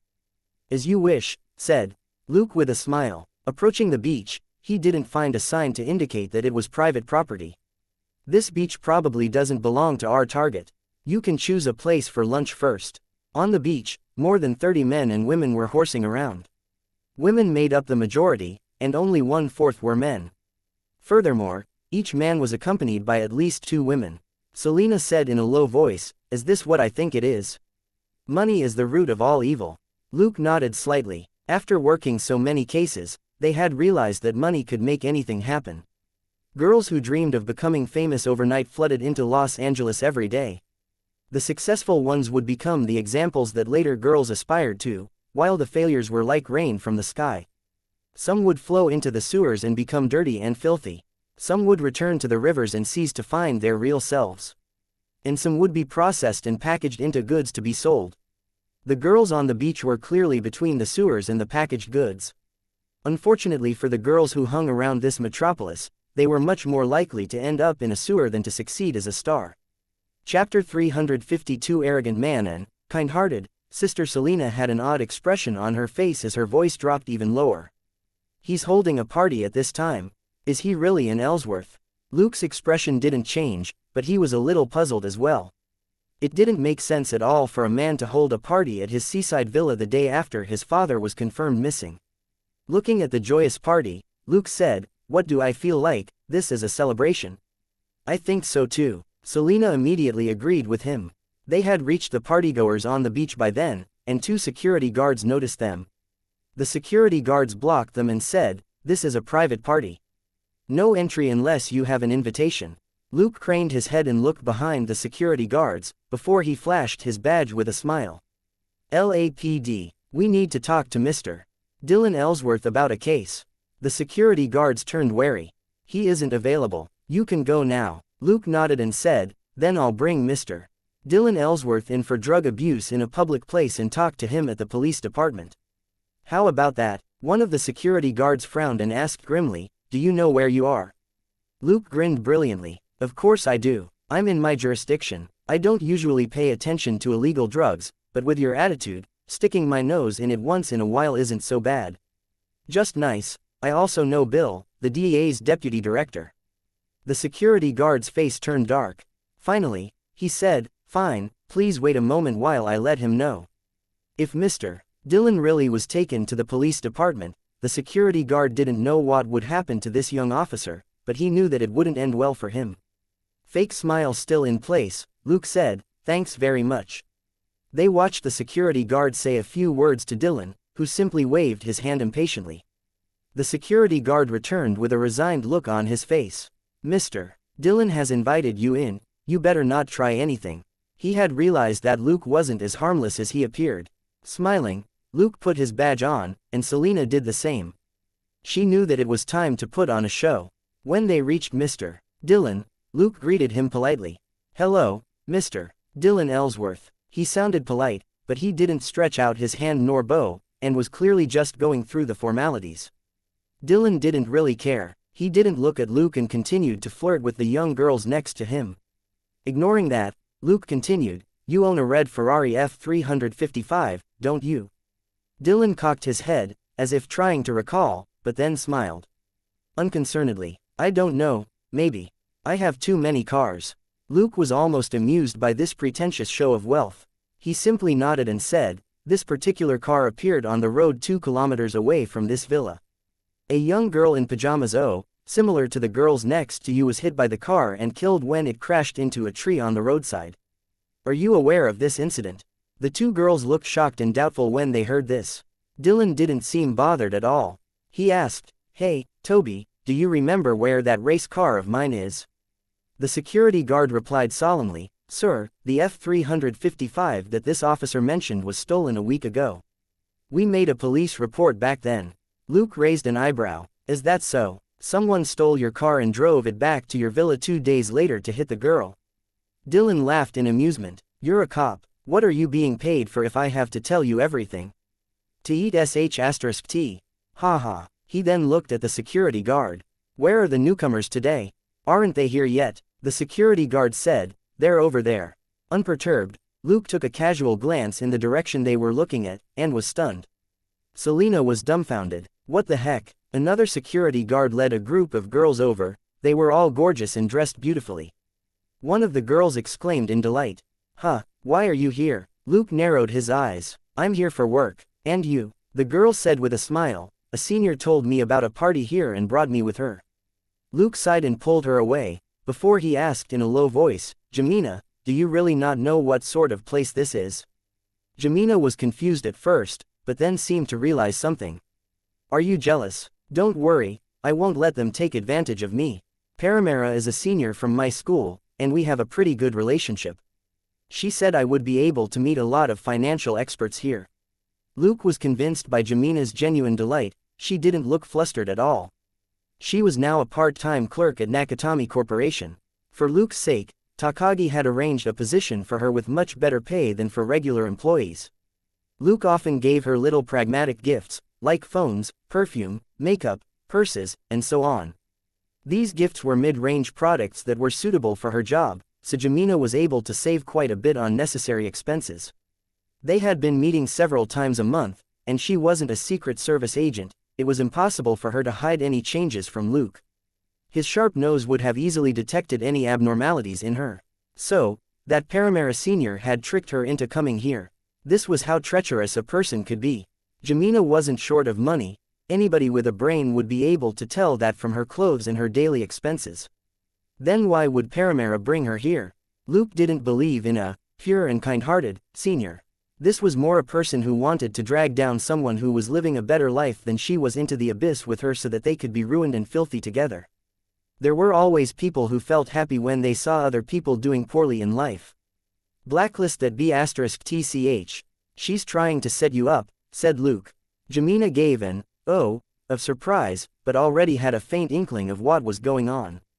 Actually, as soon as she had arrived at the beach, she had noticed that something wasn't right. Chapter 353 Public Arrest and a Deliberate Performance. Jamina would have left immediately if she hadn't come with her friends. Dillon got up and walked over to them.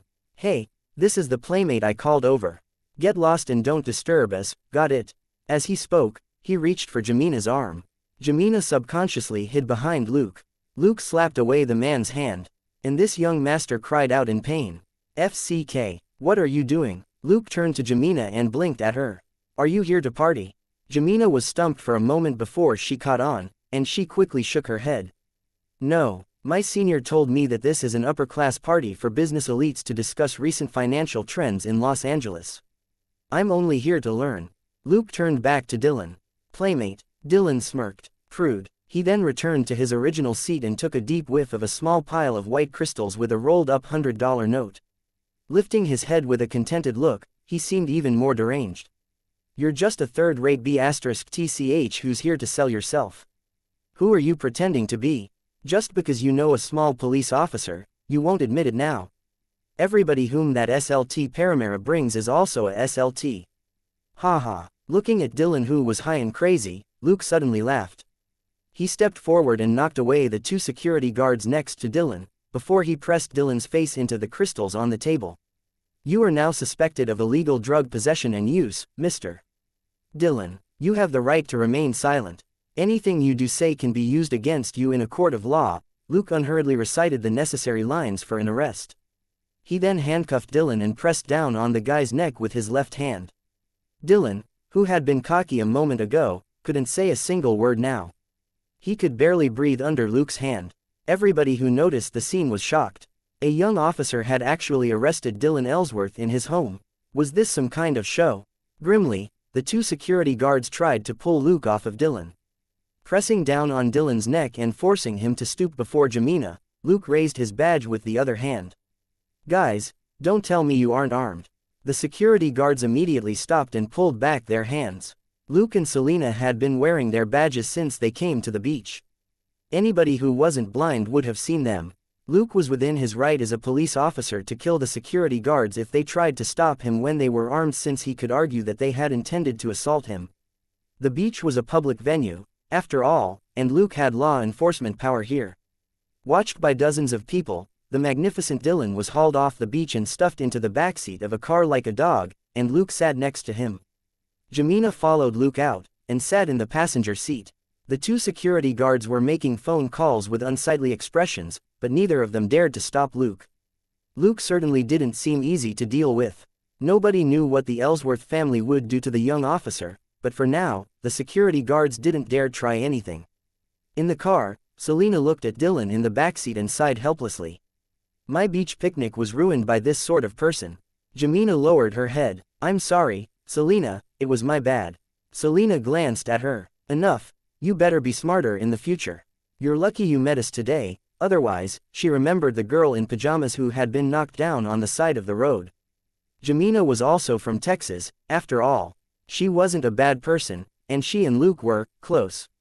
Of course Selena didn't want to see anything happen to her. Luke said from the backseat, it's fine. We were here to work a case, after all. Jamina hummed a response and fell silent. She was curious about Selena and Luke's relationship, but decided in the end to drop it. She wasn't Luke's girlfriend, and had even less intention of getting married anytime soon, so it wasn't her concern. Half an hour later, when they passed a bus stop, Jamina asked Selena to stop the car, and said that she would take the bus back herself. Luke didn't stop her. He let her go, and gestured to indicate that he would call her. They then returned to the police department, and transferred Dylan to an interrogation room and handcuffed him to a table. Dylan's mind was a lot clearer now that the effect of the drug had faded. He asked suspiciously, don't you know who I am? Luke and Selena smiled at each other. One of them took out a phone, and the other began reading the case file. After 2 minutes, Dylan couldn't tolerate the strange silence. Hey, there's something you want to ask since you've arrested me, isn't there? Luke looked up from the phone. Sorry, but there isn't. You just need to stay quiet here, and don't disturb us while we're doing research, okay? Dylan exclaimed, FCK. What do you want? Luke rose and said to Selena, let's go. We'll just leave him to scream here. Dylan was lost for words. Are you messing with me? But Luke and Selena didn't return after they left. Elsa had arrived at the observation room next door. The moment Luke closed the door, she asked, why did you arrest Dylan? Luke chuckled and sat down in a chair. He took illegal drugs right in front of our faces, which was an obvious violation. As an upright detective, I couldn't ignore it. Elsa was stumped for a moment. She sat down as well and tapped the table softly. A moment later, she looked at Luke and asked, "Did you do this on purpose?" Luke shrugged. "I believe this is clear and high profile enough, right?" Elsa looked at Dylan again. Not only wasn't he in his right mind, there were also a lot of white crystals on his face. Anybody from the forensics department would be able to present a report in a few hours to confirm his drug abuse. It wasn't that serious a crime, but since Luke had caught Dylan red-handed with the evidence all over Dylan's face, it was possible to sentence him to a few months in prison. Considering how spoiled the guy was, he would probably collapse after a few days in prison, let alone a few months. Chapter 354 Useless Teammates, and lawyer looking at Luke and Selena as they sat down again leisurely, Elsa realized what Luke was up to. All this was just an act. Somebody wanted the police to use the case of the girl in pajamas to go after the Ellsworth family, and Luke immediately arrested Dylan, a grandson of the family. However, Luke didn't interrogate the guy after he arrested him. Clearly, he was waiting for someone from the Ellsworth family to rescue the fool. He had never planned to send Dylan to prison in the first place. As for why he arrested Dylan at that particular moment, Luke definitely wouldn't admit that it was because of the man's bad attitude. Nope, Luke wasn't such a petty person. Looking at his phone, Luke said casually, "Boss, we'll just wait here. You can go back to your business." After a brief hesitation, Elsa rose and said, "Remember not to cross the line." "You've done enough," Luke said. "Got it." After Elsa returned to her office, she pondered for a moment, then summoned Elizabeth. "Didn't the department receive invitations to some school activities recently?" Elizabeth nodded. "Yes, we received a lot." Elsa said, "Do any of the activities run for 5 to 10 days an hour's drive out of the city?" "List them for me." Elizabeth nodded and checked the files. Elsa's eyes flashed as she finally made up her mind. "I have to keep this guy away from muddy waters. The Ellsworths aren't the most reasonable people." She knew that Luke always exercised restraint during his operations, but Dylan and his uncle Wolf from the Ellsworth family had never been low-key. On the other side, Dylan was beginning to feel regret after he was left in the interrogation room on his own for half an hour. He almost missed the two officers. He couldn't do anything here, and the dull and shabby room was absolutely bare. His hands were still handcuffed to the table, and he couldn't even switch to a more comfortable position. Thankfully, the Ellsworth family was as powerful as it was said to be, and Luke soon received Sonia's call. "Luke, Wolf Ellsworth is here. Be careful, his lawyer is pretty tough." Luke gestured at Selena and asked, "Oh, which lawyer is it?" Sonia said, "Ellen Shaw. He isn't some big-shot lawyer, but he always achieves his objectives by hook or by crook. He's quite tricky." Luke hummed a response and said, "Got it." After a brief hesitation, Sonia added, "He's a lawyer from Jongfrit Bharati." Luke asked, "Is that a problem?" Sonia said, "That law firm has always worked for the Ellsworth family." Luke got it. "Thank you, Sonia." Since the law firm had always worked for the Ellsworth family, it couldn't be very clean. So, Luke had to be very careful and not allow the lawyer to grab hold of any weakness. Outside the observation room, Luke and Selena saw 4 men at the end of the hallway. In the lead was a middle-aged man who looked a little like Tony Stark. They didn't have similar features, but they both had the obvious air of a playboy. Also, this guy obviously wasn't as talented as Tony, or he would be just as famous all over the country. Thus, this guy wasn't some secret savior of the world, but a genuine playboy, Wolf Ellsworth. Half a step behind him was a slightly plump young lawyer who was no more than 30 years old. He was followed by 2 bodyguards. Luke merely gave them a glance, before he opened the door to the interrogation room. Dylan, who had been so bored he was about to knock his head against the wall, finally raised his head. "What do you want?" "I'm going to file a complaint." Luke didn't even bother to look at him. This guy was just a stage prop, and was no longer useful. He might be the descendant of a powerful family, but he lacked the necessary qualities to make something of himself. Dylan was still ranting, when the door of the interrogation room opened and Wolf's team walked in. "The interrogation is over, detective," said the young lawyer Ellen as he looked at Luke and Selena. Luke shrugged and waved at Dylan. Dylan's mind seemed to have cleared up. "Get me out of here. These 2 people left me alone in this small shithole as soon as we got here." Ellen was lost for words. After a brief silence, he tried a different tack. "As I understand it, you barged into Dylan's home without a warrant." Luke stopped him again and looked at Dylan. Dylan lowered his head in embarrassment. We were having a party on the beach. Ellen was confused, but Wolf seemed to realize something, and awkwardly whispered into the lawyer's ear. Ellen's expression was conflicted, and he looked like he wanted to hit someone. If you Ellsworths are rich enough to build a seaside villa, why didn't you FC King buy the beach as well? Luke was secretly amused. It was clear that the lawyer had been summoned in a hurry and hadn't checked the details of the matter yet, thus resulting in this embarrassing slip-up. Wolf Ellsworth said, "My apologies, detective, my lawyer was a little hasty. From what I can see, Dylan behaved inappropriately, and there's no need to assign blame in this matter. Considering the exact state of affairs, however, this is our family matter." At that moment, the door to the interrogation room opened again, and Dustin walked in. He stretched out his hand to the visitors with a smile. "Mr. Ellsworth, I'm sorry that you had to come in person." Luke watched them exchange formalities and didn't say anything. Once the formalities were over and they exchanged a few more words, Wolf shook hands with Dustin again and said, "Thank you for your cooperation, Captain." Dustin's face changed slightly, but he kept smiling. "All right, Mr. Dylan is free to go after the paperwork is sorted out." It was only a rumor that he would be promoted to captain, and Wolf was obviously implying something when he addressed Dustin that way. Perhaps Wolf was insinuating that if Dustin wasn't discreet, the position would never be his. Dylan was overjoyed. He laughed when Luke undid his handcuffs. "See, you still have to let me go, right?" Luke hummed a response, "Which is why I especially turned on my body camera when I arrested you this morning." Happy. Everybody was stunned. For a moment, Dylan didn't understand. "So what?" Luke chuckled. "Nothing much. The forensics department collected evidence from you when you first came in, right? I sent a copy to the forensics center in Las Vegas and tagged it as urgent." Everybody was lost for words. Chapter 355. Cuckolding. Wolf signaled to his bodyguards, and they covered Dylan's mouth and dragged him out. After Dylan disappeared from the room, Wolf fixed his gaze on Luke. "You are," Luke smiled. "I'm just a minor detective, you don't have to bother with me, Mr. Ellsworth." Wolf narrowed his eyes and nodded. "Very well, let's get to know each other if an opportunity arises." He then stepped out. After he was some distance away, he said to Ellen, "Reach out to that detective later and see what he wants to do with the evidence."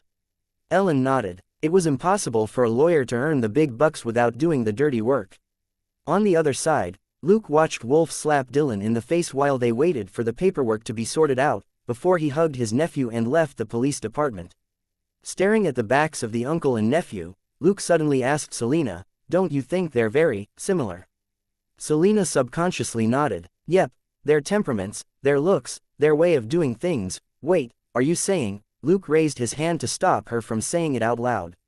He returned to his desk and whistled a tune from his previous life. What a unique green hat one. Dustin instantly summoned Luke the moment Wolf and Dylan left the police department. Luke and Selena went to his office, closed the door, and stood in front of him obediently. Dustin's expression was inscrutable. He simply said, "This is enough, stop looking at this case. Don't you have other cases to work on?" Luke nodded. "Got it, boss." Pondering for a moment, Dustin said, "Look out for that Ellen Shaw. He has some annoying little tricks."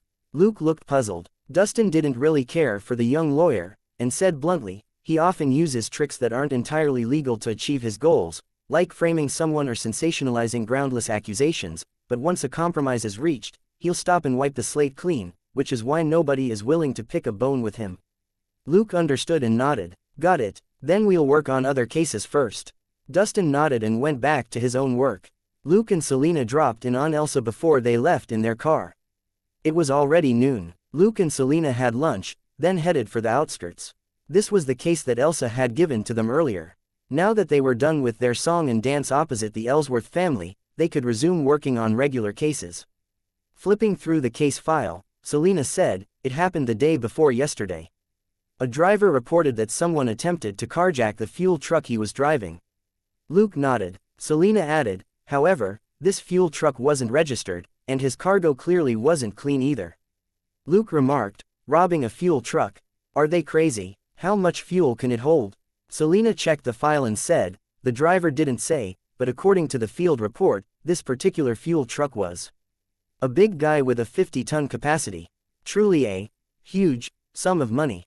Luke snorted. Fuel and a fuel truck were much easier to track than cash.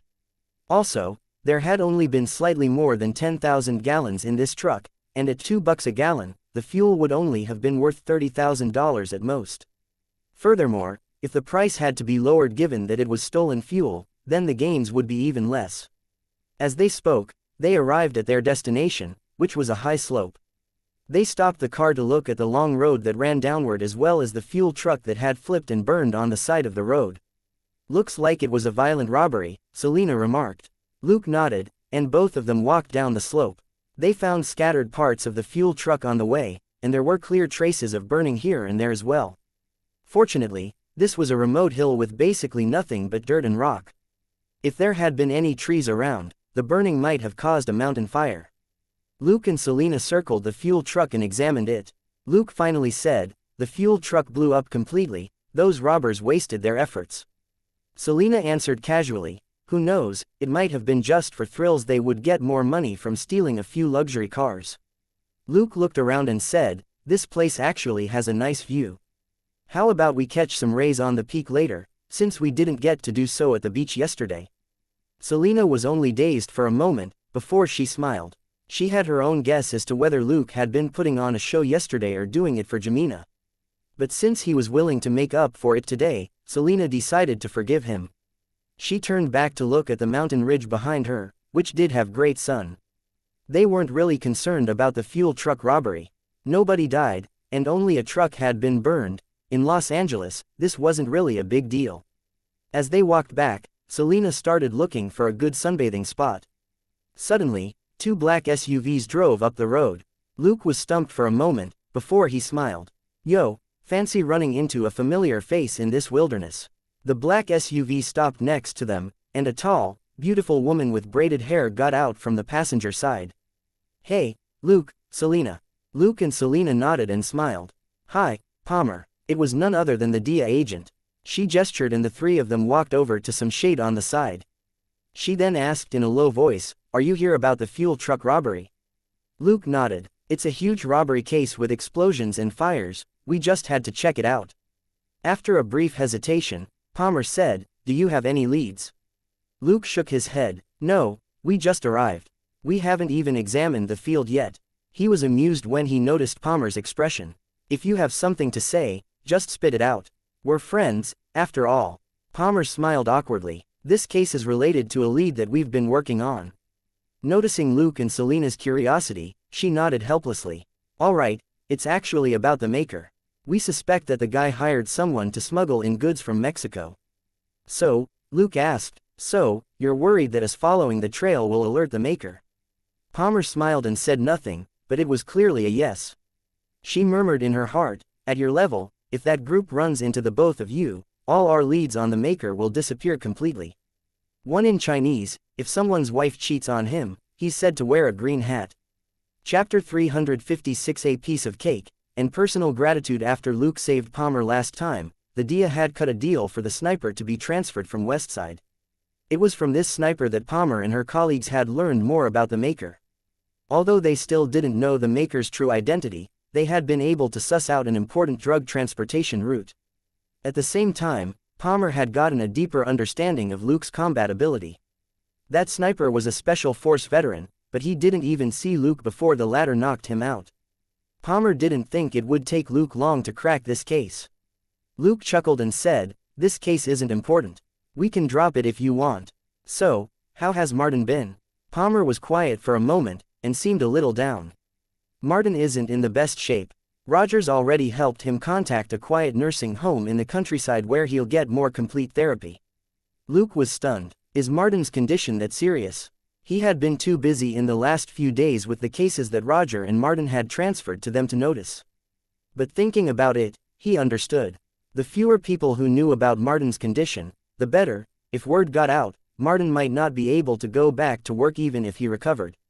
Palmer was only telling Luke because the latter had been nice to Martin and she trusted him.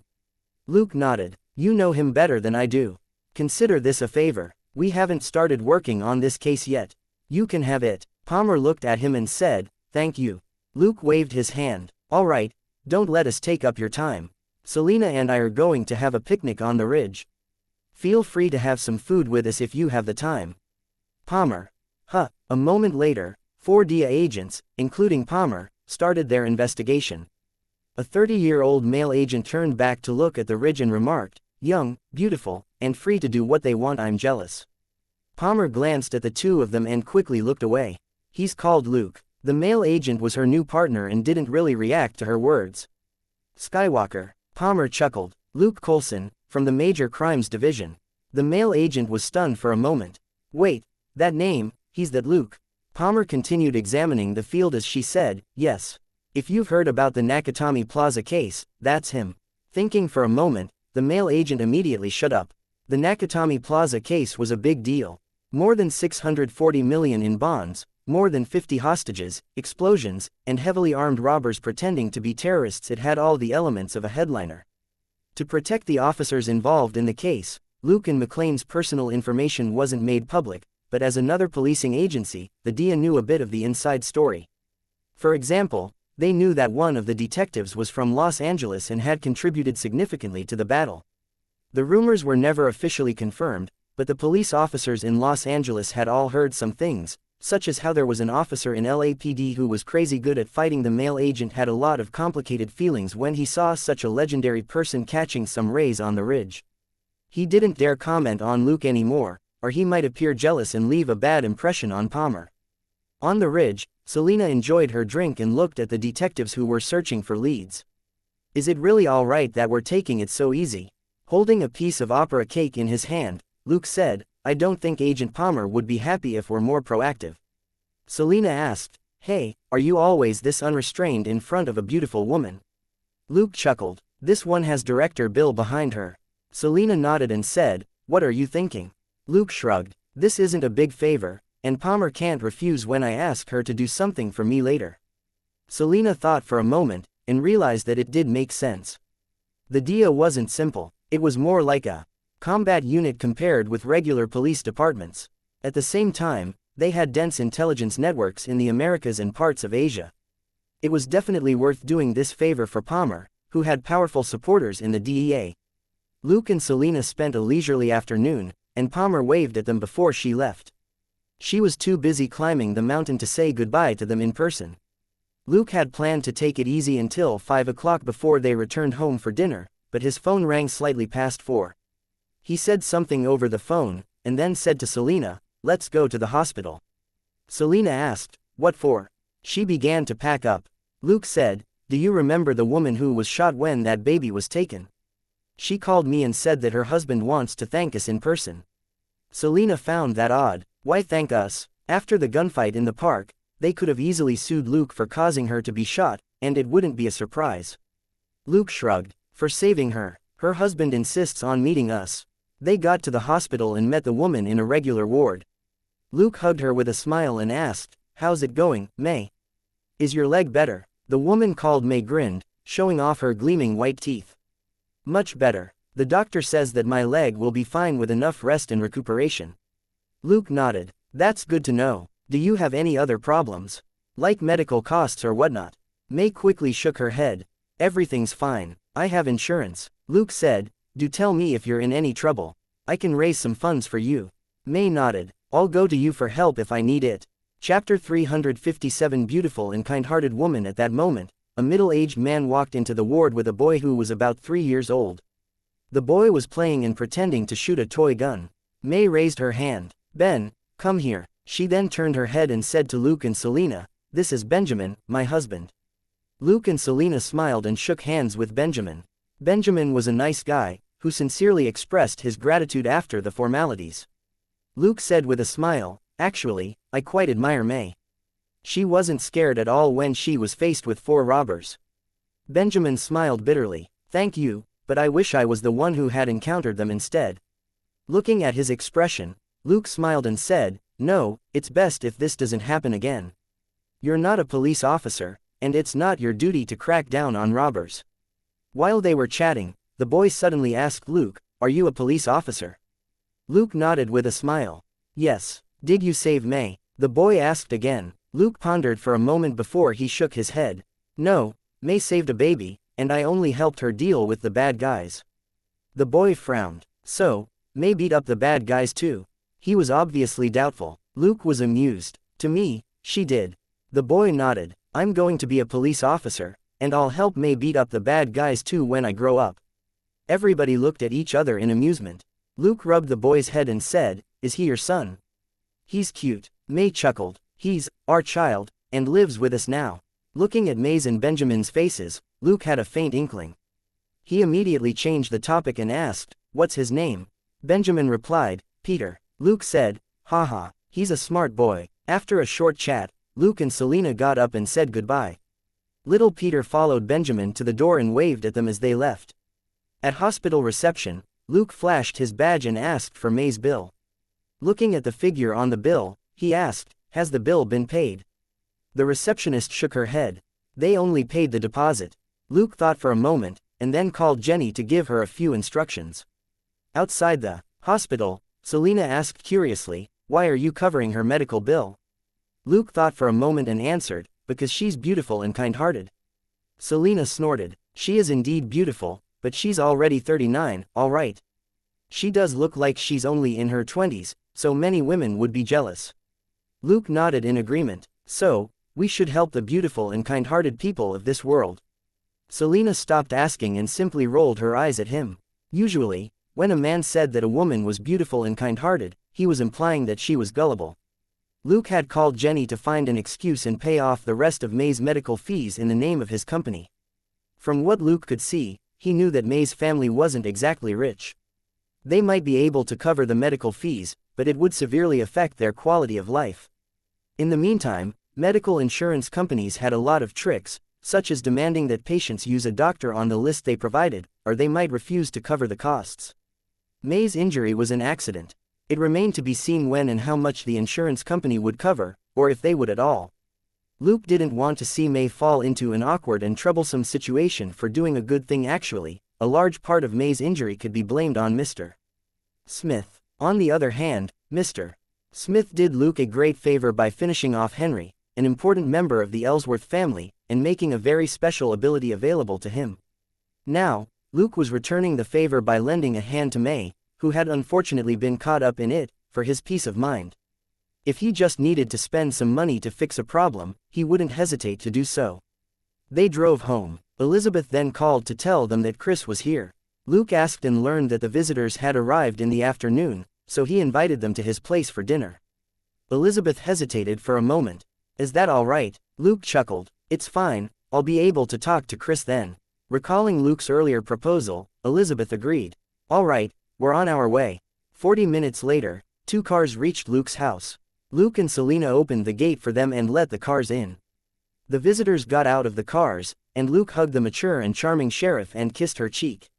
Samantha, it's so great to see you. We can have a lot of fun in the next few days. Elizabeth smiled bitterly. A lot of fun. It seems you don't know what Elsa has arranged for you yet. Luke hugged Ashley, and then picked up Mike to spin him around. Haha, how have you been, my entomologist?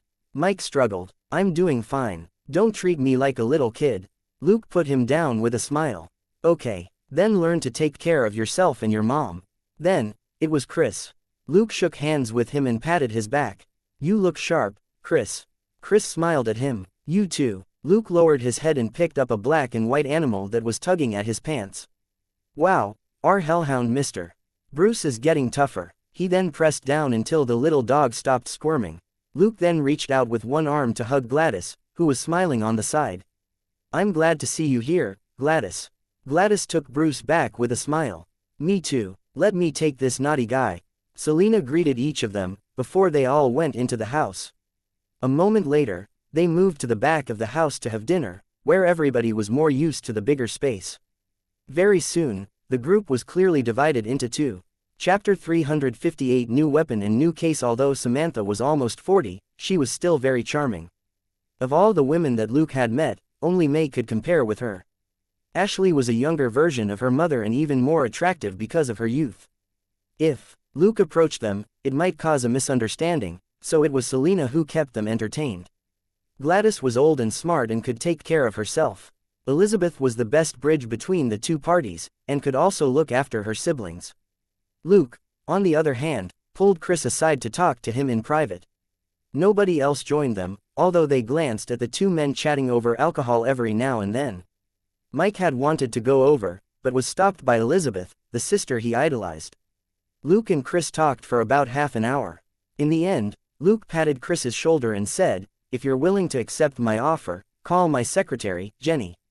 I'm busy at work and might have no time for this, but you can come find me if you're in any trouble."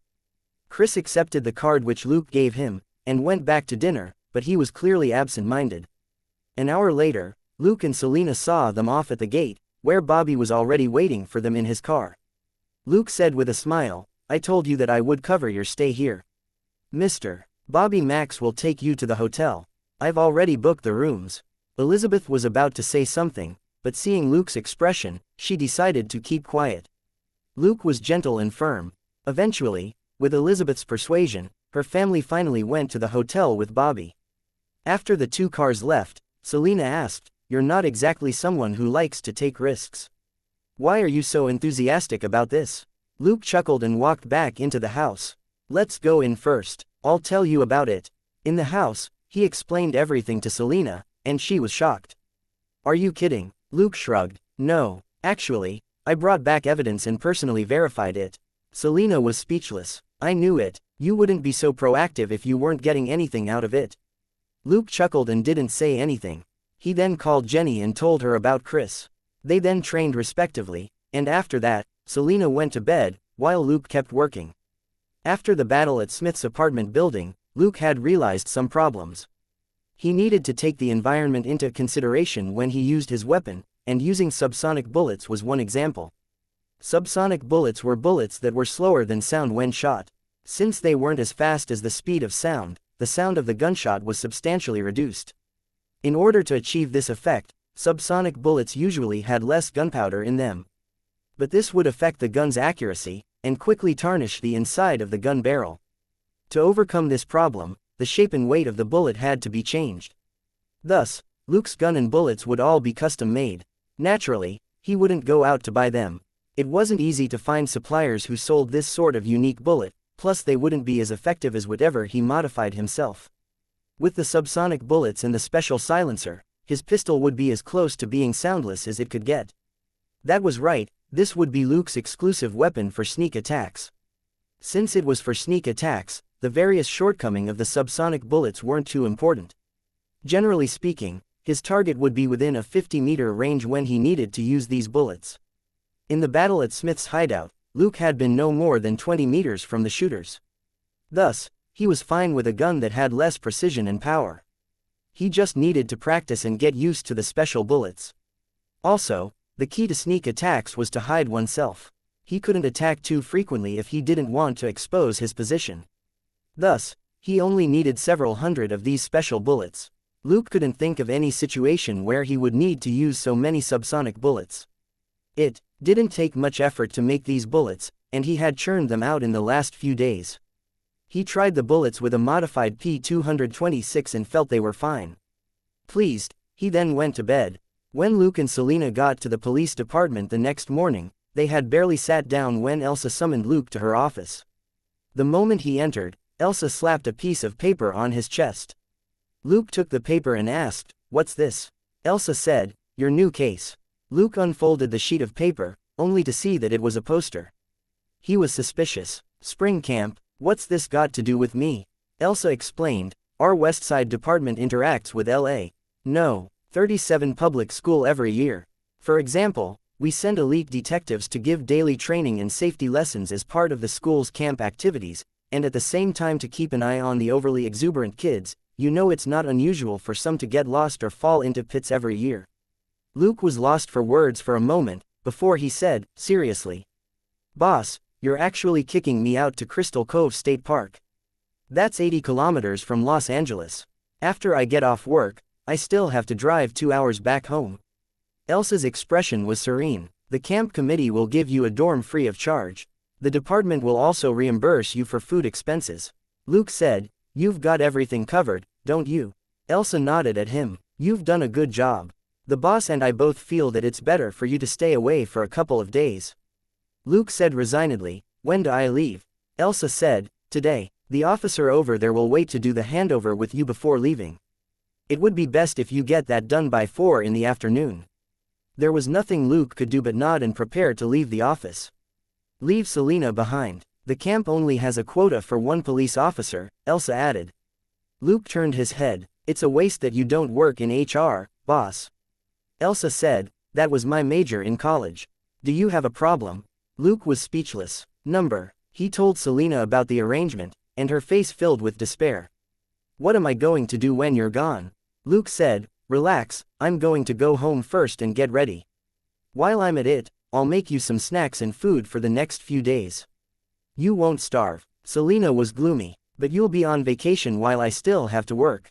Luke chuckled. I've already told you, if you have the opportunity to slack off, there's no need to be so proactive. Chapter 359. One on vacation, the other on duty. Selina nodded listlessly and dropped her head on her desk with a thump after Luke left. When Elizabeth heard the noise, she came over and patted Selina on the shoulder. The boss asked me to look into it yesterday. The one I chose is only for 2 weeks, and the previous officer has already been there for almost that long, so it's just a few more days. Hang in there. What could Selina say? This was clearly to help keep Luke out of trouble, and she wasn't the one who had pissed off Dylan, so she certainly didn't have to go. After consoling her, Elizabeth put a stack of case files on her desk, her face full of sympathy. This is your assignment for now. The boss told me to tell you that you won't be on field duty for now. Selina was going to knock her head on the wall in despair. It turned out she was too naive. After all, Elsa was protecting her as well. It was just that Luke had been sent out, while she was stuck in the office. Wasn't it going to be boring as hell? Looking at her, Elizabeth couldn't help but say in a low voice, you can come into work late and leave early, you're not on field duty anyway, so a couple of hours less don't really matter. What could Selina say? Even someone as diligent as Elizabeth was telling her to take it easy. She could only languish away in the office now. Thanks, Elizabeth. Elizabeth smiled. Let me know if you need any information on tough cases. Selina nodded. While Selina returned to the life of a desk job officer after so long, Luke went home to pack and prepare a huge amount of food for Selina. To make sure that she didn't finish all of it in one go, Luke made sure to divide the food into various lunch boxes that could be heated up separately. After everything was done, it was only noon. Not in a hurry to set off, he called Selina. Come back for lunch. Selina came home and wolfed everything down, then lay unmoving on the couch as she listened to Luke's reminders. Mainly, he had to tell her about the security measures at home. He was the one who usually took care of it since he slept late and woke up early. Luke had no enemies on the surface, but after being a police detective for a while, who knew if he would run into a psycho or a vindictive man one day, so safety was everything. After all the nagging, Selina finally asked, do you have your own protective measures? Luke was caught by surprise. What? Selina said, you're only 18 years and 9 months old. Those students are still your peers. Students now, hee, you know. Luke was lost for words. This is an official department activity. If I do something, nobody will keep me on. Selina snorted. Fine, my bad. I just hope that when you come back, you don't have a pocket full of slips of paper with phone numbers on them. Luke's expression was inscrutable. All right, I'll remember. Selina asked, wait, what will you remember? The slips of paper. Looking at Selina's face, Luke finally finished the sentence, I won't bring them home. Selina didn't know what to say. She went back to work at 1:30. Luke told her to take their police car, while he took a second-hand Ford. With his countless modifications, the police car was much safer and sturdier, and more suitable for Selina. Luke was going on a vacation, and didn't need that much protection. If anyone wanted to take action against him while he was out, they would be more than welcome. He also brought a huge pile of items that might be of use, like a sleeping bag, tent, a field lamp, and some tools. He would just need to go through the motions with the students' training, and the main school activity was camping. The previous officer would also have already gone through the safety training and things that the students needed to know. He couldn't waste all the free time he would have on his hands. Apart from doing handicraft work, he could also go through the information he had on the gangs in Los Angeles, and figure out his next target. He hadn't been very active at night in recent months. He always locked onto a target beforehand, then waited for the right moment to get rid of them. He didn't touch small fry who didn't deserve death. His targets were confirmed hardcore gangsters. These were people with verified criminal records in Los Angeles. As for lesser gangsters, there would definitely be some informants or even undercover police officers among them, and Luke would be in trouble if he accidentally killed them. Even if they just went missing, it would draw the FBI or DEA's attention. Both the FBI and DEA had planted a lot of undercover agents in various gangs, but few of these agents were part of the leadership, nor would they have local criminal histories. Generally speaking, undercover agents often assumed the identities of criminals from other states, and the local gangsters wouldn't be familiar with them. It would be too easy to be found out if they pretended to be local criminals. Thanks to Luke's caution, he hadn't killed the wrong person yet. Why was he certain of this? Because Daddy's system had never deducted credit points for him killing a wrong person yet. After more than 2 hours, Luke finally packed up all the stuff he needed. Looking at LA's clear sky, he sighed. It's still better here. His night operations once or twice a week could give him a tremendous amount of experience and credit points, along with whatever he earned from working on cases daily. It was absolutely better than some forest park. Unfortunately, Dustin and Elsa were clearly determined to keep him away from the Ellsworth family, so this vacation was unavoidable. Luke drove southeast down Route 405. It only took him an hour to cover the 80 kilometers since there wasn't any traffic. When he was 20 kilometers away from the campsite, he happened upon a young hitchhiker. She was a girl named Annie Lester. She was about 1.6 meters tall and had curly black hair. There were also cute freckles on her cheeks that were slightly red. After Luke picked her up, they chatted casually. Annie had graduated from high school half a year ago, and a relative had gotten her a recommendation to work at a campsite to make food for 20 children and 5 workers. Confused, Luke asked, "The campsite at Crystal Cove State Park? The one occupied by No. 37 school?" No. 37 school had more people than that. Annie shook her head. "No, it seems it's a new campsite. It's kind of small and remote." As she spoke, Annie searched the super big bag she was carrying for a moment, then took out a map. After looking at it for a while, she finally nodded before she pointed to a location on the map and said, "It's around here." Luke glanced at the map and thought for a moment. That's about 20 kilometers to the northeast of No. 37 school's campsite. There's a country road on the map that leads to the site. I'll ask around No. 37 school's campsite first. If there aren't any cars around, I can take you there. Chapter 360 Hitchhiking. Annie gave a brilliant smile, her eyes curving into crescent moons. That would be fantastic. As they chatted, the car reached the campsite. Luke was pleased to discover that the place had the necessary facilities. There was a small supermarket, a diner, an inn and a gas station. The officer who had been waiting for Luke at the hotel gave him the key and let the lady innkeeper know about the room transfer. He then hopped into his car and was about to drive off, itching to get home. It might be fun to live in the wild for a day or two, but if one stayed too long, it was boring as hell. Amused, Luke stopped the officer and asked him about the campsite that Annie was headed for. "It's kind of remote, and no cars go that way." The officer pointed in one direction and said, "There's a side road several hundred meters down that way. Take that smaller road, and after driving for about 40 minutes, you'll get there. However, the road conditions are really bad, so drive slowly." Luke thanked him with a smile and said to Annie, "Looks like I'll have to take you there." Annie nodded quickly. If Luke didn't drive her, she would have to either ask someone from the campsite to pick her up, or walk 30 or so kilometers on a country road with a backpack that weighed dozens of kilograms. Luke and Annie got back into the car and followed the officer's directions. Road conditions were indeed bad. There were a lot of cliffs and woody depressions around them, and if Luke wasn't careful, the car might not make it. Thanks to elementary driving, it wasn't too dangerous for Luke, but it still took him 20 minutes to get Annie to the campsite. At the camp entrance, a man who was bare to the waist was cutting down a tree. Noticing the car, he stopped and looked at the strangers. He smiled when he saw Annie. "Annie Lester?" Annie asked. "Stephen Christie." The middle-aged bearded man smiled and said, "Yes. You can call me Uncle or Stephen." Annie said, "Okay, Stephen. Oh, this is Luke. I don't know how long it would have taken me to get here, if it wasn't for him." Stephen patted the dust off his hands and shook Luke's hand. "Thanks, Luke. I was so busy that I forgot. Do you want anything to drink?" Since it was only slightly past 4, Luke wasn't in a hurry to go back. "Thank you, Stephen. The view here is nice," he said politely as he entered the campsite. This place was close to a lake, and next to a gentle slope. There was grass, trees, and a sandy shore. When the weather was good and the lake was clear, it was indeed a perfect place for a holiday. It was just that the road here was in bad condition, and might take a while to be fixed. A row of plain-looking log cabins had been set up on level ground not far from the lake, and would become the lodging for visitors. Stephen soon returned with a shirt on. He said with a smile, "Annie says that she'll make drinks." "What would you like?" Luke replied, "Coffee is fine." Stephen hollered at a cabin on the end, which was the kitchen. Annie replied from inside. Luke spent half an hour at the camp.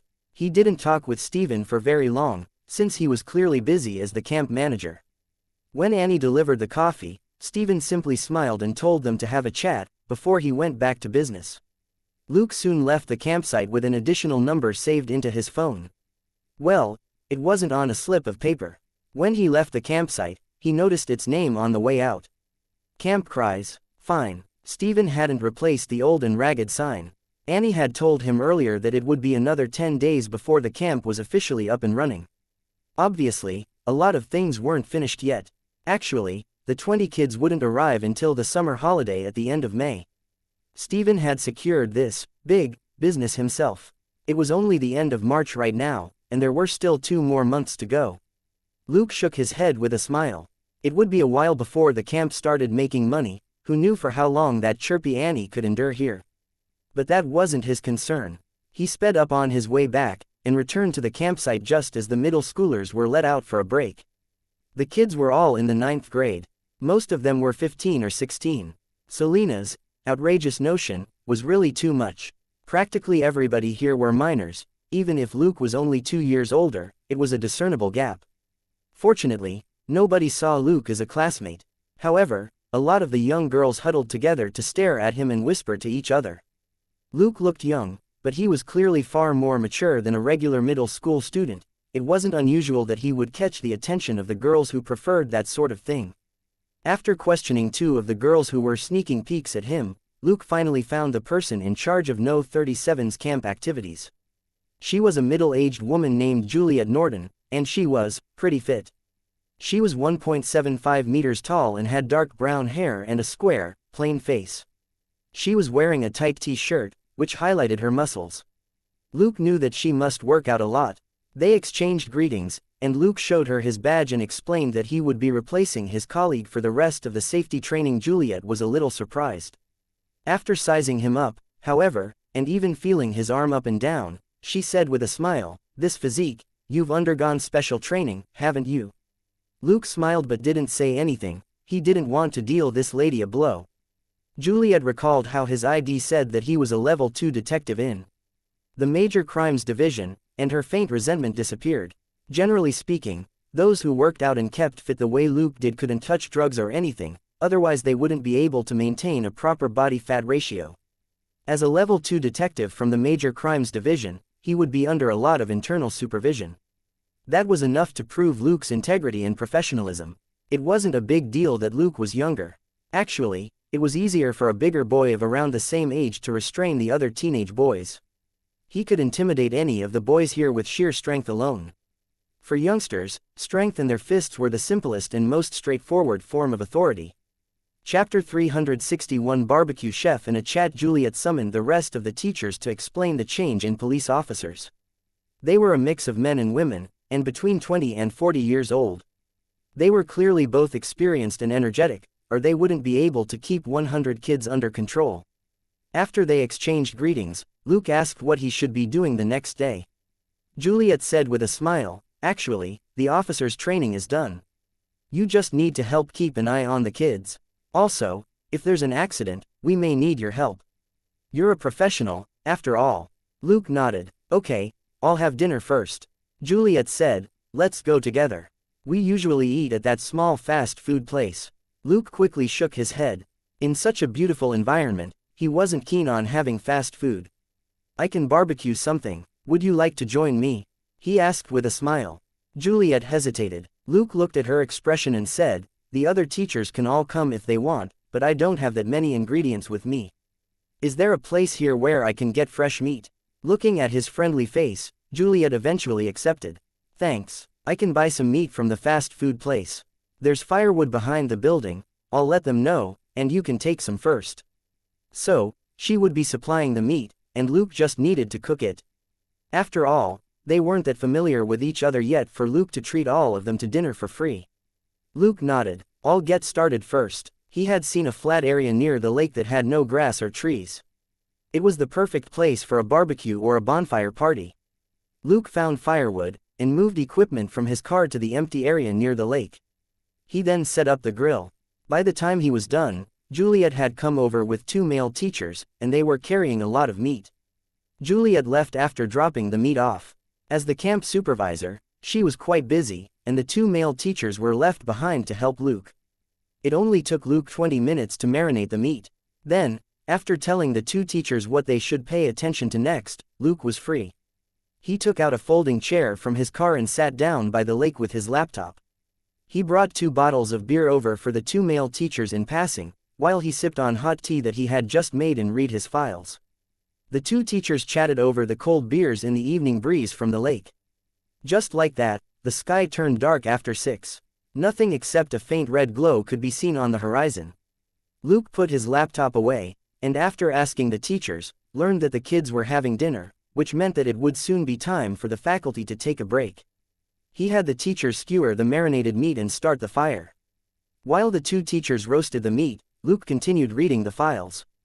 The noisy campsite fell quiet around 7. Most of the kids had returned to their dorms. Juliet came over with 6 men and women and greeted Luke. "Thank you very much, Luke." Luke said with a smile. No, Joey and Duncan did most of the job. I was only responsible for marinating the meat." He greeted the people who came with her, and everybody sat down. All of them had brought their own utensils and plates, and Luke chopped the meat on the grill into chunks small enough to fit their plates. He was done in less than 5 minutes. There were no rules for an outdoor barbecue party. Everybody simply gathered round and talked to each other. Juliet sat next to Luke, and another 2 female teachers sat on the other side. They were clearly interested in him. They found Luke's age, looks, job, temperament and behavior very interesting. Nobody asked any personal questions, and Luke simply talked to them about unimportant issues. On the other hand, the teacher's conversation was an eye-opener for Luke. Maggie, one of the female teachers, said, "It's actually at night that we're more likely to have trouble. I caught 2 troublemakers last night who actually wanted to go for a midnight swim. The water might be shallow, but there won't be anybody around to save them if they have an accident in the middle of the night." Lily, another female teacher, also said, "At least you managed to stop them before they went in. When I was on duty the other night, 2 of them had already been skinny dipping for a while before I spotted their clothes on the bank during my patrol." Juliet nodded. "That's why this is the best campsite. After all, this moon lake is basically a pool. Even the deepest part is only 1.5 meters deep. There's less chance of an accident happening here than upriver, where the water is deep." It wasn't until then that Luke learned that the lake was called Moon Lake. Everybody left over an hour later after they were done eating and chatting, except for the 2 female teachers, who helped clean up. Luke talked to them while they were cleaning up, and learned that he wasn't assigned night duty or patrol. He was here mainly to deal with possible emergencies. For example, if dangerous wildlife appeared, he could use his gun to deal with it. The school had already informed the police about their program beforehand, and Luke was free to use a gun on campgrounds if necessary. The cleanup was soon done. Tactfully refusing Lily's offer of coffee, Luke took out a tent and a sleeping bag from his car and returned to the fire by the lake. He was going to make camp here. He had checked the room at the inn, and it wasn't anything spectacular.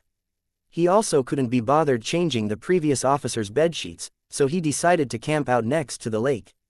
Since the teachers had mentioned that students might sneak out to swim at night, he could keep watch from here. After all, he only needed 2 hours of sleep. The night got darker. There was nothing but Luke and the bonfire next to the lake.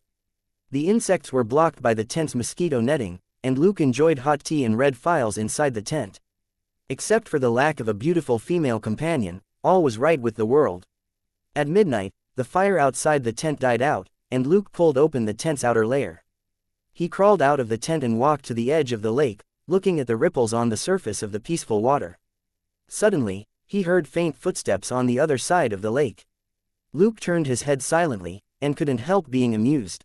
Chapter 362 Acting and Setup. 2 girls crept out to the lake in their slippers. After looking around, they quickly took off their shorts and t-shirts. They looked at each other and laughed quietly, but just as they were about to go into the water, Luke turned on his flashlight. He didn't shine it directly on them, but on the sand in front of them. "All right, this is your only warning. If I catch you again, I'll take you to Juliet." Both of the girls were startled. Luke's voice sounded unhurried and casual, and coupled with the flashlight which every teacher had when they went on patrol, the girls knew that they were busted. Hearing what Luke said, the girls quickly put on their shorts and t-shirts and quickly ran off. Luke chuckled inwardly after they disappeared. He had done that on purpose. In middle school, he had seen many tragic scenes of the dean catching mischievous troublemakers in the act. Luke had always wanted to try that, but since he had never wanted to be a teacher, he didn't think he would have the chance. Little did he expect that the police department would send him here to manage a bunch of students. As a keen bystander, Luke had concluded when was the best time to catch students in the act.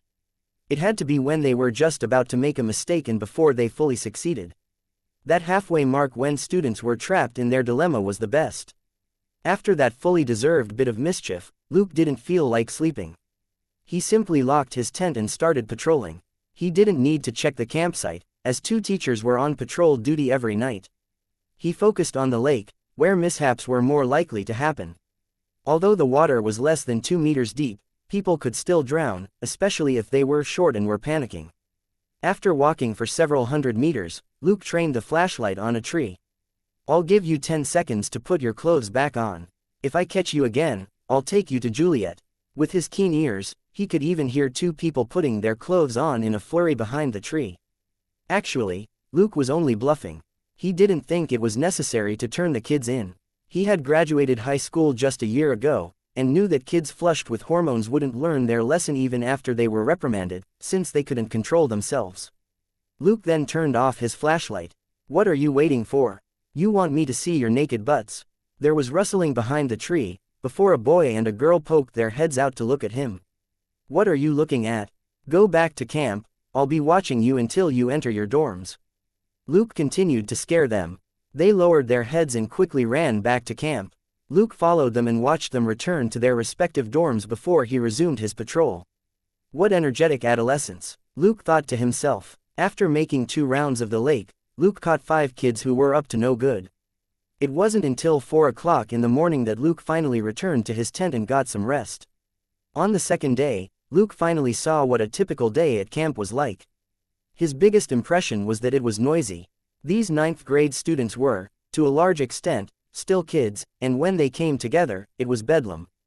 Some were fighting, some were shouting, some were laughing, some were cursing, and some were looking for the teachers or calling for their comrades. Luke decisively avoided them and kept his distance. He was grateful that Daddy's system hadn't told him to become a teacher, otherwise he would definitely beat these brats up one by one. Luke's morning was noisy yet peaceful. It was noisy in his ears, but peaceful in his heart. But someone arrived to disrupt that peace in the afternoon. Looking at the young man who got down from a Benz, Luke raised an eyebrow, impressed by how well informed the guy was. The young man looked around and found Luke enjoying the sun next to the lake. He walked over to Luke and stretched out his hand with a smile. "Nice to see you, Detective Luke." Luke turned his head and nodded. "There's no need to be so polite.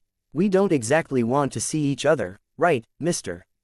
Lawyer?" Ellen. The man was none other than Ellen Shaw, who had always worked for the Ellsworth family. Ellen casually drew his hand back and said, "All right. Detective Luke, you are indeed a straightforward man, so I'll be straightforward as well. There's a report which I hope you will be able to revoke." "Ellen, I have some understanding about what Mr. Dillon's temperament is like. Half a year ago, an officer gave him a speeding ticket, and 2 months later, the officer's leg was broken when a car lost control." Luke chuckled. Looking at Ellen, Luke continued, "A year ago, another officer arrested a young female for DUI. 3 months later, a big drunkard struck him when he was on his way home, giving him a severe brain concussion. Before all that, the officer once stated that he saw a man in the driver's seat, and Mr. Dillon was the only man in that race car apart from 3 girls." Ellen said calmly, "Detective Luke, there are plenty such rumors about every celebrity in Los Angeles. So, why don't we just talk terms?" Luke was amused. "Ellen, I'm not like those 2 officers, you understand. You can't threaten me with a car malfunction or a drunkard. If you're so capable, why don't you try your luck in Las Vegas? Ellsworth is so good, I believe in your abilities. After a brief silence, Ellen threw an envelope to Luke. Luke raised his laptop to block it. The envelope fell on the ground, and a stack of $100 bills spilled out. Ellen stared blankly. Luke, however, stood up and stepped forward. Mr. Lawyer, you don't have a good reputation. Now, take your attempt at a bribe and leave this camp. Right, now. As he spoke, he waved his hand at Lily, who had been observing them at a distance. With an unsightly expression on his face, Ellsworth picked up the money on the ground and silently withdrew from the campsite. Watching him leave, Luke glanced at a hidden camera in a tree not far away. Ellen, who specialized in framing others, couldn't have known that his every word and action, particularly his attempt at a bribe, had been captured on camera. Chapter 363. A couple on holiday and bratty kids. Luke had seen too many similar setups in movies and TV shows before. When he noticed Ellen, he had adjusted the surveillance range beforehand. The camera had an infrared function to monitor the lake 24/7 in case students snuck out for a swim and got into trouble. Of course, it was Luke who suggested setting up the camera, and who provided the device. He didn't charge the school a fee for it, and would just take back the surveillance equipment once this assignment was over and both he and the students returned to Los Angeles. It wouldn't be easy to convict Ellen with the camera footage, but if the Ellsworth family planned to set Luke up later, the footage would be great evidence to prove his innocence. After the unannounced guest was driven away, Luke's agenda was clear in the afternoon. On the third day, the teachers took the kids to a nearby mountain to teach them the basics of surviving in the wild. They also had to cook for themselves. Of course, they had to bring their own ingredients, since the teachers didn't dare let them eat the things in the wild. Luke followed them to the mountain as well. He had much more stamina than the kids and teachers did, so he simply wandered around and appreciated the scenery while he practiced the jungle fighting abilities that he barely used. He ran and jumped around easily on the mountain, even swinging from the trees every now and then. He wasn't worried about anyone seeing him as he was only using the strength of an ordinary person. At most, people would only think that he was having a bit of childish fun. When he leapt onto a road, he smiled. It was the road that led to Stephen's campsite. He heard Juliet's voice over the walkie-talkie. All right, all the kids should be back at camp now. Please do a head count. A moment later, all the teachers reported numbers like they were shepherds counting sheep. The numbers were correct, which indicated that no kids were missing. Juliet said, all right, dismissed. Let them get some rest. Luke reported, Juliet, I won't be back at noon. I'm going to have a picnic on the mountain. Juliet simply replied to say that she got it, before she cut off communication. Luke was only reporting to her so that he wouldn't be considered missing. The kids would have a break at noon, and then do a roundup of their camp experience in the afternoon at the campsite, so they wouldn't be in any sort of danger. Thus, Luke could blatantly skive off work. He was quite bored after 2 days in the camp. He wondered if he should visit Annie. That girl was quite nice. She was chirpy and wasn't shy at all, and most importantly, she was pretty. Lily, for example, was also interested in Luke, but Luke had intentionally avoided her, as Lily was only a 5 on a scale of 1 to 10. Luke was relaxed as he jogged down the road. Though he called it a jog, he was actually faster than a car as he leapt through the woods at 40 kilometers an hour, as if he was flying. A car would have to slow down on the winding road, but when Luke felt like it, he could jump across pits and ravines easily. His extreme parkour and jungle fighting abilities was a match made in heaven, which he couldn't be any more pleased about. In the city, he was always restrained by people and all kinds of surveillance, but in the remote wilderness, he could finally run without inhibition at all. Just like that, Luke ran for 20 minutes and reached Annie's campsite. He looked at the sign at the entrance and laughed, as Stephen had finally fixed it. The brand new sign sported a name in blue, Eden Lake Campsite. Suddenly, he heard the sounds of an engine behind him. Luke looked back and moved away from the road. A blue and black Cherokee stopped when it passed by him, and a handsome man in the driver's seat asked with a smile, "Is there a lake around here?" Luke stepped to one side and pointed at the campsite's new sign. The man was amused when he saw it. "Eden Lake, that's a beautiful name, thank you very much, have a pleasant afternoon." Luke nodded with a smile. "You too." In the passenger seat, a girl with long blonde hair smiled at him as well in a gentle and friendly manner. They drove on without entering the campsite. Luke shook his head with a smile. They were definitely a couple who were looking for a private spot. They had probably bypassed the campsite to look for a spot on the other side of the lake for themselves. Luke turned around and entered the campsite. He soon arrived at the log cabins. He shouted a greeting, and Annie immediately responded in delight, "Ah, Luke." She popped her head out of the kitchen window.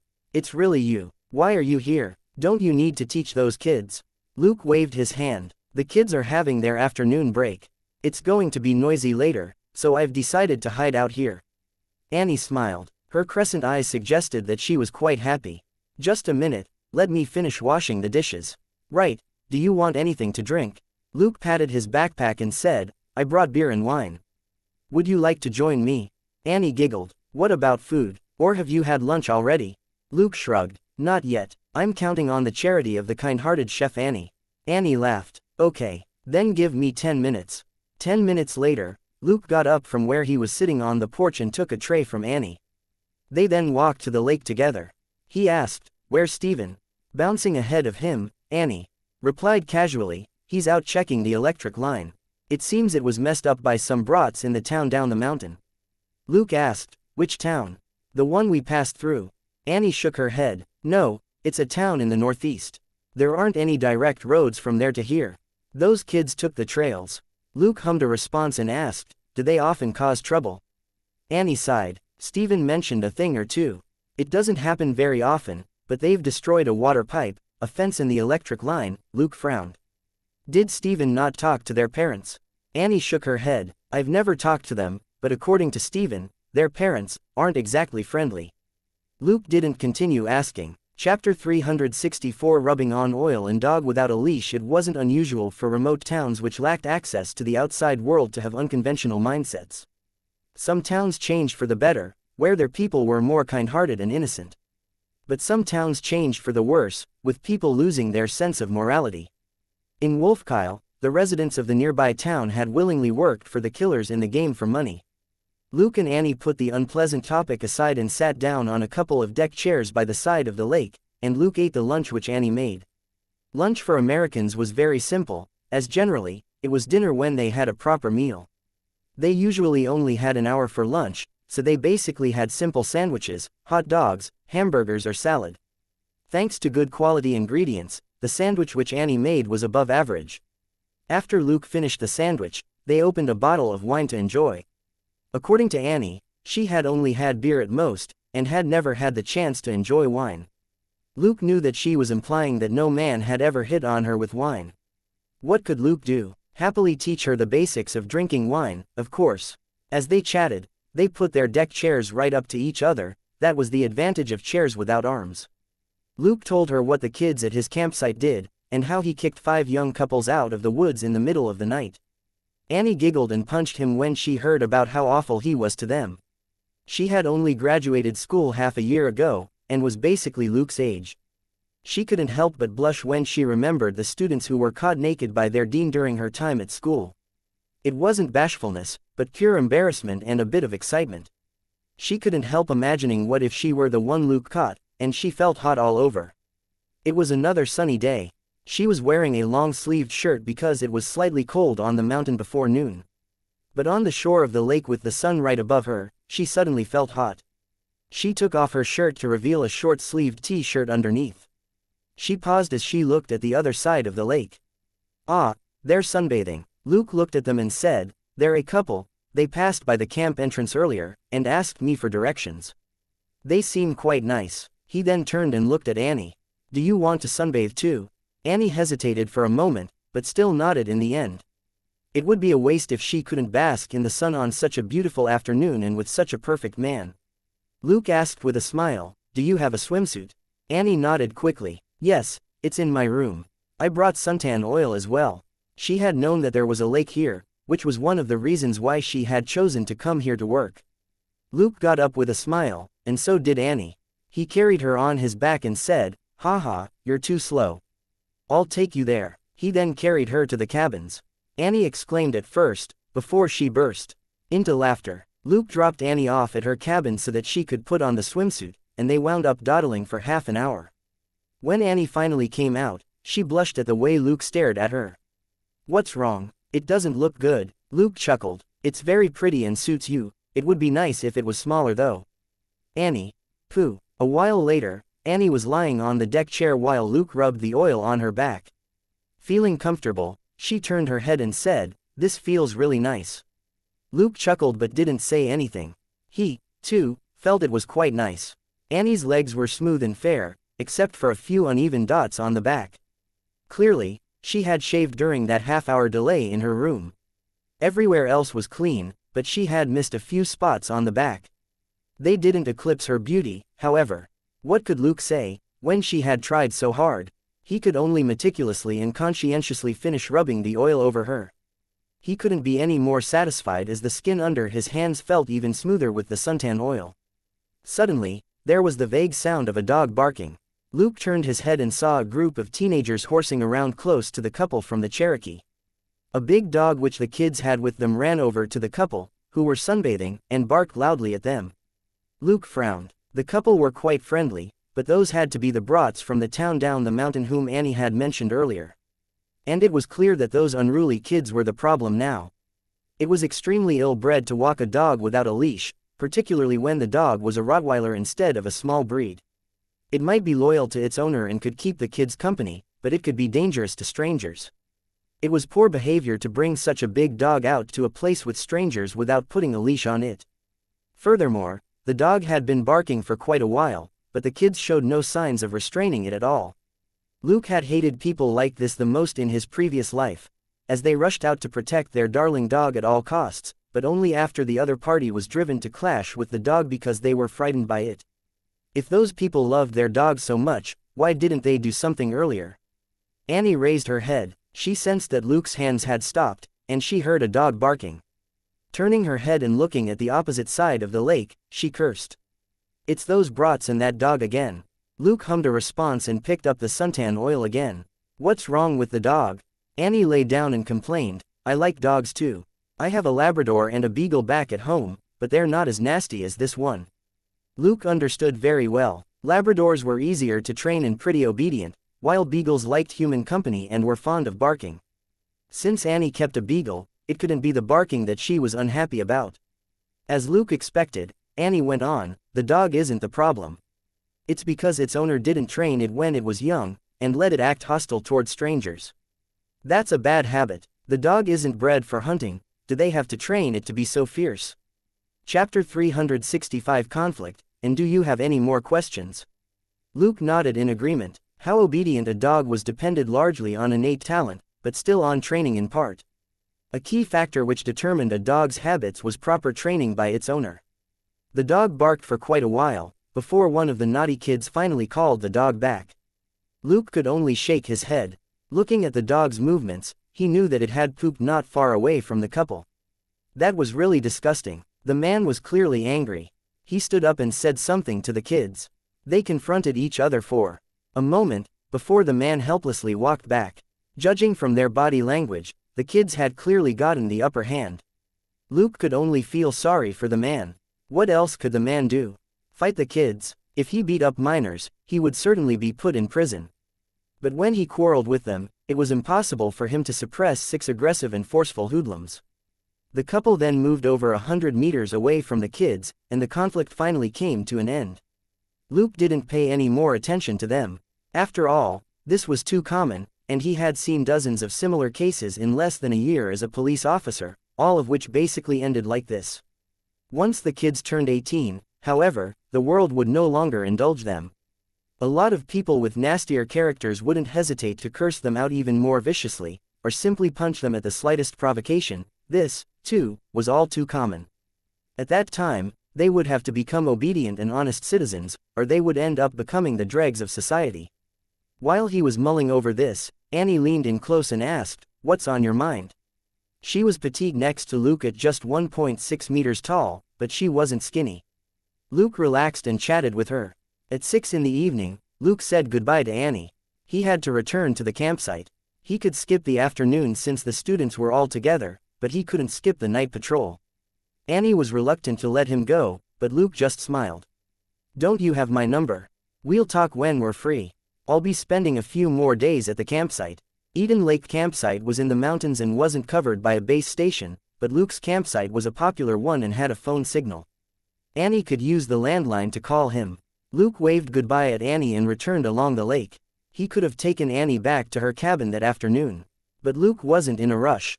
It wasn't like he was only here for a day, or that he had never had a girlfriend before.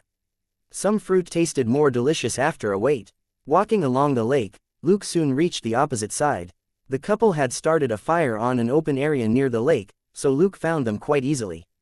He went over and greeted them from a distance. Only after they noticed him and the woman covered herself did Luke finally approach them. The man rose and smiled. "It's you. What a coincidence." Luke nodded with a smile and pointed at the other side of the lake. "I have a friend who works at the campsite over there. I was here to check up on her." "Right, I'm Luke." He stretched out one hand. The man did the same. "I'm Steve. That's my girlfriend, Janet." Luke nodded at the blonde with a smile and said, "The kids from this afternoon are from a town down the mountain. They don't seem to have a good reputation. You should be careful." Steve was stumped for a moment, before he nodded. "Thank you for the warning." Looking at his expression, Luke knew that he didn't consider it a big deal. He could only warn them again. They often vandalize things, like the campsite's electric line and fence. You should keep an eye on your car and your personal belongings. If you're in trouble, you can ask Steven, the owner of the campsite over there, for help. Stunned again, Steve then said much more sincerely, "Thank you, Luke." Luke nodded. "I'm going down the mountain. I wish you a pleasant vacation. Goodbye." Steve walked back after Luke left. Janet asked in a low voice, "Why was he here?" Steve smiled but didn't mention what Luke said. "He told us to pay more attention to our safety." "Right, he also told us that the owner of the campsite is called Steven, and if we run into any trouble, we can ask him for help." Janet, however, wasn't as dumb. She thought for a moment, then asked, "Did you notice his holster?" Steve was stunned. "What?" Janet pondered again, then shook her head. "He doesn't look like a bad kid. He has an authoritative air about him, a little like a police officer." Steve was lost for words. "Janet, he doesn't seem older than 20. How can a police officer be so young?" Janet laughed. "What if he just looks younger than he is? Unlike you, look at those wrinkles." Steve hugged her angrily and pressed her down onto the blanket. Then, nothing but the murmurs and chuckles of a couple could be heard by the quiet lake. Luke returned to his campsite and set up a small grill. He casually roasted some meat for himself. Lily came over again and chatted with Luke for quite a while. Luke behaved the way any other person would with someone they had just met. While she wasn't refused outright, she didn't make any progress either. She certainly wasn't as good at talking as a certain detective. In the end, another teacher called for her, and she went back to work, slightly disappointed. Thanks to Lily, the students around them didn't dare approach Luke. However, after wandering around suspiciously for a long time, two girls finally summoned their courage to go over. "Are you a teacher?" Luke couldn't help smiling. "No." The girls looked at each other, and the bolder of the two asked, Were you the one who scared us the other night?" Luke gave them a bright smile and waved his hand at them. "Come here, let me show you something." The girls weren't scared, as they were on open land next to the lake and surrounded by dozens of people. They leaned in close to Luke, and he took out his badge. "LAPD, I'm now the instructor for your safety training in this camp. Do you have any more questions?" The girls' mouths dropped open as they looked from Luke's badge to his face. Chapter 366 Inches Drowning, Girls, and Murderous Kids. A moment later, the two girls finally came back to their senses and bowed to him. "Sorry, sir. We still have other things to do." They quickly fled even before they finished speaking. Using his identity to suppress these kids was a great feeling. The two girls were naturally the unlucky students whom he had caught wanting to go for a swim on the first night. They obviously remembered his voice, which was why they had come over to confirm it. As a safety training instructor, Luke had no authority over the students from No. 37 middle school except during his lessons and when it was a matter of safety. The safety training was already over, but Luke certainly had to keep an eye out for students trying to sneak out for a midnight swim. It could even be considered one of his main responsibilities in the camp. The girls thus didn't have the courage to pick a fight with him. Of course, Luke was aware that the girls might not necessarily be here to complain. One of their goals was simply to talk to him. As he ate leisurely, he noticed a bunch of girls chattering among themselves, and the two girls whom he had just scared off were questioned by their classmates. He was amused by what he overheard. The other night, the girls had clearly been about to undertake that timeless tradition of middle school camps, the test of courage. The test was quite simple. Whoever could sneak into the lake after hours and swim one round in it would win the challenge. Basically, it was the same principle as elementary school kids making faces at the teacher's back when the latter was writing on the blackboard. But the students only had one shot during camp, since their parents would be contacted if they committed a second violation. The girls were discussing the two players who failed the challenge as well as Luke's identity. Luke didn't keep his identity a secret, but he didn't wear his badge on his chest either, as that would be too eye-catching, as it was another quiet, tranquil night. Luke caught quite a few students who were going to try their luck at a midnight swim, but what left him speechless was that a number of girls ran over to the part of the lake that he was at, before heading toward the water. What was even more of a pain was that some of the girls dawdled as they took off their clothes, and hardly moved when they got into the water. Luke realized what the girls were doing, and didn't know whether to laugh or cry. After 2 incidents, he simply called for Lily over the walkie-talkie and had her guard this place in exchange for taking her night patrol. Lily was greatly moved, but after Luke left and Lily caught a few groups of girls in a row, she finally realized that something was wrong. What was going on? Also, if Luke really was that considerate, shouldn't he be accompanying her on her patrol? After successfully shifting the responsibility to avoid the awkward situation, Luke leisurely did a few rounds before he returned to his tent, thanked the gloomy-faced Lily, then went to bed. On the third day, there were a few more programs happening in camp. There was a lesson on knowing how to save oneself after falling into water in the wild, which could also be seen as a lesson on improving one's swimming ability. The students were divided into various groups and led into the water like ducklings. The training zone was a shallow area marked by buoys.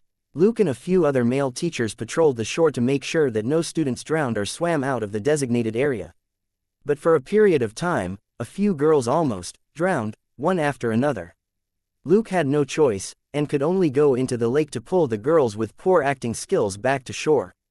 But it was very clear that these girls hadn't swallowed any water at all. Instead, they simply stared with starry eyes at the manly body that was revealed by his wet clothes. 2 of them were even reluctant to let go of him when he got them back to shore, and he didn't know whether to laugh or cry. What could he do? In the end, he could only speak to Juliet, then stay far away. If he stayed here any longer, more girls would drown. Luke spent the whole day at the campsite without leaving. When night fell, dark clouds covered the sky. Luke looked at the sky and thought it was odd. Is it going to rain? Lily, who was counting the students, said casually, yes, a storm's coming in from the ocean. That's right, the weather forecast did mention that there might be a thunderstorm. Luke hummed in response, and relaxed slightly. With the thunder and rain, there would be a lot less kids out tonight. After all, few idiots would swim in the middle of a thunderstorm. Lily thought of something and asked, won't it be dangerous in your tent? How about I clean up a room for you? Luke quickly said, thanks, Lily, but that's not necessary. I'll look for a friend later, and ask Juliet for leave tonight. Lily was greatly disappointed. Luke hurriedly slipped away. He really couldn't blame her for trying so hard. Slightly after 7, Luke asked Juliet for leave and left the campsite. In this weather, he would rather stay with Annie at Eden Lake campsite. It was already dark, and the trees swayed in the strong wind. Nevertheless, Luke was in a good mood. He whistled as he climbed the mountain. When he was a few hundred meters away from the campsite, his phone rang. He took out the phone and smiled. It was Eden Lake campsite's number. It had to be Annie. He picked up the phone and said, hello, is that you, Annie? On the other end of the phone, Annie said in a very soft voice, Luke, come and save us. Those kids, they're crazy, they're killing people. Hurry. Ah, they're coming. Do. All Luke heard was the dial tone after that. He frowned and started to run. As he ran, he took out his equipment from his inventory. He put on his skin-tight bulletproof vest, and then a thick waterproof combat uniform. He also put on 2 holsters, and clipped the backup magazines to his uniform. On his way, he looked up at the sky. The storm was going to hit at any minute. Conditions definitely weren't favorable, and his sharp nose would be greatly affected by the storm. It would be a lot harder to look for people later. At that thought, he moved even faster. 10 minutes later, he reached Eden Lake campsite. His heart became heavy when he looked at the dark cabins. There was no light in the cabins at all when it was already dark, which was highly unusual. He quickly approached the cabins, and was hugely relieved to discover that the blood he could smell belonged to a man and a dog instead of Annie. Remembering what Annie said earlier, he could roughly guess what happened. Chapter 367 Steve, I think I can still be saved. The blood was from the man named Steve. As for the dog blood, it should be from the dog that belonged to the kids from the town down the mountain. Luke didn't enter the cabin.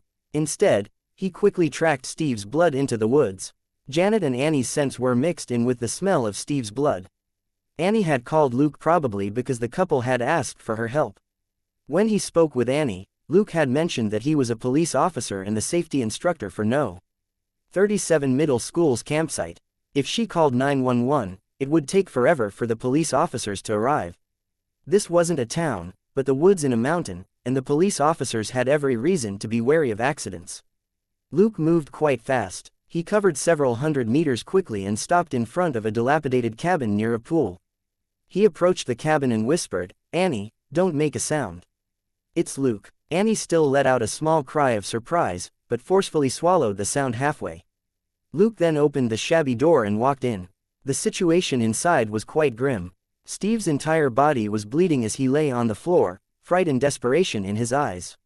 When Luke entered the cabin, he trembled for one moment, and was clearly afraid. Janet hurriedly repeated next to his ear, "It's Luke. He's a police officer." With hope in his eyes, Steve looked at the stranger. But he already could no longer speak. His trembling lips were pale, suggesting massive blood loss. Janet and Annie were covered in blood too, but they weren't hurt. The blood was Steve's. Luke hushed them and turned on a small flashlight to examine Steve's wounds. A moment later, he gave the flashlight to Annie to hold. He frowned. "Who did this?" Janet replied, her voice shaking, "It was those kids." Luke asked, "Those 5 boys and 1 girl with a dog from the town down the mountain?" Janet nodded. "Yes, them." Luke had already taken out medical supplies from his backpack. He put on rubber gloves and began to cut the cloth near Steve's wounds. He asked again, "Why did they do this?" Steve was badly wounded, but it wasn't a single, violent stab wound. Hot-headed kids tended to attack too recklessly without considering the consequences. That was why they often got people killed. However, Steve had a dozen wounds all over him, some of which were crooked and overlapped each other. This suggested that he wasn't stabbed, but cut in a slow way. Whoever did it even paused and cut the same area many times. To be blunt, it was more like torturing someone to death instead of pure murder.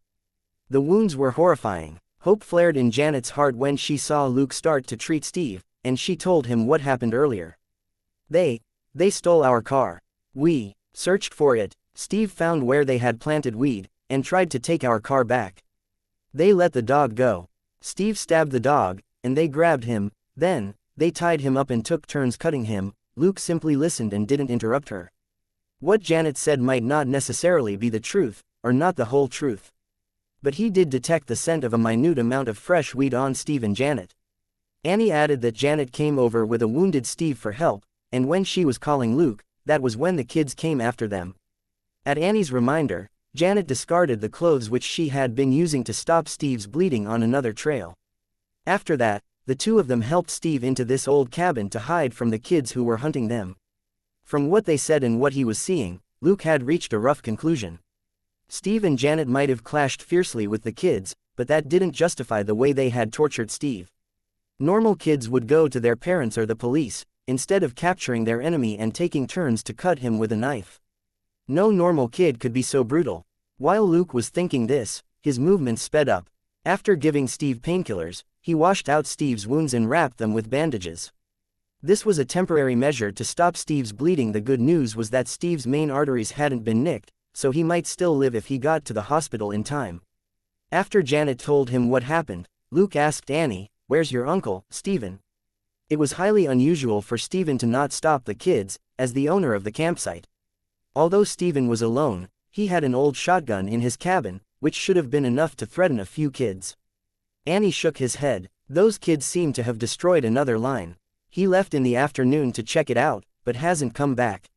Luke was rendered speechless. These FC King kids were real troublemakers. "Is the pickup at the campsite still there? Do you have the key?" asked Luke. Annie said, "It's there. The key is on the wall next to the living room door." Luke quickly treated Steve's wounds and said, "Hang in there. I'll help you move." Steve could only nod his head to show that he understood. Luke helped him to his feet with his left hand. "Let's go. We'll take the car and send Steve to the hospital," Janet said, "but those kids." Luke drew his Glock out of the holster with his right hand. "If anyone points a knife at me, I would be happy to shoot a few suspects who assault a police officer." Only then did Janet get it. Annie hurriedly explained, "He's a police officer." Luke couldn't be bothered to take out his badge at the moment. If Janet was suspicious of the man who helped save her boyfriend's life, he would simply leave her behind. Janet, however, quickly said, "Thank you, Luke." Luke simply nodded and said to Annie, "I'll keep watch. Don't panic, and just follow me." "Okay." Annie nodded. The four of them left the cabin. There was a burst of thunder in the gloomy sky, and it started to pour. Without any hesitation, Luke simply said, "Let's go." Chapter 368 Hospital. Alarm and trouble. As an expert in jungle combat, Luke chose the easiest route and returned to Steven's log cabins in less than 10 minutes. At that point, all of them were drenched. Luke helped Steve into a chair on the patio and looked for the key to the pickup. A few minutes later, Luke and Annie were in the front seats of the pickup, while Steve lay in the backseat as his girlfriend took care of him. The Ford pickup started up and drove down the mountain. Luke didn't rush. While Steve didn't look good, he wasn't dying. On the other hand, if Luke accidentally drove the car off a cliff, they would be killed. Thanks to elementary driving, it only took Luke 30 minutes in the heavy rain to return to the campsite for No. 37 Middle School. Luke parked the car outside Juliet's cabin and knocked on the door. Juliet opened the door and was surprised to see Luke fully kitted out. "What's wrong?" Luke said. "A tourist from another campsite is heavily injured and needs urgent medical care." "Where's the nearest hospital?" Juliet said. "I know where the hospital is, I'll take you there." Luke stopped her. "Juliet, you're responsible for the students here. Besides, it's not safe to drive right now. Just tell me where the hospital is. That'll be enough." Juliet meant well, but she might get into an accident if she drove too fast on such a rainy night. Juliet thought he had a point. She wasn't very confident in her driving skills. She hurried to find a map in her room and marked a location on it. "We usually send students and teachers who require first aid to this hospital called Hatchmobus. It takes 30 minutes to get there. Keep the map, I have more copies of it." Luke thanked her and accepted the map. Surveying it and taking a photo with his fake phone, he turned around and said, "Thanks, Juliet. I might not return tonight." Juliet saw him off and shouted, "Be careful. Call me if anything happens." Luke signaled okay with his hand and quickly drove out of the campsite. They arrived safely. There was no problem with Juliet's map and the hospital was easy to spot. 40 minutes later, Steve was rushed into the operating room. Looking at the two wet and shivering women, Luke said to Janet, "Wait for Steve here. I'll take Annie to buy some things, okay?" Janet trembled and nodded, her eyes fixed on the doors of the operating room. Knowing that she was too worried about her boyfriend to go anywhere, Luke left with Annie, who was also shaking. He asked a nurse, and found a 24-hour supermarket. He then told Annie to choose some clothes for herself and Janet. Women were better in that aspect. Luke wasn't an expert, except when it came to determining cup sizes. On the other hand, Luke picked up a few towels, some water, and a big backpack, before he paid for everything. He booked a room at a motel 100 meters from the hospital, and told Annie to take a shower and change her clothes. Luke took off his equipment too.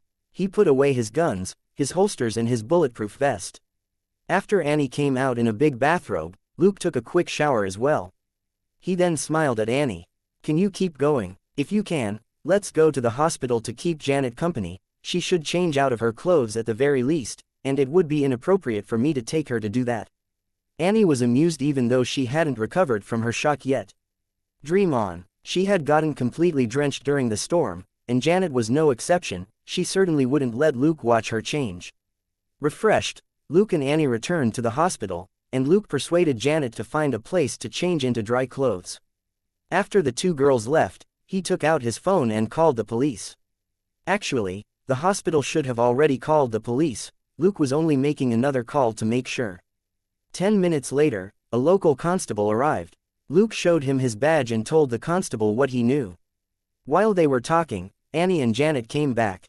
Annie was holding a bunch of transparent plastic bags that contained everything they had been wearing except their underwear. Luke gave the plastic bags to the constable and said, "Here's the evidence." The constable was stunned for a moment, before he smiled wryly. "Well, thank you for your cooperation, Detective Luke." Luke didn't think it was a big deal. "I hope this can reduce your workload a little."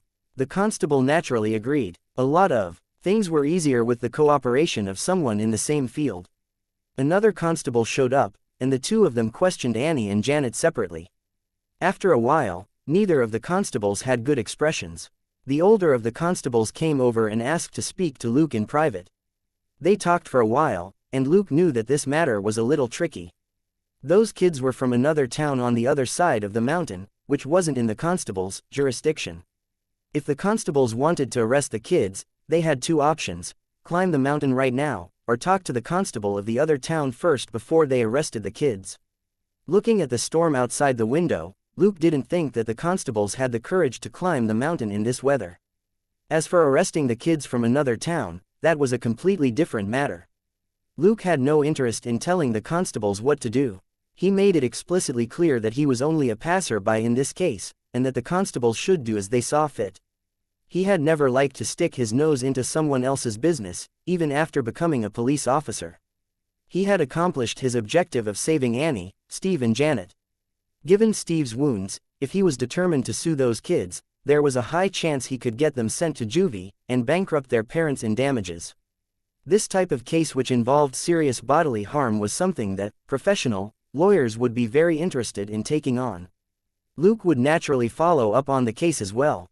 He wouldn't act without reason, but once he confirmed certain things, he didn't mind spending another weekend here. The two constables were relieved. At least they didn't have to risk their lives climbing the mountain at night. The identities of those kids weren't a secret. It would be impossible for them to run. Police matters in the other town were entrusted to LASD. It was better to communicate with LASD first before taking any action. 2 hours later, Steve was wheeled out of the operating room.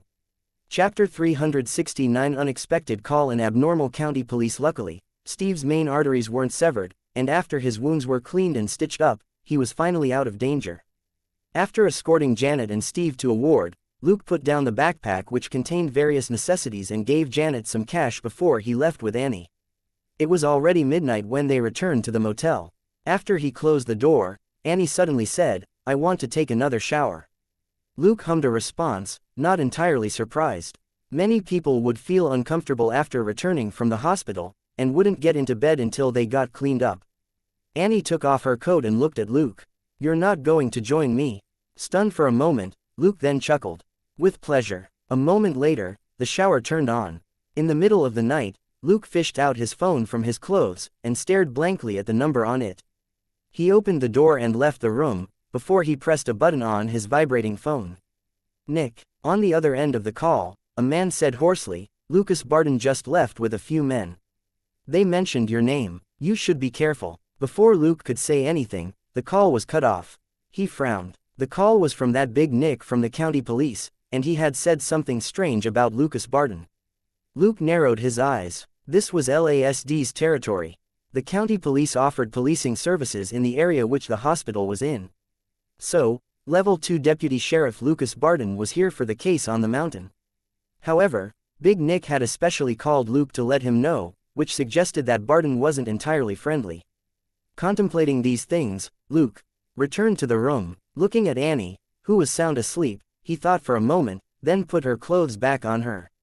After the shock and fierce exertion of today, the especially exhausted Annie only mumbled something, and when Luke murmured in response, she let him put the t-shirt and the shorts on her. Luke then put on his own clothes, packed up his stuff, and closed the door of the room before he left. He didn't go by the stairs. Instead, he walked through the hallway and jumped out a window to the ground below. He then drove the pickup out of the garage at the back. Maybe the owner of the motel was too unprofessional, or the thunderstorm was too loud, so he didn't notice anything. Just like that, Luke drove the pickup out and hid among a few cars 100 meters away. An hour later, 2 cars from the county police arrived at the motel. Their lights and sirens weren't on. The 2 police cars came to a quick stop, and 6 officers spoke to the owner of the motel. Taking a room card from him, they quickly and quietly approached Luke's room.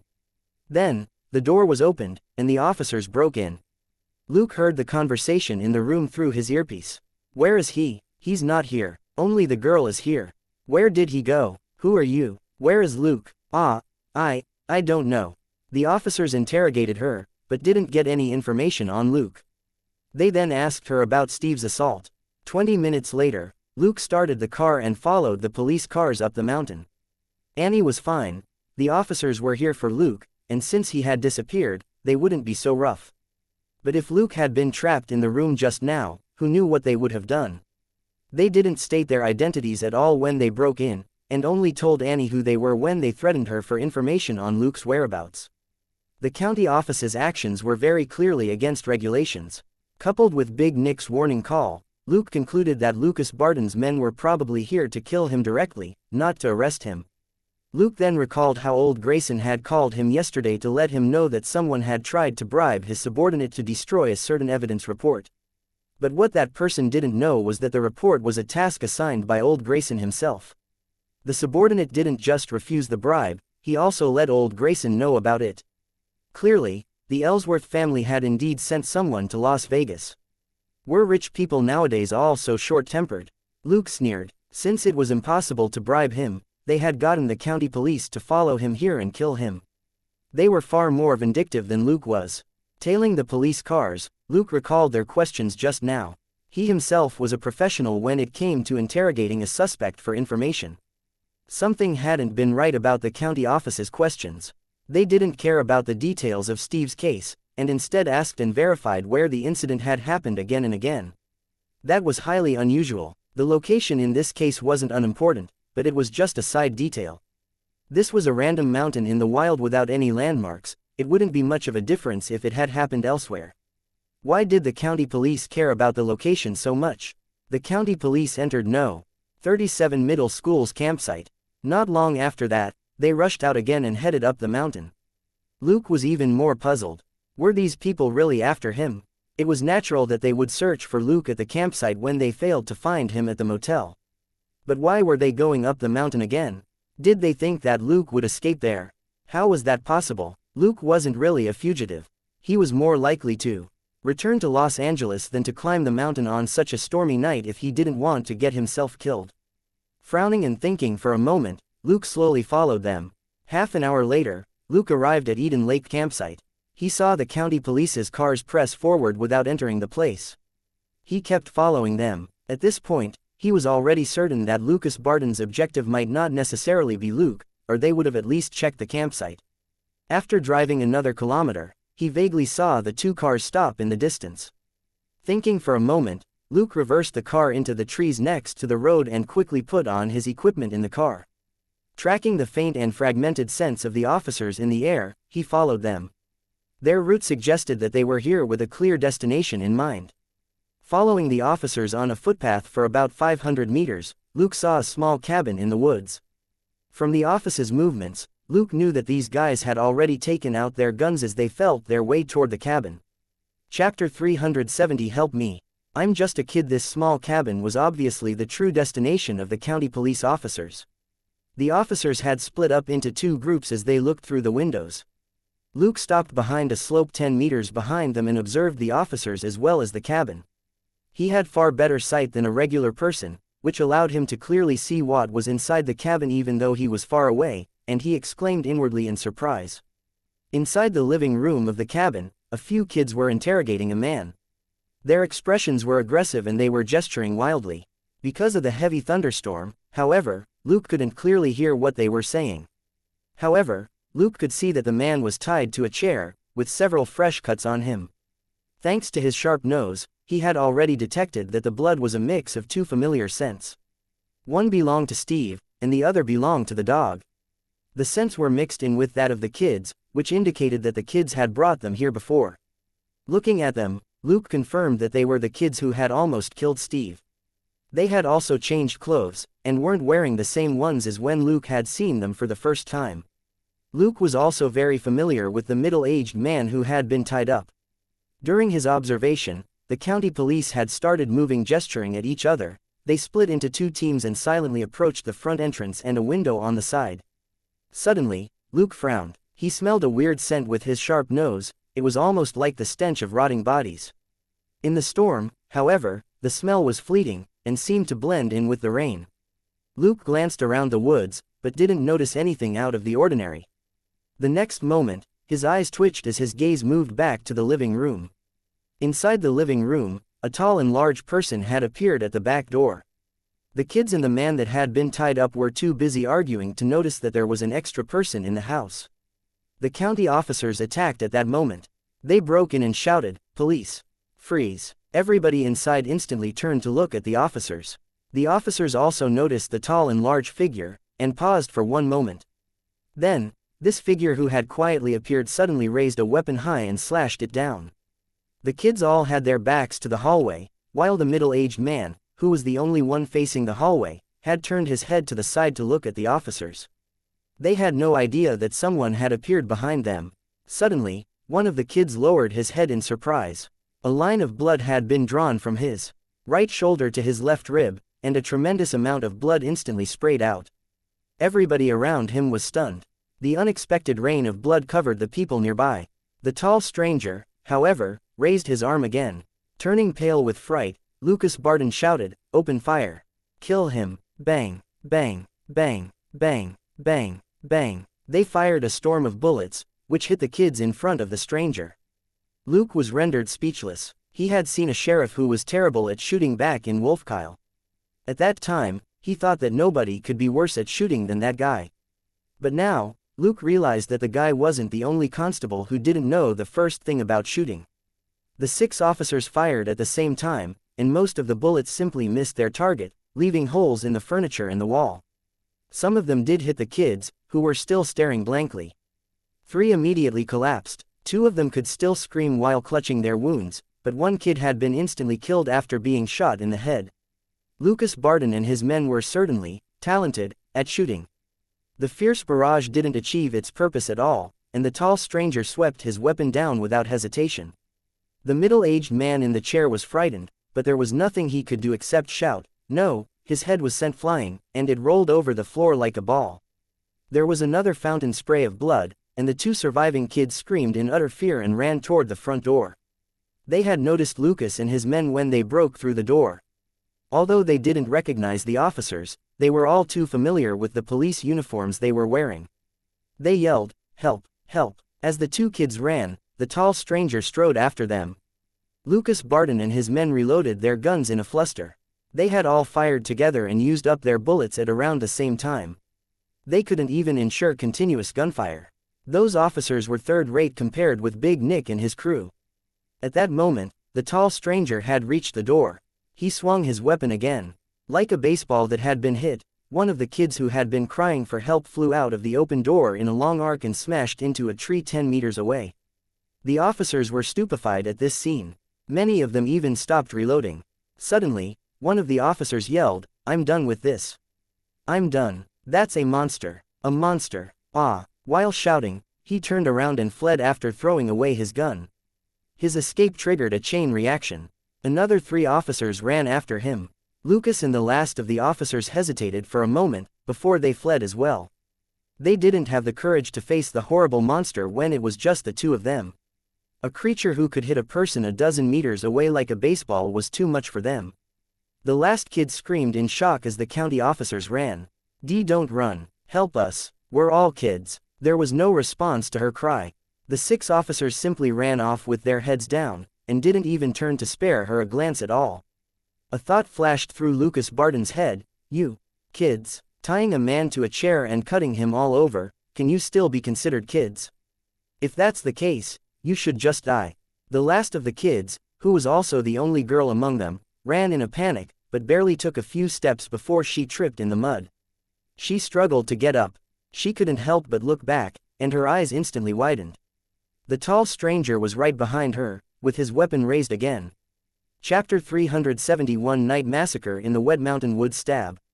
A weapon pierced her chest, pinning her in the mud. Looking at the face of the tall stranger, who had lowered his head, she murmured, Please, let me go. I'm still a kid." Stab. Stab. Stab. 3 more enormous wounds appeared in the kid's chest.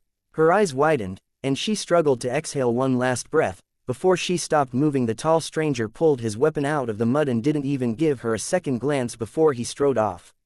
A few minutes later, there was the sound of gunfire in the woods, mixed with panicked shouts and the sounds of running, before a blood-curdling scream rang out. 5 people suddenly burst out of the woods in the rain. They were none other than the county officers, Lucas Barton among them. Luke nimbly ran dozens of meters in front of them. He spared the officers a mere glance, before he narrowed his eyes and looked behind them. Clap, boom, thunder rumbled, and the woods lit up at a bolt of lightning. Luke curled his lip. The whole thing was getting more and more interesting.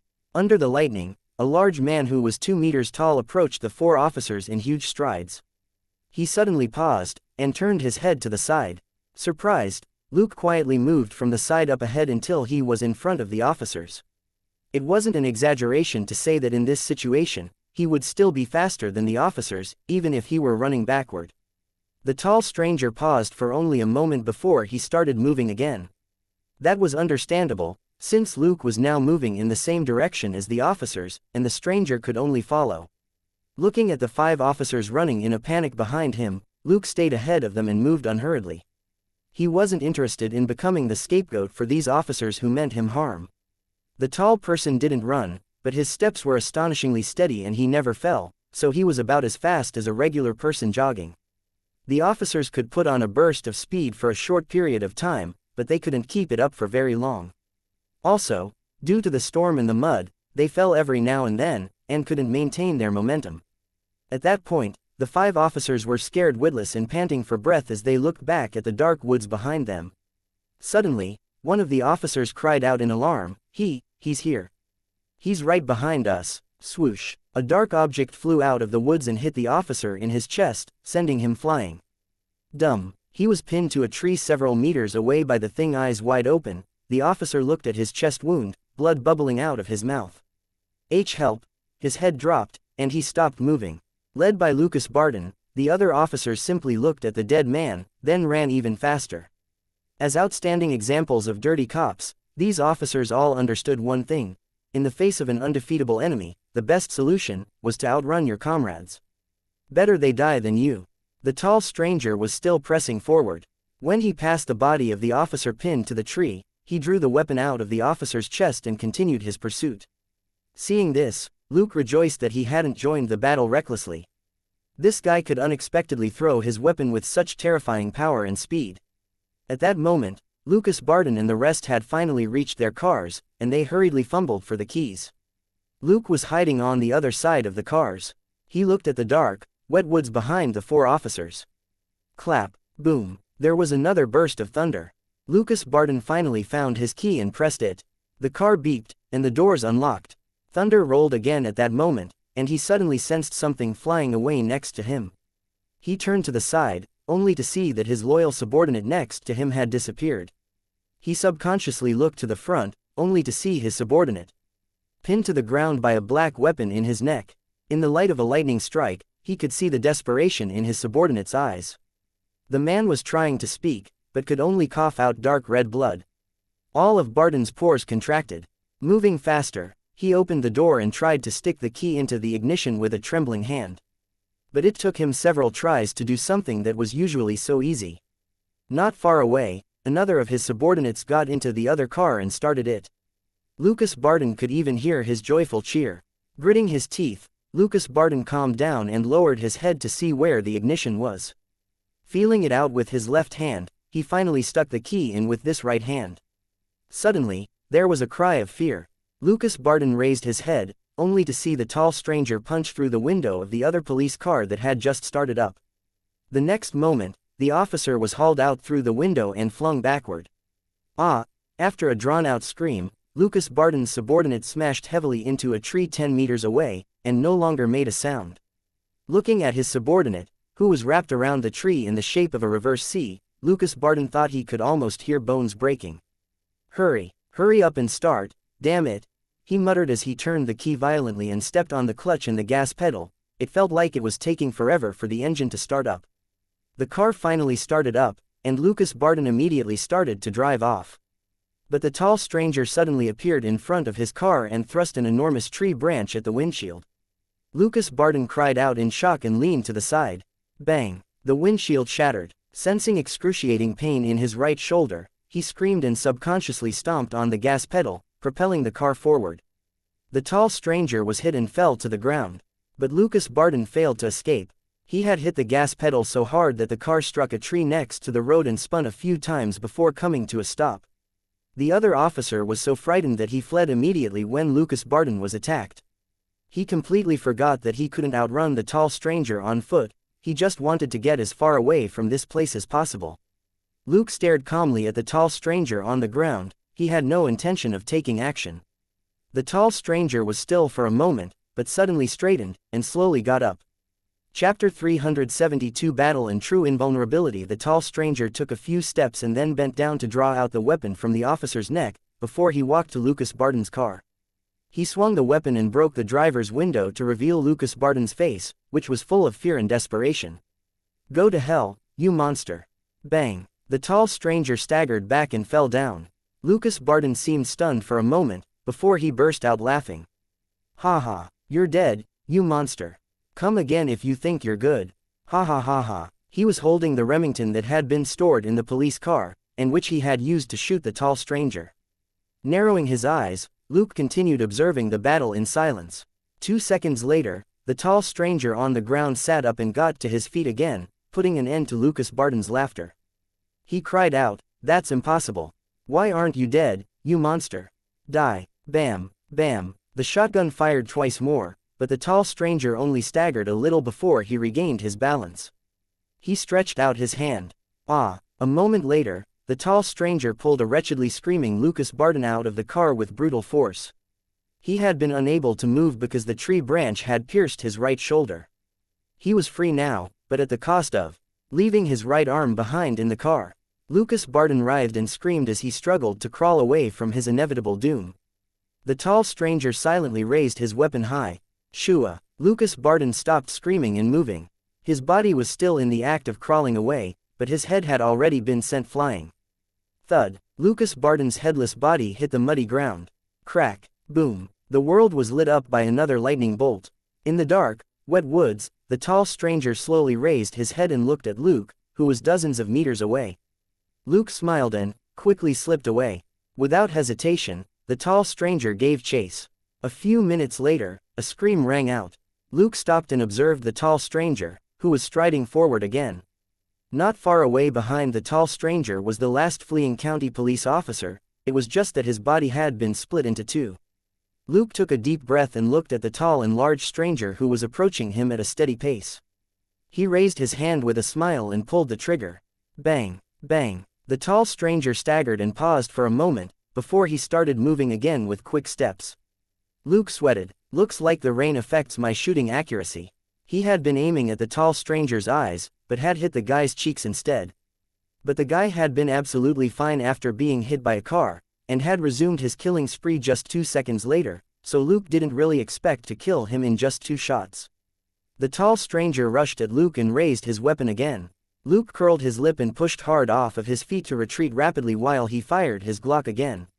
Bang! Bang! There were only 20 meters between them this time, and Luke was able to shoot the guy in his eyes.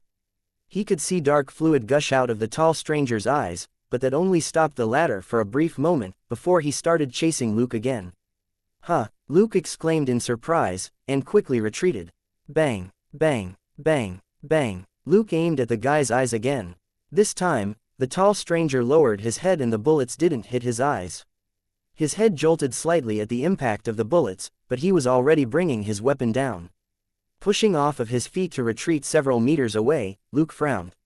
So sturdy. Bang! Bang! Bang! Bang! 4 bullet holes were left in the tall stranger's chest. But they were even less effective. They did nothing more than make his body shudder a little.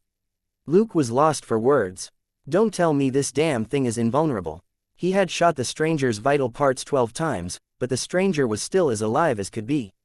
Bang! Bang! Luke fired the last bullet at the tall stranger's groin, and as he expected, it had no effect. The tall stranger sped up and started to run as he swung his weapon at Luke again. Luke suddenly turned as he reloaded his Glock, and he fired like crazy once again. Bang! Bang! Bang! Bang! Bang! Bang! Bang! He used up the magazine. leaving yet another 13 bullet holes in the tall stranger.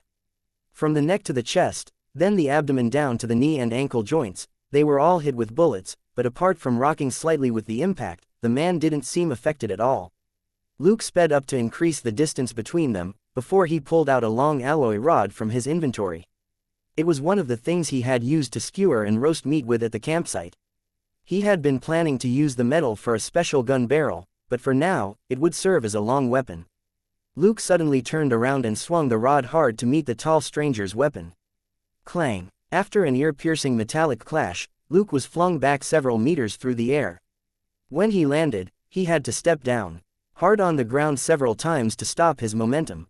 What enormous force! He was quite impressed at 40 strength. He was 16 times stronger than a regular person, and had never met an opponent as strong as he was.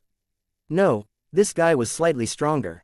Luke's weapon was longer and heavier than his opponent's, and he should have gotten the upper hand in that clash, but didn't. The tall stranger spun around at the enormous counterforce from the alloy rod, but he was still holding his weapon tightly. When he stopped, he tilted his head in confusion, as if he didn't understand what had just happened. Luke chuckled. "Hey, big guy, shall we go again?" He swung the rod as he spoke. The tall stranger subconsciously raised his weapon.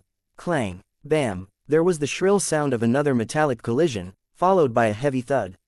The tall stranger's right arm dangled at his side. He came out the loser when he warded off a fierce swing from Luke's two-handed grip on the rod with one hand. Not only was his right arm broken, Luke's long rod had also hit his right shoulder. Pulling his rod back, Luke clicked his tongue in amazement. Truly invulnerable. The tall stranger's shoulder had already caved in, which would have been a fatal injury for normal people, but this man was already pulling his legs out of the thick mud. The next moment, the tall stranger lunged forward again, brandishing his weapon once more. Chapter 373 Permanently unavailable. Luke ducked down and to the side to avoid the attack. At the same time, he swung the rod at the stranger's ankle. With a crack, the tall stranger's movements suddenly turned awkward. Luke turned around and hit the stranger's other knee, and there was another cracking sound. He then pulled back the rod, and with all his strength, brought it down heavily on the stranger's right wrist. The tall stranger's weapon spun in the air as it was sent flying. The tall stranger still didn't utter a sound. He kept trying to charge at Luke, but because of his injured legs, he lost his balance and fell to the ground. Luke shook his head in resignation. "It seems that you aren't a smart one." He then felt around the back of his waist and came up with several rope darts. When the tall stranger stood up again, Luke threw out the rope darts, and the steel ropes wrapped the stranger up firmly from head to toe. Luke then activated a trigger, and the dart heads automatically fell off. He picked up the dart heads, and using his alloy rod, flipped the guy over from where he had fallen on his face. Lightning struck again, lighting up the tall stranger. He was wearing ragged yellow and green overalls, which were mottled and looked old, as if they had been soaking in water all this time. He was wearing a weird hockey mask. There was a red triangular mark on the forehead and the cheeks of the mask, which also had evenly distributed holes for breathing. The mask was tied onto the bald stranger's face with a belt. Luke checked the system. "System, you have defeated Jason Voorhees and have received a list of his abilities. Jason Voorhees' abilities: Ultra Strength unavailable, Ultra Senses unavailable, Rapid Regeneration unavailable, Resurrection unavailable." Luke was dumbfounded. This was the first time that the abilities weren't available for him to learn in the system.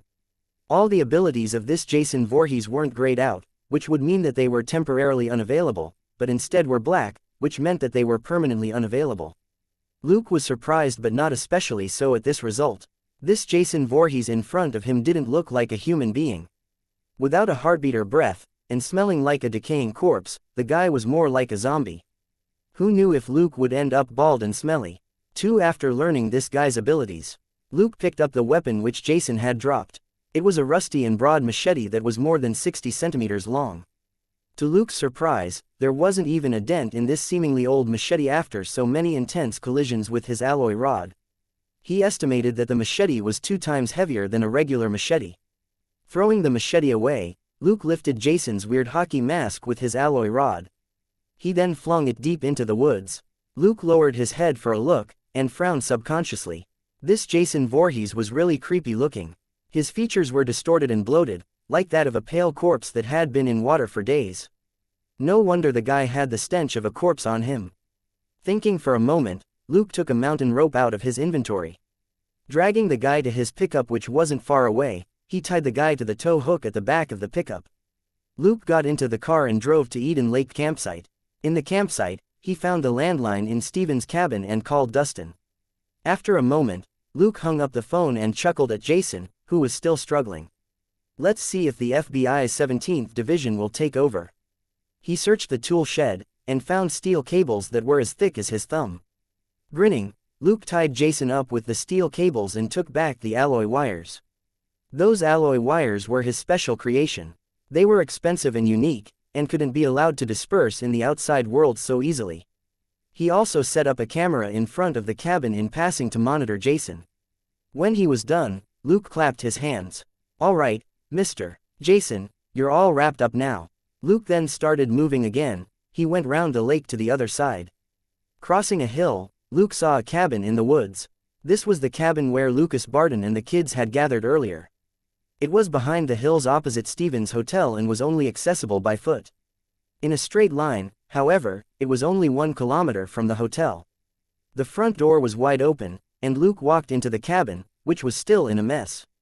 He didn't approach the bodies, and simply used a flashlight to observe the head that was on the floor. After examining it for a moment, he took out his fake phone and found a picture of a man in a prisoner's uniform. Comparing the man with the head on the ground, Luke sighed. It really is you. The middle-aged man whom the kids had been interrogating and whom Jason Voorhees had beheaded was in fact Wade Davis, that real estate businessman from Texas. Mark Owen, the Texas Ranger, was killed while escorting Wade Davis, and this businessman had been missing since then. Lucas Barton was the biggest suspect in Mark Owen's murder. As it turned out, Wade Davis had been hiding here. No wonder Lucas Barton came in a hurry after hearing Luke's name, and planned to kill Luke back in the motel. He must have thought that Luke had found a lead on Wade Davis, and fearing that his crime would be exposed, he came to shut Luke up. All of this started with the officer's murder. After confirming Wade Davis's identity, Luke finally solved the puzzle. Suddenly, he heard a feeble voice. Help me. Luke turned his head and noticed one of the kids who had been shot. There was a long and winding trail of blood behind him. He had clearly struggled to crawl to the door, but couldn't move anymore. At that moment, he looked at Luke with a pleading expression. Luke crouched down and took out a syringe to give the boy a shot. It was a painkiller. Luke then asked, "How did you find this place?" The kid was a little dazed, but as the painkiller kicked in, he stammered out his story. Chapter 374 Learn to be a good kid in your next life. It turned out that those kids had been led here by the bloody clothes which Annie had dumped to mislead them. They were familiar with this area and knew that this was the only other place that had people apart from the hotel. They had searched the hotel and discovered that Steve and his girlfriend were gone, and thanks to the bloody clothes, they had come to this cabin. They found Wade Davis, and panic-stricken and aggressive, believed that Wade was hiding Steve and his girlfriend. Not only had Steve discovered the weed which they had secretly planted, they had also hurt him badly. There was no way they could let Steve and Janet go. So, they tied Wade up and interrogated him, doing to him what they did to Steve. After Luke was finished with his questions, the kid asked in a daze, "Can you send me to the hospital now? I feel cold." Luke sighed and shook his head. "There's no point. You won't make it to the hospital." The kid seemed confused. Luke said, "You've lost too much blood, and it will take at least an hour from here to the hospital." Desperation flashed in the kid's eyes. Help me. Please." After a brief silence, Luke asked, "When you tied people up and cut them, they must have begged you to, didn't they?" The kid panicked. "No, it wasn't on purpose. We were just scared." Luke sighed and stood up. Learn to be a good kid in your next life. At that point, the kid stopped breathing. "So, you really couldn't make it," Luke murmured at the kid's body. Through his questions, Luke had confirmed that these kids had tried to kill Steve to keep his mouth shut. The kids had a small weed patch nearby. That was the reason why they hung out here often. It was just an excuse for them to harvest the weed and sell it. Steve and his girlfriend, on the other hand, had barged into this location when they were looking for their car. In other words, these kids had already become drug dealers. Luke had been merciful enough not to kill them himself. As for the other 2 kids who had been shot, one of them died on the spot from being shot in the head, and the other one died before Luke came back. So, there were no survivors in this place. After figuring out everything, Luke left the cabin and cleaned up certain spots in the woods, before he returned to Eden Lake campsite. He made hot coffee in the kitchen and went out to the cabin porch to enjoy it, looking at the steel cables that jerked every now and then. The woods were pitch black in the pouring rain, except when they were lit up by lightning. However, Luke's heart was serene. 2 hours later, headlights broke through the darkness as several cars approached the cabin. Luke rose and returned to the cabin. A few guys got out of 4 black SUVs, and one of them knocked on the door. "Detective Luke Coulson," Luke said, "please come in. It's open." The man in a black combat uniform stepped into the cabin and observed Luke for a moment, before he flashed his ID. "FBI, we've been informed to take in the target you found." Luke checked the ID carefully, only to discover that the guy wasn't from the FBI's 17th Division, but a sub-bureau called the Joint Advanced Research Unit. He gave the ID back to the guy and said, "Agent Flegg. He's outside. I've tied him up with steel cables." Flegg nodded and said, "Thank you very much for your cooperation." Luke reminded him, "Be careful, ordinary bullets basically don't work on him, and I could only hold him down with steel cables." Flegg smiled confidently. "Rest assured, Detective, we're professionals." Luke smiled as well. "That's great. I thought that the 17th Division would come since they have more experience with this kind of stuff." Flegg was stunned. "The 17th Division?" Luke kept smiling. "Yes, Captain Wales and I have cooperated twice before. He's a nice guy." Flegg's smile vanished. He stared at Luke for a moment, then said, "In that case, things are much easier." He took a document out of his backpack. "Confidentiality agreement. You understand, right?" Luke quickly flipped through the document. It was pretty much the same as the agreement which Luke had signed with S.H.I.E.L.D. before. He signed his name on it and gave the document back.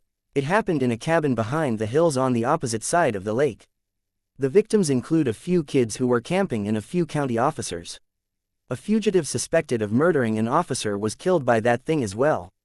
I need the information about the death of the fugitive to close my case.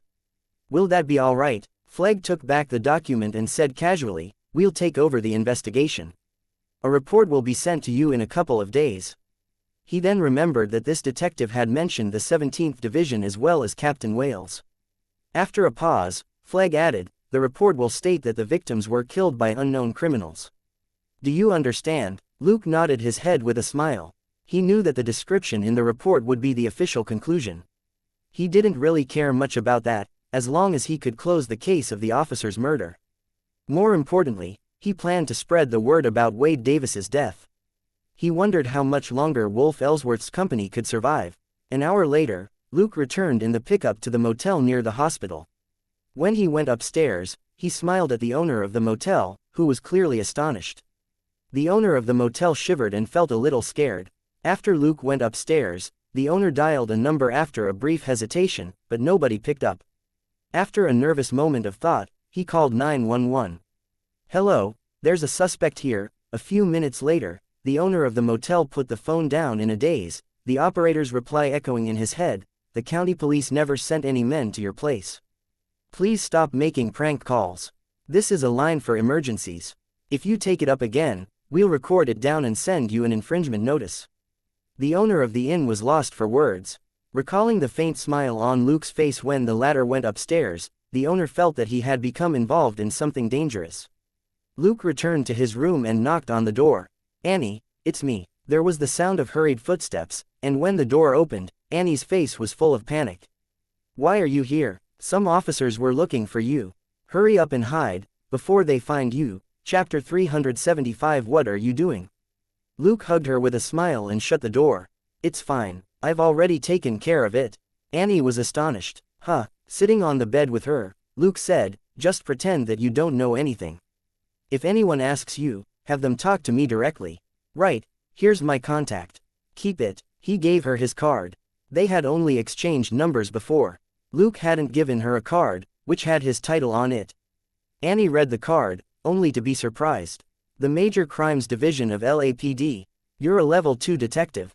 She had thought that Luke was a rookie officer, or maybe an intern, or he wouldn't have been sent here to be a safety training instructor. Luke stroked her back to calm her down. "There's an inside story to this. It's best if you don't know anything about it." "Don't worry, I just pissed off some guys who don't appreciate the rules." He held her in his arms and said, "Sorry. You must have been frightened when I left beforehand." Annie shook her head. She had thought about it. Luke had left quietly, probably because he didn't want to get her involved. After comforting her, Luke called Juliet at the campsite and told her that he was safe. He also informed her that he might not be able to return on time the next day.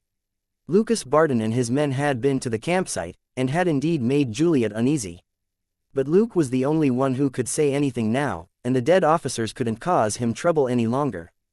After receiving Luke's call, Juliet was reassured and told him not to worry about the campsite. Then, Luke sent a text message to Elsa and told her the gist of the situation. Certain things had to be kept confidential, but there was no need to hide the deaths of Lucas Barton and Wade Davis. It was better to tell Elsa so that she would be prepared. Elsa soon called him. Luke smiled at Annie apologetically and answered the call in the hallway. He wasn't done until 10 minutes later.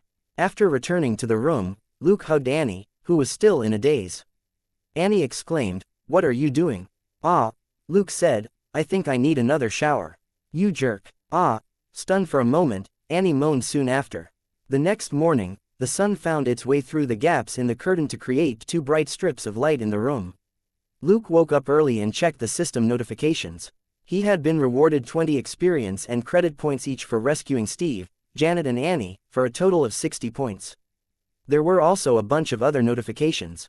Mission: eliminate the adolescent drug dealers. Completed. Total experience: 500. Total credit: 500. Contribution rate: 30%. EXP plus 150. Credit plus 150. Mission: eliminate main members of Lucas Barton's criminal group. Completed. Total experience: 300. Total credit: 300. Contribution rate: 30%. EXP plus 90. Credit plus 90. Mission: crack the Texas Rangers murder case. Completed. Total experience: 100. Total credit: 100. Contribution rate: 50%. EXP plus 50. Credit plus 50. Mission: eliminate Wade Davis. Completed. Total experience: 100. Total credit: 100. Contribution rate: 30%. EXP plus 30. Credit plus 30. Luke scratched his head. He had received the most experience and credit from getting rid of the bad kids. The reward for eliminating the dirty cops and Wade Davis seemed quite small. Daddy's system clearly didn't give rewards based on the law, but according to the impact which the crimes had on other people. That meant that the bad kids had harmed more people, while Lucas Barton and his gang probably had to pretend to be good officers, so had hurt fewer people. By the same logic, Wade Davis yielded little experience and credit probably because he had only killed 2 people, and was only partly to blame for the death of the Texas Ranger. Therefore, Wade Davis, a big businessman, was the least valuable person in the system. But the 3 missions had been easily accomplished in one fell swoop, so the harvest wasn't bad at all. Then there was Jason Voorhees. System: stop Jason Voorhees from killing people. Completed. Total experience: 200. Total credit: 200. Contribution rate: 100%. EXP plus 200. Credit plus 200. Luke sighed. No matter how terrifying a monster Jason was, he wasn't as much of a danger as drug dealers. An average-sized gang of drug dealers could endanger hundreds of people at the very least. Comrade Jason, who silently and diligently reaped heads with his machete, was clearly nothing compared with the drug dealers. All in all, 600 experience and credit points for just a few hours of work wasn't bad. After checking his gains, Luke began to review his actions last night and think about follow-up plans. While he went over the details of his actions last night, Annie's warm and soft body lay in his arms. Finally, Annie moved and woke up in a daze. Looking at the strange room, she finally remembered where she was a moment later.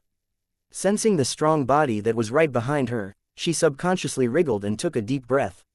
"Don't you need to sleep at all?" Luke chuckled and kissed her cheek. "I'm absolutely fine." Lost for words, Annie then asked, "When are we going to have breakfast?" Luke smiled. "I'm having mine right now. It's delicious." Annie blushed. "You animal." They didn't get up until noon. When they checked out, the owner of the hotel didn't even dare look Luke in the eye. After they checked out, Luke took Annie to the police station in town and found the 2 constables whom he had talked to yesterday. When Luke mentioned Stephen, the owner of Eden Lake Campsite, to the constables, Annie finally realized that she had forgotten about her uncle all this time. It wasn't entirely her fault. Stephen wasn't really her blood uncle, and they were only distantly related. She had only worked at the campsite for 2 days, and to her, Stephen was a stranger whom she had just met. Too many things had happened last night for her to have time to worry about Stephen. The 2 constables said that they would send out a search party for Stephen. After asking for Annie's opinion, Luke then drove her up the mountain to fetch her personal belongings, including her cell phone, her ID, her credit card, and so on. After lunch, Luke dropped Annie at a bus stop on Route 405 and waved goodbye to her. After that awful experience with the murderous kids at the campsite, Annie wasn't going to continue working there, she would rather go back to the city. Chapter 376 Bad Parents of Bad Kids. After dropping Annie off, Luke drove Stephen's pickup to the police station in town and asked the constables to return it to Stephen, if Stephen was still alive. But Luke wasn't very hopeful. On his way back to No. 37 Middle School's campsite, he remembered the ruthless kids again. Not only did they steal a car, they had also tried to kill the victim to keep his mouth shut. However, they had been misled, and somehow sent themselves to Jason Voorhees's machete. Luke had planned to teach those kids a lesson after finding out the truth, but had been saved the trouble. This was actually an inevitable ending. If they had been less ballsy and ruthless, they wouldn't have been killed off in one night. Returning to No. 37 Middle School's campsite, Luke looked at the kids who were horsing around, and suddenly felt that it was quite adorable that they went swimming at night or went naked into the woods.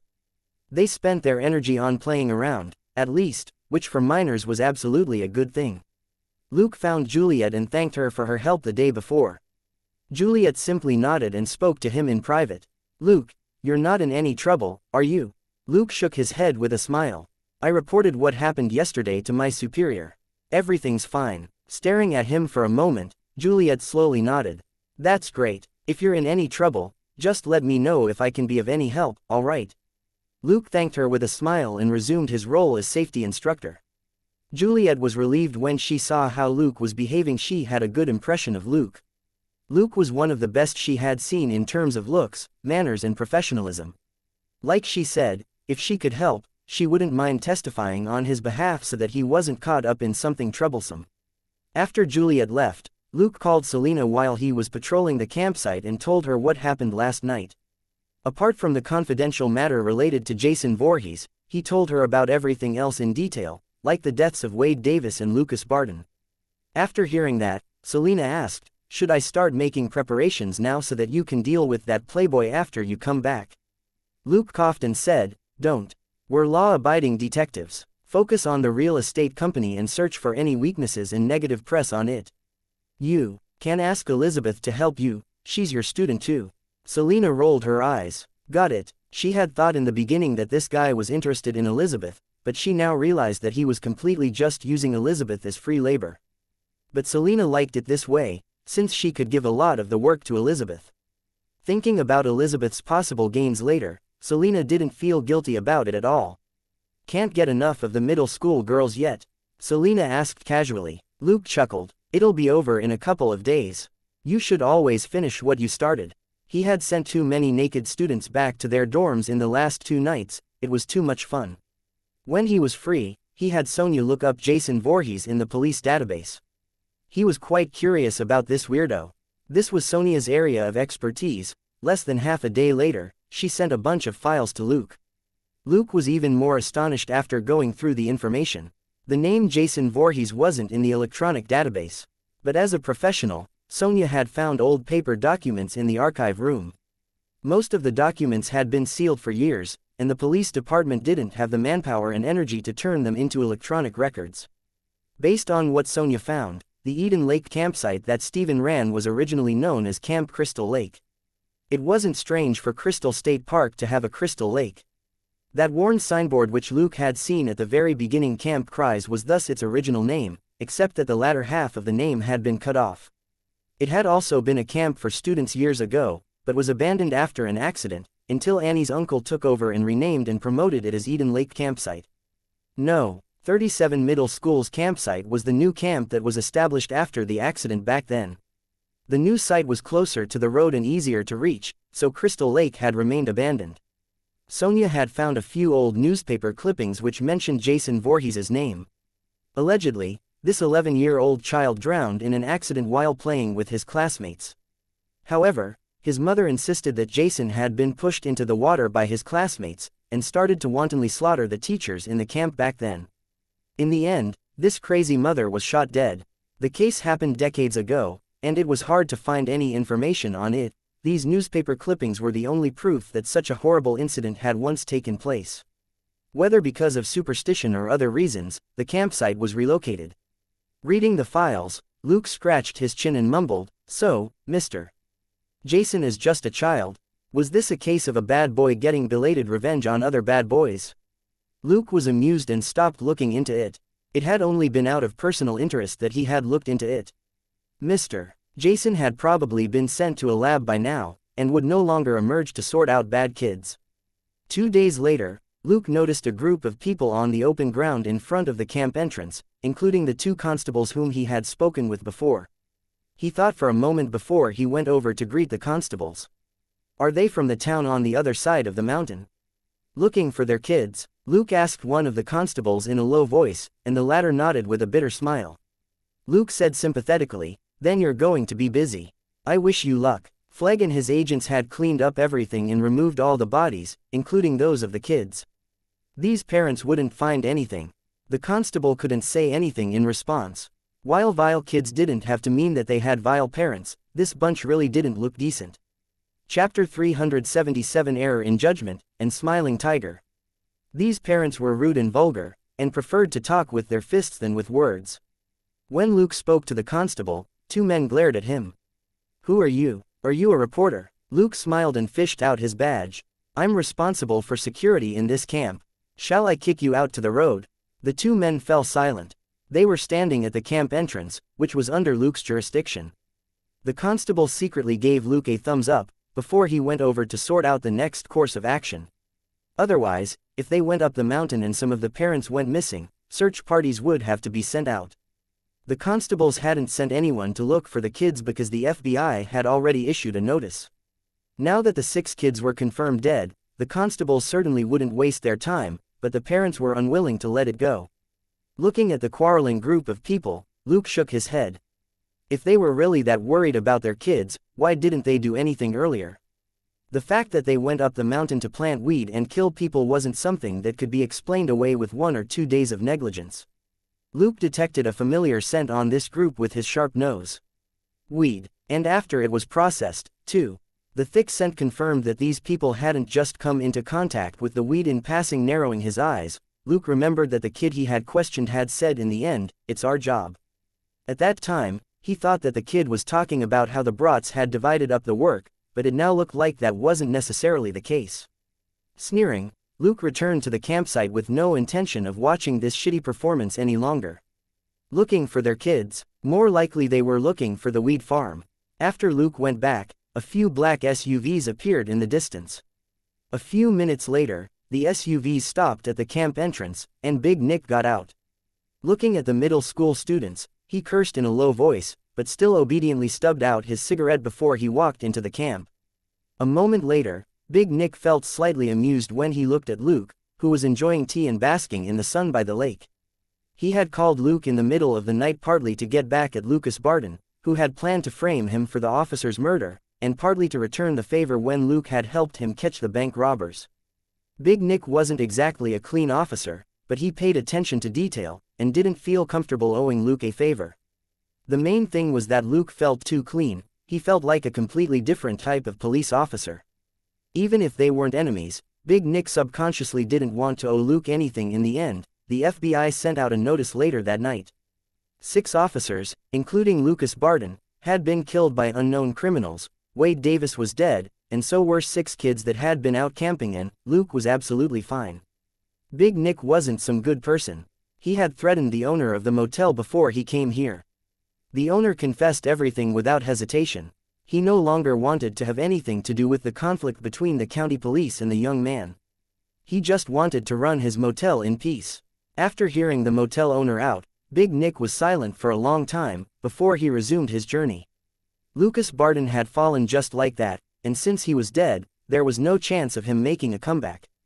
Furthermore, it was actually the FBI that had closed the case and cleaned up the mess. This changed Big Nick's opinion of Luke, and was what prompted him to meet Luke again.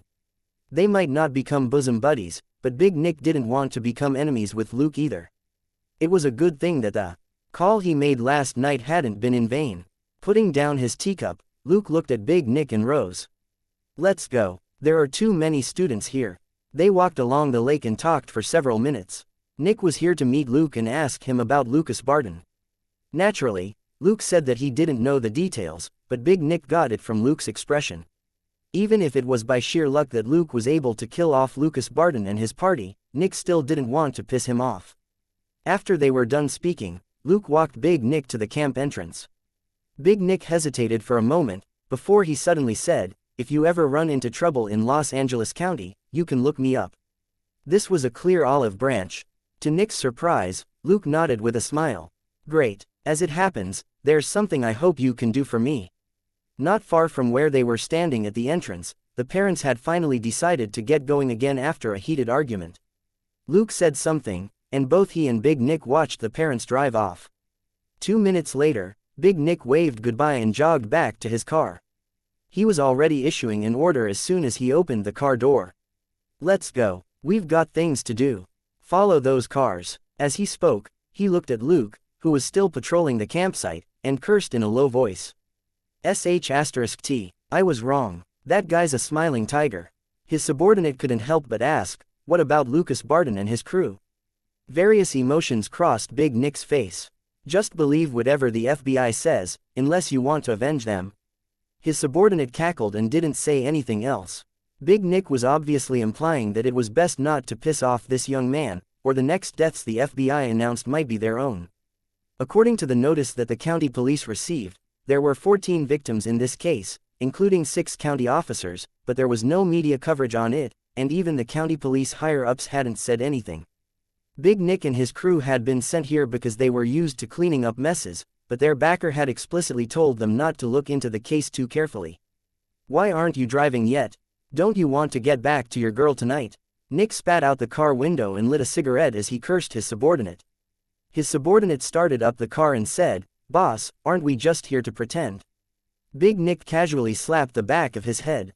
"Just drive." Then, he said in a low voice, "Someone told me that those guys have been secretly planting weed on the mountain for a long time and selling it." His subordinate was blank for a moment, before he perked up. "Are we going to clean them up?" Nick grunted in agreement, but then said, "Don't ruin all the weed. We need to keep some as evidence. I promised my source that I would put those guys in prison for several years." His subordinate chuckled. "Then we won't touch the weed that's still in the ground. As for the rest," Nick thought for a moment, then nodded. "We can do whatever we want with the rest. Also, that bunch must have a big stash of dirty cash after illegally selling weed for so long. That's the key." Chapter 378 The Angel's Return, and Blueberry Cheese. His subordinate's eyes glowed. The guy picked up the walkie-talkie and shouted, "Hey, we've got business. Boss says to hurry up, or you won't have money for big asses tonight." The other members of the crew immediately jeered. "You have a big ass, let me play with it. You faggot, aren't you the one who likes to be played?" Big Nick laughed and looked at the campsite for the last time, before he left with the other SUVs. After seeing them off, everything was peaceful once more. 2 days later, Big Nick called Luke. He sounded slightly embarrassed over the phone. "Luke, there's something I need to tell you." Luke asked, "What is it?" After a brief silence, Nick said in a low voice, "There was a small accident last night when we arrested that bunch of drug dealers."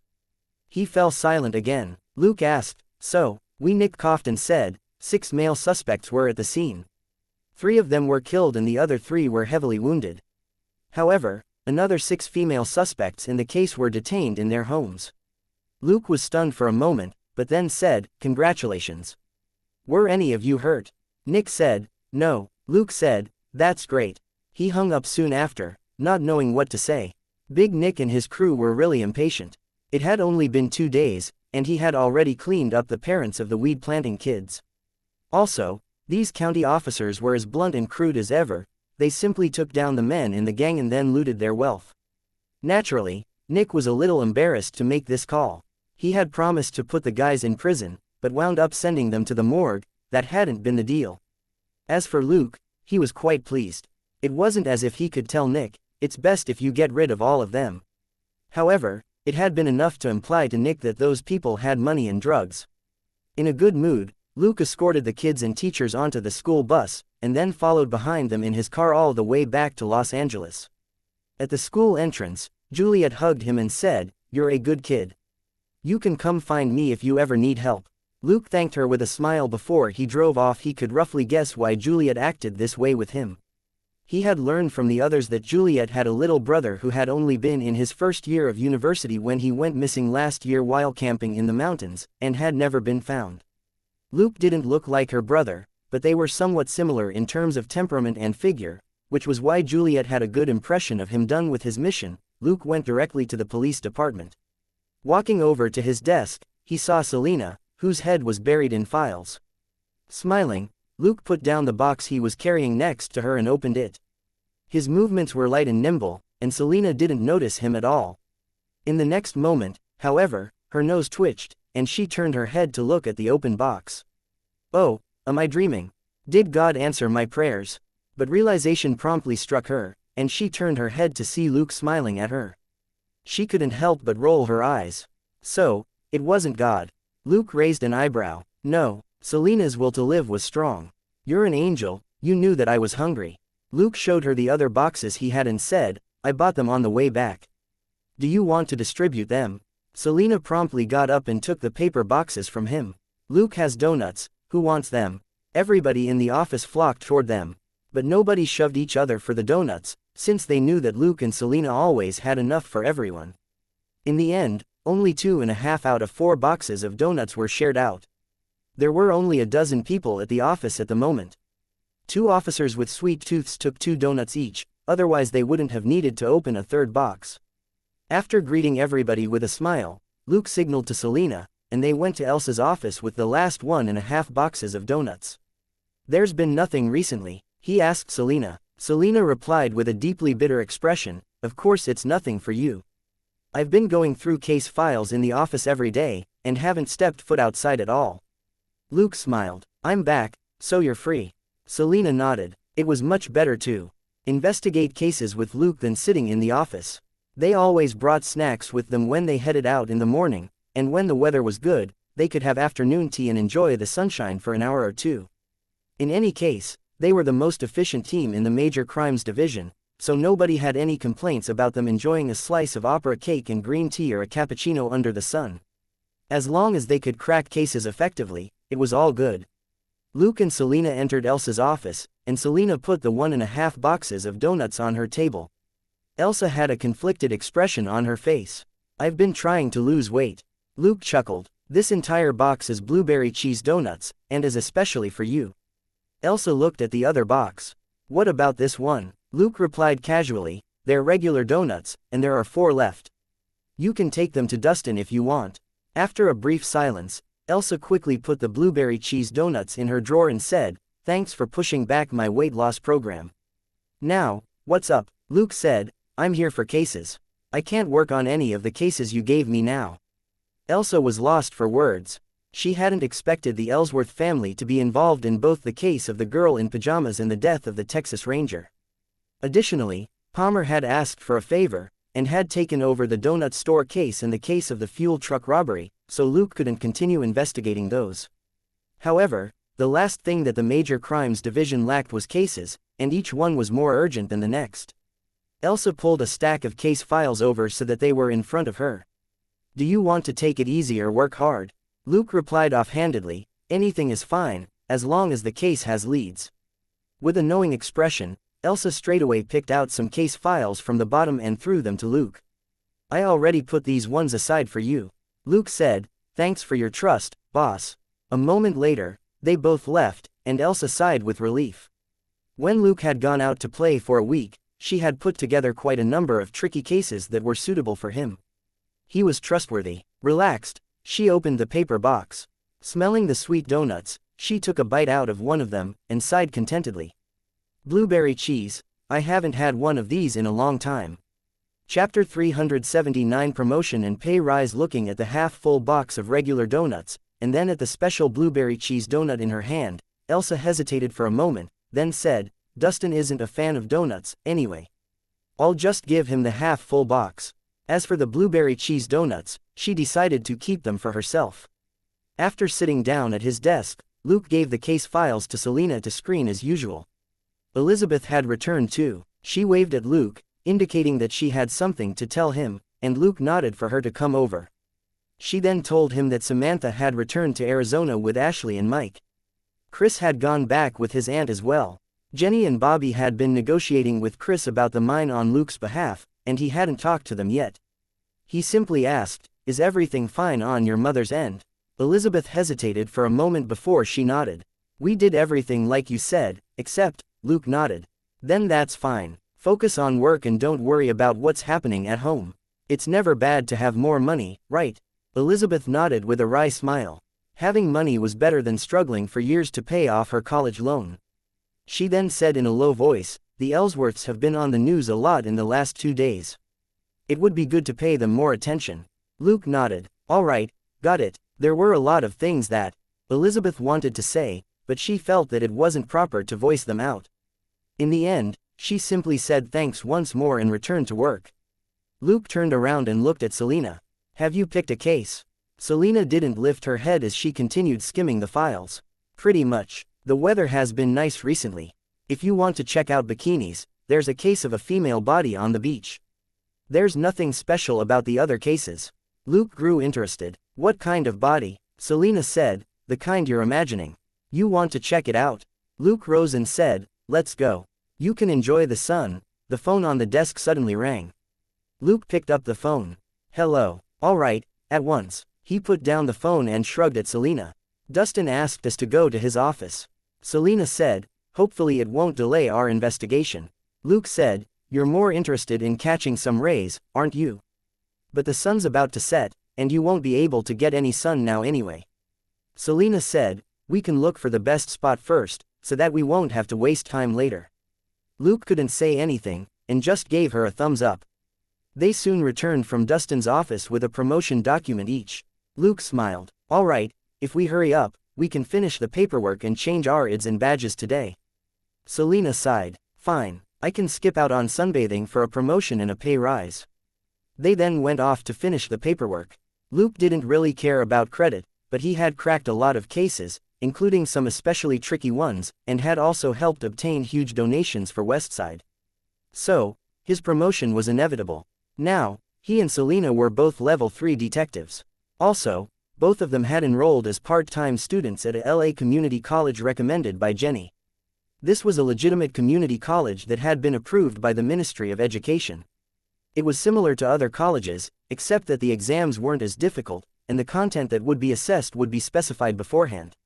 Luke had signed both of them up after doing the background research, so that they could graduate in 2 years. A 2-year diploma from a community college certainly couldn't compare with a 4-year university certificate. After they graduated, however, they could go on to apply for further study. Also, their diploma would be recognized by LAPD. The crime rate in Los Angeles was rising steadily, but recruitment continued to decline every year, as fewer young people wanted to become police officers. As one of the top 3 crime cities in America, Los Angeles was certainly worthy of its notoriety, so it was risky to be a police officer here. Many university graduates didn't want to do such a strenuous and dangerous job. So, LAPD and LASD could only lower their requirements. For example, the minimum age requirement had changed from 21 to 19, and the police now accepted 2-year diplomas from community colleges. Luke estimated that the age requirement might be reduced to 17 and a half in a couple of years, as police school training took around half a year, so new officers would be 18 after they finished the training, and could start work right away. Luke and Selena's annual salaries had also been raised to the level of seasoned officers, which was close to $90,000 before tax. This time, Dustin had given Luke and Selena the treatment they deserved for their track record in one go. From his performance in the last few months, Luke's promotion was justified, and nobody dared complain. This wasn't based on his achievements in Houston or Shackelford, and wasn't about the classified cases. He had been promoted based on the work that everybody had seen him do. Luke was happy to accept it. After becoming a level 3 detective, there were few detectives in the major crimes division who had a higher level than he did. Now, he was also a seasoned detective. There was no need for a big celebration. A lot of people in the Major Crimes Division didn't get promoted to Level 2 detectives until they were almost 30. Luke and Selena didn't want to draw their envy. Back at home, Luke made dinner for Selena to celebrate the promotion, and left the house at 10. Selena snorted. "Going to see your secretary Jenny again?" Luke smiled. "Of course. Don't forget about Chris's mine." Selena couldn't say anything. The gold mine was definitely important. Luke picked Jenny up from her villa. Even though Jenny didn't mind, Luke hardly visited her villa and never stayed over. They always spent the night at a hotel. Jenny had asked him why before, and Luke gave a very realistic answer: to avoid putting her in danger.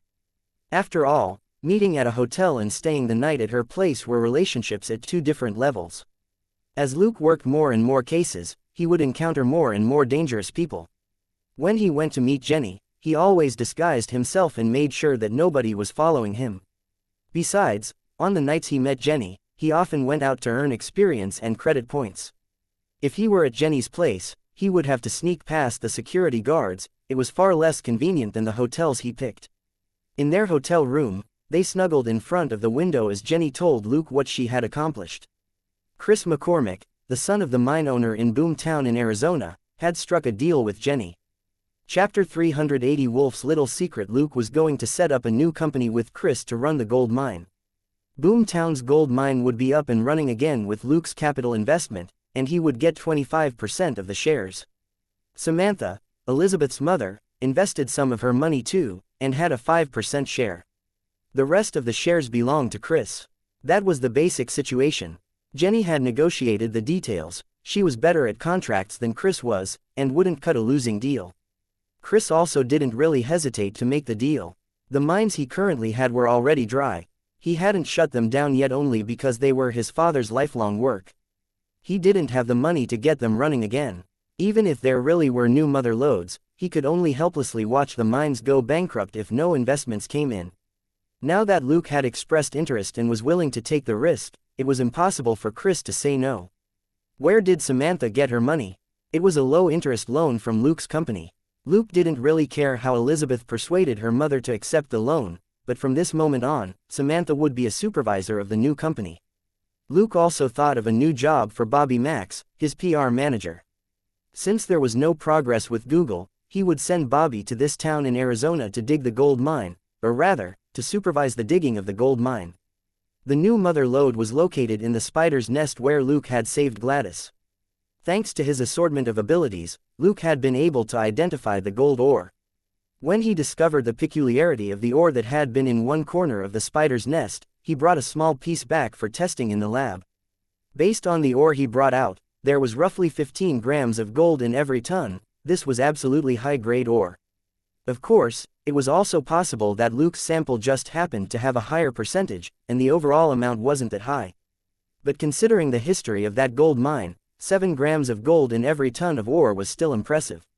Moreover, there was also silver and bronze in addition to the gold, which could also be mined and sold. Luke's investment in the gold mine was only a passing interest, and he didn't plan to devote his time to it. He was neither attracted to nor talented at business. Naturally, he wouldn't spend time on this aspect. It was good enough if he could earn some money from the gold mine. After discussing the gold mine with Jenny, the two of them finally got down to official business, and unexpectedly discovered that there were even more questions and knowledge that they needed to work on.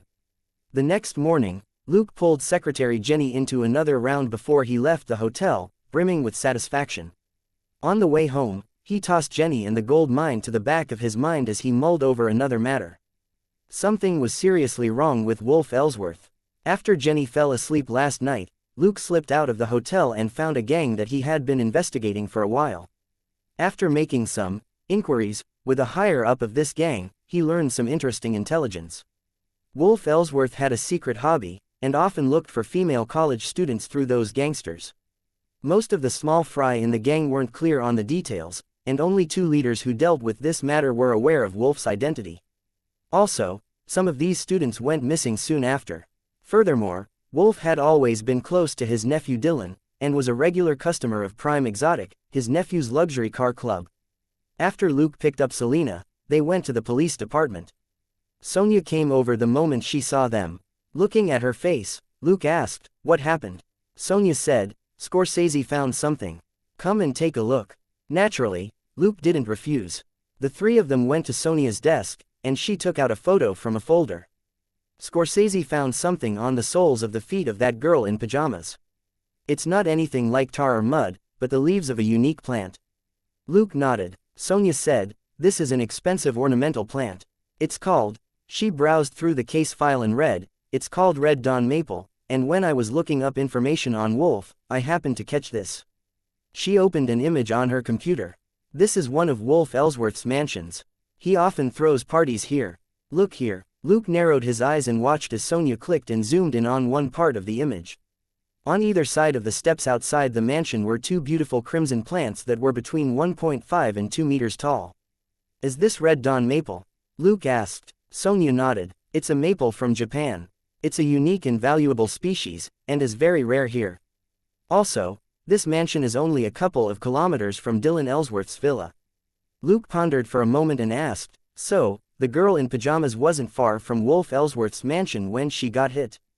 "The scene of the accident is even closer to the mansion, it's only several hundred meters away." Sonia looked around and said in a low voice, "Also, Scorsese searched unsolved cases in the archive from the last 2 years, and found the same maple leaves on another 3 victims. One of the victims was found at the construction site for Wolf's new company." Luke raised an eyebrow. "Is he that stupid?" Sonia said, "Maybe he himself doesn't remember where he tossed the body. After all, not even driving your car away after hitting and killing someone isn't smart either, is it?" Luke nodded with a smile. "True, they have money, after all." Thinking for a moment, he said, "Don't continue investigating this case, understand?" Sonia hesitated and asked, "You?" Luke shrugged. "Other people might be interested in Wolf Ellsworth's hobby, but not us." Sonia stared at him and nodded silently. Luke took the files to Elsa. A moment later, Elsa went to Dustin. With the same files, Luke returned to his desk and gave Sonia an okay gesture. Sonia nodded and continued with her work. She didn't really want the credit. If she provoked the Ellsworth family, it wouldn't be pretty for her. By doing this, Luke had completely pulled her free of this case, and she didn't need to worry about the Ellsworth family taking revenge. Also, Sonia had inexplicably helped to intercept stolen goods worth tens of millions of dollars previously, and Dustin had specifically said that she had a hand in it. How could Sonia be unsatisfied? Chapter 381 Sonia's intelligence and privacy. The police department had smoothly pocketed a huge amount of the unclaimed cash. That was definitely more important than cracking a few murder cases. No wonder Elizabeth likes to work with Luke. Sonia mumbled to herself. Selena asked in a low voice, "Are you really not going to do anything?" Luke said, "What are you thinking? We've got too many cases to work on. Let's go. We'll inspect your sunbathing spot today." Selena nodded, and they left for the forensics department. Scorsese, a black guy with an afro, was already at work. He asked, "Have you seen the report on the girl in pajamas?" Luke nodded. "Yes, it's already been handed over to Dustin. Just keep it to yourself and don't mention it to anyone." Scorsese nodded. "Then why are you here?" Luke said, "For the body on the beach. It was sent over the day before yesterday. We're here for the preliminary findings." Scorsese gave an "oh" before he walked over to pull open the door of a cold chamber. The cold chamber was essentially an ice coffin. The tray was pulled out to reveal a female body. Scorsese recited, "Wendy Begier, female, 34 years of age, unemployed. We've already contacted her husband, Winston Begier. He never filed a missing report for his wife." Selena was curious. He didn't know that his wife was missing for 2 days. "Wait, how do you know that, Scorsese? You're a doctor, not a detective, right?" Scorsese shrugged. "Sonia bought the husband here yesterday to verify the woman's identity, and I was here. My memory's pretty good, you know." Luke chuckled. "That's great. We don't need to talk to Sonia, then. She seems pretty busy." Scorsese was lost for words. "Actually, I'm very busy too. You have more than 30 detectives in the Major Crimes Division, but I only have 3 forensic doctors on shift here." Luke raised his hand to stop him. "Stop. Take your complaints to the big shots in their personal offices. No matter what you say to me, it's not like I can give you a single cent." Speechless for a moment, Scorsese shook his head helplessly. "Fine, let's focus on this Mrs. Wendy Begier. Actually, we found one of her legs first." He then lifted the sheet that covered the body. Luke and Selena looked at the body, only to frown simultaneously. Scorsese said, "The good news is that her leg was cut off after she died. Two guys were fishing at night when something got stuck in their boat propeller. They reached out, and hit the jackpot." He pointed at Wendy's left leg. Luke asked, "What's the cause of death?" "Severe trauma to her forehead, which probably knocked her out instantly. She then died from an intracranial hemorrhage." Scorsese pointed at the head of the body. "Also, she had intercourse before her death, and her right arm was dislocated." "So," Selena asked, "someone might have knocked her out and raped her before throwing her into the ocean?" Scorsese shrugged. "You're the professionals. Don't ask me." Luke asked, "Here's a professional question for you. Was there any semen left in her? What are the results of the DNA test?" Scorsese said, "There was, but it's not in our DNA database. Sonia helped us obtain a DNA sample from Wendy's husband, and I'm afraid that it's not a match." Luke remarked, "What a sad story." Scorsese said, "What's even sadder is that the content of this lady's stomach suggests that she died 3 hours after dinner, and the food was pretty good. Do you want to take a look?" Luke and Selena both shook their heads. "You can just tell us. The food in a dead victim's stomach wouldn't be fresh, it was essentially vomit that hadn't been discharged, and looked and smelled horrible." Scorsese said, "Basically, it was lobster, fresh sea urchins, some cheese, and roasted clams. So, she might have had dinner with a man who wasn't her husband at a seafood restaurant, before she was dumped in the ocean?" asked Luke. Scorsese shrugged. "It's your job to find out. Do you have any more questions?" After a brief silence, Luke suddenly asked, "Sonia has a boyfriend, doesn't she?" Scorsese subconsciously shook his head. "No way, she doesn't have a boyfriend." Greatly enlightened, Luke patted his shoulder. "Okay, thank you for your answer." Scorsese was lost for words. Holding back her laughter, Selena left with Luke. Only after they were some distance away from the morgue did Selena laugh out loud. Luke glanced at her. For the record, he confessed himself, "It's not like I was prying into Sonia's privacy." Selena nodded with a smile. "No wonder the reports which Sonia wants always come out faster." "Ha ha ha ha," Luke said, "that's down to her personal charm, it's not like she demands them. It's got nothing to do with us. At most, we can ask Sonia to help us if we need a report urgently." Selena nodded decisively. The forensics department was actually even busier than the major crimes division because they had less manpower. There was a severe shortage of skilled forensic scientists like Scorsese in Los Angeles. Naturally, Luke and Selena had to make full use of the lethal weapon that was Sonia. However, comparing Sonia's athletic body with Scorsese's small physique from spending all his time in the lab, they both shook their heads. These two getting together would be a feat. After gossiping about their colleagues, they drove to the beach where the female body was found. The place was slightly northwest of Santa Monica Beach, and had fewer tourists. The year was only 2004. Even Malibu Beach, where Tony would establish his mansion, was still a desolate landscape. There was hardly anybody around. They walked to a small bay. Looking at the eye-catching yellow cordon in one corner, Luke asked, "What do you think about sunbathing in this place?" The place had quite a nice view of the blue sky and blue ocean, although the beach here was mostly pebbles and stones. Selena looked around and nodded. "Not bad. Fewer people, less trouble. We can set up deck chairs where the stones are more level." Luke chuckled. "Then let's go and investigate." Of course, they had to handle business first. They were here in order to figure out how the female body had ended up in this particular stretch of ocean.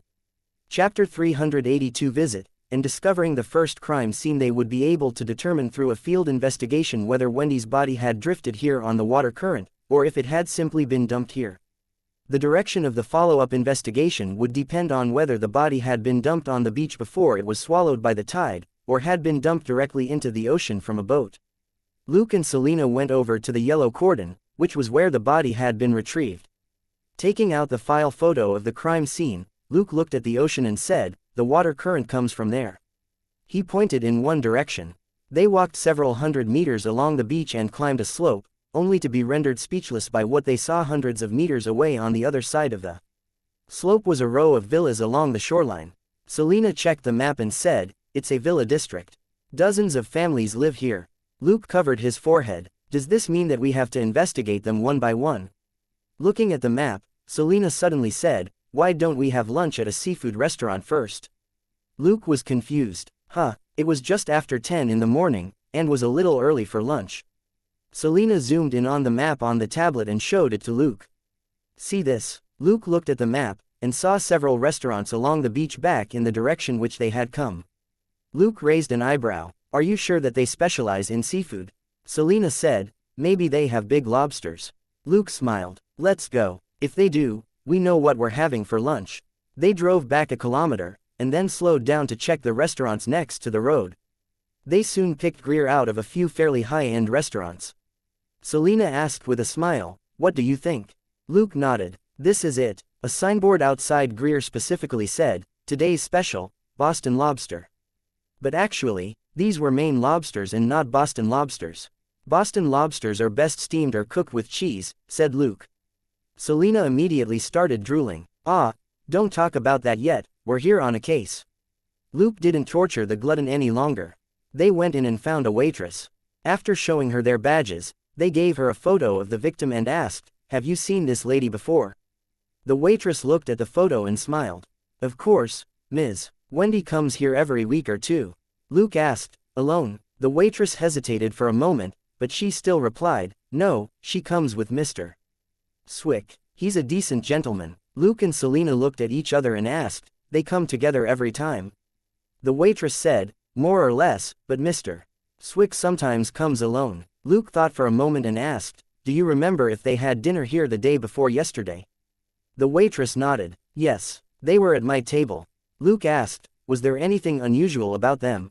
For example, did they fight? The waitress shook her head. No, they've always had a close relationship, from what I can see. Luke hummed a response and asked, did they leave together after dinner? The waitress shook her head. No, Ms. Wendy left on our boat, but Mr. Swick drove his car. However, Ms. Wendy never returned our boat after she left. Luke and Selena looked at each other. What boat? The waitress pointed at a small pier by the sea. We provide our customers boats for them to go out and have fun on the ocean for a bit. Luke and Selena looked at the boats, and saw that they were white with green edges. Each boat could only accommodate 2 to 3 people. Luke thought for a moment, then asked again, what do you know about Mr. Swick? A moment later, Luke acquired the address of this Mr. Swick. He smiled at the waitress and said, please reserve a table for us. We'll have lunch here later, and we'd like you to be our server. The waitress smiled brilliantly. She knew she would be getting a hefty tip later. The man who had been meeting Wendy for meals was called Phyllis Swick.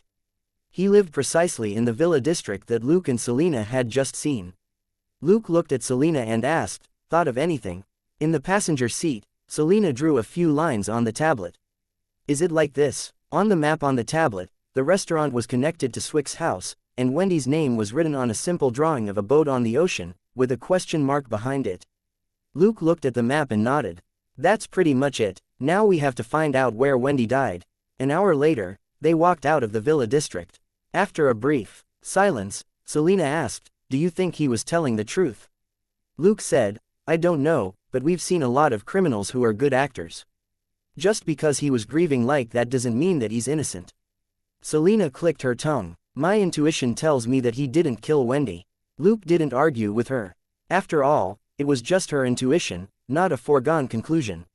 Phyllis Swick was reasonably handsome and quite a good talker. Indeed, it was easy for him to win a lady's favor. But Wendy's husband was a little pitiful. From the conversation just now, this Mr. Swick told them that he and Wendy were a couple and estranged from their spouses. They were going to divorce their spouses so that they could be together. He had indeed been with Wendy that night. Wendy had sailed the boat to his place, and then left the same way after their tryst.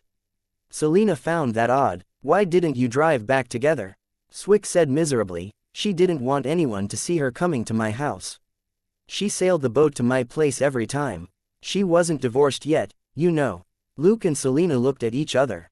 Recalling that Wendy's husband didn't make a police report until his wife had been missing for 3 days, they knew that this couple didn't have the best relationship.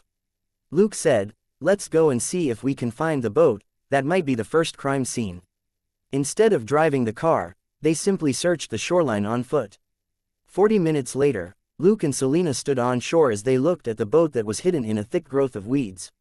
Okay, At least there's something we can investigate. It was a white boat with green edges. There was also dry blood on one edge of the boat. It was the smell of blood that had led Luke to the boat.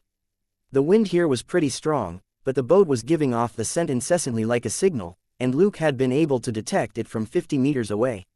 It was Wendy's scent. Chapter 383 Sunbathing in the shabby pickup. Selena took out her phone and called the forensics department.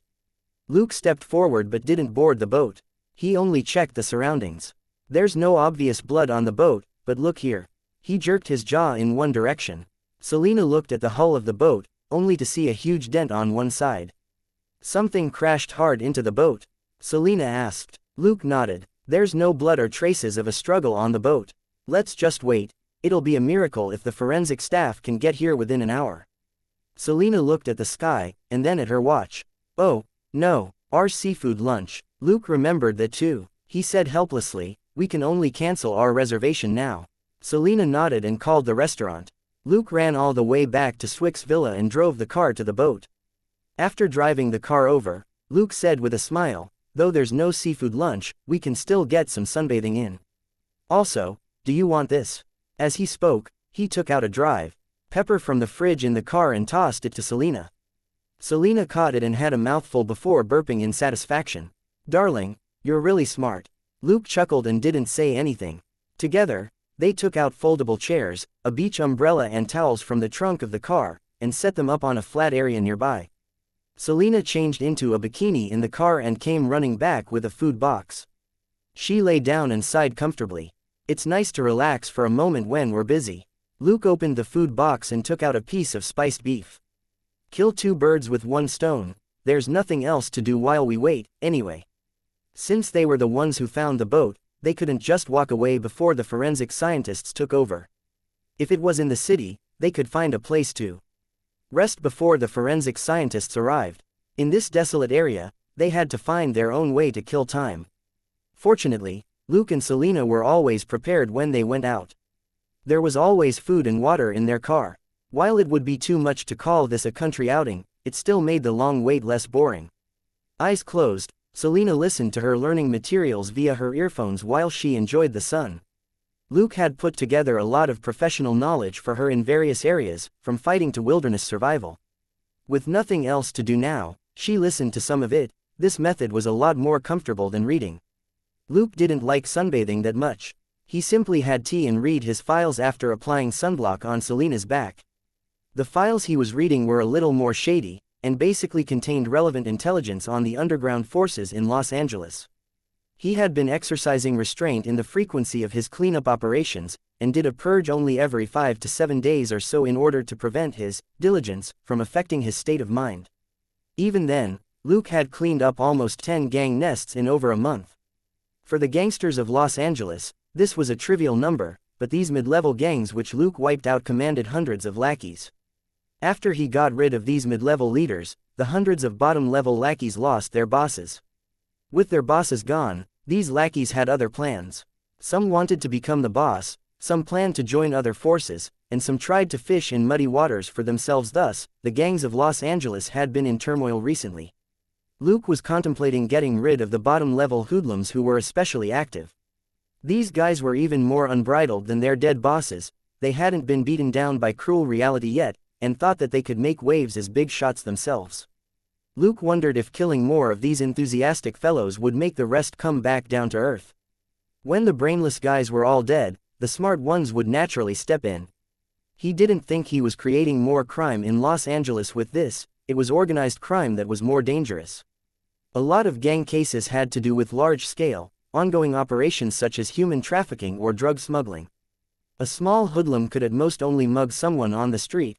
They weren't nearly as dangerous as organized gangs. While Luke was thinking this, he put a red V next to certain names in his notebook. If everything went smoothly, the ticks would become red X's soon. Suddenly, there was the sound of an engine in the distance. Luke turned to see a shabby pickup drive past them to an even more remote location. He was lost for words. Was there someone else like them, on an outing in the wild? After a while, the guys from the forensics department finally arrived. Looking at Selena, who continued sunbathing after she waved at them, the two forensic scientists couldn't be any more envious. Wow, you're so smart to actually prepare all this in advance. The forensic guys weren't prudish enough to tell them what to do while on the clock. Their work was usually very dry and dull as they faced cadavers and blood every day, and only an idiot would mouth off at a gorgeous girl. Luke chuckled and pointed at the boat. If you want to relax a bit after you're done with work, I can lend you 2 yoga mats and sunblock. Of course, you have to prepare your own clothes and towels. The 2 forensic scientists were white guys who weren't more than 30 years old and had lively natures. They looked at each other and smiled bitterly. You think we have time to catch some rays? We've got tons of analyses and reports to do. Luke shrugged. I can't help with that. I'm not your supervisor, I can't give you leave. After bantering for a moment, they began to do their job. There wasn't much that the forensic scientists needed to do. Apart from the dent in the boat and the dry blood, there wasn't much else on the boat that was suspicious. When the guys from the forensics division were done and about to leave, the shabby pickup which had driven by earlier returned. Luke glanced casually at the pickup and saw that it was towing a boat. He was stunned for a moment. The white boat with green edges was the same as the one they were investigating, and it had the name of the restaurant, Greer, on it. Observing the boat from a distance, Luke noticed that something seemed to be missing from the bow. Chapter 384. Even if you don't work overtime today, you'll have to tomorrow. He couldn't help but look at the side of the boat not far away, which had a huge dent in it. The sunbathing spot which Luke had chosen was blocked by bushes, and was difficult to see from a distance. As for the boat that the forensic scientists were working on, it was in a small bay that was much lower than the surrounding terrain. Thus, the shabby pickup didn't notice them at all when it passed by both times. Narrowing his eyes, Luke suddenly said, "Selena, time to get to work." Saying that, he hopped off the rocks next to the slope and dashed to the front of the pickup. Taking out his badge, he shouted, "LAPD, stop your car." There was a slight pause, as if the pickup was going to slow down, but a moment later, the engine revved, and it sped up. Luke's nose twitched, and he frowned. He then took out the Glock from his holster. Bang, bang, the 2 shots hit the front left wheel of the pickup, and it swerved off the road. The pickup crashed into a tree with a bam, and came to a stop. On the other side, Selena had put on her clothes, and was running over. Instead of approaching the car, Luke simply raised his gun and shouted, "Open the door slowly and get out of the car." A black man in the pickup looked at him in panic but didn't do anything. After Selena came over and pointed her gun at the black guy from the other side of the car, Luke finally dragged him out of the car and handcuffed him. The 2 forensic scientists saw what was happening and shouted, "What's going on?" Luke waved his hand at them and then pointed at the boat behind the pickup. "See the bow of the boat? You may want to examine it." The 2 forensic scientists came over and took a look. "This boat, did it hit the first boat?" One of them sniffed the air. "The smell, is there a body on the boat?" They looked at each other, and one of them climbed onto the back of the pickup to look at the boat, only to see something wrapped in canvas. He easily untied the rope, which had only been carelessly wrapped twice around the object. As soon as he lifted the canvas, he instantly put on his mask and shouted, "I found a naked body. It's a white female, around 30 years of age. The body is already decomposing." He shook his head helplessly. "Looks like we'll be working overtime." Luke consoled them, "If you don't work overtime today, you'll have to work overtime tomorrow. If you think of it that way, do you feel better?" The forensic scientist rolled his eyes. "Thanks, how considerate of you." Luke and Selena then interrogated the black man. The guy was panic-stricken and reluctant to talk. After asking a few questions, Luke gave Selena a meaningful look, and she called Elsa. Instead of wasting time here, they may as well hand this guy over to Elsa. Given her capability, she should be able to make him talk. Would he ask for a lawyer? That was impossible. The guy was clearly very poor. If he demanded a lawyer, he would only get a public attorney, and would almost certainly spend the rest of his life in prison. Most of the time, public attorneys who worked on cases like these weren't much, and wouldn't try their best to help the defendant. They couldn't earn anything from a case like this, and would only want to close it as soon as possible. It didn't matter to them how much time their client would spend in jail. At that moment, Luke was glad that he was prepared, and they could have lunch on the spot. However, he and Selena moved some distance away, since the pickup really stank. Handcuffing the murder suspect and stashing him in the backseat of their car, they returned to the flat area to officially have lunch. Cheesecake with spiced beef was a rare combination, but Luke could live with it, and Selena was satisfied too. Though spiced beef was different from steak, a glutton would never pass up delicious food. Half an hour later, Elizabeth and Billy arrived and learned the case details from Luke and Selena. They took a look at the nude body on the boat, before driving the suspect back to the police department. Even if there wasn't any other evidence, they could arrest him solely for illegally hiding and transporting a body, and would have plenty of time to make him talk. After enjoying a leisurely lunch, Luke and Selena looked for the spot where the boat had been picked up. With his sharp nose, Luke soon found the location. It was a simple pier. Walking around the pier for a while, Luke called the forensic scientists and said, "Congratulations, I've found the crime scene where our victim was murdered." "Hey, can you be less efficient? Damn it, we've got a lot of things to do here," one of the forensic scientists complained. While speaking over the phone, Luke continued examining the scene. The body isn't going anywhere, but if there's a storm, it might destroy the scene. The forensic scientists gave a helpless sound of agreement and said that they would send someone over. After Luke hung up, Selena said, "Looks like it was pretty bad for her." Not far away from the pier was a small shack. Luke didn't need to go in to know that it was where the suspect lived.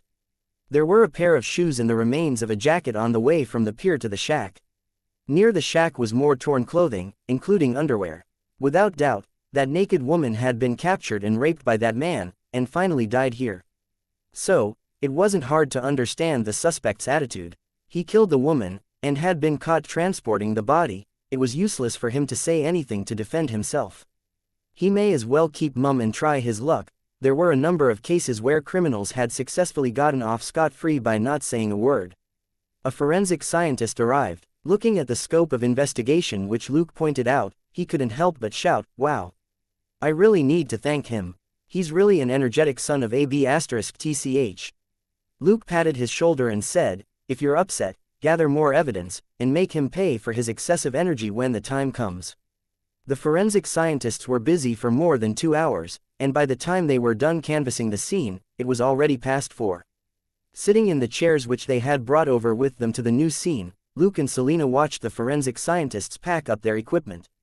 The body on the boat had already been taken away, and the 2 forensic scientists only needed to take the samples back with them as they knocked off work for the day. Luke's phone rang again. Seeing that it was Elsa's number, he picked up and asked, "Boss, what's up?" Elsa said, "You're near Phyllis Swick's seaside villa, right?" Chapter 385. Guys, we have more work to do. Luke hummed a response and said, "It's about a kilometer away." Elsa said, "I just received a call from Winston Begier. He shot Phyllis Swick in his villa. Since you're there, go over and take a look." "Right, are the guys from the forensics department still there?" "Take them with you." Luke looked at the 2 forensic scientists, who had just closed the trunk of their SUV with relieved expressions, and said, "Yes, they're still here. We're on our way." Hanging up, he walked over to the 2 forensic scientists and gave them a brilliant smile. "I'm sorry, fellas, but there's a new crime scene we need to check out right now." The 2 forensic scientists shouted, "WTH!" Luke and Selena were more relaxed now. They returned to Swick's villa, which they had visited in the afternoon, and handcuffed Winston Begier. The patrol officers then arrived to take him to the police department. Winston Begier was Wendy Begier's husband. He was thin and plain-looking with a quiet and soft demeanor. His expression was both sorrowful and blank. Although he had just shot a guy with a revolver, Luke and Selena weren't harsh on him. After all, this Winston was Wendy's legitimate husband, and Mr. Swick, the victim, was the man who wanted his wife. Not long after the interrogation, it was all over. The breakdown of his marriage made Winston lose all hope. He shot Swick because he thought that Swick killed Wendy. Luke and Selena didn't know what Winston was thinking. Who knew if Winston had killed Phyllis Swick over Wendy's death or her cheating? Whatever it was, the case was closed without a hitch. The judge might reduce Mr. Winston's sentence seeing how he had been cuckolded, but that had nothing to do with Luke and Selena. Elsa walked out of the observation room. Seeing Winston in custody, she asked Luke, exactly who killed his wife, Wendy. Luke shook his head. "We'll have to wait for the forensics department. Maybe they'll surprise us." Elsa just chuckled and left. There was no telling how long it would take the forensics department to come up with results. Selena's phone rang. She picked it up and spoke for a bit, before she hung up. She then said, "All right, the forensics department found a driver's license that wasn't completely destroyed. They restored it and were able to identify the nude body. Walking back to his desk, Luke asked, "Who is it?" Selena also walked back to his desk and opened a file on his computer. "She's this guy's wife." Luke looked at the photo, lost for words. Phyllis Swick's ID photo was clear for all to see on the computer screen. Checking the information on Swick's wife, he sighed. Okay, this lady even switched back to her maiden name. It seems that she doesn't have a good relationship with her husband either. She was Bella Brownie, 33 years old, and 5 feet and 8 inches tall, with long brown hair. The body on the boat had the same face as the person in the photo, the big difference being that the face in the photo hadn't been punched. Luke grabbed his coat and said, "Let's go. I'll buy you dinner." Selena asked, "What are we eating?" "The seafood that you wanted," replied Luke with a smile. At that point, night had fallen, and it just so happened to be time for dinner. They reached the restaurant, and Selena laughed and kissed Luke on the cheek. "The lunch has turned into dinner." "Not bad," Luke said with a smile. "It's easy to reserve a table through a friend." "Hi, Nina," he waved. A familiar waitress soon came over and directed them to a table. "What would you like to eat?" Luke put the menu in Selena's hands and said, "The lobsters are at the back of today's specials." Then, he said with a smile, "Let her have a look first, and let's talk business for a bit. Have you seen this woman?" He showed her Bella Brownie's photo. Nina, the waitress, was the one who had given them information that morning. After they cancelled lunch, Luke took the opportunity to make a booking for dinner. Towards someone like Luke who kept his word, Nina was honest with him as well. She looked at the photo and said, I once saw her arguing with Mr. Swick in the parking lot. It felt like she was going to kill him." Luke and Selena shared a look, and Luke asked again, "Is she a regular customer here as well?" Nina shook her head. "No, I hardly see her. I wouldn't have remembered her if it hadn't been for that fight with Mr. Swick." Luke said, "This Ms. Bella never returned your restaurant's boat after she sailed it away 2 days ago." "Did you not know?" Nina said, "It happens all the time. For unfamiliar customers, we just keep the deposit." Luke asked, "Do you have a list of customer deposits?" Nina said, "It's with the manager. Do you need me to call him over?" Luke said, "Thank you, Nina." He found Bella Brownie's name on the list. After asking about when she left on the boat, Luke and Selena relaxed and enjoyed a delicious dinner. When the bill was settled, Nina received an unexpected tip of $100. Tips were generally no more than 20% of the total bill. The extra was naturally a fee for the intelligence Nina had provided. She smiled and walked Luke and Selena to the door. In the car, Luke said, "So, there's nothing mysterious about this case now." Selena nodded lazily. Swick was rich. He caught his wife Bella cheating on him. They were in the process of getting a divorce, and she wasn't going to get anything. If Wendy wasn't around, she might still have had a chance of getting Swick back, or rather, getting some of his money. So, she stalked Wendy, and hid Wendy's boat when she saw the opportunity, Luke continued. But we don't know if she was the one who killed Wendy. After all, Bella doesn't look like she could dislocate someone's elbow. Selena, however, looked uninterested. If she did it, then what's the point of this case? Luke fell silent. Of the two couples in this case, Swick was dead, while his wife died 2 days earlier. Bella might have killed Wendy, and Winston Bardier was going to spend a long time in prison for shooting Swick. In this marriage game that had no winners, all 4 of them had suffered a complete loss and had no chance of turning things around. Chapter 386 Investigating the Seaside Villa. Luke offhandedly had Sonia help them check with Dr. Scorsese, and they very quickly obtained the report for Bella's body. There were no surprises at all. Bella had been strangled to death, and there were traces of the suspect inside her. After being locked up for 2 days, the suspect gave up and confessed. It happened a few nights ago. He heard engine noises and then a collision. He got up to check, and saw that 2 boats had collided in the distance. After a while, the person on one of the boats pushed another person, who was lying down, into the ocean. Then, the boat, whose bow had broken, sailed to the simple pier, and Bella had gotten off, cursing she had been wearing scanty clothing, and it was night on the shoreline with nobody around, so the suspect had committed the crime. Of course, he might also have been motivated by the jewelry and watch that she was wearing. By the time the guy roused from his madness, he found that he had already strangled Bella to stop her from screaming. The guy was stupid, and simply wrapped Bella up in canvas, threw her into the boat, and hid the boat in the bushes near the pier. After a couple of days, however, he realized that this wouldn't do, as the smell could be detected from far away. Thus, he looked for a car, and planned to drop the boat and the body somewhere far away. It never occurred to him that he could destroy the boat and the body. He was dumb, but the reality was that there were plenty of criminals who were even dumber than he was. Besides, those with brains wouldn't kill someone for so little money. The jewelry Bella had been wearing could only sell for several $1,000s. The suspect hadn't even spent it yet, except for buying the pickup. Nobody was really surprised at this outcome. Too many of the guys the police brought in had done stupid things on the spur of the moment, and this suspect was just one of them. After Bella's case was closed, this guy was handed over to the district attorney. In his confession, the suspect mentioned that Bella had been yelling things like, "Go to hell, B*TCH, and, you'll never steal my husband from me." Coupled with the report from the forensics department, Luke and Selena could more or less determine the cause of Wendy's death. The wound on Wendy's head was caused when she hit the edge of the boat, as suggested by the green paint around her wound, and it had been fatal. There was an explanation for her dislocated right arm as well. After the boat was brought back and examined, the forensic scientists discovered that her boat was out of gas. Luke could picture it easily. After Wendy's boat ran out of gas, she tried to pull the starter rope to reactivate the engine. It was at that moment that Bella, bent on revenge, crashed into her boat. The violent collision caused Wendy to lose her balance while she was pulling the rope. She dislocated her right arm, and her forehead hit the edge of Bella's boat. From that moment on, Wendy never regained consciousness. There was no water in her lungs because she was already dead when she hit the water. After finding Wendy unconscious or dead after the collision, Bella simply dumped her in the ocean and sailed her boat back. But just as she was feeling pleased with herself, that black hobo noticed her, and robbed and raped her before strangling her to death. It was quite the ironic ending for Bella.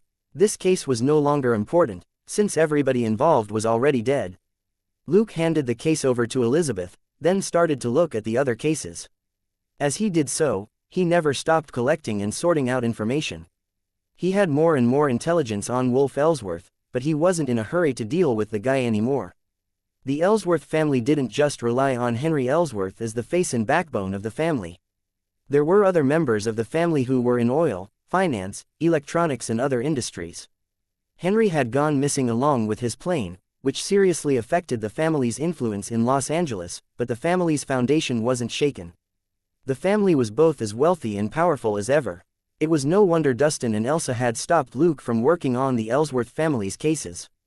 They really were trying to protect him. However, not doing anything for now didn't mean not doing anything forever.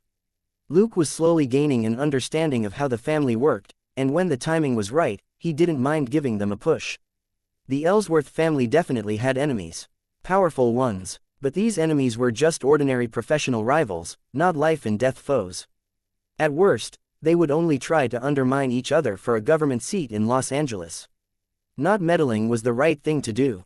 Whether a minor detective lived or died meant nothing to such gigantic families. It was a shame that Mr. Smith had already retired. Given how he did things, he might have been able to kill off all the important people of the Ellsworth family. Luke could only sigh and instantly abandon that meaningless fantasy. Mr. Smith was already a father, and was playing house with a hot woman and a dog. That was pretty much the best sort of family a guy could ask for. Luke couldn't count on him all the time. That night, Luke burned the midnight oil as always after Selena trained and went to bed. At midnight, he packed up his tools and left the house. A few blocks away, he drove out a relatively new black Ford to his destination. Wolf Ellsworth had been quite active recently. Word had spread of the death of Wade Davis, the real estate magnate from Texas, and his company was about to go bankrupt. However, Wolf lived as carefree as ever, as if he hadn't sent anyone to kill a police officer or intercept a prisoner at all. He was hosting a party at his seaside mansion, the one which had the two rare Japanese red maples at the entrance. Luke wanted to take a look at what Wolf was up to. 1 kilometer away from the villa, Luke got out, but instead of pressing forward, he took out a piece of equipment from the trunk, a drone. Of course, it wasn't one of those fancy military products, but it was cheap, convenient and practical. Letting the drone go, Luke returned to his car, and access the feed from the drone via a wireless connection on his laptop. Looking at the extremely clear vision of the mansion in night vision mode, he chuckled. For purely investigative purposes, he didn't have to risk going in himself now, this gadget could take care of it. The drone took photos around the mansion from a distance without approaching it. Chapter 387 Unexpected Guest, and Rebecca again. Luke was amused by the images transmitted by the drone. He muttered, "A nude party. Oh, wait, not entirely nude. The men in the villa wore regular clothes, but the women were mostly only in their underwear. Both men and women wore masks that covered their faces, as if it were a masquerade. It certainly didn't look like a legit party." After getting the drone to cruise around the villa, Luke lay down leisurely and watched the feed on his laptop. There were a lot of security guards in and outside the villa. Both the security guards and the other men here were clearly used to the half-naked women among them. This definitely wasn't the first time this sort of party was being held. Suddenly, Luke stared blankly as he straightened from his lazy recline to swiftly operate his laptop. The drone, which was hundreds of meters in the air, turned to one side, where a shadow was moving toward the villa. That shadow wasn't a car, but a person. Luke could even infer from her posture that it was a woman. She wasn't just a woman, but an unbelievably fast one. In just half a minute, she had sprinted hundreds of meters from the seaside to break into the villa.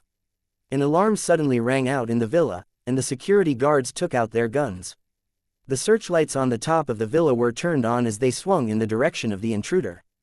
Luke secretly chuckled. This villa wasn't so simple after all. While the villa was in chaos, the drone pushed forward and readjusted its focus for a clearer picture, and Luke kept watching. The woman who broke into the villa was well prepared. Not only did she have long and short guns, she even threw out several grenades. Several sections of the villa exploded and were set ablaze. Luke was astonished, as what the lady threw out weren't ordinary grenades, but special incendiary bombs. The moment she threw them out, she had picked up a rifle. Luke was dazed to see the gun. HK-416, what a rich woman. The gun had only been released not long ago, and it was very expensive. Also, after a quick glance, he knew that the gun had been significantly modified. She was a professional. Only a professional would modify such a valuable new weapon. The following battle confirmed Luke's speculation. In her hood and black combat uniform, the woman was like the god of death as she easily killed a couple of bodyguards around her with the HK-416. She then rushed deeper into the villa. Narrowing his eyes, Luke tapped the car door lightly as he stared at the screen. This woman's actions were a little odd. If she was an assassin, she could have snuck in, and with her abilities, that would be a piece of cake for her. If she had other plans, she should have asked more people to come with her. But now that she was attacking the villa on her own, she couldn't suppress the enemies inside at all. Suddenly, there was a series of explosions. The drone captured the part of the villa that had blown up. A moment later, a team ran out of a side door in a flurry. Luke made a soft sound of surprise when he saw a very familiar person, Wolf Ellsworth. He was fleeing under the protection of several security guards. A few seconds later, that fierce woman arrived. Her HK-416 was already gone, replaced with two Uzis. She fired a barrage at the team from behind, and 3 security guards in the rear screamed and collapsed. Wolf and the other security guards, like horses that had just been whipped, ran even faster. Luke, however, frowned. After a gunshot, the woman in black jerked and staggered as she ran, nearly falling over. But she reacted very quickly, and dropped to roll over to a wall. Tossing the empty Uzi aside, she took out 2 pistols and fired like crazy behind her. The next moment, the wall that had been sheltering her suddenly collapsed, as a sturdy figure broke through it and sent her flying 10 meters away before she hit the ground and rolled several times. Luke raised an eyebrow. The man had broken through the thick wall with his own body. That wasn't something that an ordinary person could do. But of course, this woman wasn't ordinary either. She was clearly heavily wounded. She struggled to her feet and quickly reloaded her guns, before she shot at the man that was running at her. The man raised a special bulletproof shield, and the bullets clinked off it. He sped up and charged at the woman behind his shield. The woman struggled to her feet and spread her arms open, before she abruptly brought her right arm up to fire a bullet in a curve. Bang! Luke was stunned. Why did this motion seem so familiar? In just a moment, he remembered why. Rebecca. That woman was Rebecca from the fraternity. She was the super shooter who almost blew up Luke's head on the roof of William Johnson's apartment building. On the lawn outside the villa, that robust man who was charging forward behind the shield screamed after Rebecca fired the shot. Blood spurted out of his head, and he lost control of his body as he crashed and rolled over the ground before falling still. It was curve shooting. There was no mistake. The woman was Rebecca. Luke saw Rebecca struggle to get up and continue chasing Wolf Ellsworth. She was still determined to go after Wolf despite her severe injuries. What grudge was there between them? On the other side, Wolf Ellsworth was escorted to a Lincoln car by his security guards. The car set off and drove in Luke's direction. From the lawn, Rebecca saw the Lincoln speed off. She was infuriated, and gritted her teeth to continue the pursuit. That inhumanly strong man had broken her left arm and several ribs. Wolf had had a life-saving trump card after all. However, she had just shot the super bodyguard in the head with physical outburst and curve shooting. She didn't think that Wolf had any more cards up his sleeve. Yet, Wolf had escaped. Rebecca was unwilling to give up. Using the last bit of physical outburst, Rebecca took a shortcut over a hill toward the road that Wolf would have to take. Running hard for hundreds of meters, she felt dizzy. Physical outburst had a time limit. If she used it for too long, her body would collapse. She knew that her body had reached its limit. She would die if she kept running. But Wolf was still alive. How could she die before he did? Chapter 388 Anonymous Good Samaritan. Rebecca was utterly frustrated. If this operation failed, it would be very difficult to try and kill Wolf again. The Ellsworth family had countless ways to hide and protect him. Right at that moment, she saw a speeding black Ford. Rebecca instantly exulted. There was hope. She could hijack this car and chase Wolf. She was about to raise her gun and stop the vehicle, when she found that her body, like a rusty machine, couldn't move at all. What were the chances? She was desperate. Suddenly, the black Ford slowed down and stopped in front of her, and the passenger door opened. "Beautiful lady, do you need a ride?" Alarmed, Rebecca tried to lift her gun. "Who are you?" What made her wary was that it didn't sound like a human voice. More precisely, it sounded like a recording. Like an NBC male news anchor. A man who would like Wolf Ellsworth to disappear. The standard NBC broadcast voice came out of the car again. After a brief silence, Rebecca gritted her teeth and took the passenger seat, but kept her gun on the driver. This person was definitely much weirder than the voice. He was wearing gray clothes, and his head was hidden by a hood. He was also wearing gloves. Even more excessively, he was wearing a huge pair of yellow sunglasses under the hood. Not an inch of his skin was exposed. "Are you ready? I've prepared a little surprise for you, beautiful lady." Rebecca confirmed that the person wasn't speaking, but that the words were being recited by a device in his hand. But she was in awful condition at the moment, thanks to her heavy injuries and consecutive use of physical outburst. She could barely hold her gun. Her head was in a muddle, and she could no longer judge whether it was a good idea to take this weird car or not. Were hate and her injuries affecting her judgment? The idea flashed in her head, but she discarded it just as quickly. If this failed, it would be very hard to find another chance to kill Wolf Ellsworth. Rebecca was willing to take a risk for this last opportunity. In the silence, the Ford started up smoothly and drove several hundred meters before coming to an abrupt stop. Rebecca, who was feeling a little muddle-headed, jerked awake. "Why did you stop?" "Because your target is right there." It was still the broadcast voice, and the driver gestured at the windshield. Rebecca raised her head, only to see that the Lincoln which Wolf was in had flipped over, and its doors were wide open. But that wasn't important. The important thing was that the security guards were all unconscious outside the car, and Wolf Ellsworth was looking at her in fright. Or rather, he was looking at the black Ford that she was in. Rebecca did her best to pull herself together, before she struggled to open the door and walk over to Wolf. What do you want?" Wolf still tried to put up a front. Taking a deep breath, Rebecca looked at the playboy, whose hands and feet were shackled. "Do you remember William Johnson?" Wolf shook his head quickly. "No, I don't know him." "There's no need to deny it. I know that you know him. The company called 3M is actually 3W, or Wade Wolf William, which refers to the names of the three partners. Am I right? As your partner, William did many dirty jobs for you, like kidnapping female college students for your entertainment," Rebecca sneered and said. Of course, Wolf wouldn't admit it. He continued shaking his head. "No, it has to be a misunderstanding."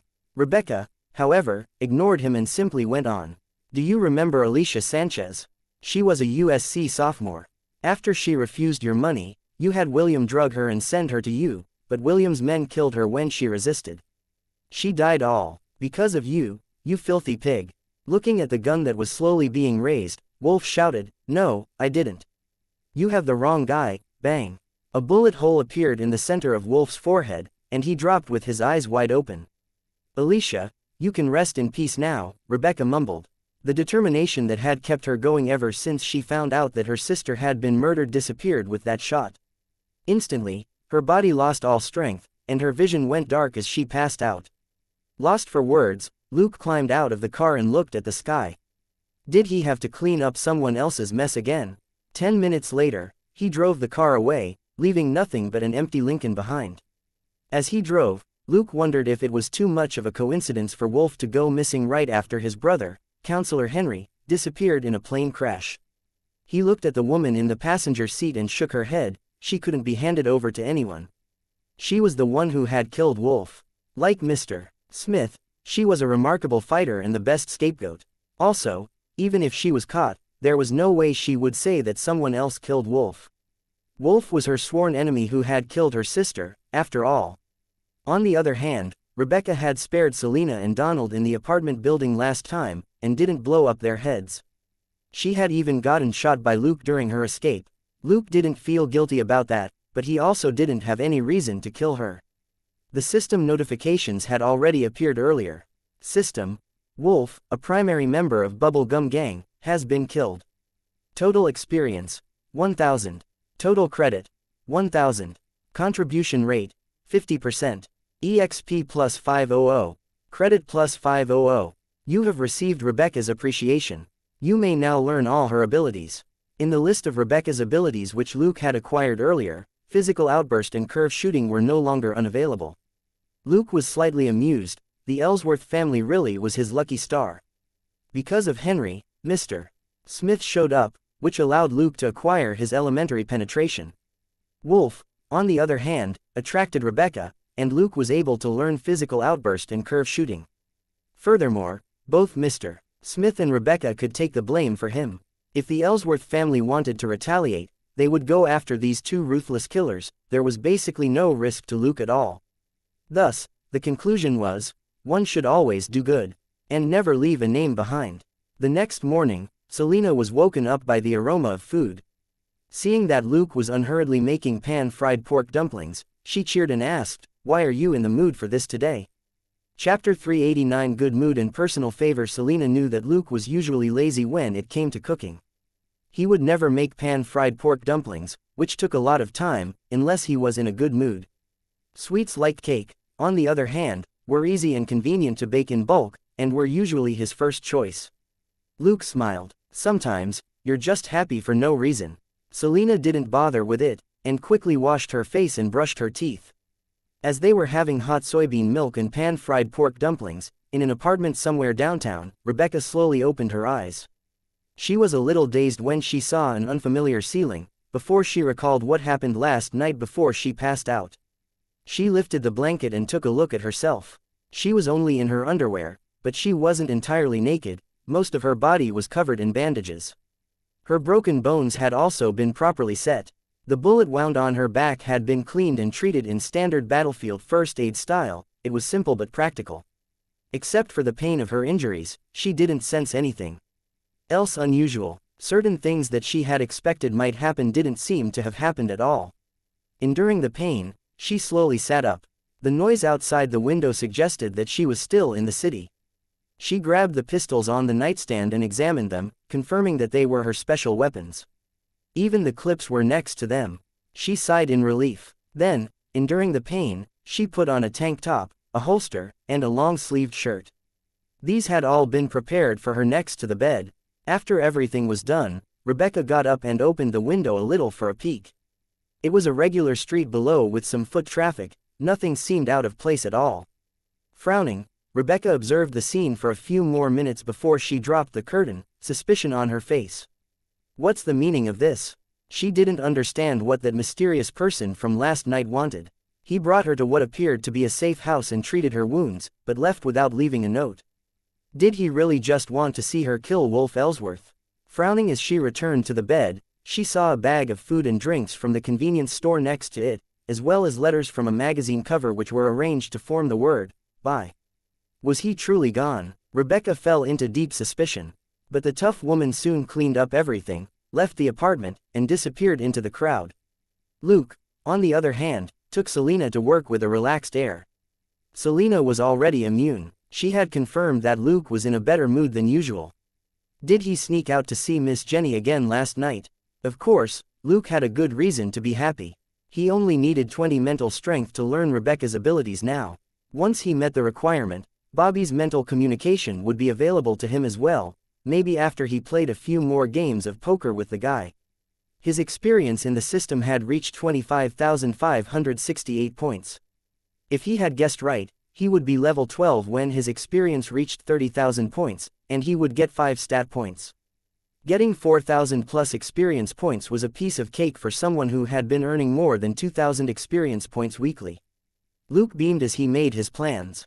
When he sat down, Sonia glanced at him inquiringly. Luke nodded with a smile, and she immediately walked over. Next to his desk, she asked in a low voice, "Did you hear the big news last night?" Both Luke and Selina shook their heads. Sonia said in an even lower voice, "There was an intense fight at one of Wolf Ellsworth's mansions in the suburbs last night, with gunshots and explosions. 30 security guards were killed. Wolf Ellsworth is missing." She observed Luke's expression as she spoke. Luke seemed surprised.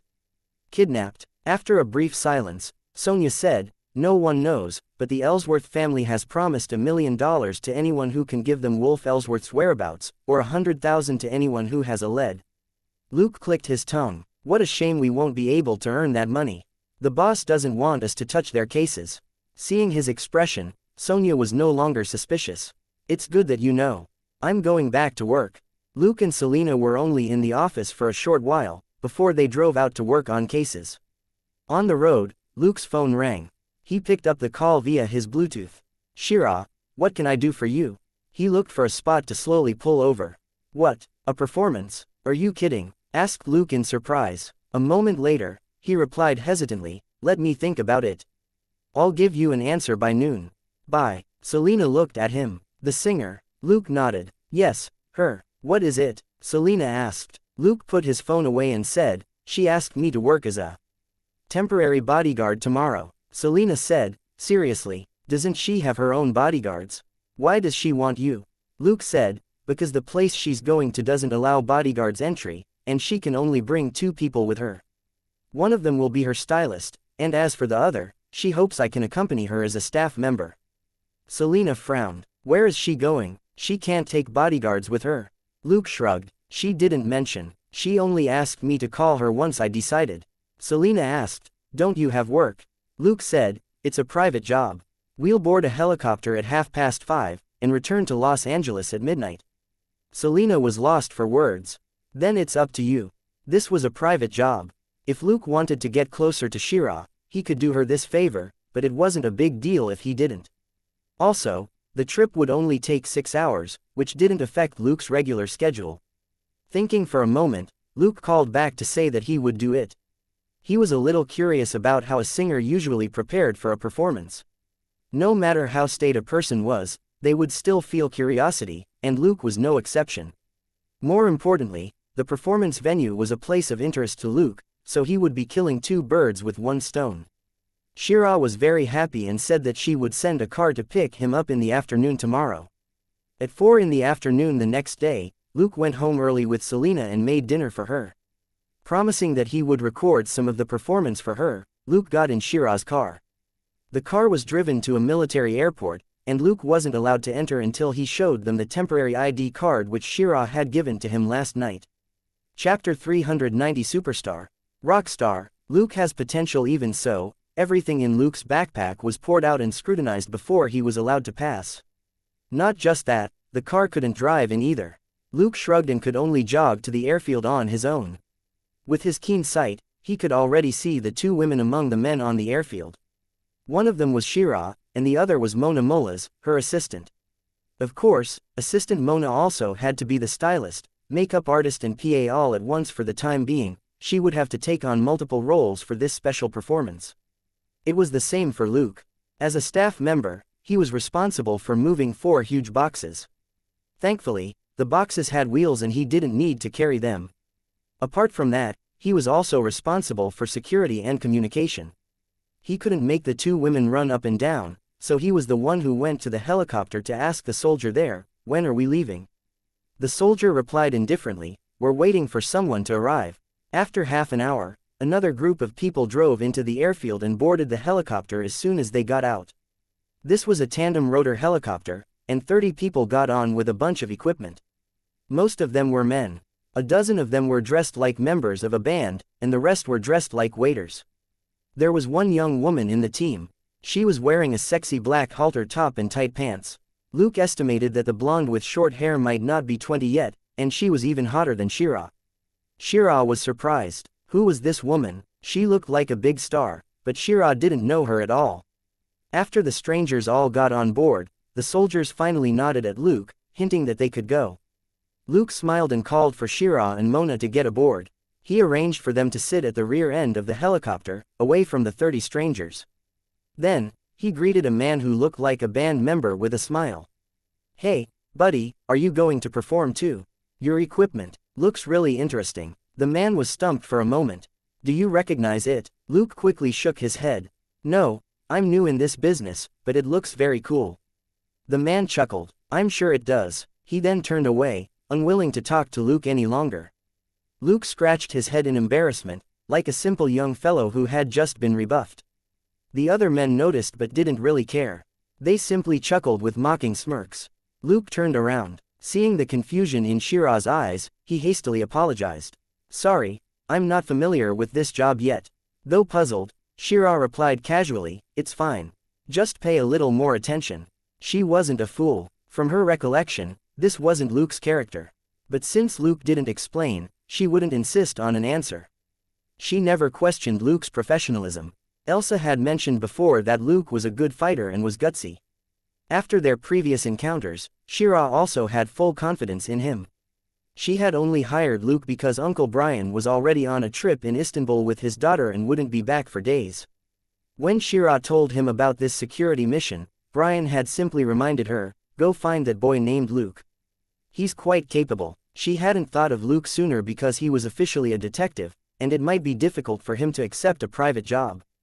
This time, she was giving him $10,000 for this job.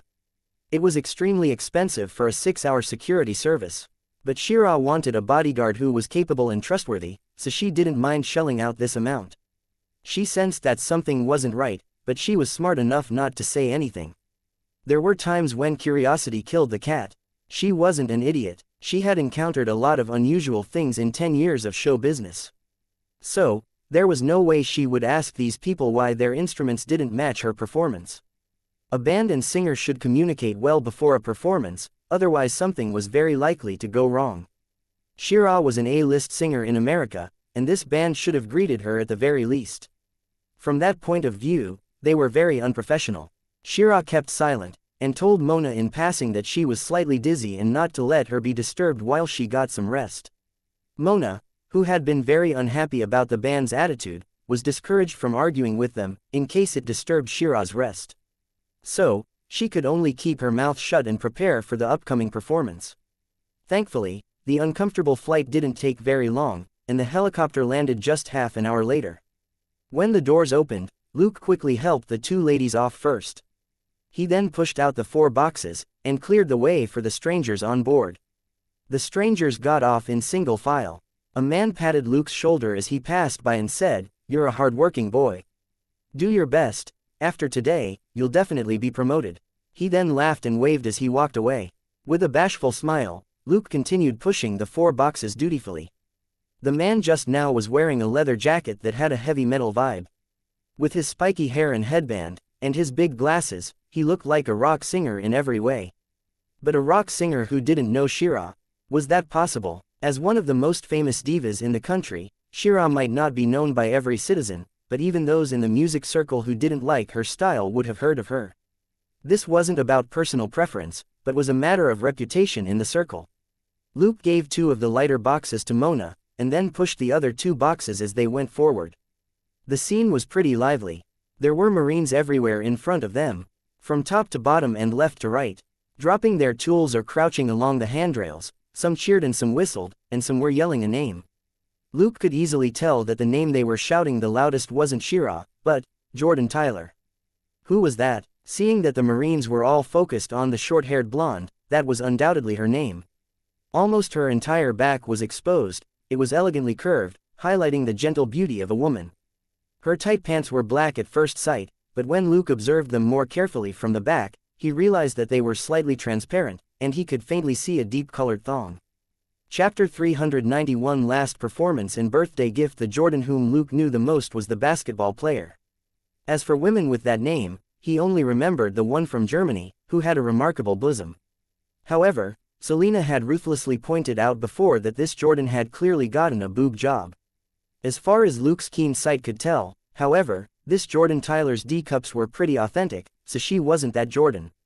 Even though this hot Miss Tyler had taken the lead, a lot of Marines were still staring at Shira and Mona. They were dressed more conservatively, but the Marines had been thirsty for too long. No wonder Shira had wanted to bring a capable bodyguard along. It was probably to guard against these Marines. Luke calculated that there were hundreds of soldiers on this boat. If something did happen, he would have no choice except to jump into the ocean with Shira. At the very least, he could swim back to shore with her, and he would definitely be faster than these soldiers. But looking at the black spot in the distance that was the shoreline on the horizon, he knew it was at least 10 kilometers away. He sighed helplessly. It wouldn't be easy earning his $10,000. Shira's team, as well as the hot girl Tyler, were led to a cabin by a commander named Clear. The 4 of them were escorted to a spacious cabin, which Commander Clear told them that they could use to get ready. But this was a battleship, and they wouldn't be taken to the stage until just before their performance. If they wandered around without instruction or guide, they would be arrested stunned. All 4 of them watched the cabin door close. Luke pricked his ears, and a cold light flashed in his eyes. Mona was dumbfounded for a long while, before she exclaimed, "They're treating us this way." Luke kept silent. He simply gave Shira, who was looking at him, a meaningful look, before he sat on the small table near the door and closed his eyes. Shira raised her hand. "Mona, this is the Montana battleship, not a stadium like we're used to. They're not fans either, but soldiers." Mona immediately shut up. Shira was nice to her and paid her well, but she also demanded a high standard of work. Stupid people couldn't work for Shira for long. After putting a stop to Mona's complaints, Shira looked at Luke in concern, only to see that the young man seemed to be resting. However, his left finger tapping his thigh suggested that he wasn't asleep. Luke was recalling the information he had read before. The Montana was an old-class American battleship that was still in active service. It was the last and only Montana-class battleship. The Montana was unbelievably lucky. Its sister battleships of the same class were dismantled when they were still in the shipyard, and the public had never seen them. The Montana was the only one that was successfully launched, but the war was over before it took a single bullet.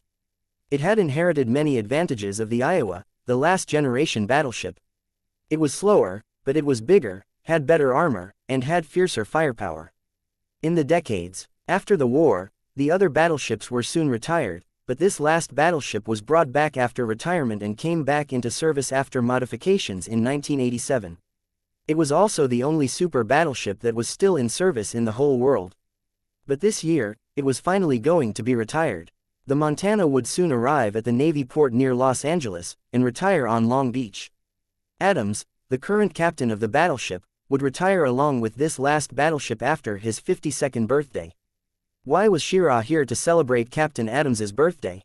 First of all, she had been invited by a certain big shot in the military to whom she owed a favor, and Captain Adams was that big shot's good friend. Secondly, this was the Montana, the last battleship in the world. It had witnessed the last World War. The document of surrender, which brought peace back to the world, was signed on this battleship. Nobody had sung on the Montana since the 1960s. Shira's performance could absolutely be called the last performance. Anyone else who performed on the Montana later would only be performing in a museum, and not a real battleship. It was also the reason why Luke had accepted the job. This was the only opportunity to visit the Montana while it was still in active service. Giant battleships and cannons were the ultimate dream of men. Since the Montana was about to be retired, the atmosphere on the battleship was a little lazy. Those who were going to retire were looking forward to it, and arrangements had been made for those who would continue to serve. Since the Montana was about to be retired, few people would focus on this last battleship except for those who might be planning something. Luke fell into deep contemplation. Tyler, the hot girl, had already rushed into the bathroom to vomit. She had been dizzy both on the helicopter and on the ship. After vomiting, she felt a little more clear-headed. Looking at Shira, she finally exclaimed, "You're Shira, the singer." Shira smiled politely and said, "Yes, and you are." "Jordan Tyler. I was the cover girl for the September issue of Sports Illustrated," the hot young woman said embarrassedly. Shira was stumped, but there weren't many changes in her expression. "Oh, I don't really read that magazine. May I ask why you're here?" Tyler got even more embarrassed, and looked away. I'm here to play the birthday present." Shira thought for a moment, then instantly understood what she meant. Traditionally, a hot girl would hide in some gift box or cake and jump out at the right moment, giving the birthday boy a big surprise. It wasn't unusual, but it was certainly quite rare on a battleship. "You're going to play the birthday present for Captain Adams?" Shira's expression was a little strange. Tyler was at a loss. "Yes, it's for a captain." Actually, she didn't even know what a captain really did, and she had only heard someone mention it earlier. Chapter 392 High Heels, High-Cut Bodysuit, and Admiral's Jacket. Shira sighed. "Do you know that Captain Adams is turning 52? Not to mention that he's a rigid, old-school soldier." Tyler was still confused. She wasn't following Shira at all. Shira looked at her and nodded helplessly. "I can see you're really unwell. You should get some more rest." Saying that, she went to sit down not far away from Luke. Her meaning was very clear. As an old-school soldier, Captain Adams would never permit something like a hot girl as a birthday present on his battleship. Coupled with the unusual things that she had seen earlier, Shira felt that something was wrong. However, the cover girl was clearly unaware of the situation, so it was useless to bring it up with her. The room briefly fell silent. A moment later, Mona asked in a low voice, "Shira, do you want to put on your makeup?" Shira looked at Luke. Luke opened his eyes. "Sure, but if you have flat shoes, you better put those on first." Sneakers would be even better. Both Shira and Mona were wearing high heels that were at least 8 centimeters tall. Mona was stumped, "But we didn't bring any flat shoes." Luke frowned. "Put on anything that's easy to move around in, leave it if you don't have any." Shira stopped Mona, who was going to ask more questions, and simply told her to get started with the makeup. Mona hadn't brought any extra shoes since Shira would only be singing 3 songs tonight. While Shira was getting ready, Tyler also started to move. She slipped into the bathroom with her bag, and walked out hesitantly several minutes later. Luke didn't really pay attention to her, until Shira asked in surprise, "You're going to wear that?" He turned around, only to see that Tyler was wearing a high-cut bodysuit. And her halter top had been replaced with a highly unconventional admiral's jacket. All in all, Luke didn't think he had seen an admiral wear something like that. However one looked at it, it was certainly a unique outfit. Tyler blushed when the other 3 looked at her. When Luke looked at her in astonishment in particular, Tyler suddenly found her clothes a little humiliating. After a brief silence, Luke suddenly said, "You're very pretty like this, don't be embarrassed." He then smiled and looked away. Tyler was only doing her job. Tyler looked at Luke's gentle smile and felt a lot better. It had to be said that Tyler's signature smile was very reassuring. A moment later, just as Mona was about to get Shira to change into her performance outfit, Luke stopped her. "No need, just wear what you have on now." Mona was stunned. "But they're just regular clothes." Luke said, "Didn't Shira mention that Captain Adams is an old-school soldier? So, there's no need to be too fancy, something simple would be more to his taste." Shira immediately agreed with him. "Then I'll just wear this." She was wearing a thin, dusty blue long-sleeved blouse and long pants. She wasn't attending some soiree, so this was good enough. At that moment, Luke said to Mona with a smile, "Mona, are you done?" Mona was stumped for a moment, before she nodded hesitantly. "If she doesn't need to change her clothes and her shoes, I think I'm done here." Luke said, "Okay, can you give me and Shira some privacy? I would like to talk to her about something." Mona discreetly retreated to a corner away from them. Even Tyler, upon hearing Luke's request, joined Mona of her own accord. Luke smiled at her again in gratitude. Tyler suddenly felt like her seasickness had gotten worse. Shira leaned in close at Luke's signal, and he whispered something to her. Shira let out a low cry at first, before promptly covering her mouth. After she calmed down, Luke continued, "Don't be too scared. Try to stay calm. There's a good chance that we can escape." Shira was still a little anxious. "What are we going to do?" Luke said, "If it was just you, I'm confident I can keep you safe. However," he pointed behind him, "since those two are here, we don't have as many options." Shira frowned. "Then what are we going to do?" Luke said, "You talk to Mona later, and I'll take care of the September girl. Hopefully, she'll be as calm as you." Looking at his face, Shira suddenly relaxed. "Hey, don't tell me you're planning to go on a date with that September girl after this." Luke shrugged. "Of course, I look forward to that outcome." Shira couldn't help but smile. "Then I hope that everything goes well for you." She understood what Luke meant. If Luke could go on a date with the September girl after this, then all four of them would be fine, which would be the best thing. Luke and Shira then got up and went to talk with their respective targets. Luke smiled at the girl, who was sitting on the bed. "May I sit down?" Dazed for a moment, Tyler nodded quickly. Yes, of course. This was a military ship, and the bed Tyler was sitting on was unbelievably small. When Luke sat next to her, they were naturally very close. Tyler was slightly nervous, but Luke had started talking. He had barely said a few words, when the young girl's expression changed and she was about to cry out in fright. Luke, who had been prepared for this reaction, covered her mouth and said, "Don't scream, and don't run wild. That's the most important thing for you to survive." Tyler stared at him for a good number of seconds, before she finally nodded. On the other side, Shira gave Luke the okay. Luke didn't really care about Mona and Tyler. Shira was the one he had to protect here. If these two cried and shouted like that brainless girl Brenda back in Wolfkyle, he wouldn't hesitate to abandon them.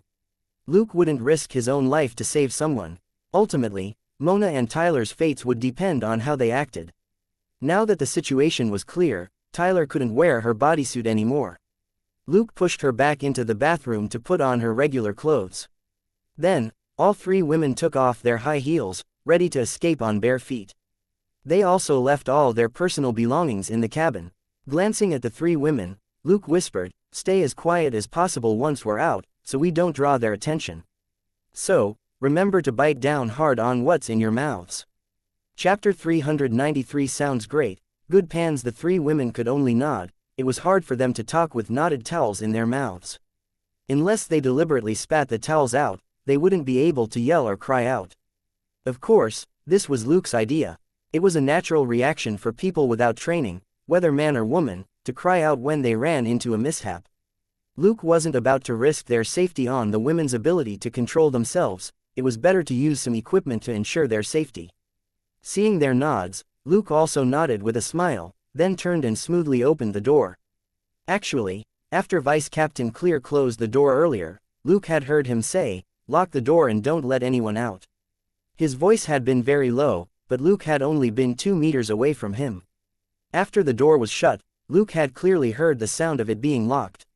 Ordinary people might not be able to hear it, but it was crystal clear to Luke. Recalling the looks which Vice Captain Clear and the others shared while taking the four of them to the cabin, Luke understood everything. It couldn't be a coincidence that the group from the helicopter all reeked of gun oil and gunpowder, no matter how many showers they took. The only explanation was that the men from the helicopter were plotting something, and Commander Clear was their accomplice. They were going to use this birthday celebration to carry it out. Luke unlocked the door by disassembling the lock, and he put the parts away in his inventory. Something like that wasn't too hard for his current level. Taking a deep breath, he stepped out into a pretty big hall, but nobody was around. The items for the birthday celebrations were strewn everywhere. Tyler looked at a big round box on a trolley. She was supposed to hide in this big box, but it wasn't even set up yet. According to the celebration schedule, she should already be hiding inside, ready to be delivered to the captain. Bang, bang. The three women were startled by the sound of gunshots. With the towels in their mouths, however, the sounds they made were smothered. Luke wasn't surprised. Actually, he had already sensed a number of gunshots on the deck and elsewhere. A gunfight on a Navy battleship basically meant that internal security had been severely compromised. Without looking back, he simply waved his left hand to signal for the women to follow him. The cabin they had been in was just for storage and didn't have a pneumatic door, so it didn't affect Luke's sharp nose. During the long wait in the cabin, Luke had already done reconnaissance with sharp nose. After they left, he led the three women right at a swift but unhurried pace. After multiple turns through the narrow corridors, all three women lost their sense of direction. Shira secretly wondered why Luke was so familiar with this place. Had he been here before? Of course not. The Montana was an official battleship on active duty, and it had undergone a great deal of modern modifications which had significantly changed its layout. A regular person wouldn't know the ship's layout at all. Completely relying on his sharp nose, Luke walked all the way to the galley. Gunshots rang out from time to time on the deck and other places. The galley, on the other hand, had an especially distinctive smell and was quiet. More importantly, someone was there. Before stepping into the galley, Luke gestured at the women to hide in one corner. Sneaking silently into the galley, his hands skimmed unhurriedly over the various items inside. He paused over 2 kitchen knives, but didn't pick them up. Instead, what he grabbed was 2 frying pans nearby. Weighing them in his hands with a pleased expression, he looked at the 3 people who weren't far away. 2 men in black combat uniforms were forcing a young soldier to kneel. They shouted, "On your knees! On your knees! Where is he? Where's the cook?" Frightened, the young soldier pointed at a nearby door. "He's in there, in there, you can go to hell now." Clang, clang, 2 low but crisp thuds rang out, and Luke clicked his tongue in amazement. Huh, from how they sound, you can tell that they're great pans. He then crouched down and hit the 2 guys on the floor with the frying pans again.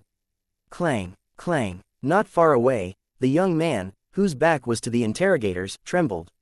He had thought he was already done for, but still harbored a sliver of hope. Suddenly, the yelling behind him stopped, and he heard someone say something. But he didn't dare turn around. He was still on his knees, his hands over his head.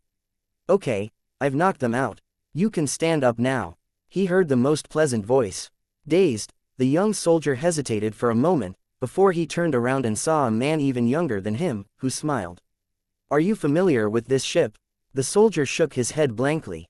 "Not really. I only came on board at Hawaii," Luke said. "Then, how about the cook?" He looked at the door on the side. The young soldier hesitated and said, But Commander Clear said that we can't let Lebecker out." Luke smiled even wider when he heard Clear's name. "That's Clear's order. How wonderful." He then unlocked the door and opened it. "Chef Lebecker, I'm looking for directions." The young soldier hesitated, but didn't stop him. He wasn't an idiot. Luke had just saved his life, and something was clearly wrong with Commander Clear. But there was no response from inside. Luke said helplessly, "All right, Chef Lebecker. I'm not with those criminals. I'm Miss Shira's assistant. You must know Shira the diva, right? So, can you come down from the shelf with the frozen pork? You're wasting both yours and my time." After a brief silence, someone suddenly lunged out. At the same time, Luke raised his frying pans and blocked the 2 objects that had been thrown at him. They were 2 frozen German sausages. Luke flipped the pans to catch these 2 lethal weapons before they fell to the floor. Luke said helplessly, "Chef Lebecker, please look down and ask this soldier what's going on first before you attack allies, okay?" Those German sausages were frozen solid. Getting hit in the head with them was no different than being smashed with a stick. Opposite Luke, a man who was half a foot taller than him craned his neck from behind a counter and asked, "Who are you?" Luke looked at the cook, who had grabbed a kitchen knife soundlessly, and hastily replied, "An innocent worker, trying to escape from here. Also, Shira, you can come here now." There was rustling at the door, and Shira and the other 2 women cautiously came over. Lebecker and the young soldier were both stunned and exclaimed in unison, "What the hell?" This was the Montana, a battleship that was in active service. Why did 3 women suddenly appear on board? Chapter 394. Unknown staff worker, and cook Shira and Tyler were beautiful and sexy, and even the assistant Mona was above average. They were also barefooted at the moment. They didn't look like criminals at all, though the towels they were biting on looked weird. Luke shrugged and said, "Let's introduce ourselves. Shira, a famous singer. Tyler, a famous model. Mona, a famous makeup artist. I'm Luke, a staff member responsible for moving luggage. Shira and Tyler were invited to perform for Captain Adams's birthday celebration, but we were locked in a room. When we heard gunshots, we managed to break the door open and escape. Everybody was lost for words. You're the only one here who isn't famous. But in any case, Chef Lebecker and Nash, the young soldier, weren't suspicious of Luke anymore after seeing the 3 women. They had never seen any sort of genius bring 3 women with him to raid a battleship. Of course, they had never seen a youngster bring 3 women with him to escape a battleship, either. Lebecker nodded silently. Luke put down the frying pans, which still had the German sausages in them. He smelled the soup nearby and said, "Chef Lebecker, you're really good. That soup smells great." The expressions of Lebecker and the young soldier turned strange. After a brief silence, Lebecker said, "Thanks for the compliment," but Clear spat in the soup. So, everybody, disgusted by Clear, Luke quitted with the small talk, and gave Chef Lebecker a basic rundown of the situation. It didn't take much for the both of them to realize that the other wasn't simple. Luke had a gentle appearance, but he had very efficiently knocked out the criminals with his frying pans. When Lebecker took off his white cook jacket, all the 3 women sighed inwardly at his lean, straight physique and well-proportioned muscles. As Luke and Lebecker stripped the unconscious criminals of their equipment and put them on, they looked at each with tacit understanding from the way they searched for guns and put on the equipment. Both of them knew that the other was a professional. They were done in less than 5 minutes. A walkie-talkie on one of the criminals crackled. "Cass, Zach, have you finished off the cook? We're short of hands on deck. Come up here when you're done." Luke and Lebecker looked at each other again. "What's your plan?" asked Lebecker as he shot a meaningful look at the 3 women. Luke asked, "Is there a safe place for them to hide?" After running into Lebecker, this less than proper cook, Luke felt that he no longer needed to escape with the 3 women. If all the criminals were killed, they would naturally be safe. Lebecker said, "I'm going to look for the captain. They'll need him if they want to control this battleship, so I won't be going with you. Private Nash, take them to the cargo hold. It's bigger and has more clutter, they can hide there." He quickly told Nash where the cargo hold was, before he nodded at Luke and left. Watching Lebecker leave, Luke chuckled inwardly. Once again, he had a shield. It was nice of the 2 unconscious robbers to give up their equipment and firearms as well as their boots. Shira got 1 pair of boots, and her assistant Mona got the other. Looking at Tyler, who was at a loss, Luke could only smile at her. "I'm sorry, but can you use towels for now?" Tyler nodded dumbly, and Luke wrapped her feet in 2 big kitchen towels. On the side, Nash couldn't stop staring. That was such a slick move. He had to try it out himself. Nash swiftly guided them down 1 level to the cargo hold. Luke told Nash to watch over the 3 ladies well and to not let anything happen to them. He then whispered something to Shira, before slipping out on his own. Putting on his close-fitting, alloy bulletproof vest in a secluded corner, Luke set out once more. He took a winding route before stealthily approaching 1 point of entry to the deck, which was guarded by an armed criminal. Luke raised a small mirror and quickly checked both sides. Confirming that there were no other criminals around, he took out a rope dart. With a flick of his wrist, the rope dart flew out and wrapped itself around the criminal's neck. Luke pulled hard, and the criminal was dragged to the entry before he realized what was going on. With his free hand, Luke grabbed the criminal's arm that was holding the gun and twisted. The criminal tried to scream, but couldn't make a sound with the rope around his neck, and he was dragged into a cabin. A moment later, Luke walked out in the criminal's black combat uniform. Mimicking the criminal's posture, he took a few steps and looked around. Then, going over to the left, Luke looked over the side of the boat, and saw something dark moored on the ocean behind the ship. Luke narrowed his eyes. Was that a submarine? These criminals had indeed come prepared. The 30 guys on the helicopter had just been the vanguard. At that moment, the deck was a boiling mess of voices and sparks. He swiftly counted the active criminals. What he could see was already more than 50 people. The number wasn't important. Luke had never been afraid of these sorts of unorganized criminals. The important thing was that they were busy dismantling missiles on the deck after seizing the Montana. Luke quickly recalled the weapons that the Montana was equipped with. For this old battleship that had been modified, apart from 12 formidable 406mm main cannons, it had been installed with quite a few advanced missiles. However, the only weapons that could have attracted the criminals' attention were the tomahawks.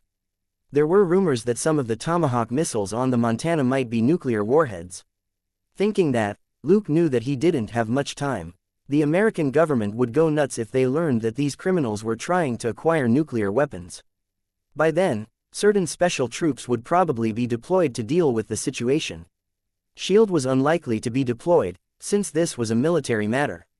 However, Luke knew that the military had a lot of secret troops, like the one led by the famous General Ross and the one commanded by Colonel Stryker. Thinking quickly, he slipped back into the ship.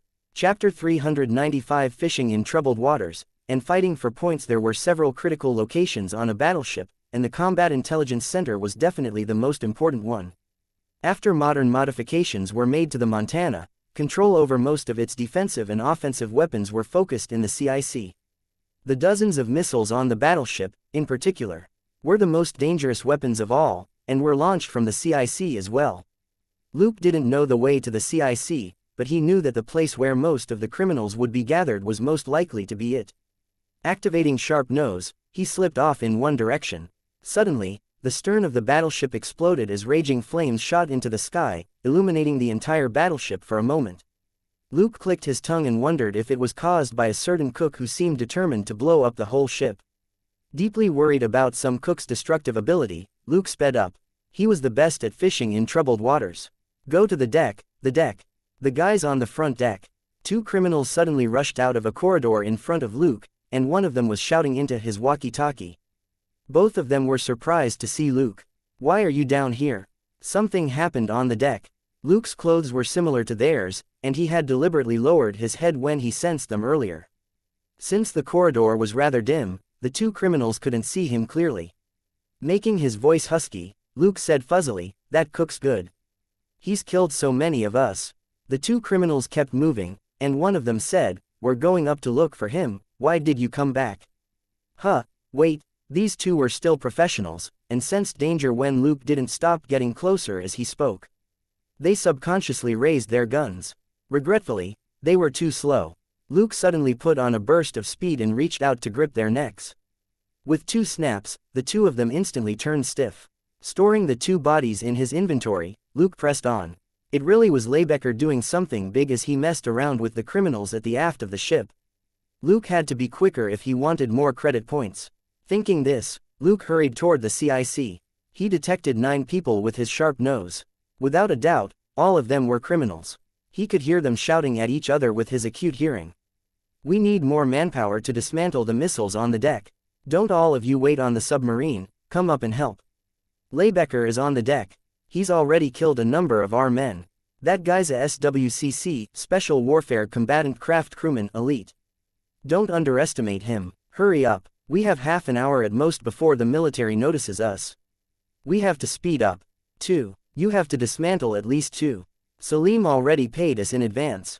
Clear told us to fill the ship hold where we locked up the Marines with water, and force Lebecker to save them. We don't have time for him." Luke stood calmly outside the door as he locked onto everybody's positions in the CIC with Sharp Nose. At the same time, he pulled up his hood to cover his face and put on a bulletproof helmet. Taking a deep breath, Luke pushed hard off of his feet and dashed into the CIC as a dark shadow. He raised the 2 megapixels 5s that he had just acquired and shot to his left and right at the same time.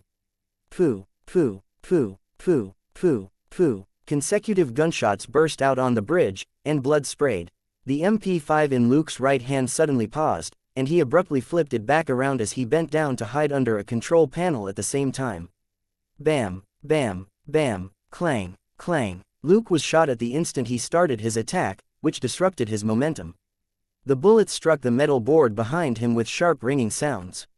Experts. Luke grew excited, and didn't stop firing. Pooh, pooh, pooh, pooh, pooh, pooh. He stuck the 2 megapixels 5s out slightly without needing to crane his neck for a look, and fired in the direction where he remembered 2 armed criminals were. The 2 criminals screamed and fell. They were hit, but hadn't been killed instantly. Bam, bam, bam, bam. The criminals immediately went on the counterattack. The bullets hit the control panel which Luke was hiding under. Luke calmly turned around and leaned back a little to check his surroundings. He saw half a boot outside the control panel. The MP5 in his left hand moved slightly. Pooh, pooh, The criminal who had been crouched on the other side of the panel screamed and clutched his blown foot as he subconsciously exposed his head. Pooh, pooh. The man's scream came to an abrupt stop, and he fell to the floor as blood spurted out of his head. "You son of a b***tch, get out here if you have the balls," one of the criminals suddenly roared as he fired his pistols at Luke's cover wildly. "You think I'm an idiot? Why would I go out?" Luke mocked him inwardly as he stretched out the MP5 in his right hand. Pooh, pooh. The gunfire stopped, and the brainless fool was no longer bellowing. There was a brief silence in the CIC. Rolling his eyes, Luke abruptly tossed the 2 megapixels 5s some distance away, and they hit the floor with a light sound. Luke then silently picked up the last MP5 he had. When he was switching guns, someone leapt like a leopard onto the control panel above Luke and pointed his gun at Luke's hiding place. Luke's expression changed the moment the person moved, and he turned and rolled to the other side of the control panel as he fired the MP5. Pooh, pooh, pooh, pooh, pooh, pooh, ah. The man grunted in pain and hit the floor hard. Luke didn't even spare him a glance, and simply threw himself out from the control panel. Pooh, pooh, pooh, pooh. 2 criminals who were trapped in a corner fell with 2 holes in each of their heads. Luke finally stood up and swiftly did one sweep of the CIC. Pooh, pooh, pooh, pooh. Shooting the head of every criminal who was still breathing, Luke finally checked the system notifications. System: you have defeated Johnny Mullah and received a list of his abilities. Johnny Mullah's abilities: Basic Firearms, Basic Combat, Quick Reflex Prerequisite, 20 Strength, 20 Dexterity and 1000 credit points. Temporarily unavailable, Luke walked over to the man who had lunged at him, but he didn't smell any blood. This Johnny Mullah was wearing a bulletproof vest. He was only unconscious for the moment after Luke shot him. Chapter 396 Learn to Live, Live to Learn. Rolling his eyes, Luke grabbed a frying pan from his inventory and hit the back of this lucky dog's head hard. System: you have killed Johnny Mullah. You may now learn all his abilities. Luke chuckled and immediately learned Quick Reflex. Almost instantly, he felt that there was something more to his reactions, which were extraordinary to begin with. It was hard to describe the feeling. It was different from when his dexterity improved. This Quick Reflex allowed his body to move more quickly and skillfully. There was the faint sense of better coordination between his immense strength and swift reactions now. Sensing the effects of the ability he had just acquired, Luke looked at Johnny Mullah's body on the ground. This guy had extraordinary reflexes and marksmanship. When Luke broke in earlier, the guy had reacted almost instantly and taken out his gun to disrupt Luke's barrage. But this Johnny Mullah was too inexperienced. Luke had lured him out with nothing more than 2 empty MP5s. Johnny Mullah thought that he would succeed with his surprise attack, but was greeted by the end of Luke's 3rd MP5. If Johnny Mullah had been more cautious, it would have been much more difficult for Luke to kill him. Pondering for a moment, Luke stored the unlucky bastard whose head he had smashed with the frying pan into his inventory. This guy's body could still be of use. Thinking that, he walked over to the control panel. Looking at the feed of the hold which was filling up with water, as well as the countless buttons on the CIC, Luke sighed helplessly. He didn't know how to operate a battleship. What if he pressed a random button and made the Marines drown faster? Or what if the battleship sank to the bottom of the ocean? He didn't plan to find out how many credit points he would lose for making such a mistake. Taking note of the hold's location from the screen, he quickly got up and left the CIC. What he lacked in knowledge, he had to make up with hard labor now. Sighing, Luke collected all the criminals, weapons and ammo, and set up a small device in the CIC, before he headed in the direction of the sealed hold. When he reached the hold at the prow of the ship and saw that the door had been welded shut, he felt like beating someone up.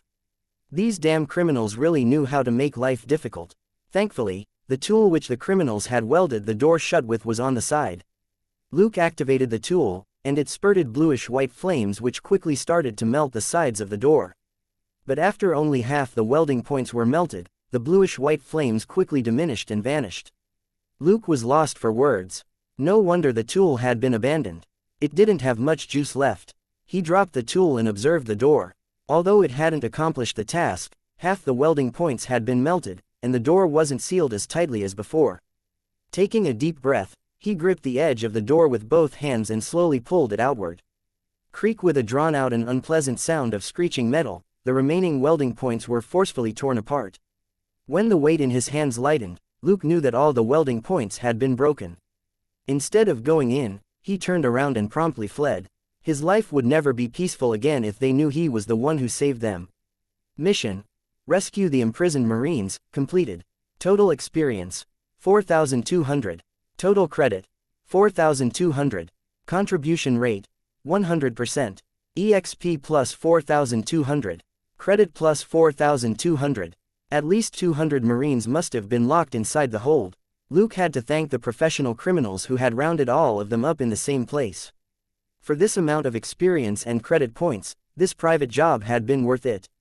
Luke dropped most of the guns and ammo he had taken off the criminals at the door to the hold. He only kept the 3 megapixels 5s that he had used earlier. It was now time for him to take care of the remaining criminals. Laybecker was certainly one tough cook. On Luke's way to rescue the Marines, he had heard the vague sound of gunfire on the deck. Clearly, the man was still fighting the criminals. Luke snuck off to the CIC again. This was the control center for the entire battleship. If the criminals lost control of this place, they basically wouldn't be able to make use of the weapons on board. Without these weapons, they wouldn't be able to withstand attacks from the military at all. 2 SEAL teams would be enough to teach them a lesson. It had been some time since he eliminated the criminals in the CIC, the rest of them must have already sensed something wrong. As he expected, when he arrived at the corridor outside the CIC, he noticed 2 armed criminals hiding cautiously in one corner, as if on guard against any ambushes. Luke took out his fake phone and checked the surveillance feed of the CIC via his device. Apart from the 2 guards outside the door, there were only 4 people inside. Also, seeing how flustered they were and hearing them bellow into their walkie-talkies from time to time, they probably didn't know how to operate the battleship as well. It seemed that Laybecker had killed a lot of criminals too. The criminals were short of manpower when they had to deal with 2 hidden enemies and dismantle the missiles at the same time. Luke put his fake phone back and breathed softly as he muttered, "Time to test the new ability." He pushed off and lunged out from around the corner like a shadow. The 2 criminals at one end of the corridor were shocked and raised their guns, but then paused. The moment they raised their guns, the shadow suddenly changed course and zigzagged toward them quickly and erratically. The 2 criminals subconsciously tried to aim at the shadow before pulling the trigger. Actually, if they were worse shooters and simply pulled the trigger and fired randomly, they might have stopped Luke for a while. But only for a while. Luke reached them in less than 2 seconds, and was disinclined to play around. Pooh, pooh, pooh, pooh. Firing the 2 megapixels 5s at the same time, he blew up the heads of the 2 panicked criminals. Crouching on the floor, Luke let the 2 MP5s dangle from his shoulder on their slings. He then grabbed the bodies of the criminals and charged into the CIC. Exerting his strength, he threw the 2 bodies at another 2 criminals who looked at the intruder in astonishment. He picked up the MP5s again. Pooh, pooh, pooh, pooh. The last 2 criminals who hadn't been hit dropped in front of the control panel from shots to the back of their heads. Pooh, pooh, pooh, pooh. The 2 criminals who had been hit with the bodies were shot and killed too. Luke sighed. There was no expert like Johnny Mullah in the CIC this time. These guys were complete rookies. Even put together, they weren't as difficult to deal with as Johnny Mullah. Chapter 397. Another expert. Luke had killed another 6 criminals. The rest of the criminals would probably be anxious when they lost contact with the CIC again. Thinking this, Luke left the CIC and ran to the deck. When he reached a certain exit, 2 criminals yelled and charged in. Each of them were grabbed by the neck, and their heads were smashed together. Bam! They collapsed instantly. Luke leapt nimbly over the guardrail and jumped down. 2 criminals that happened to run by below him didn't react when Luke dropped onto their necks and broke them. Luke grabbed the AKs they were holding as well as 2 clips. He couldn't be any more pleased. He was most familiar with these old buddies. Holding an AK in each hand, he raised them and aimed above him. Bam, bam, bam, bam. 2 criminals who were on patrol immediately fell. One of them fell over the guardrail, and the other dropped on the deck. The criminals around them yelled in alarm. Luke, however, dragged out Johnny Mullah's body from his inventory unhurriedly. He wrapped Johnny Mullah's hands around the 2 megapixels 5s that had killed a whole bunch of criminals, and slung them over the man's body. As for the MP5 which he had shot Johnny Mullah with, Luke put it in the hands of the criminal whose AK he had taken. After that was done, Luke even had the time to position Johnny Mullah's body before he finally nodded in satisfaction. If it was old Grayson who examined the crime scene, he would still notice that something was amiss. But Johnny Mullah's body was just a cover, it was fine as long as it wasn't too big a point of suspicion. Chuckling inwardly, Luke raised the AK from the shadows and aimed upward. The next moment, two criminals appeared where their companions had just been killed. Bam, bam, bam, bam. Luke fired the AK in his left hand, and the two criminals collapsed. He then pulled the trigger of the AK in his right hand at that moment. Bam, bam, bam, bam. Another two criminals who had just rushed out from around a corner were shot in the head and went rolling over the deck. After the successful hits, Luke retreated into the shadows and snuck over to the side of the boat. Three criminals came running down a corridor, shouting. When they ran past a shadow, a gun fired at an angle from the side. Bam, bam, bam. The bullets hit them dead in the head one by one. Luke straightened and jumped down from a gun turret like a cat, putting away the grappling hook that had been holding him up. Bang. Bang, bang. Luke abruptly leapt back into the corridor behind the turret. Interesting. Another expert. Luke rubbed his chest near his heart, which hurt quite a bit after being hit by a bullet. So far, Johnny Mullah, the guy in the CIC, had been the only criminal capable of fighting Luke.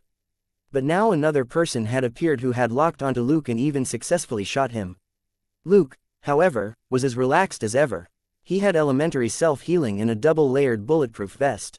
So, let's go. Mutual harm. After the idea flashed through his head, he slipped soundlessly into the corridor behind the turret and quickly circled round. The hostile expert couldn't see him, but Luke could lock onto the guy with sharp nose. Both of them had the same idea, and circled round to approach the enemy's location. In the end, when the expert was approaching Luke's earlier position, Luke had moved round to the expert's own initial position.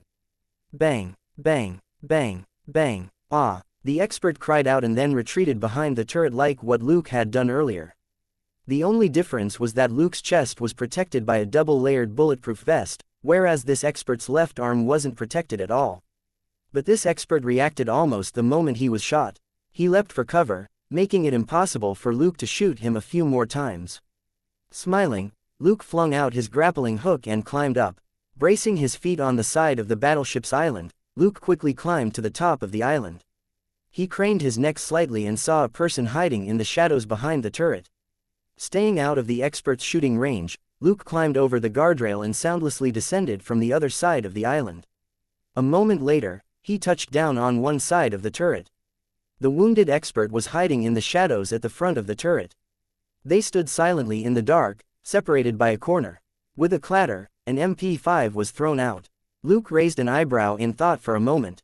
He threw out his AK right next to the MP5 and drew out the M1911 he had never used. After 3 seconds, he moved to the side and raised his M1911.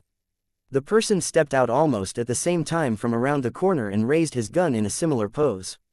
Pa! There was less than 5 meters between them. Face to face, they fired their guns and twisted to crouch down at the same time, dodging that first bullet. They were already aiming at each other once again.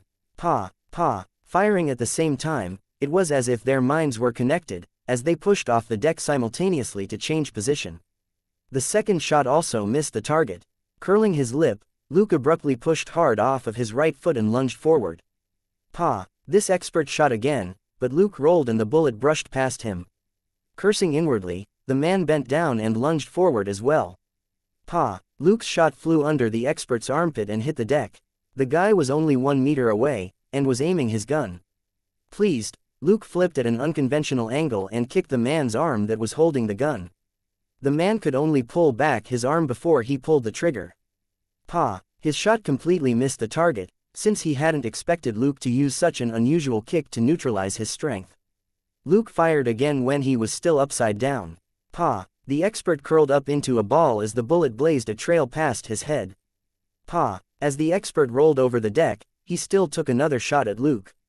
Luke slapped the deck with his left hand and pushed back to avoid the shot. As he landed at an angle, he fired back. Pa! Chapter 398. No, we're different. Bracing his foot against the turret, the expert abruptly unfolded from his curl and avoided Luke's bullet at the same time, then lunged at Luke again. Was this close-range combat? Luke was puzzled, but he wasn't afraid. But this expert shifted his gun, aimed, and fired at Luke again. Exclaiming inwardly, Luke twisted valiantly out of the gun's range. Pa! He fired back at the enemy in passing, but the guy grabbed his wrist and shifted the gun's aim slightly, and successfully evaded the shot. Rather than feel alarmed, Luke was delighted, and swiftly pushed aside the guy's right hand with his left hand. Pa! The bullet brushed past his head. Luke laughed, and relying on brute force, fired the gun in his right hand once again. Pa! The man abruptly pushed him away and used the momentum to back up 2 steps and evade the shot. Standing 2 meters away, the expert asked solemnly, "Your gun is the regular model and only has 7 bullets, right?" Luke only chuckled vaguely in reply.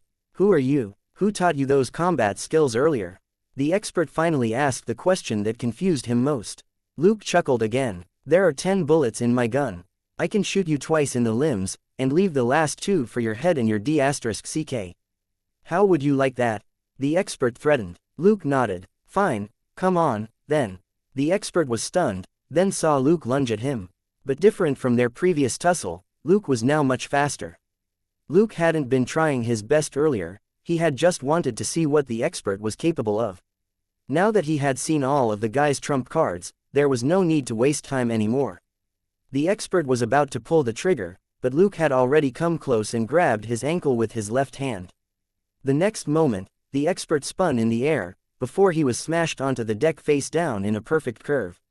System: you have defeated Shok Mullah and received a list of his abilities. Shok Mullah's abilities: Basic Firearms, Basic Combat, Quick Reflex Prerequisites, 20 Strength, 20 Dexterity, and 1000 credit points. Close Range Gunfighting Prerequisites: 20 Strength, 20 Dexterity, 20 Mental Strength. Luke was delighted to see the notification. Pulling over Shok, who had passed out on the deck, Luke twisted his neck. System: you have killed Shok Mullah. You may now learn all his abilities. Close range gunfighting had to be the special skill Shok Mullah used during their head-on clash. It seemed to be a combination of shooting and combat. In a range of a few meters, bullets were faster than most people's reactions. If he hadn't run into Luke, this Shok Mullah would have been invincible on this battleship. Even Lebecker, the guy who was more than just a cook, might have been killed if Mullah caught him unawares.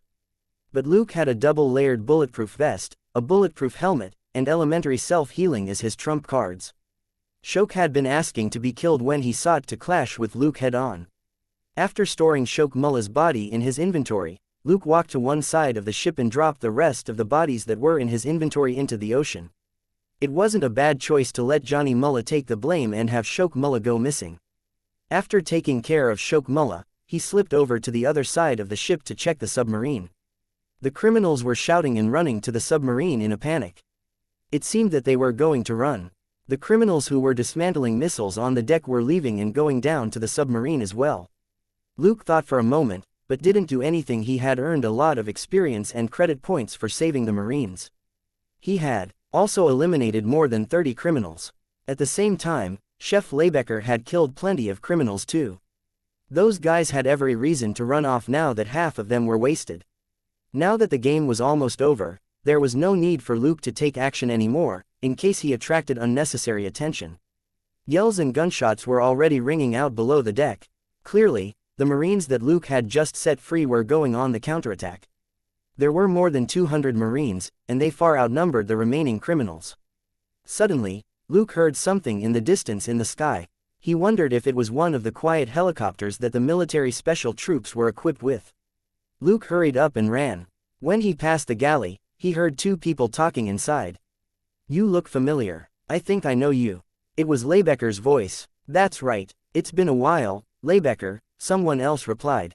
Lebecker said, "You're right, it's been a really long time, William."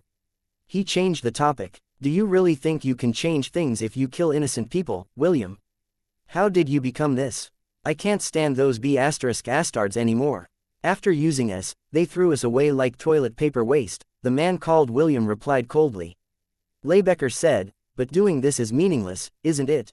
We're like puppets who work for those ungrateful B***stards. You and I, there's nothing we can do about it." He sounded helpless. No, we're different. You're devoted to this country, but I'm not."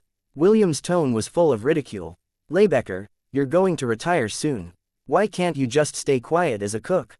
Lebecker said, I don't work for those B***stards anymore, but I won't hurt innocent people either. William said, then you may as well go to hell. Luke had reached the galley entry by then. He craned his neck and saw that Lebecker and William, who had been the rock singer, were each holding a knife. But William was holding a military knife while Lebecker was holding a kitchen knife.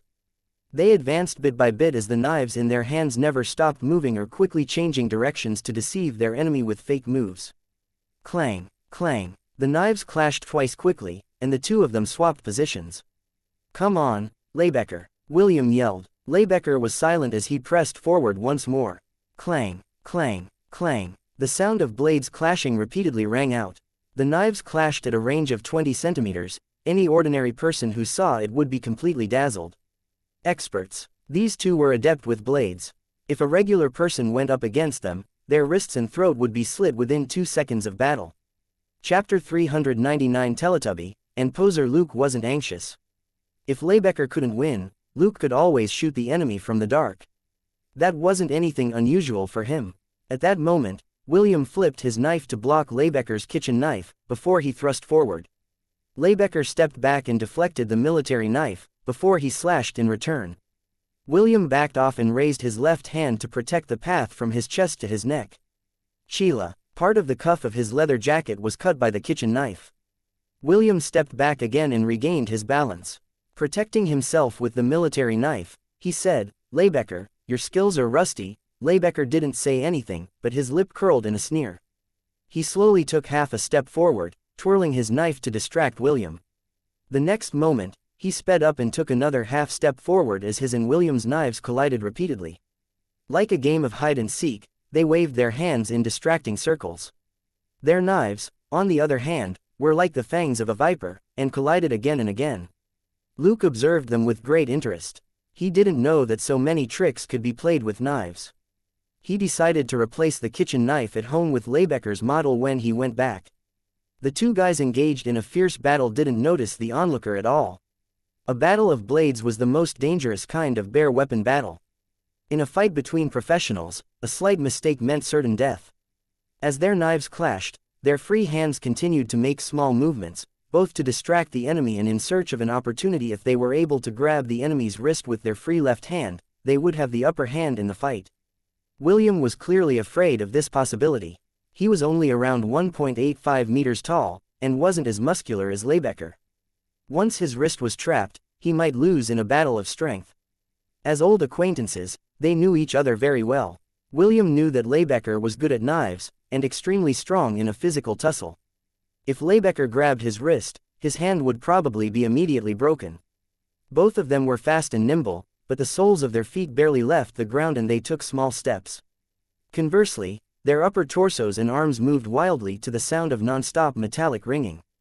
Ruthlessness flashed in Lebecker's eyes. The next moment, he suddenly pressed forward, putting both him and William in a precarious position. In that moment, neither of them needed to completely straighten their arm in order to stab the other person. William's knife swung out without hesitation. Lebecker abruptly backed off, and there was a long cut on his chest. Blood instantly started to stain the cut fabric around the wound red. Luke frowned. No way. Lebecker was clearly slightly more skilled, and his arms were longer. How could he lose? Luke's gun was already raised. After that successful strike, William pressed forward almost instinctively to take another stab. Lebecker, however, seemed to have foreseen this attack. After avoiding most of the damage from William's first attack, he stepped to the side the moment William thrust forward. Stretching out his left hand, he pressed down on William's right wrist and pushed it out, while he slashed at William's neck with the kitchen knife in his right hand. Shocked, William subconsciously raised his left hand to block, only to cry out when it was cut. It wasn't from joy, his eyes bulged with fright. William instantly knew that he was in a losing position. In any sort of fight, this could be extremely dangerous. He had been lured into Lebecker's trap at the price of Lebecker deliberately getting himself hurt. At that moment, Lebecker was blocking William's right hand with his left hand. William had instinctively pulled his left hand back after he was cut, and he couldn't defend himself. He didn't have any hands free for defense, and he also couldn't pull back to readjust his stance. And while Lebecker's attack looked vicious, it actually wasn't that powerful. The kitchen knife brushed past William's wrist and didn't stop, as Laybecker deftly flipped it and it brushed over William's arm like a poisonous fang. When the blade and William's arm were at a right angle, Laybecker thrust down ruthlessly. Pooh! With a dull noise, a handle was left sticking out of William's skull. William's eyes bulged and rolled up, and he promptly dropped. Wiping at the blood on his chest, Laybecker muttered, "See? You told me to go for it, so I did." This had happened in a flash, taking no more than 2 seconds, and William had already turned into a Teletubby with the knife sticking out of his head. Knife combat was really too dangerous. Mouth agape with speechlessness, Luke lowered his gun and left with dull steps. He muttered, "HMPH. What a poser. You could have just stabbed him without saying anything." That being said, Luke couldn't help but rub his scalp, which felt a little cold. Very quickly, he returned to the cargo hold. He grabbed the hand which Private Nash had just lifted up to stop him from pulling the trigger, and said, "It's me." Only then did the utterly nervous Nash relax. "How's it going up there?" Adjusting his mood, Luke said with pleasant surprise, "I went up to the deck just now. It looks like the criminals are running, and I heard someone say that the SEALs are coming." Nash was hugely relieved. "Really? Then we're saved." Luke said, "Yes, the SEALs are probably the best special forces in this country." Nash nodded quickly. "Yes, they're very good." Luke said, "Then I'll let the women know the good news. You keep watch. Right, don't be so quick to shoot, in case it's the SEALs." Nash nodded in embarrassment. He would have shot Luke if the latter hadn't reacted fast enough. Excited and hopeful, the young Nash kept an eye on the door of the cargo hold. Smiling, Luke returned to the corner where the 3 women were hiding. All of them were delighted to see him back. He repeated what he had said to Nash, and the 3 women were happy as well. Suddenly, there was an explosion. Luke was stunned. What was going on? Why did it sound like a cannon? But why would the battleship open fire? Luke went to ask Private Nash, who confirmed his suspicion. The noise just now was indeed the battleship firing a cannon. However, Nash said that it was the secondary cannon, and since the Montana was retiring, there was nothing but a flare in it. Chapter 400 Cannon Fire, and 2 acquaintances, a flare. Luke thought for a moment and came up with a possibility. Bang! There was another loud sound, and the battleship shuddered along with it. It was much louder than the first shot, almost as if the main cannon had been fired. Was it firing at an aircraft? Unlikely. The main cannon was very powerful, but not designed to fire at aircraft. They were usually used to attack army formations on land, or maybe, other ships. Luke suddenly thought of the submarine, and a certain cook who was more than a cook. Was Laybecker crazy enough to bombard the submarine with the battleship's main cannon? If he succeeded, it would be the last sea vessel that the Montana would sink. A moment later, the battleship shook again, and there was a huge explosion. Luke felt that he had guessed right. He could vaguely hear a lot of people cheering, even from the cargo hold. He said to Nash, "Shall we go take a look? The SEALs should be here now."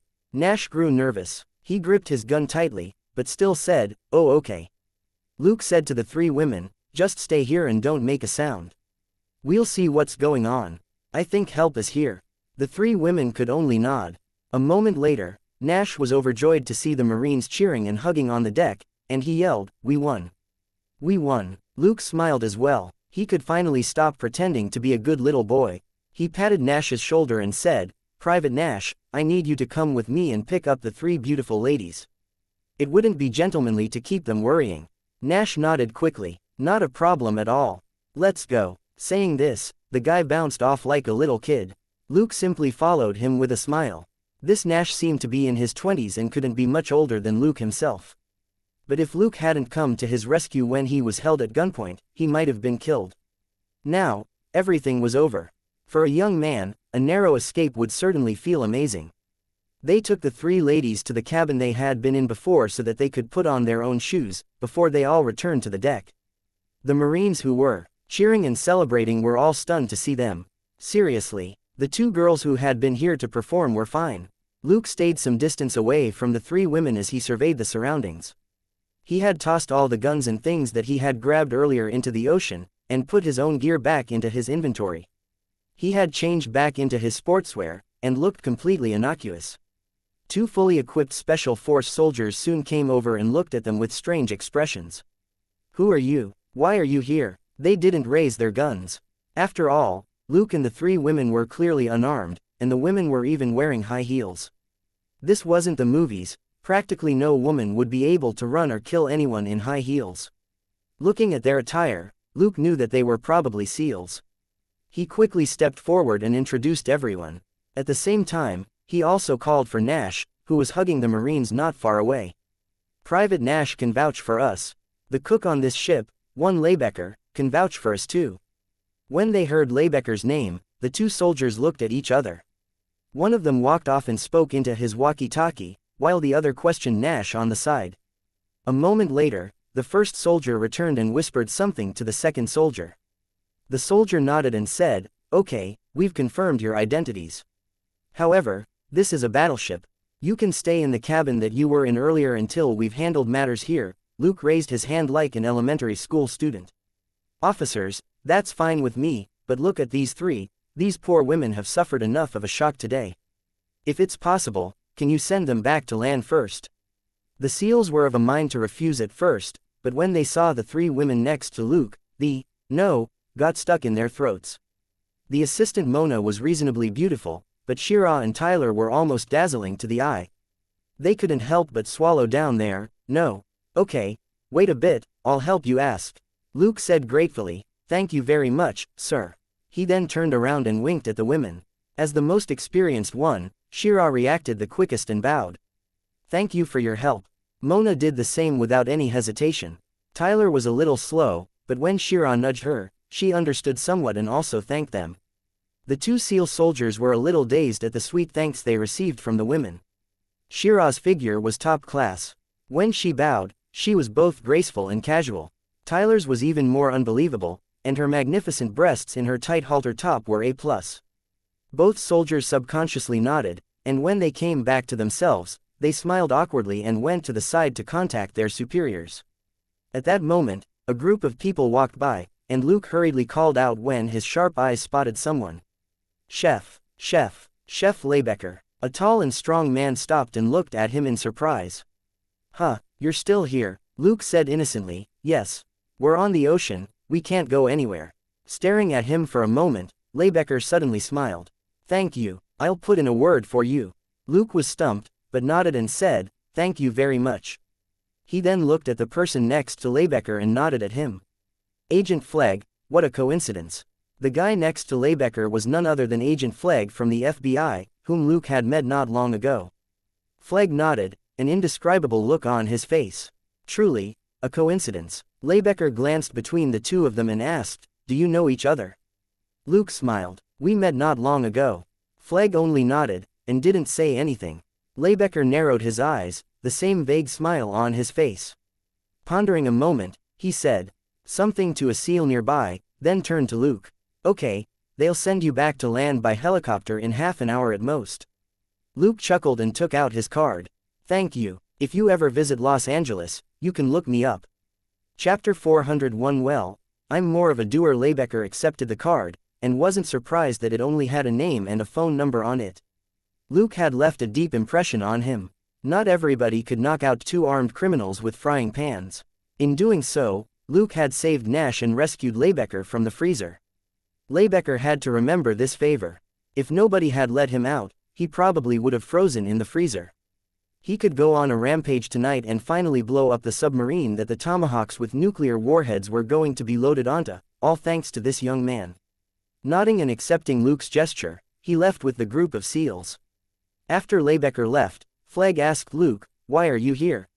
He knew everything about Luke, including certain information that was confidential. Logically speaking, Luke shouldn't be here as a LAPD detective.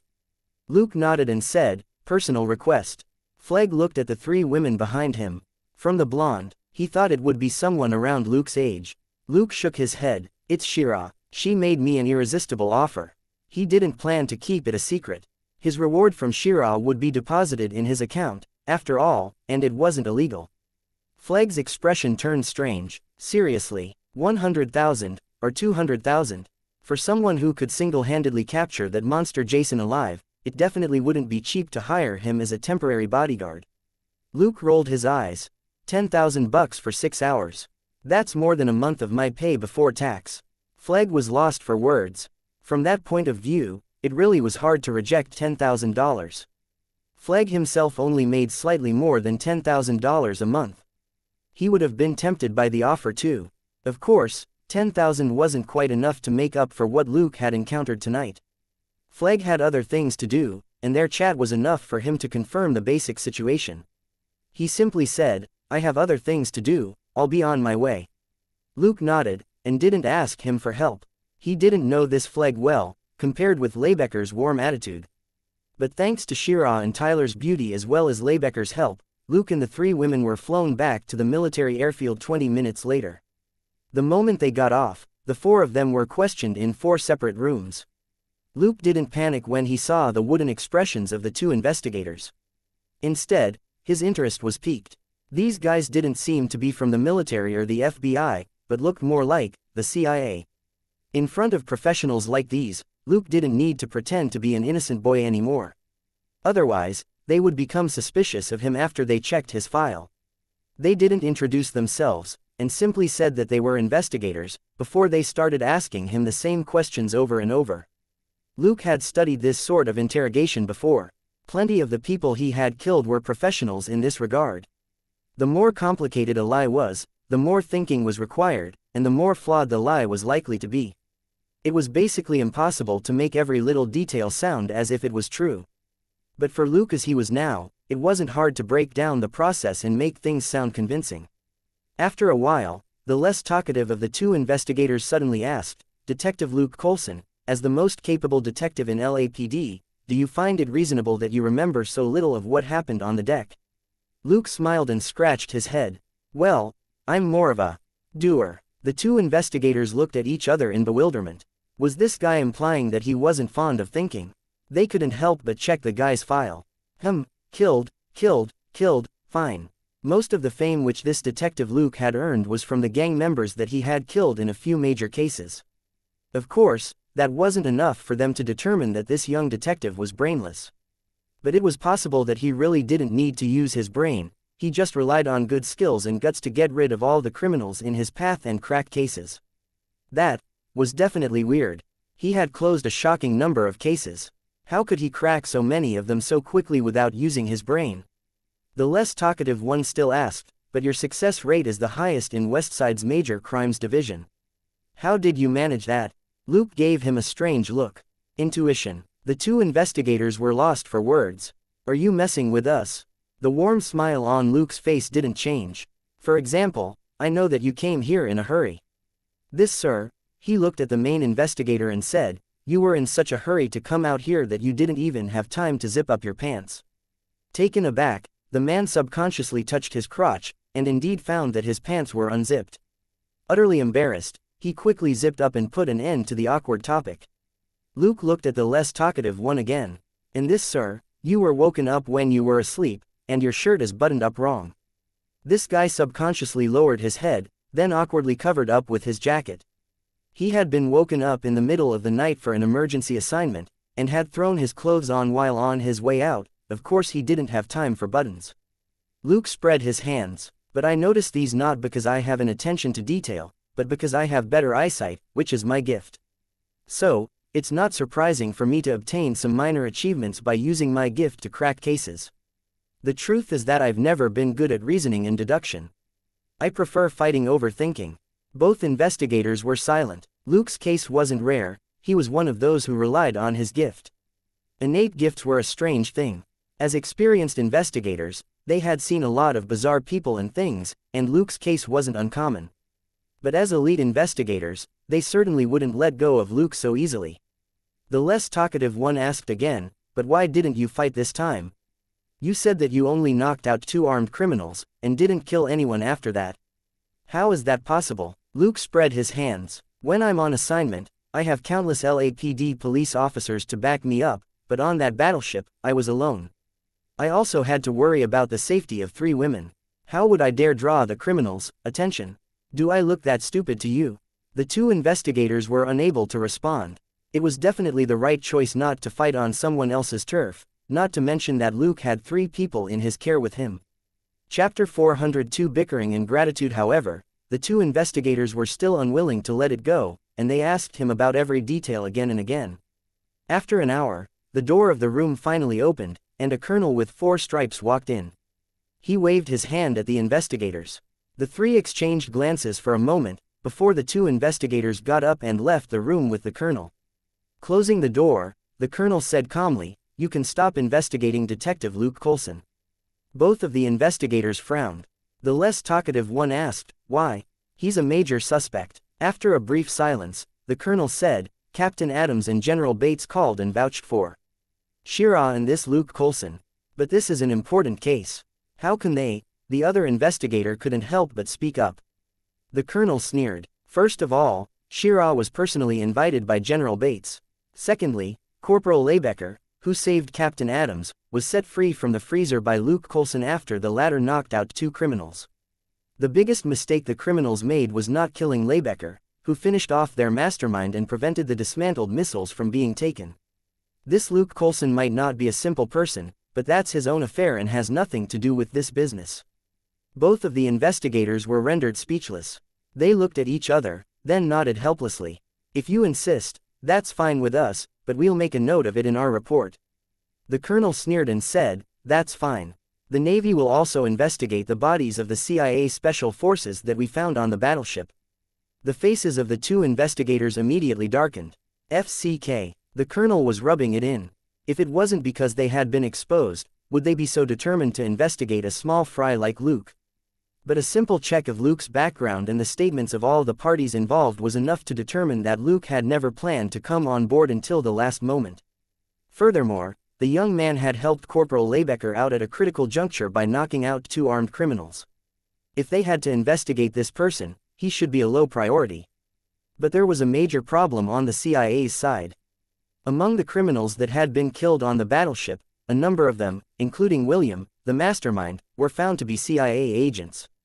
William himself was the captain of a certain secret CIA squad. Barring anything else happening, it would be the CIA who was likely to take the blame for this defection. The 2 CIA investigators actually knew that Luke most likely wasn't a suspect. But they had to try and turn him into one to muddy the waters, only then would they be able to quibble with the Navy and shift the blame. That was the reason why they had been questioning Luke over and over. Naturally, the Navy wouldn't stand by idly and let them. Shira had been personally invited by General Bates. If the CIA claimed that Luke, Shira's assistant, was a suspect, wouldn't that mean that something was wrong with General Bates? Would the Navy have to take the blame for this criminal incident? General Bates was a powerful man, and would likely be promoted as Vice Admiral soon. Naturally, he wouldn't just sit around. At that point, the man next to the colonel said, "All right, fellas, you can stop arguing. Now that you have the time, how about directing your efforts elsewhere?" The 2 investigators frowned. "Agent Flegg, what's the meaning of this? Is this the FBI's attitude?" Flegg said expressionlessly, "I'm not in charge of this investigation, I'm just stating a fact." Looking at the 2 investigators, he added, "We have detailed files on Luke Coulson. A word of advice: don't waste your time on meaningless things." The 2 investigators frowned. Flegg was obviously implying that the confidential files that the FBI had could prove that Luke had nothing to do with the criminals. The 2 investigators looked at each other and helplessly left. They walked off to find a secluded corner and make a call. In the end, their boss simply said, "Don't bother that Luke. Go speak to NCIS, Naval Criminal Investigative Service, about the outcome of the investigation." The investigators were confused. What should we follow up on?" Their boss said, "We've learned that in William's squad, Johnny Mullah and his brother Shok Mullah were actually loyal. They concealed themselves well and killed many criminals at critical moments. Unfortunately, Johnny Mullah was killed, and Shok Mullah is missing." Both of the 2 investigators felt that was bullshit. Could anyone in William's squad be loyal? They were just a bunch of fighters who specialized in cleaning up messes. They weren't convinced that the Mullah brothers were patriots who had risked their lives to stop William's plan. If they had planned to betray William, they wouldn't have waited so long. They could have leaked the plan sooner, and everybody in William's squad would have been captured as if he knew what they were thinking. Their boss explained, "Apparently Mullah's gun killed a lot of criminals, and the gun that killed Mullah was found in the hand of another criminal. Also, only Shok Mullah had the time and motive to rescue the Marines in the cabin." The 2 investigators immediately got it. One of the Mullah brothers was dead, and the other had disappeared. Since they didn't have families, it was unnecessary to even issue a death notice. This was the breakthrough point for the CIA, and their boss wanted them to learn the situation ASAP so that the CIA could handle the bickering that would happen later. If they concluded that the Mullah brothers betrayed William and were still loyal to the country, there would be less blame on the CIA, and the big shots would be safe. Downplaying major events, and small fry taking the blame, this was how the world worked. At that moment, Flegg said to the colonel, "Let me have a few words with him alone." The colonel frowned and didn't immediately respond. Flegg said, "Don't worry. It'll be 2 minutes at most." The colonel slowly nodded. Flegg pushed the door open and walked in. After he entered, he turned off the camera and looked at Luke. "Now, can you tell me how many criminals you killed on the ship?" Luke smiled. "Agent Flegg, I stand by my answer." Flegg stared at him for a moment, and finally smiled. "Okay, you're good." Luke raised an eyebrow. This guy didn't seem angry at all, but instead was even delighted. Flegg stood straight with his hands behind him. "I know what you're concerned about, so you don't have to answer this question. Now, you may leave." Luke nodded with a smile. "Thanks." Flegg turned around. When he reached the door and pressed his hand to it, he said, "Thank you for everything you've done for this country." Chapter 403. Wow, what a shame. After that, Flegg walked out of the room without waiting for Luke's reply. Luke clicked his tongue and felt that Flegg's tone was quite unusual. He left the room, and Flegg was nowhere to be seen. The colonel simply told him that the investigation was over, and that a car was waiting for him. Luke shrugged and walked out of the building. Shira and her companions were outside the building. They had been released a long time ago, and were all waiting for Luke. Luke smiled brilliantly and said, "Okay, we can finally take a break now." While he had been tangled up in the politics of the matter for a bit, he had finally escaped without a hitch. They were escorted to the gate of the base by a Hummer. After walking for several hundred meters, they got into Shira's limo, which her bodyguards had parked on the roadside. Luke exchanged a meaningful look with Shira, who didn't say much and only smiled. "I'm a little tired. I'll go home first. You can see her off." She then smiled at the young girl next to Luke and asked, "You don't mind, do you?" Tyler quickly shook her head. No. You can drop me at any bus station in town." Shira shook her head and didn't say anything else. She simply hinted, "Work hard," at Luke before she closed her eyes to rest.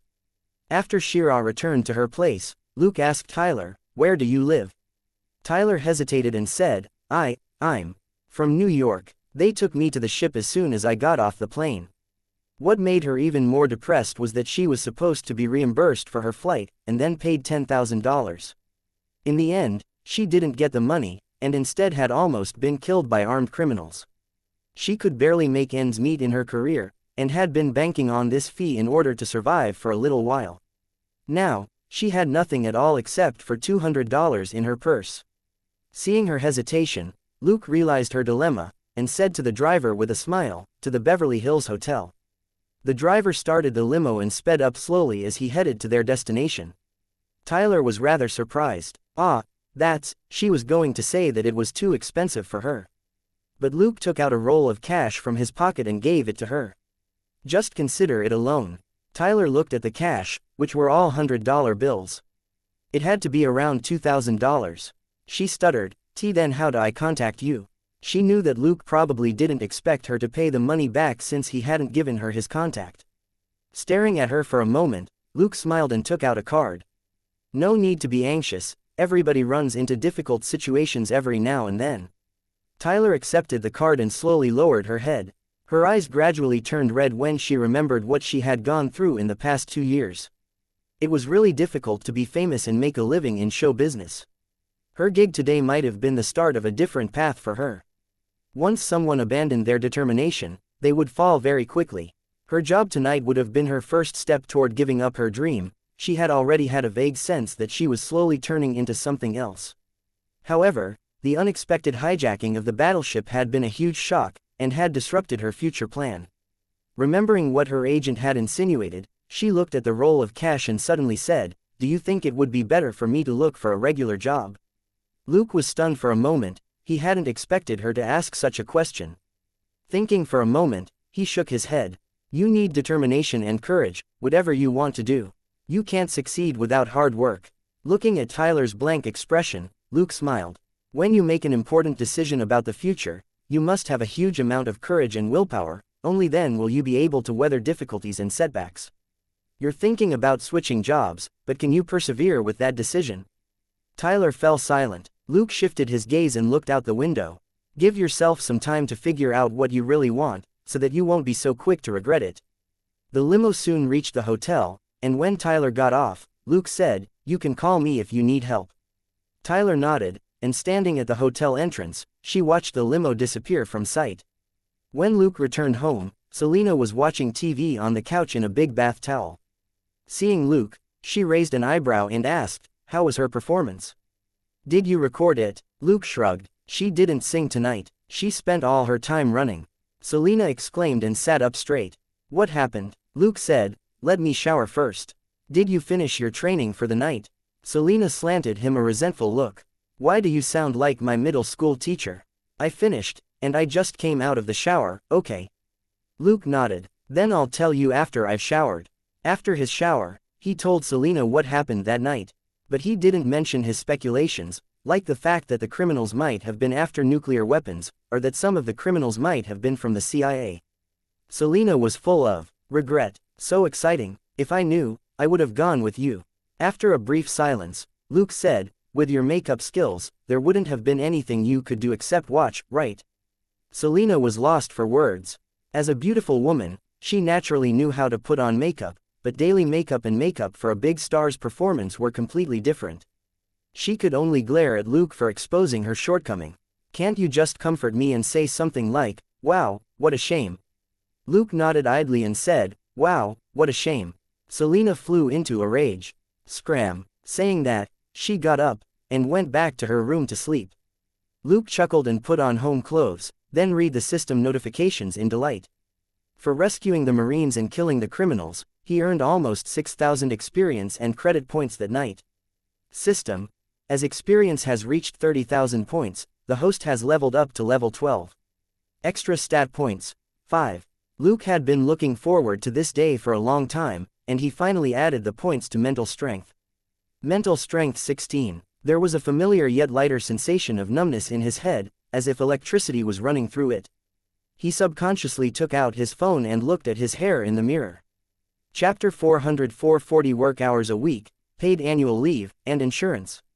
On the screen, Luke's hair was still there, it wasn't standing up, nor had it withered.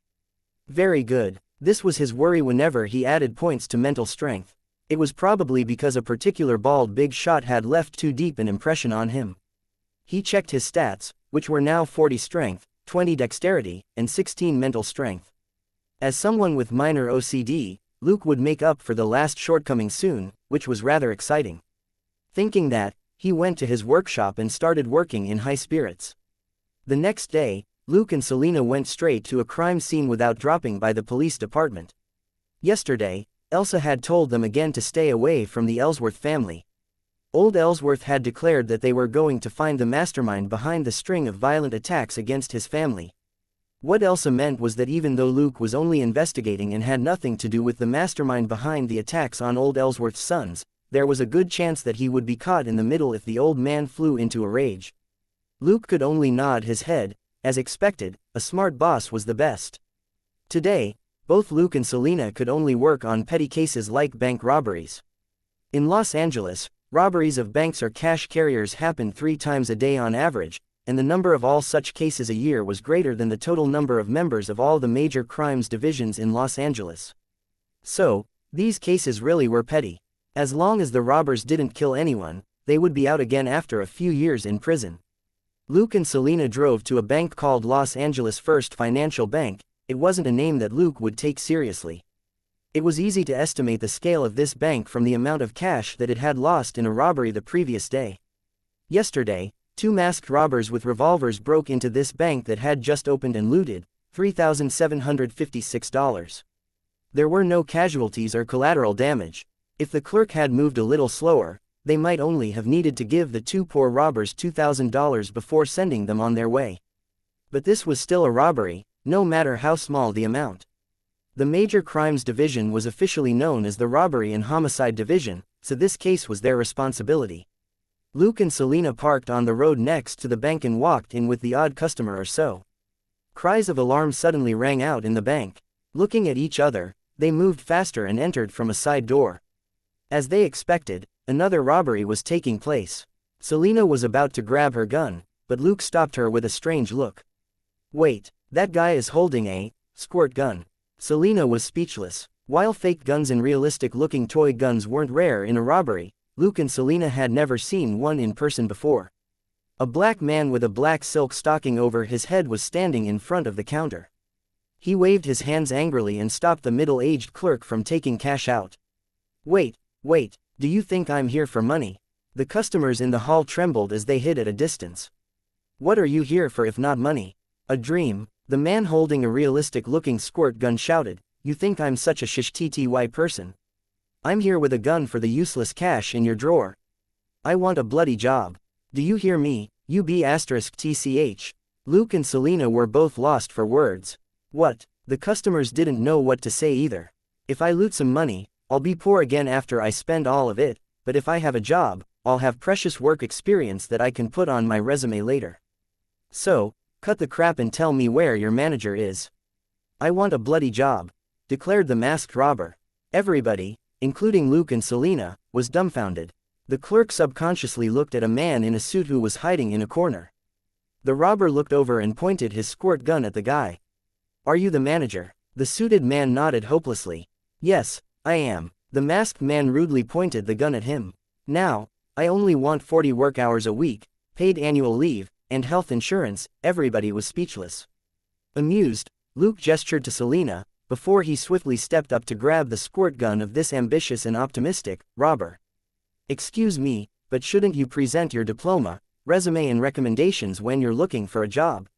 He weighed the squirt gun and smiled. "This doesn't look like a diploma, does it?" The robber. Everybody. The farce came to an end, just like that. While the patrol officers were on their way, Luke played with the squirt gun and said with a smile, "How creative of you to use this to look for a 40-hour job with paid leave and insurance, I'll give you that. Everybody wants a job like that." The robber, whose black stocking mask had already been pulled off, was desperate. "What choice do I have? Nobody is willing to hire me. I've tried very hard to get a job, but I have a criminal record. My daughter is only a year old. I need a job to buy her formula and diapers." After a brief silence, Luke said, "But you can't use your daughter's toy gun to steal yourself a job, can you?" Embarrassed, the robber said in a low voice, "That's my neighbor's kid's toy. I grabbed it from him when I left." Luke and Selena were speechless. "Even your squirt gun was stolen. What a diligent robber." 10 minutes later, the officers arrived and arrested this robber, who had tried to steal a job for himself. In the car, Selena remarked in amusement, "Seriously, if he's so hardworking, why didn't he start from the bottom? Is he crazy?" Luke didn't think much of it as he drove. Maybe he tried, but it didn't work out. He has a criminal record, after all. Guys like him can only dream of working as a bank clerk. Selena thought for a moment and realized that it made sense. For guys on parole, their parole officers could arrange jobs for them, but these jobs were mostly heavy labor with low pay. Even then, they got 20 to 30% less of their pay. It wasn't a tax, but an unspoken rule. It shouldn't be hard to infer whose pockets the 20 to 30% went into. Those who had criminal records were more likely to commit crimes again, but not for any single reason. However, this weird robber wouldn't go to jail this time. Firstly, he didn't hurt anyone. Secondly, he was holding a toy gun. And thirdly, he had been trying to steal a job. Chapter 405 New Neighbors. Old neighbors. Luke told the patrol officers to check if what the robber said was true, and if it was, they could just let him go after recording his statement. When it came down to it, what this robber did would be considered a prank at most, and there was no need to make a big fuss over it. It was already 11 by the time they were done with the questioning, so the both of them promptly decided to knock off work and have lunch first. After dropping some takeaway off with Elsa, they slipped off home. These few days could in fact be considered a holiday for Luke and Selena. There were no major cases, and they didn't need to take the minor cases seriously. After all, Elsa wouldn't check up on them. Passing through their neighborhood on their way home, they saw a man and a woman get out of two separate cars that were parked next to a house with a for sale, sign. The young woman rushed into the man's arms. Luke whistled. Wow, a beautiful woman has come to our neighborhood. Selina looked at her enviously. Her long legs are really beautiful. At that moment, the man lifted the young woman, who was wearing a white dress, and spun her in a half circle, allowing Luke and Selina to see her breathtaking and perfectly straight legs. Selina was 1.77 meters tall, which definitely wasn't short for a female. She also had a healthy and beautiful body with smooth muscles and lines. If her pictures were posted online, there would absolutely be shut-ins at home licking their screens. But her legs weren't as pretty as this woman's. Most women didn't have calves that long. Even at the same height, her longer calves would make her look taller. Selina sighed, then suddenly thought of something. Is that the troublemaker's house? Luke glanced at the house, but didn't have much of an impression of it.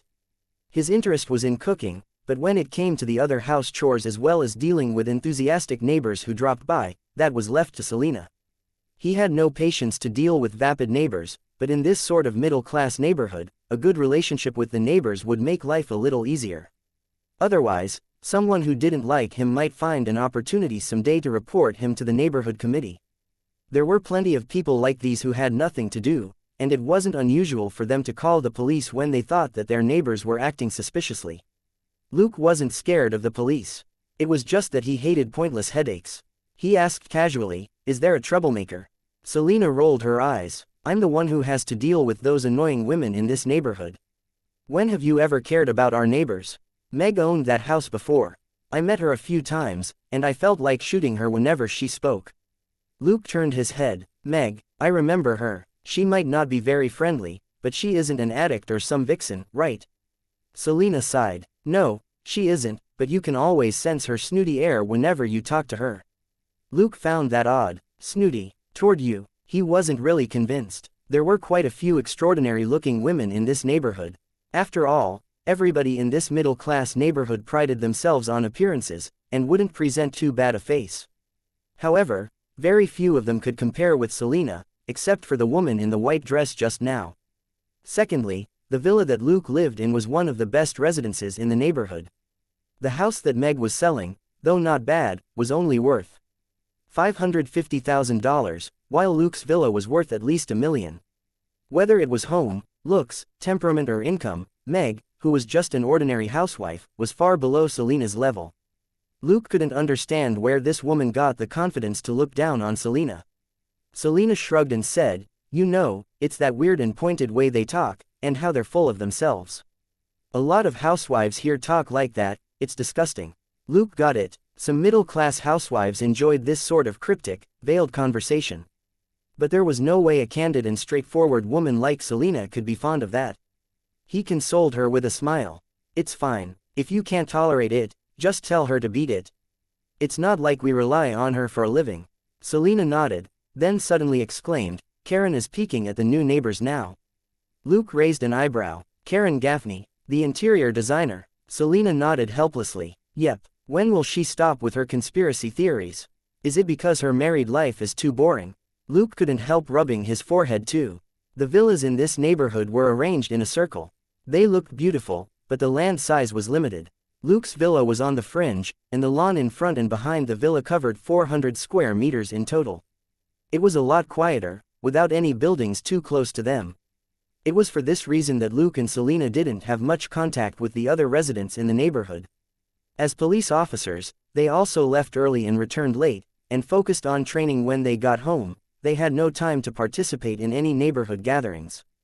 They also didn't want everybody to know that they were police officers, or they wouldn't be able to avoid getting caught up in a lot of troublesome matters in the neighborhood. For the moment, they were like passers-by in the neighborhood and barely interacted with anyone. But there was one exception: Jeff Gaffney and his wife, Karen Gaffney. Jeff worked in the HR department of a big corporation. Because of his personality and job, he liked to talk to people. He was also quite good-tempered, and always greeted Luke with a smile when he saw Luke on his walk. Though Luke was uninterested in hanging out with the neighbors, he didn't dislike this sort of sincere and nice fellow. After a few months, Jeff became the neighbor that Luke was most familiar with. Jeff had invited him to neighborhood gatherings several times. Though Luke tactfully declined each time, Jeff never took offense. He sympathized with Luke's busy workload and told Luke that he could talk to him if Luke was under too much stress. Luke appreciated his good intentions, but there was no way he would ever talk to anyone about his mental state. Jeff was a good guy, and his wife, Karen, wasn't a bad person either. She was much better than the sardonic Meg. Karen was a housewife as well as an interior designer who worked from home. Perhaps, conspiracy theories were the biggest source of joy in her dull life, as she imagined a lot of thrilling possibilities to enliven her monotonous days. That was right, this Karen was precisely the neighbor who almost called the police to investigate Luke and Selena. Chapter 406 Visit Old Neighbors, Inquire about New Neighbors. The reason was very simple, it was because Luke and Selena's living habits were different. Also, to prevent people from spying on his yard, and more than that, to guard against snipers, Luke had put up a wall about 1.8 meters tall, and had installed hidden cameras inside the wall carvings. That way, gunmen couldn't fire directly at the house from the road, and if they lingered too long around the yard, they would be caught on the cameras which Luke set up. These precautions were understandable for two police officers. But Karen, who was too bored, told her husband that Luke had built the wall because he was hiding something. Maybe these two people were making meth or even planting weed in the basement. Thanks to the surveillance cameras, Luke had found this Karen wandering around his house a lot, so he, too, had monitored her in return. It was a piece of cake to use the long-distance sound collector to handle this couple, who weren't specialists, and Luke had easily found out about Karen's bizarre thoughts. Resigned and amused, he invited Jeff and Karen to a barbecue in his backyard. After he told the mistrustful Karen that he and Selena were cousins, this interior designer, with her attention to detail, finally dropped her suspicions when she saw how the house was laid out inside. As both a woman who had been married for years and a professional interior designer, Karen knew too well what the layout of a couple's daily life looked like. Luke's and Selena's personal items were clearly separated, which almost triggered her suspicions again. When talking about their jobs, Luke said to Jeff in private, "Selena and I have sensitive jobs. You know, if someone spreads word of it in the neighborhood, we may get in a lot of trouble." Jeff couldn't help but look at his wife, Karen. Luke smiled. "No, I don't think Karen is a gossip. But can she keep it a secret from Meg?" Jeff promptly shook his head. Meg was a nosy Parker who wanted to know everything. It was impossible for Karen to stand up to her. Luke patted Jeff's shoulder and said, "I've hardly participated in community activities precisely because of Meg. I hate blabbermouths like that. As her next-door neighbor, I believe you understand." Jeff looked conflicted, but still nodded his head in agreement in the end. Despite his good temper, there were times when he really wanted to slap Meg in her face. After the barbecue, Jeff talked to his wife Karen, and this housewife finally stopped with her conspiracy theories about Luke and Selena. After seeing the luxurious massage bathtub in the backyard, Karen, as a professional interior designer, understood why Luke had built a wall. Most people would choose to enjoy such a good thing naked in their backyard. It was understandable that Luke had built a wall, since if Meg ever saw him, she would certainly tell everybody about it. Selena remarked, "In any case, Meg and her husband moving out is a good thing. Her husband, Danny, isn't a decent guy either. He hits on every woman he meets. He's a greasy and balding middle-aged man. What makes him so confident?" Luke laughed. "You won't know until you try, right? Considering how he looks, do you think beautiful girls will throw themselves at him?" Selena shot a glance at a certain someone. "That's right, if you're just a little handsome, girls will always throw themselves at you." Luke noticed her expression and nodded calmly. "I rely on my strengths, understand? However, being handsome is one of my strong points, I can't deny it." Selena was lost for words. They bantered all the way home and continued with their scheduled training in the afternoon. After a shower, Luke stared at Jeff's house as well as the new neighbor's house that was some distance away, deep in thought. Selena, who came out of the bathroom a while later, found it strange. "What's wrong? Are you still thinking about the woman in the white dress? Give up, she has a husband." Luke said helplessly, "Try and recall what the two new neighbors look like from a professional viewpoint, okay?" Selena frowned and thought for a moment. "Nothing really stands out except for her legs, right? Maybe she likes sports. Those leg muscles can't be maintained without long-term, professional training. But they're not as good as mine." Luke smiled. "That's right, but those muscles are good enough for most combat and tactical movements, aren't they?"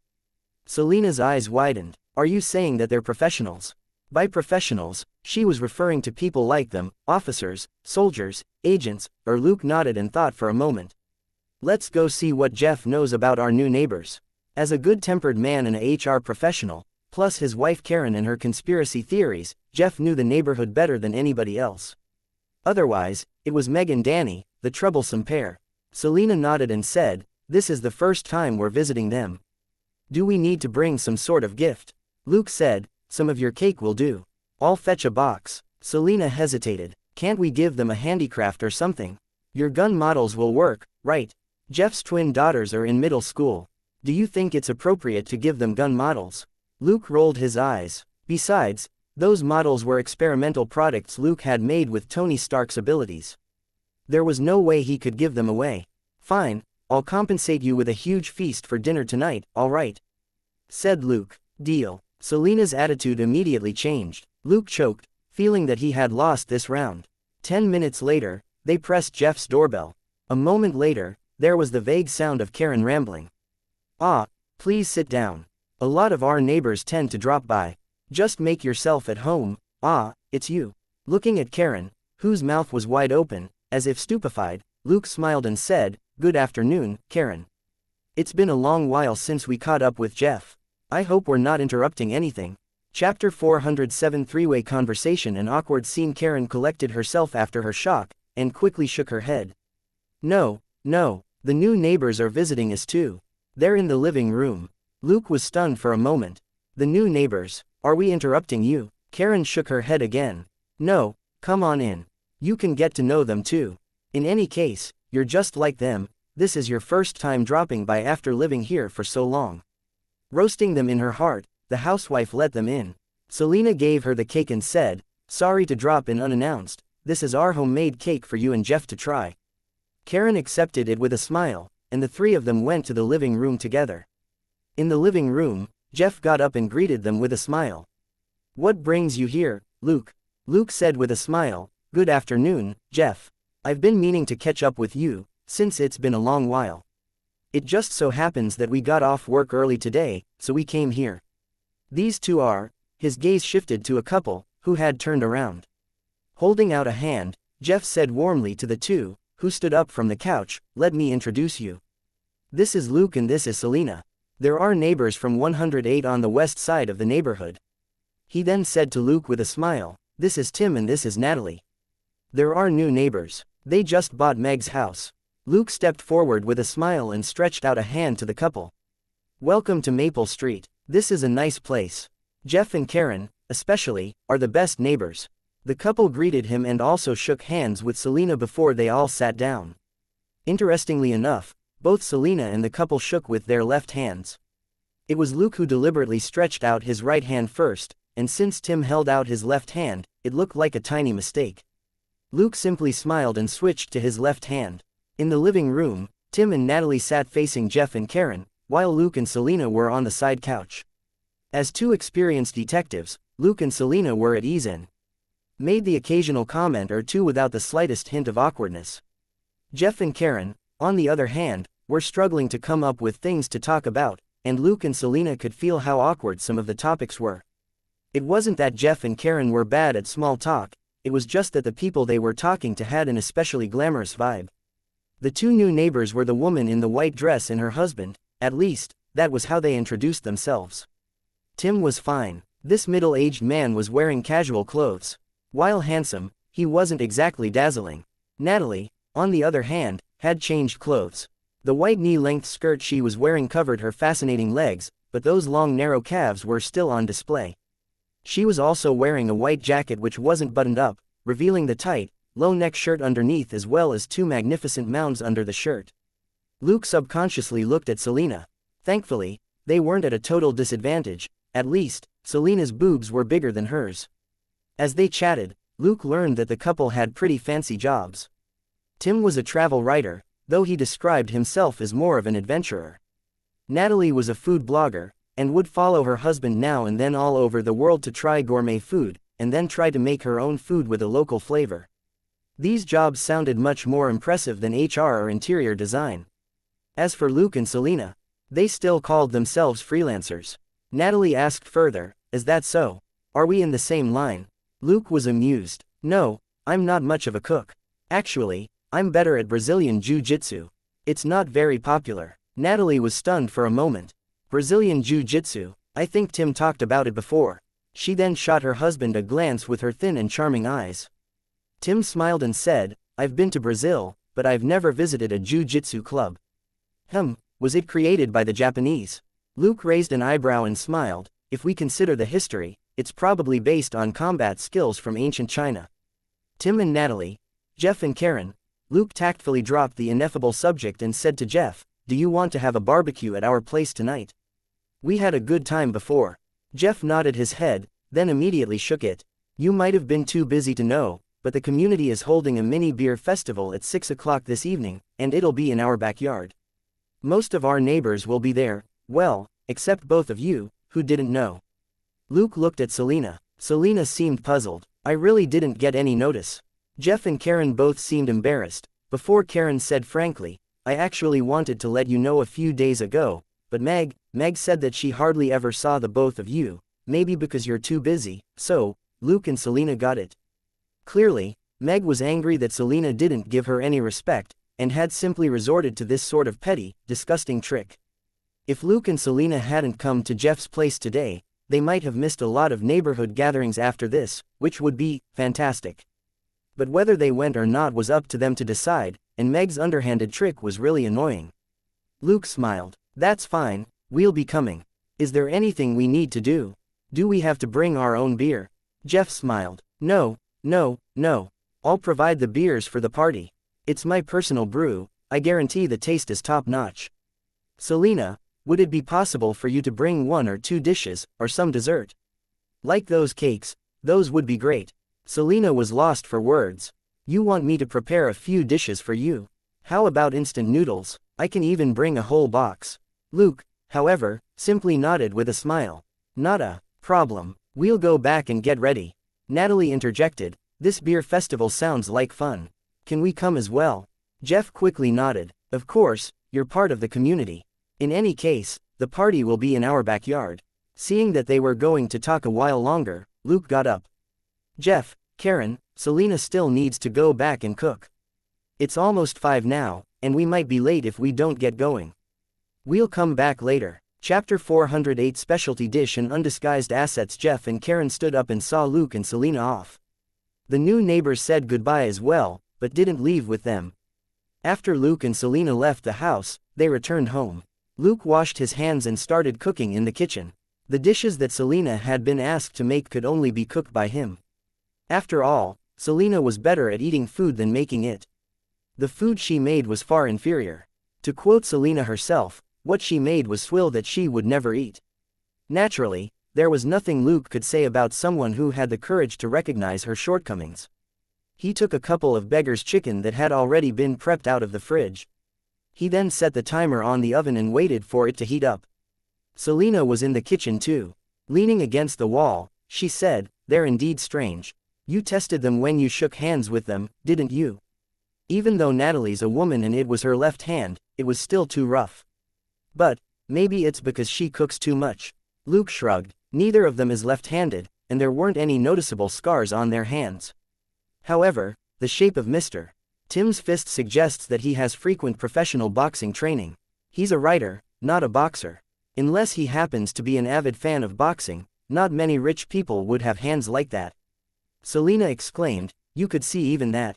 She felt helpless. She was observant, but she really hadn't noticed anything unusual about Tim's fists. After all, Tim had been mindful to keep his hands in a position where it was difficult to observe them. What Luke didn't say was that his eyes were sharp enough to detect the calluses on the couple's right hands that were caused by long-term gun use. While they had covered them, and Natalie took special care of her hands perhaps due to a woman's vanity, Luke could still see traces of them. Secondly, while the smell of gun oil and gunpowder on them wasn't heavy, it suggested that they had fired weapons in the last few days. There were plenty of people who liked to play with guns, it didn't necessarily mean that they were all criminals. It was quite interesting, however, that a husband and wife, one a travel writer and the other a food blogger, both liked to play with guns. Thinking for a moment, Selena noticed another suspicious point. A man who does professional boxing training doesn't know Brazilian Jiu-Jitsu. Luke chuckled. He was pretending to be an amateur when he said that Brazilian Jiu-Jitsu was invented by the Japanese. Therefore, Luke had also talked nonsense and claimed that Brazilian Jiu-Jitsu originated in China. He could bullshit too if needed. Selena realized it as well, and clicked her tongue. Those two are quite good. When they were describing their experiences, I was almost convinced that they were a writer and a blogger. Luke nodded and said, then why are they approaching Jeff? Selena thought for a moment before she replied, is it because of Jeff's job? He works for McQuell-Bon Incorporated, a major aerospace company with projects that involve various kinds of missiles and fighter jets. Luke nodded. I think so too. I don't think anybody would be interested in Karen's interior design. Selena suggested. Then, should we keep an eye on Tim and his wife? Pondering for a moment, Luke shook his head. They're professionals. Let's be careful. It would be better to first keep an eye on our good neighbor Jeff. Selena said, that's different. Luke said solemnly, of course it's different. Jeff is our neighbor, and we should take care of him. Selena glanced at him. It's actually because it's easier to monitor Jeff's place, isn't it? Luke said, what you say is true. Remember to work with me later. Selena snorted. TCH, it's not like you're installing a camera in Jeff's bathroom. Will it be that hard? Luke was unable to reply. It really would be too easy to set up cameras outside Jeff's house in this ordinary neighborhood. While chatting, Luke put the two beggars' chicken into the oven. Seeing that Selena was still being idle, he reminded her, this is going to be the first community gathering we're attending. Are you sure you're going to wear that? Selena slapped her forehead. That's right, Meg will definitely talk sh*t. I need to find something appropriate to wear. She then went to her room. Los Angeles was already pretty hot in April. It was dry without rain, and it could be very hot in the afternoon. Selena soon came out in a new outfit and did a twirl in front of Luke, who was testing the cameras. What about this one? Luke raised his head, only to see that she was wearing a knee-length dark red dress that highlighted her figure. He quickly shook his head. Do you want all those housewives to envy you? How many of them would dare show off their legs and waists? Wear something more low-key if you don't want to become a public enemy. Selena looked at her breasts gloomily. But certain assets can't be covered up no matter what, right? Luke couldn't agree more, but he still said, try to cover them up a little. You'll still be pretty. Be good, go and change. If she went out like this, it would be a pain when a bunch of old men hit on her later. Selena could only put on a pair of capri pants and a white silk shirt that was clean and practical, but didn't detract from her beauty. What about these? Luke nodded. That's it. Let's go. Don't forget to dish out your specialty. Selena glared at him and went to the kitchen to pack her specialty into some food containers before they went straight to Jeff's backyard. It was 10 to 6, and a lot of people had arrived. According to Jeff, most of them were neighbors, while some were his colleagues. Danny, Meg's husband, was also Jeff's colleague, except that he was in the R&D department of McQuell-Bon Incorporated. Jeff had quite a few friends, and the people at the party ranged from middle-aged men in their 40s to interns in their 20s. Some of them brought their kids too, which made the backyard even more lively. Jeff's backyard was in fact a common area shared with two other neighbors who were also at the party. It was fairly spacious, so it wasn't very crowded. Looking at the unfamiliar old neighbors, Luke thought they were interesting. Some of them, mostly in their 40s, were dressed casually in big t-shirts and shorts, some were even wearing flip-flops. It didn't seem very polite, but they didn't really care, and nobody criticized them. The youngsters were dressed more formally. They were Jeff's young co-workers from the company, and weren't as uninhibited as their seniors. But there were also some who had completely let themselves go after work, and were wearing trendy and individualistic styles. All videos have ads disabled.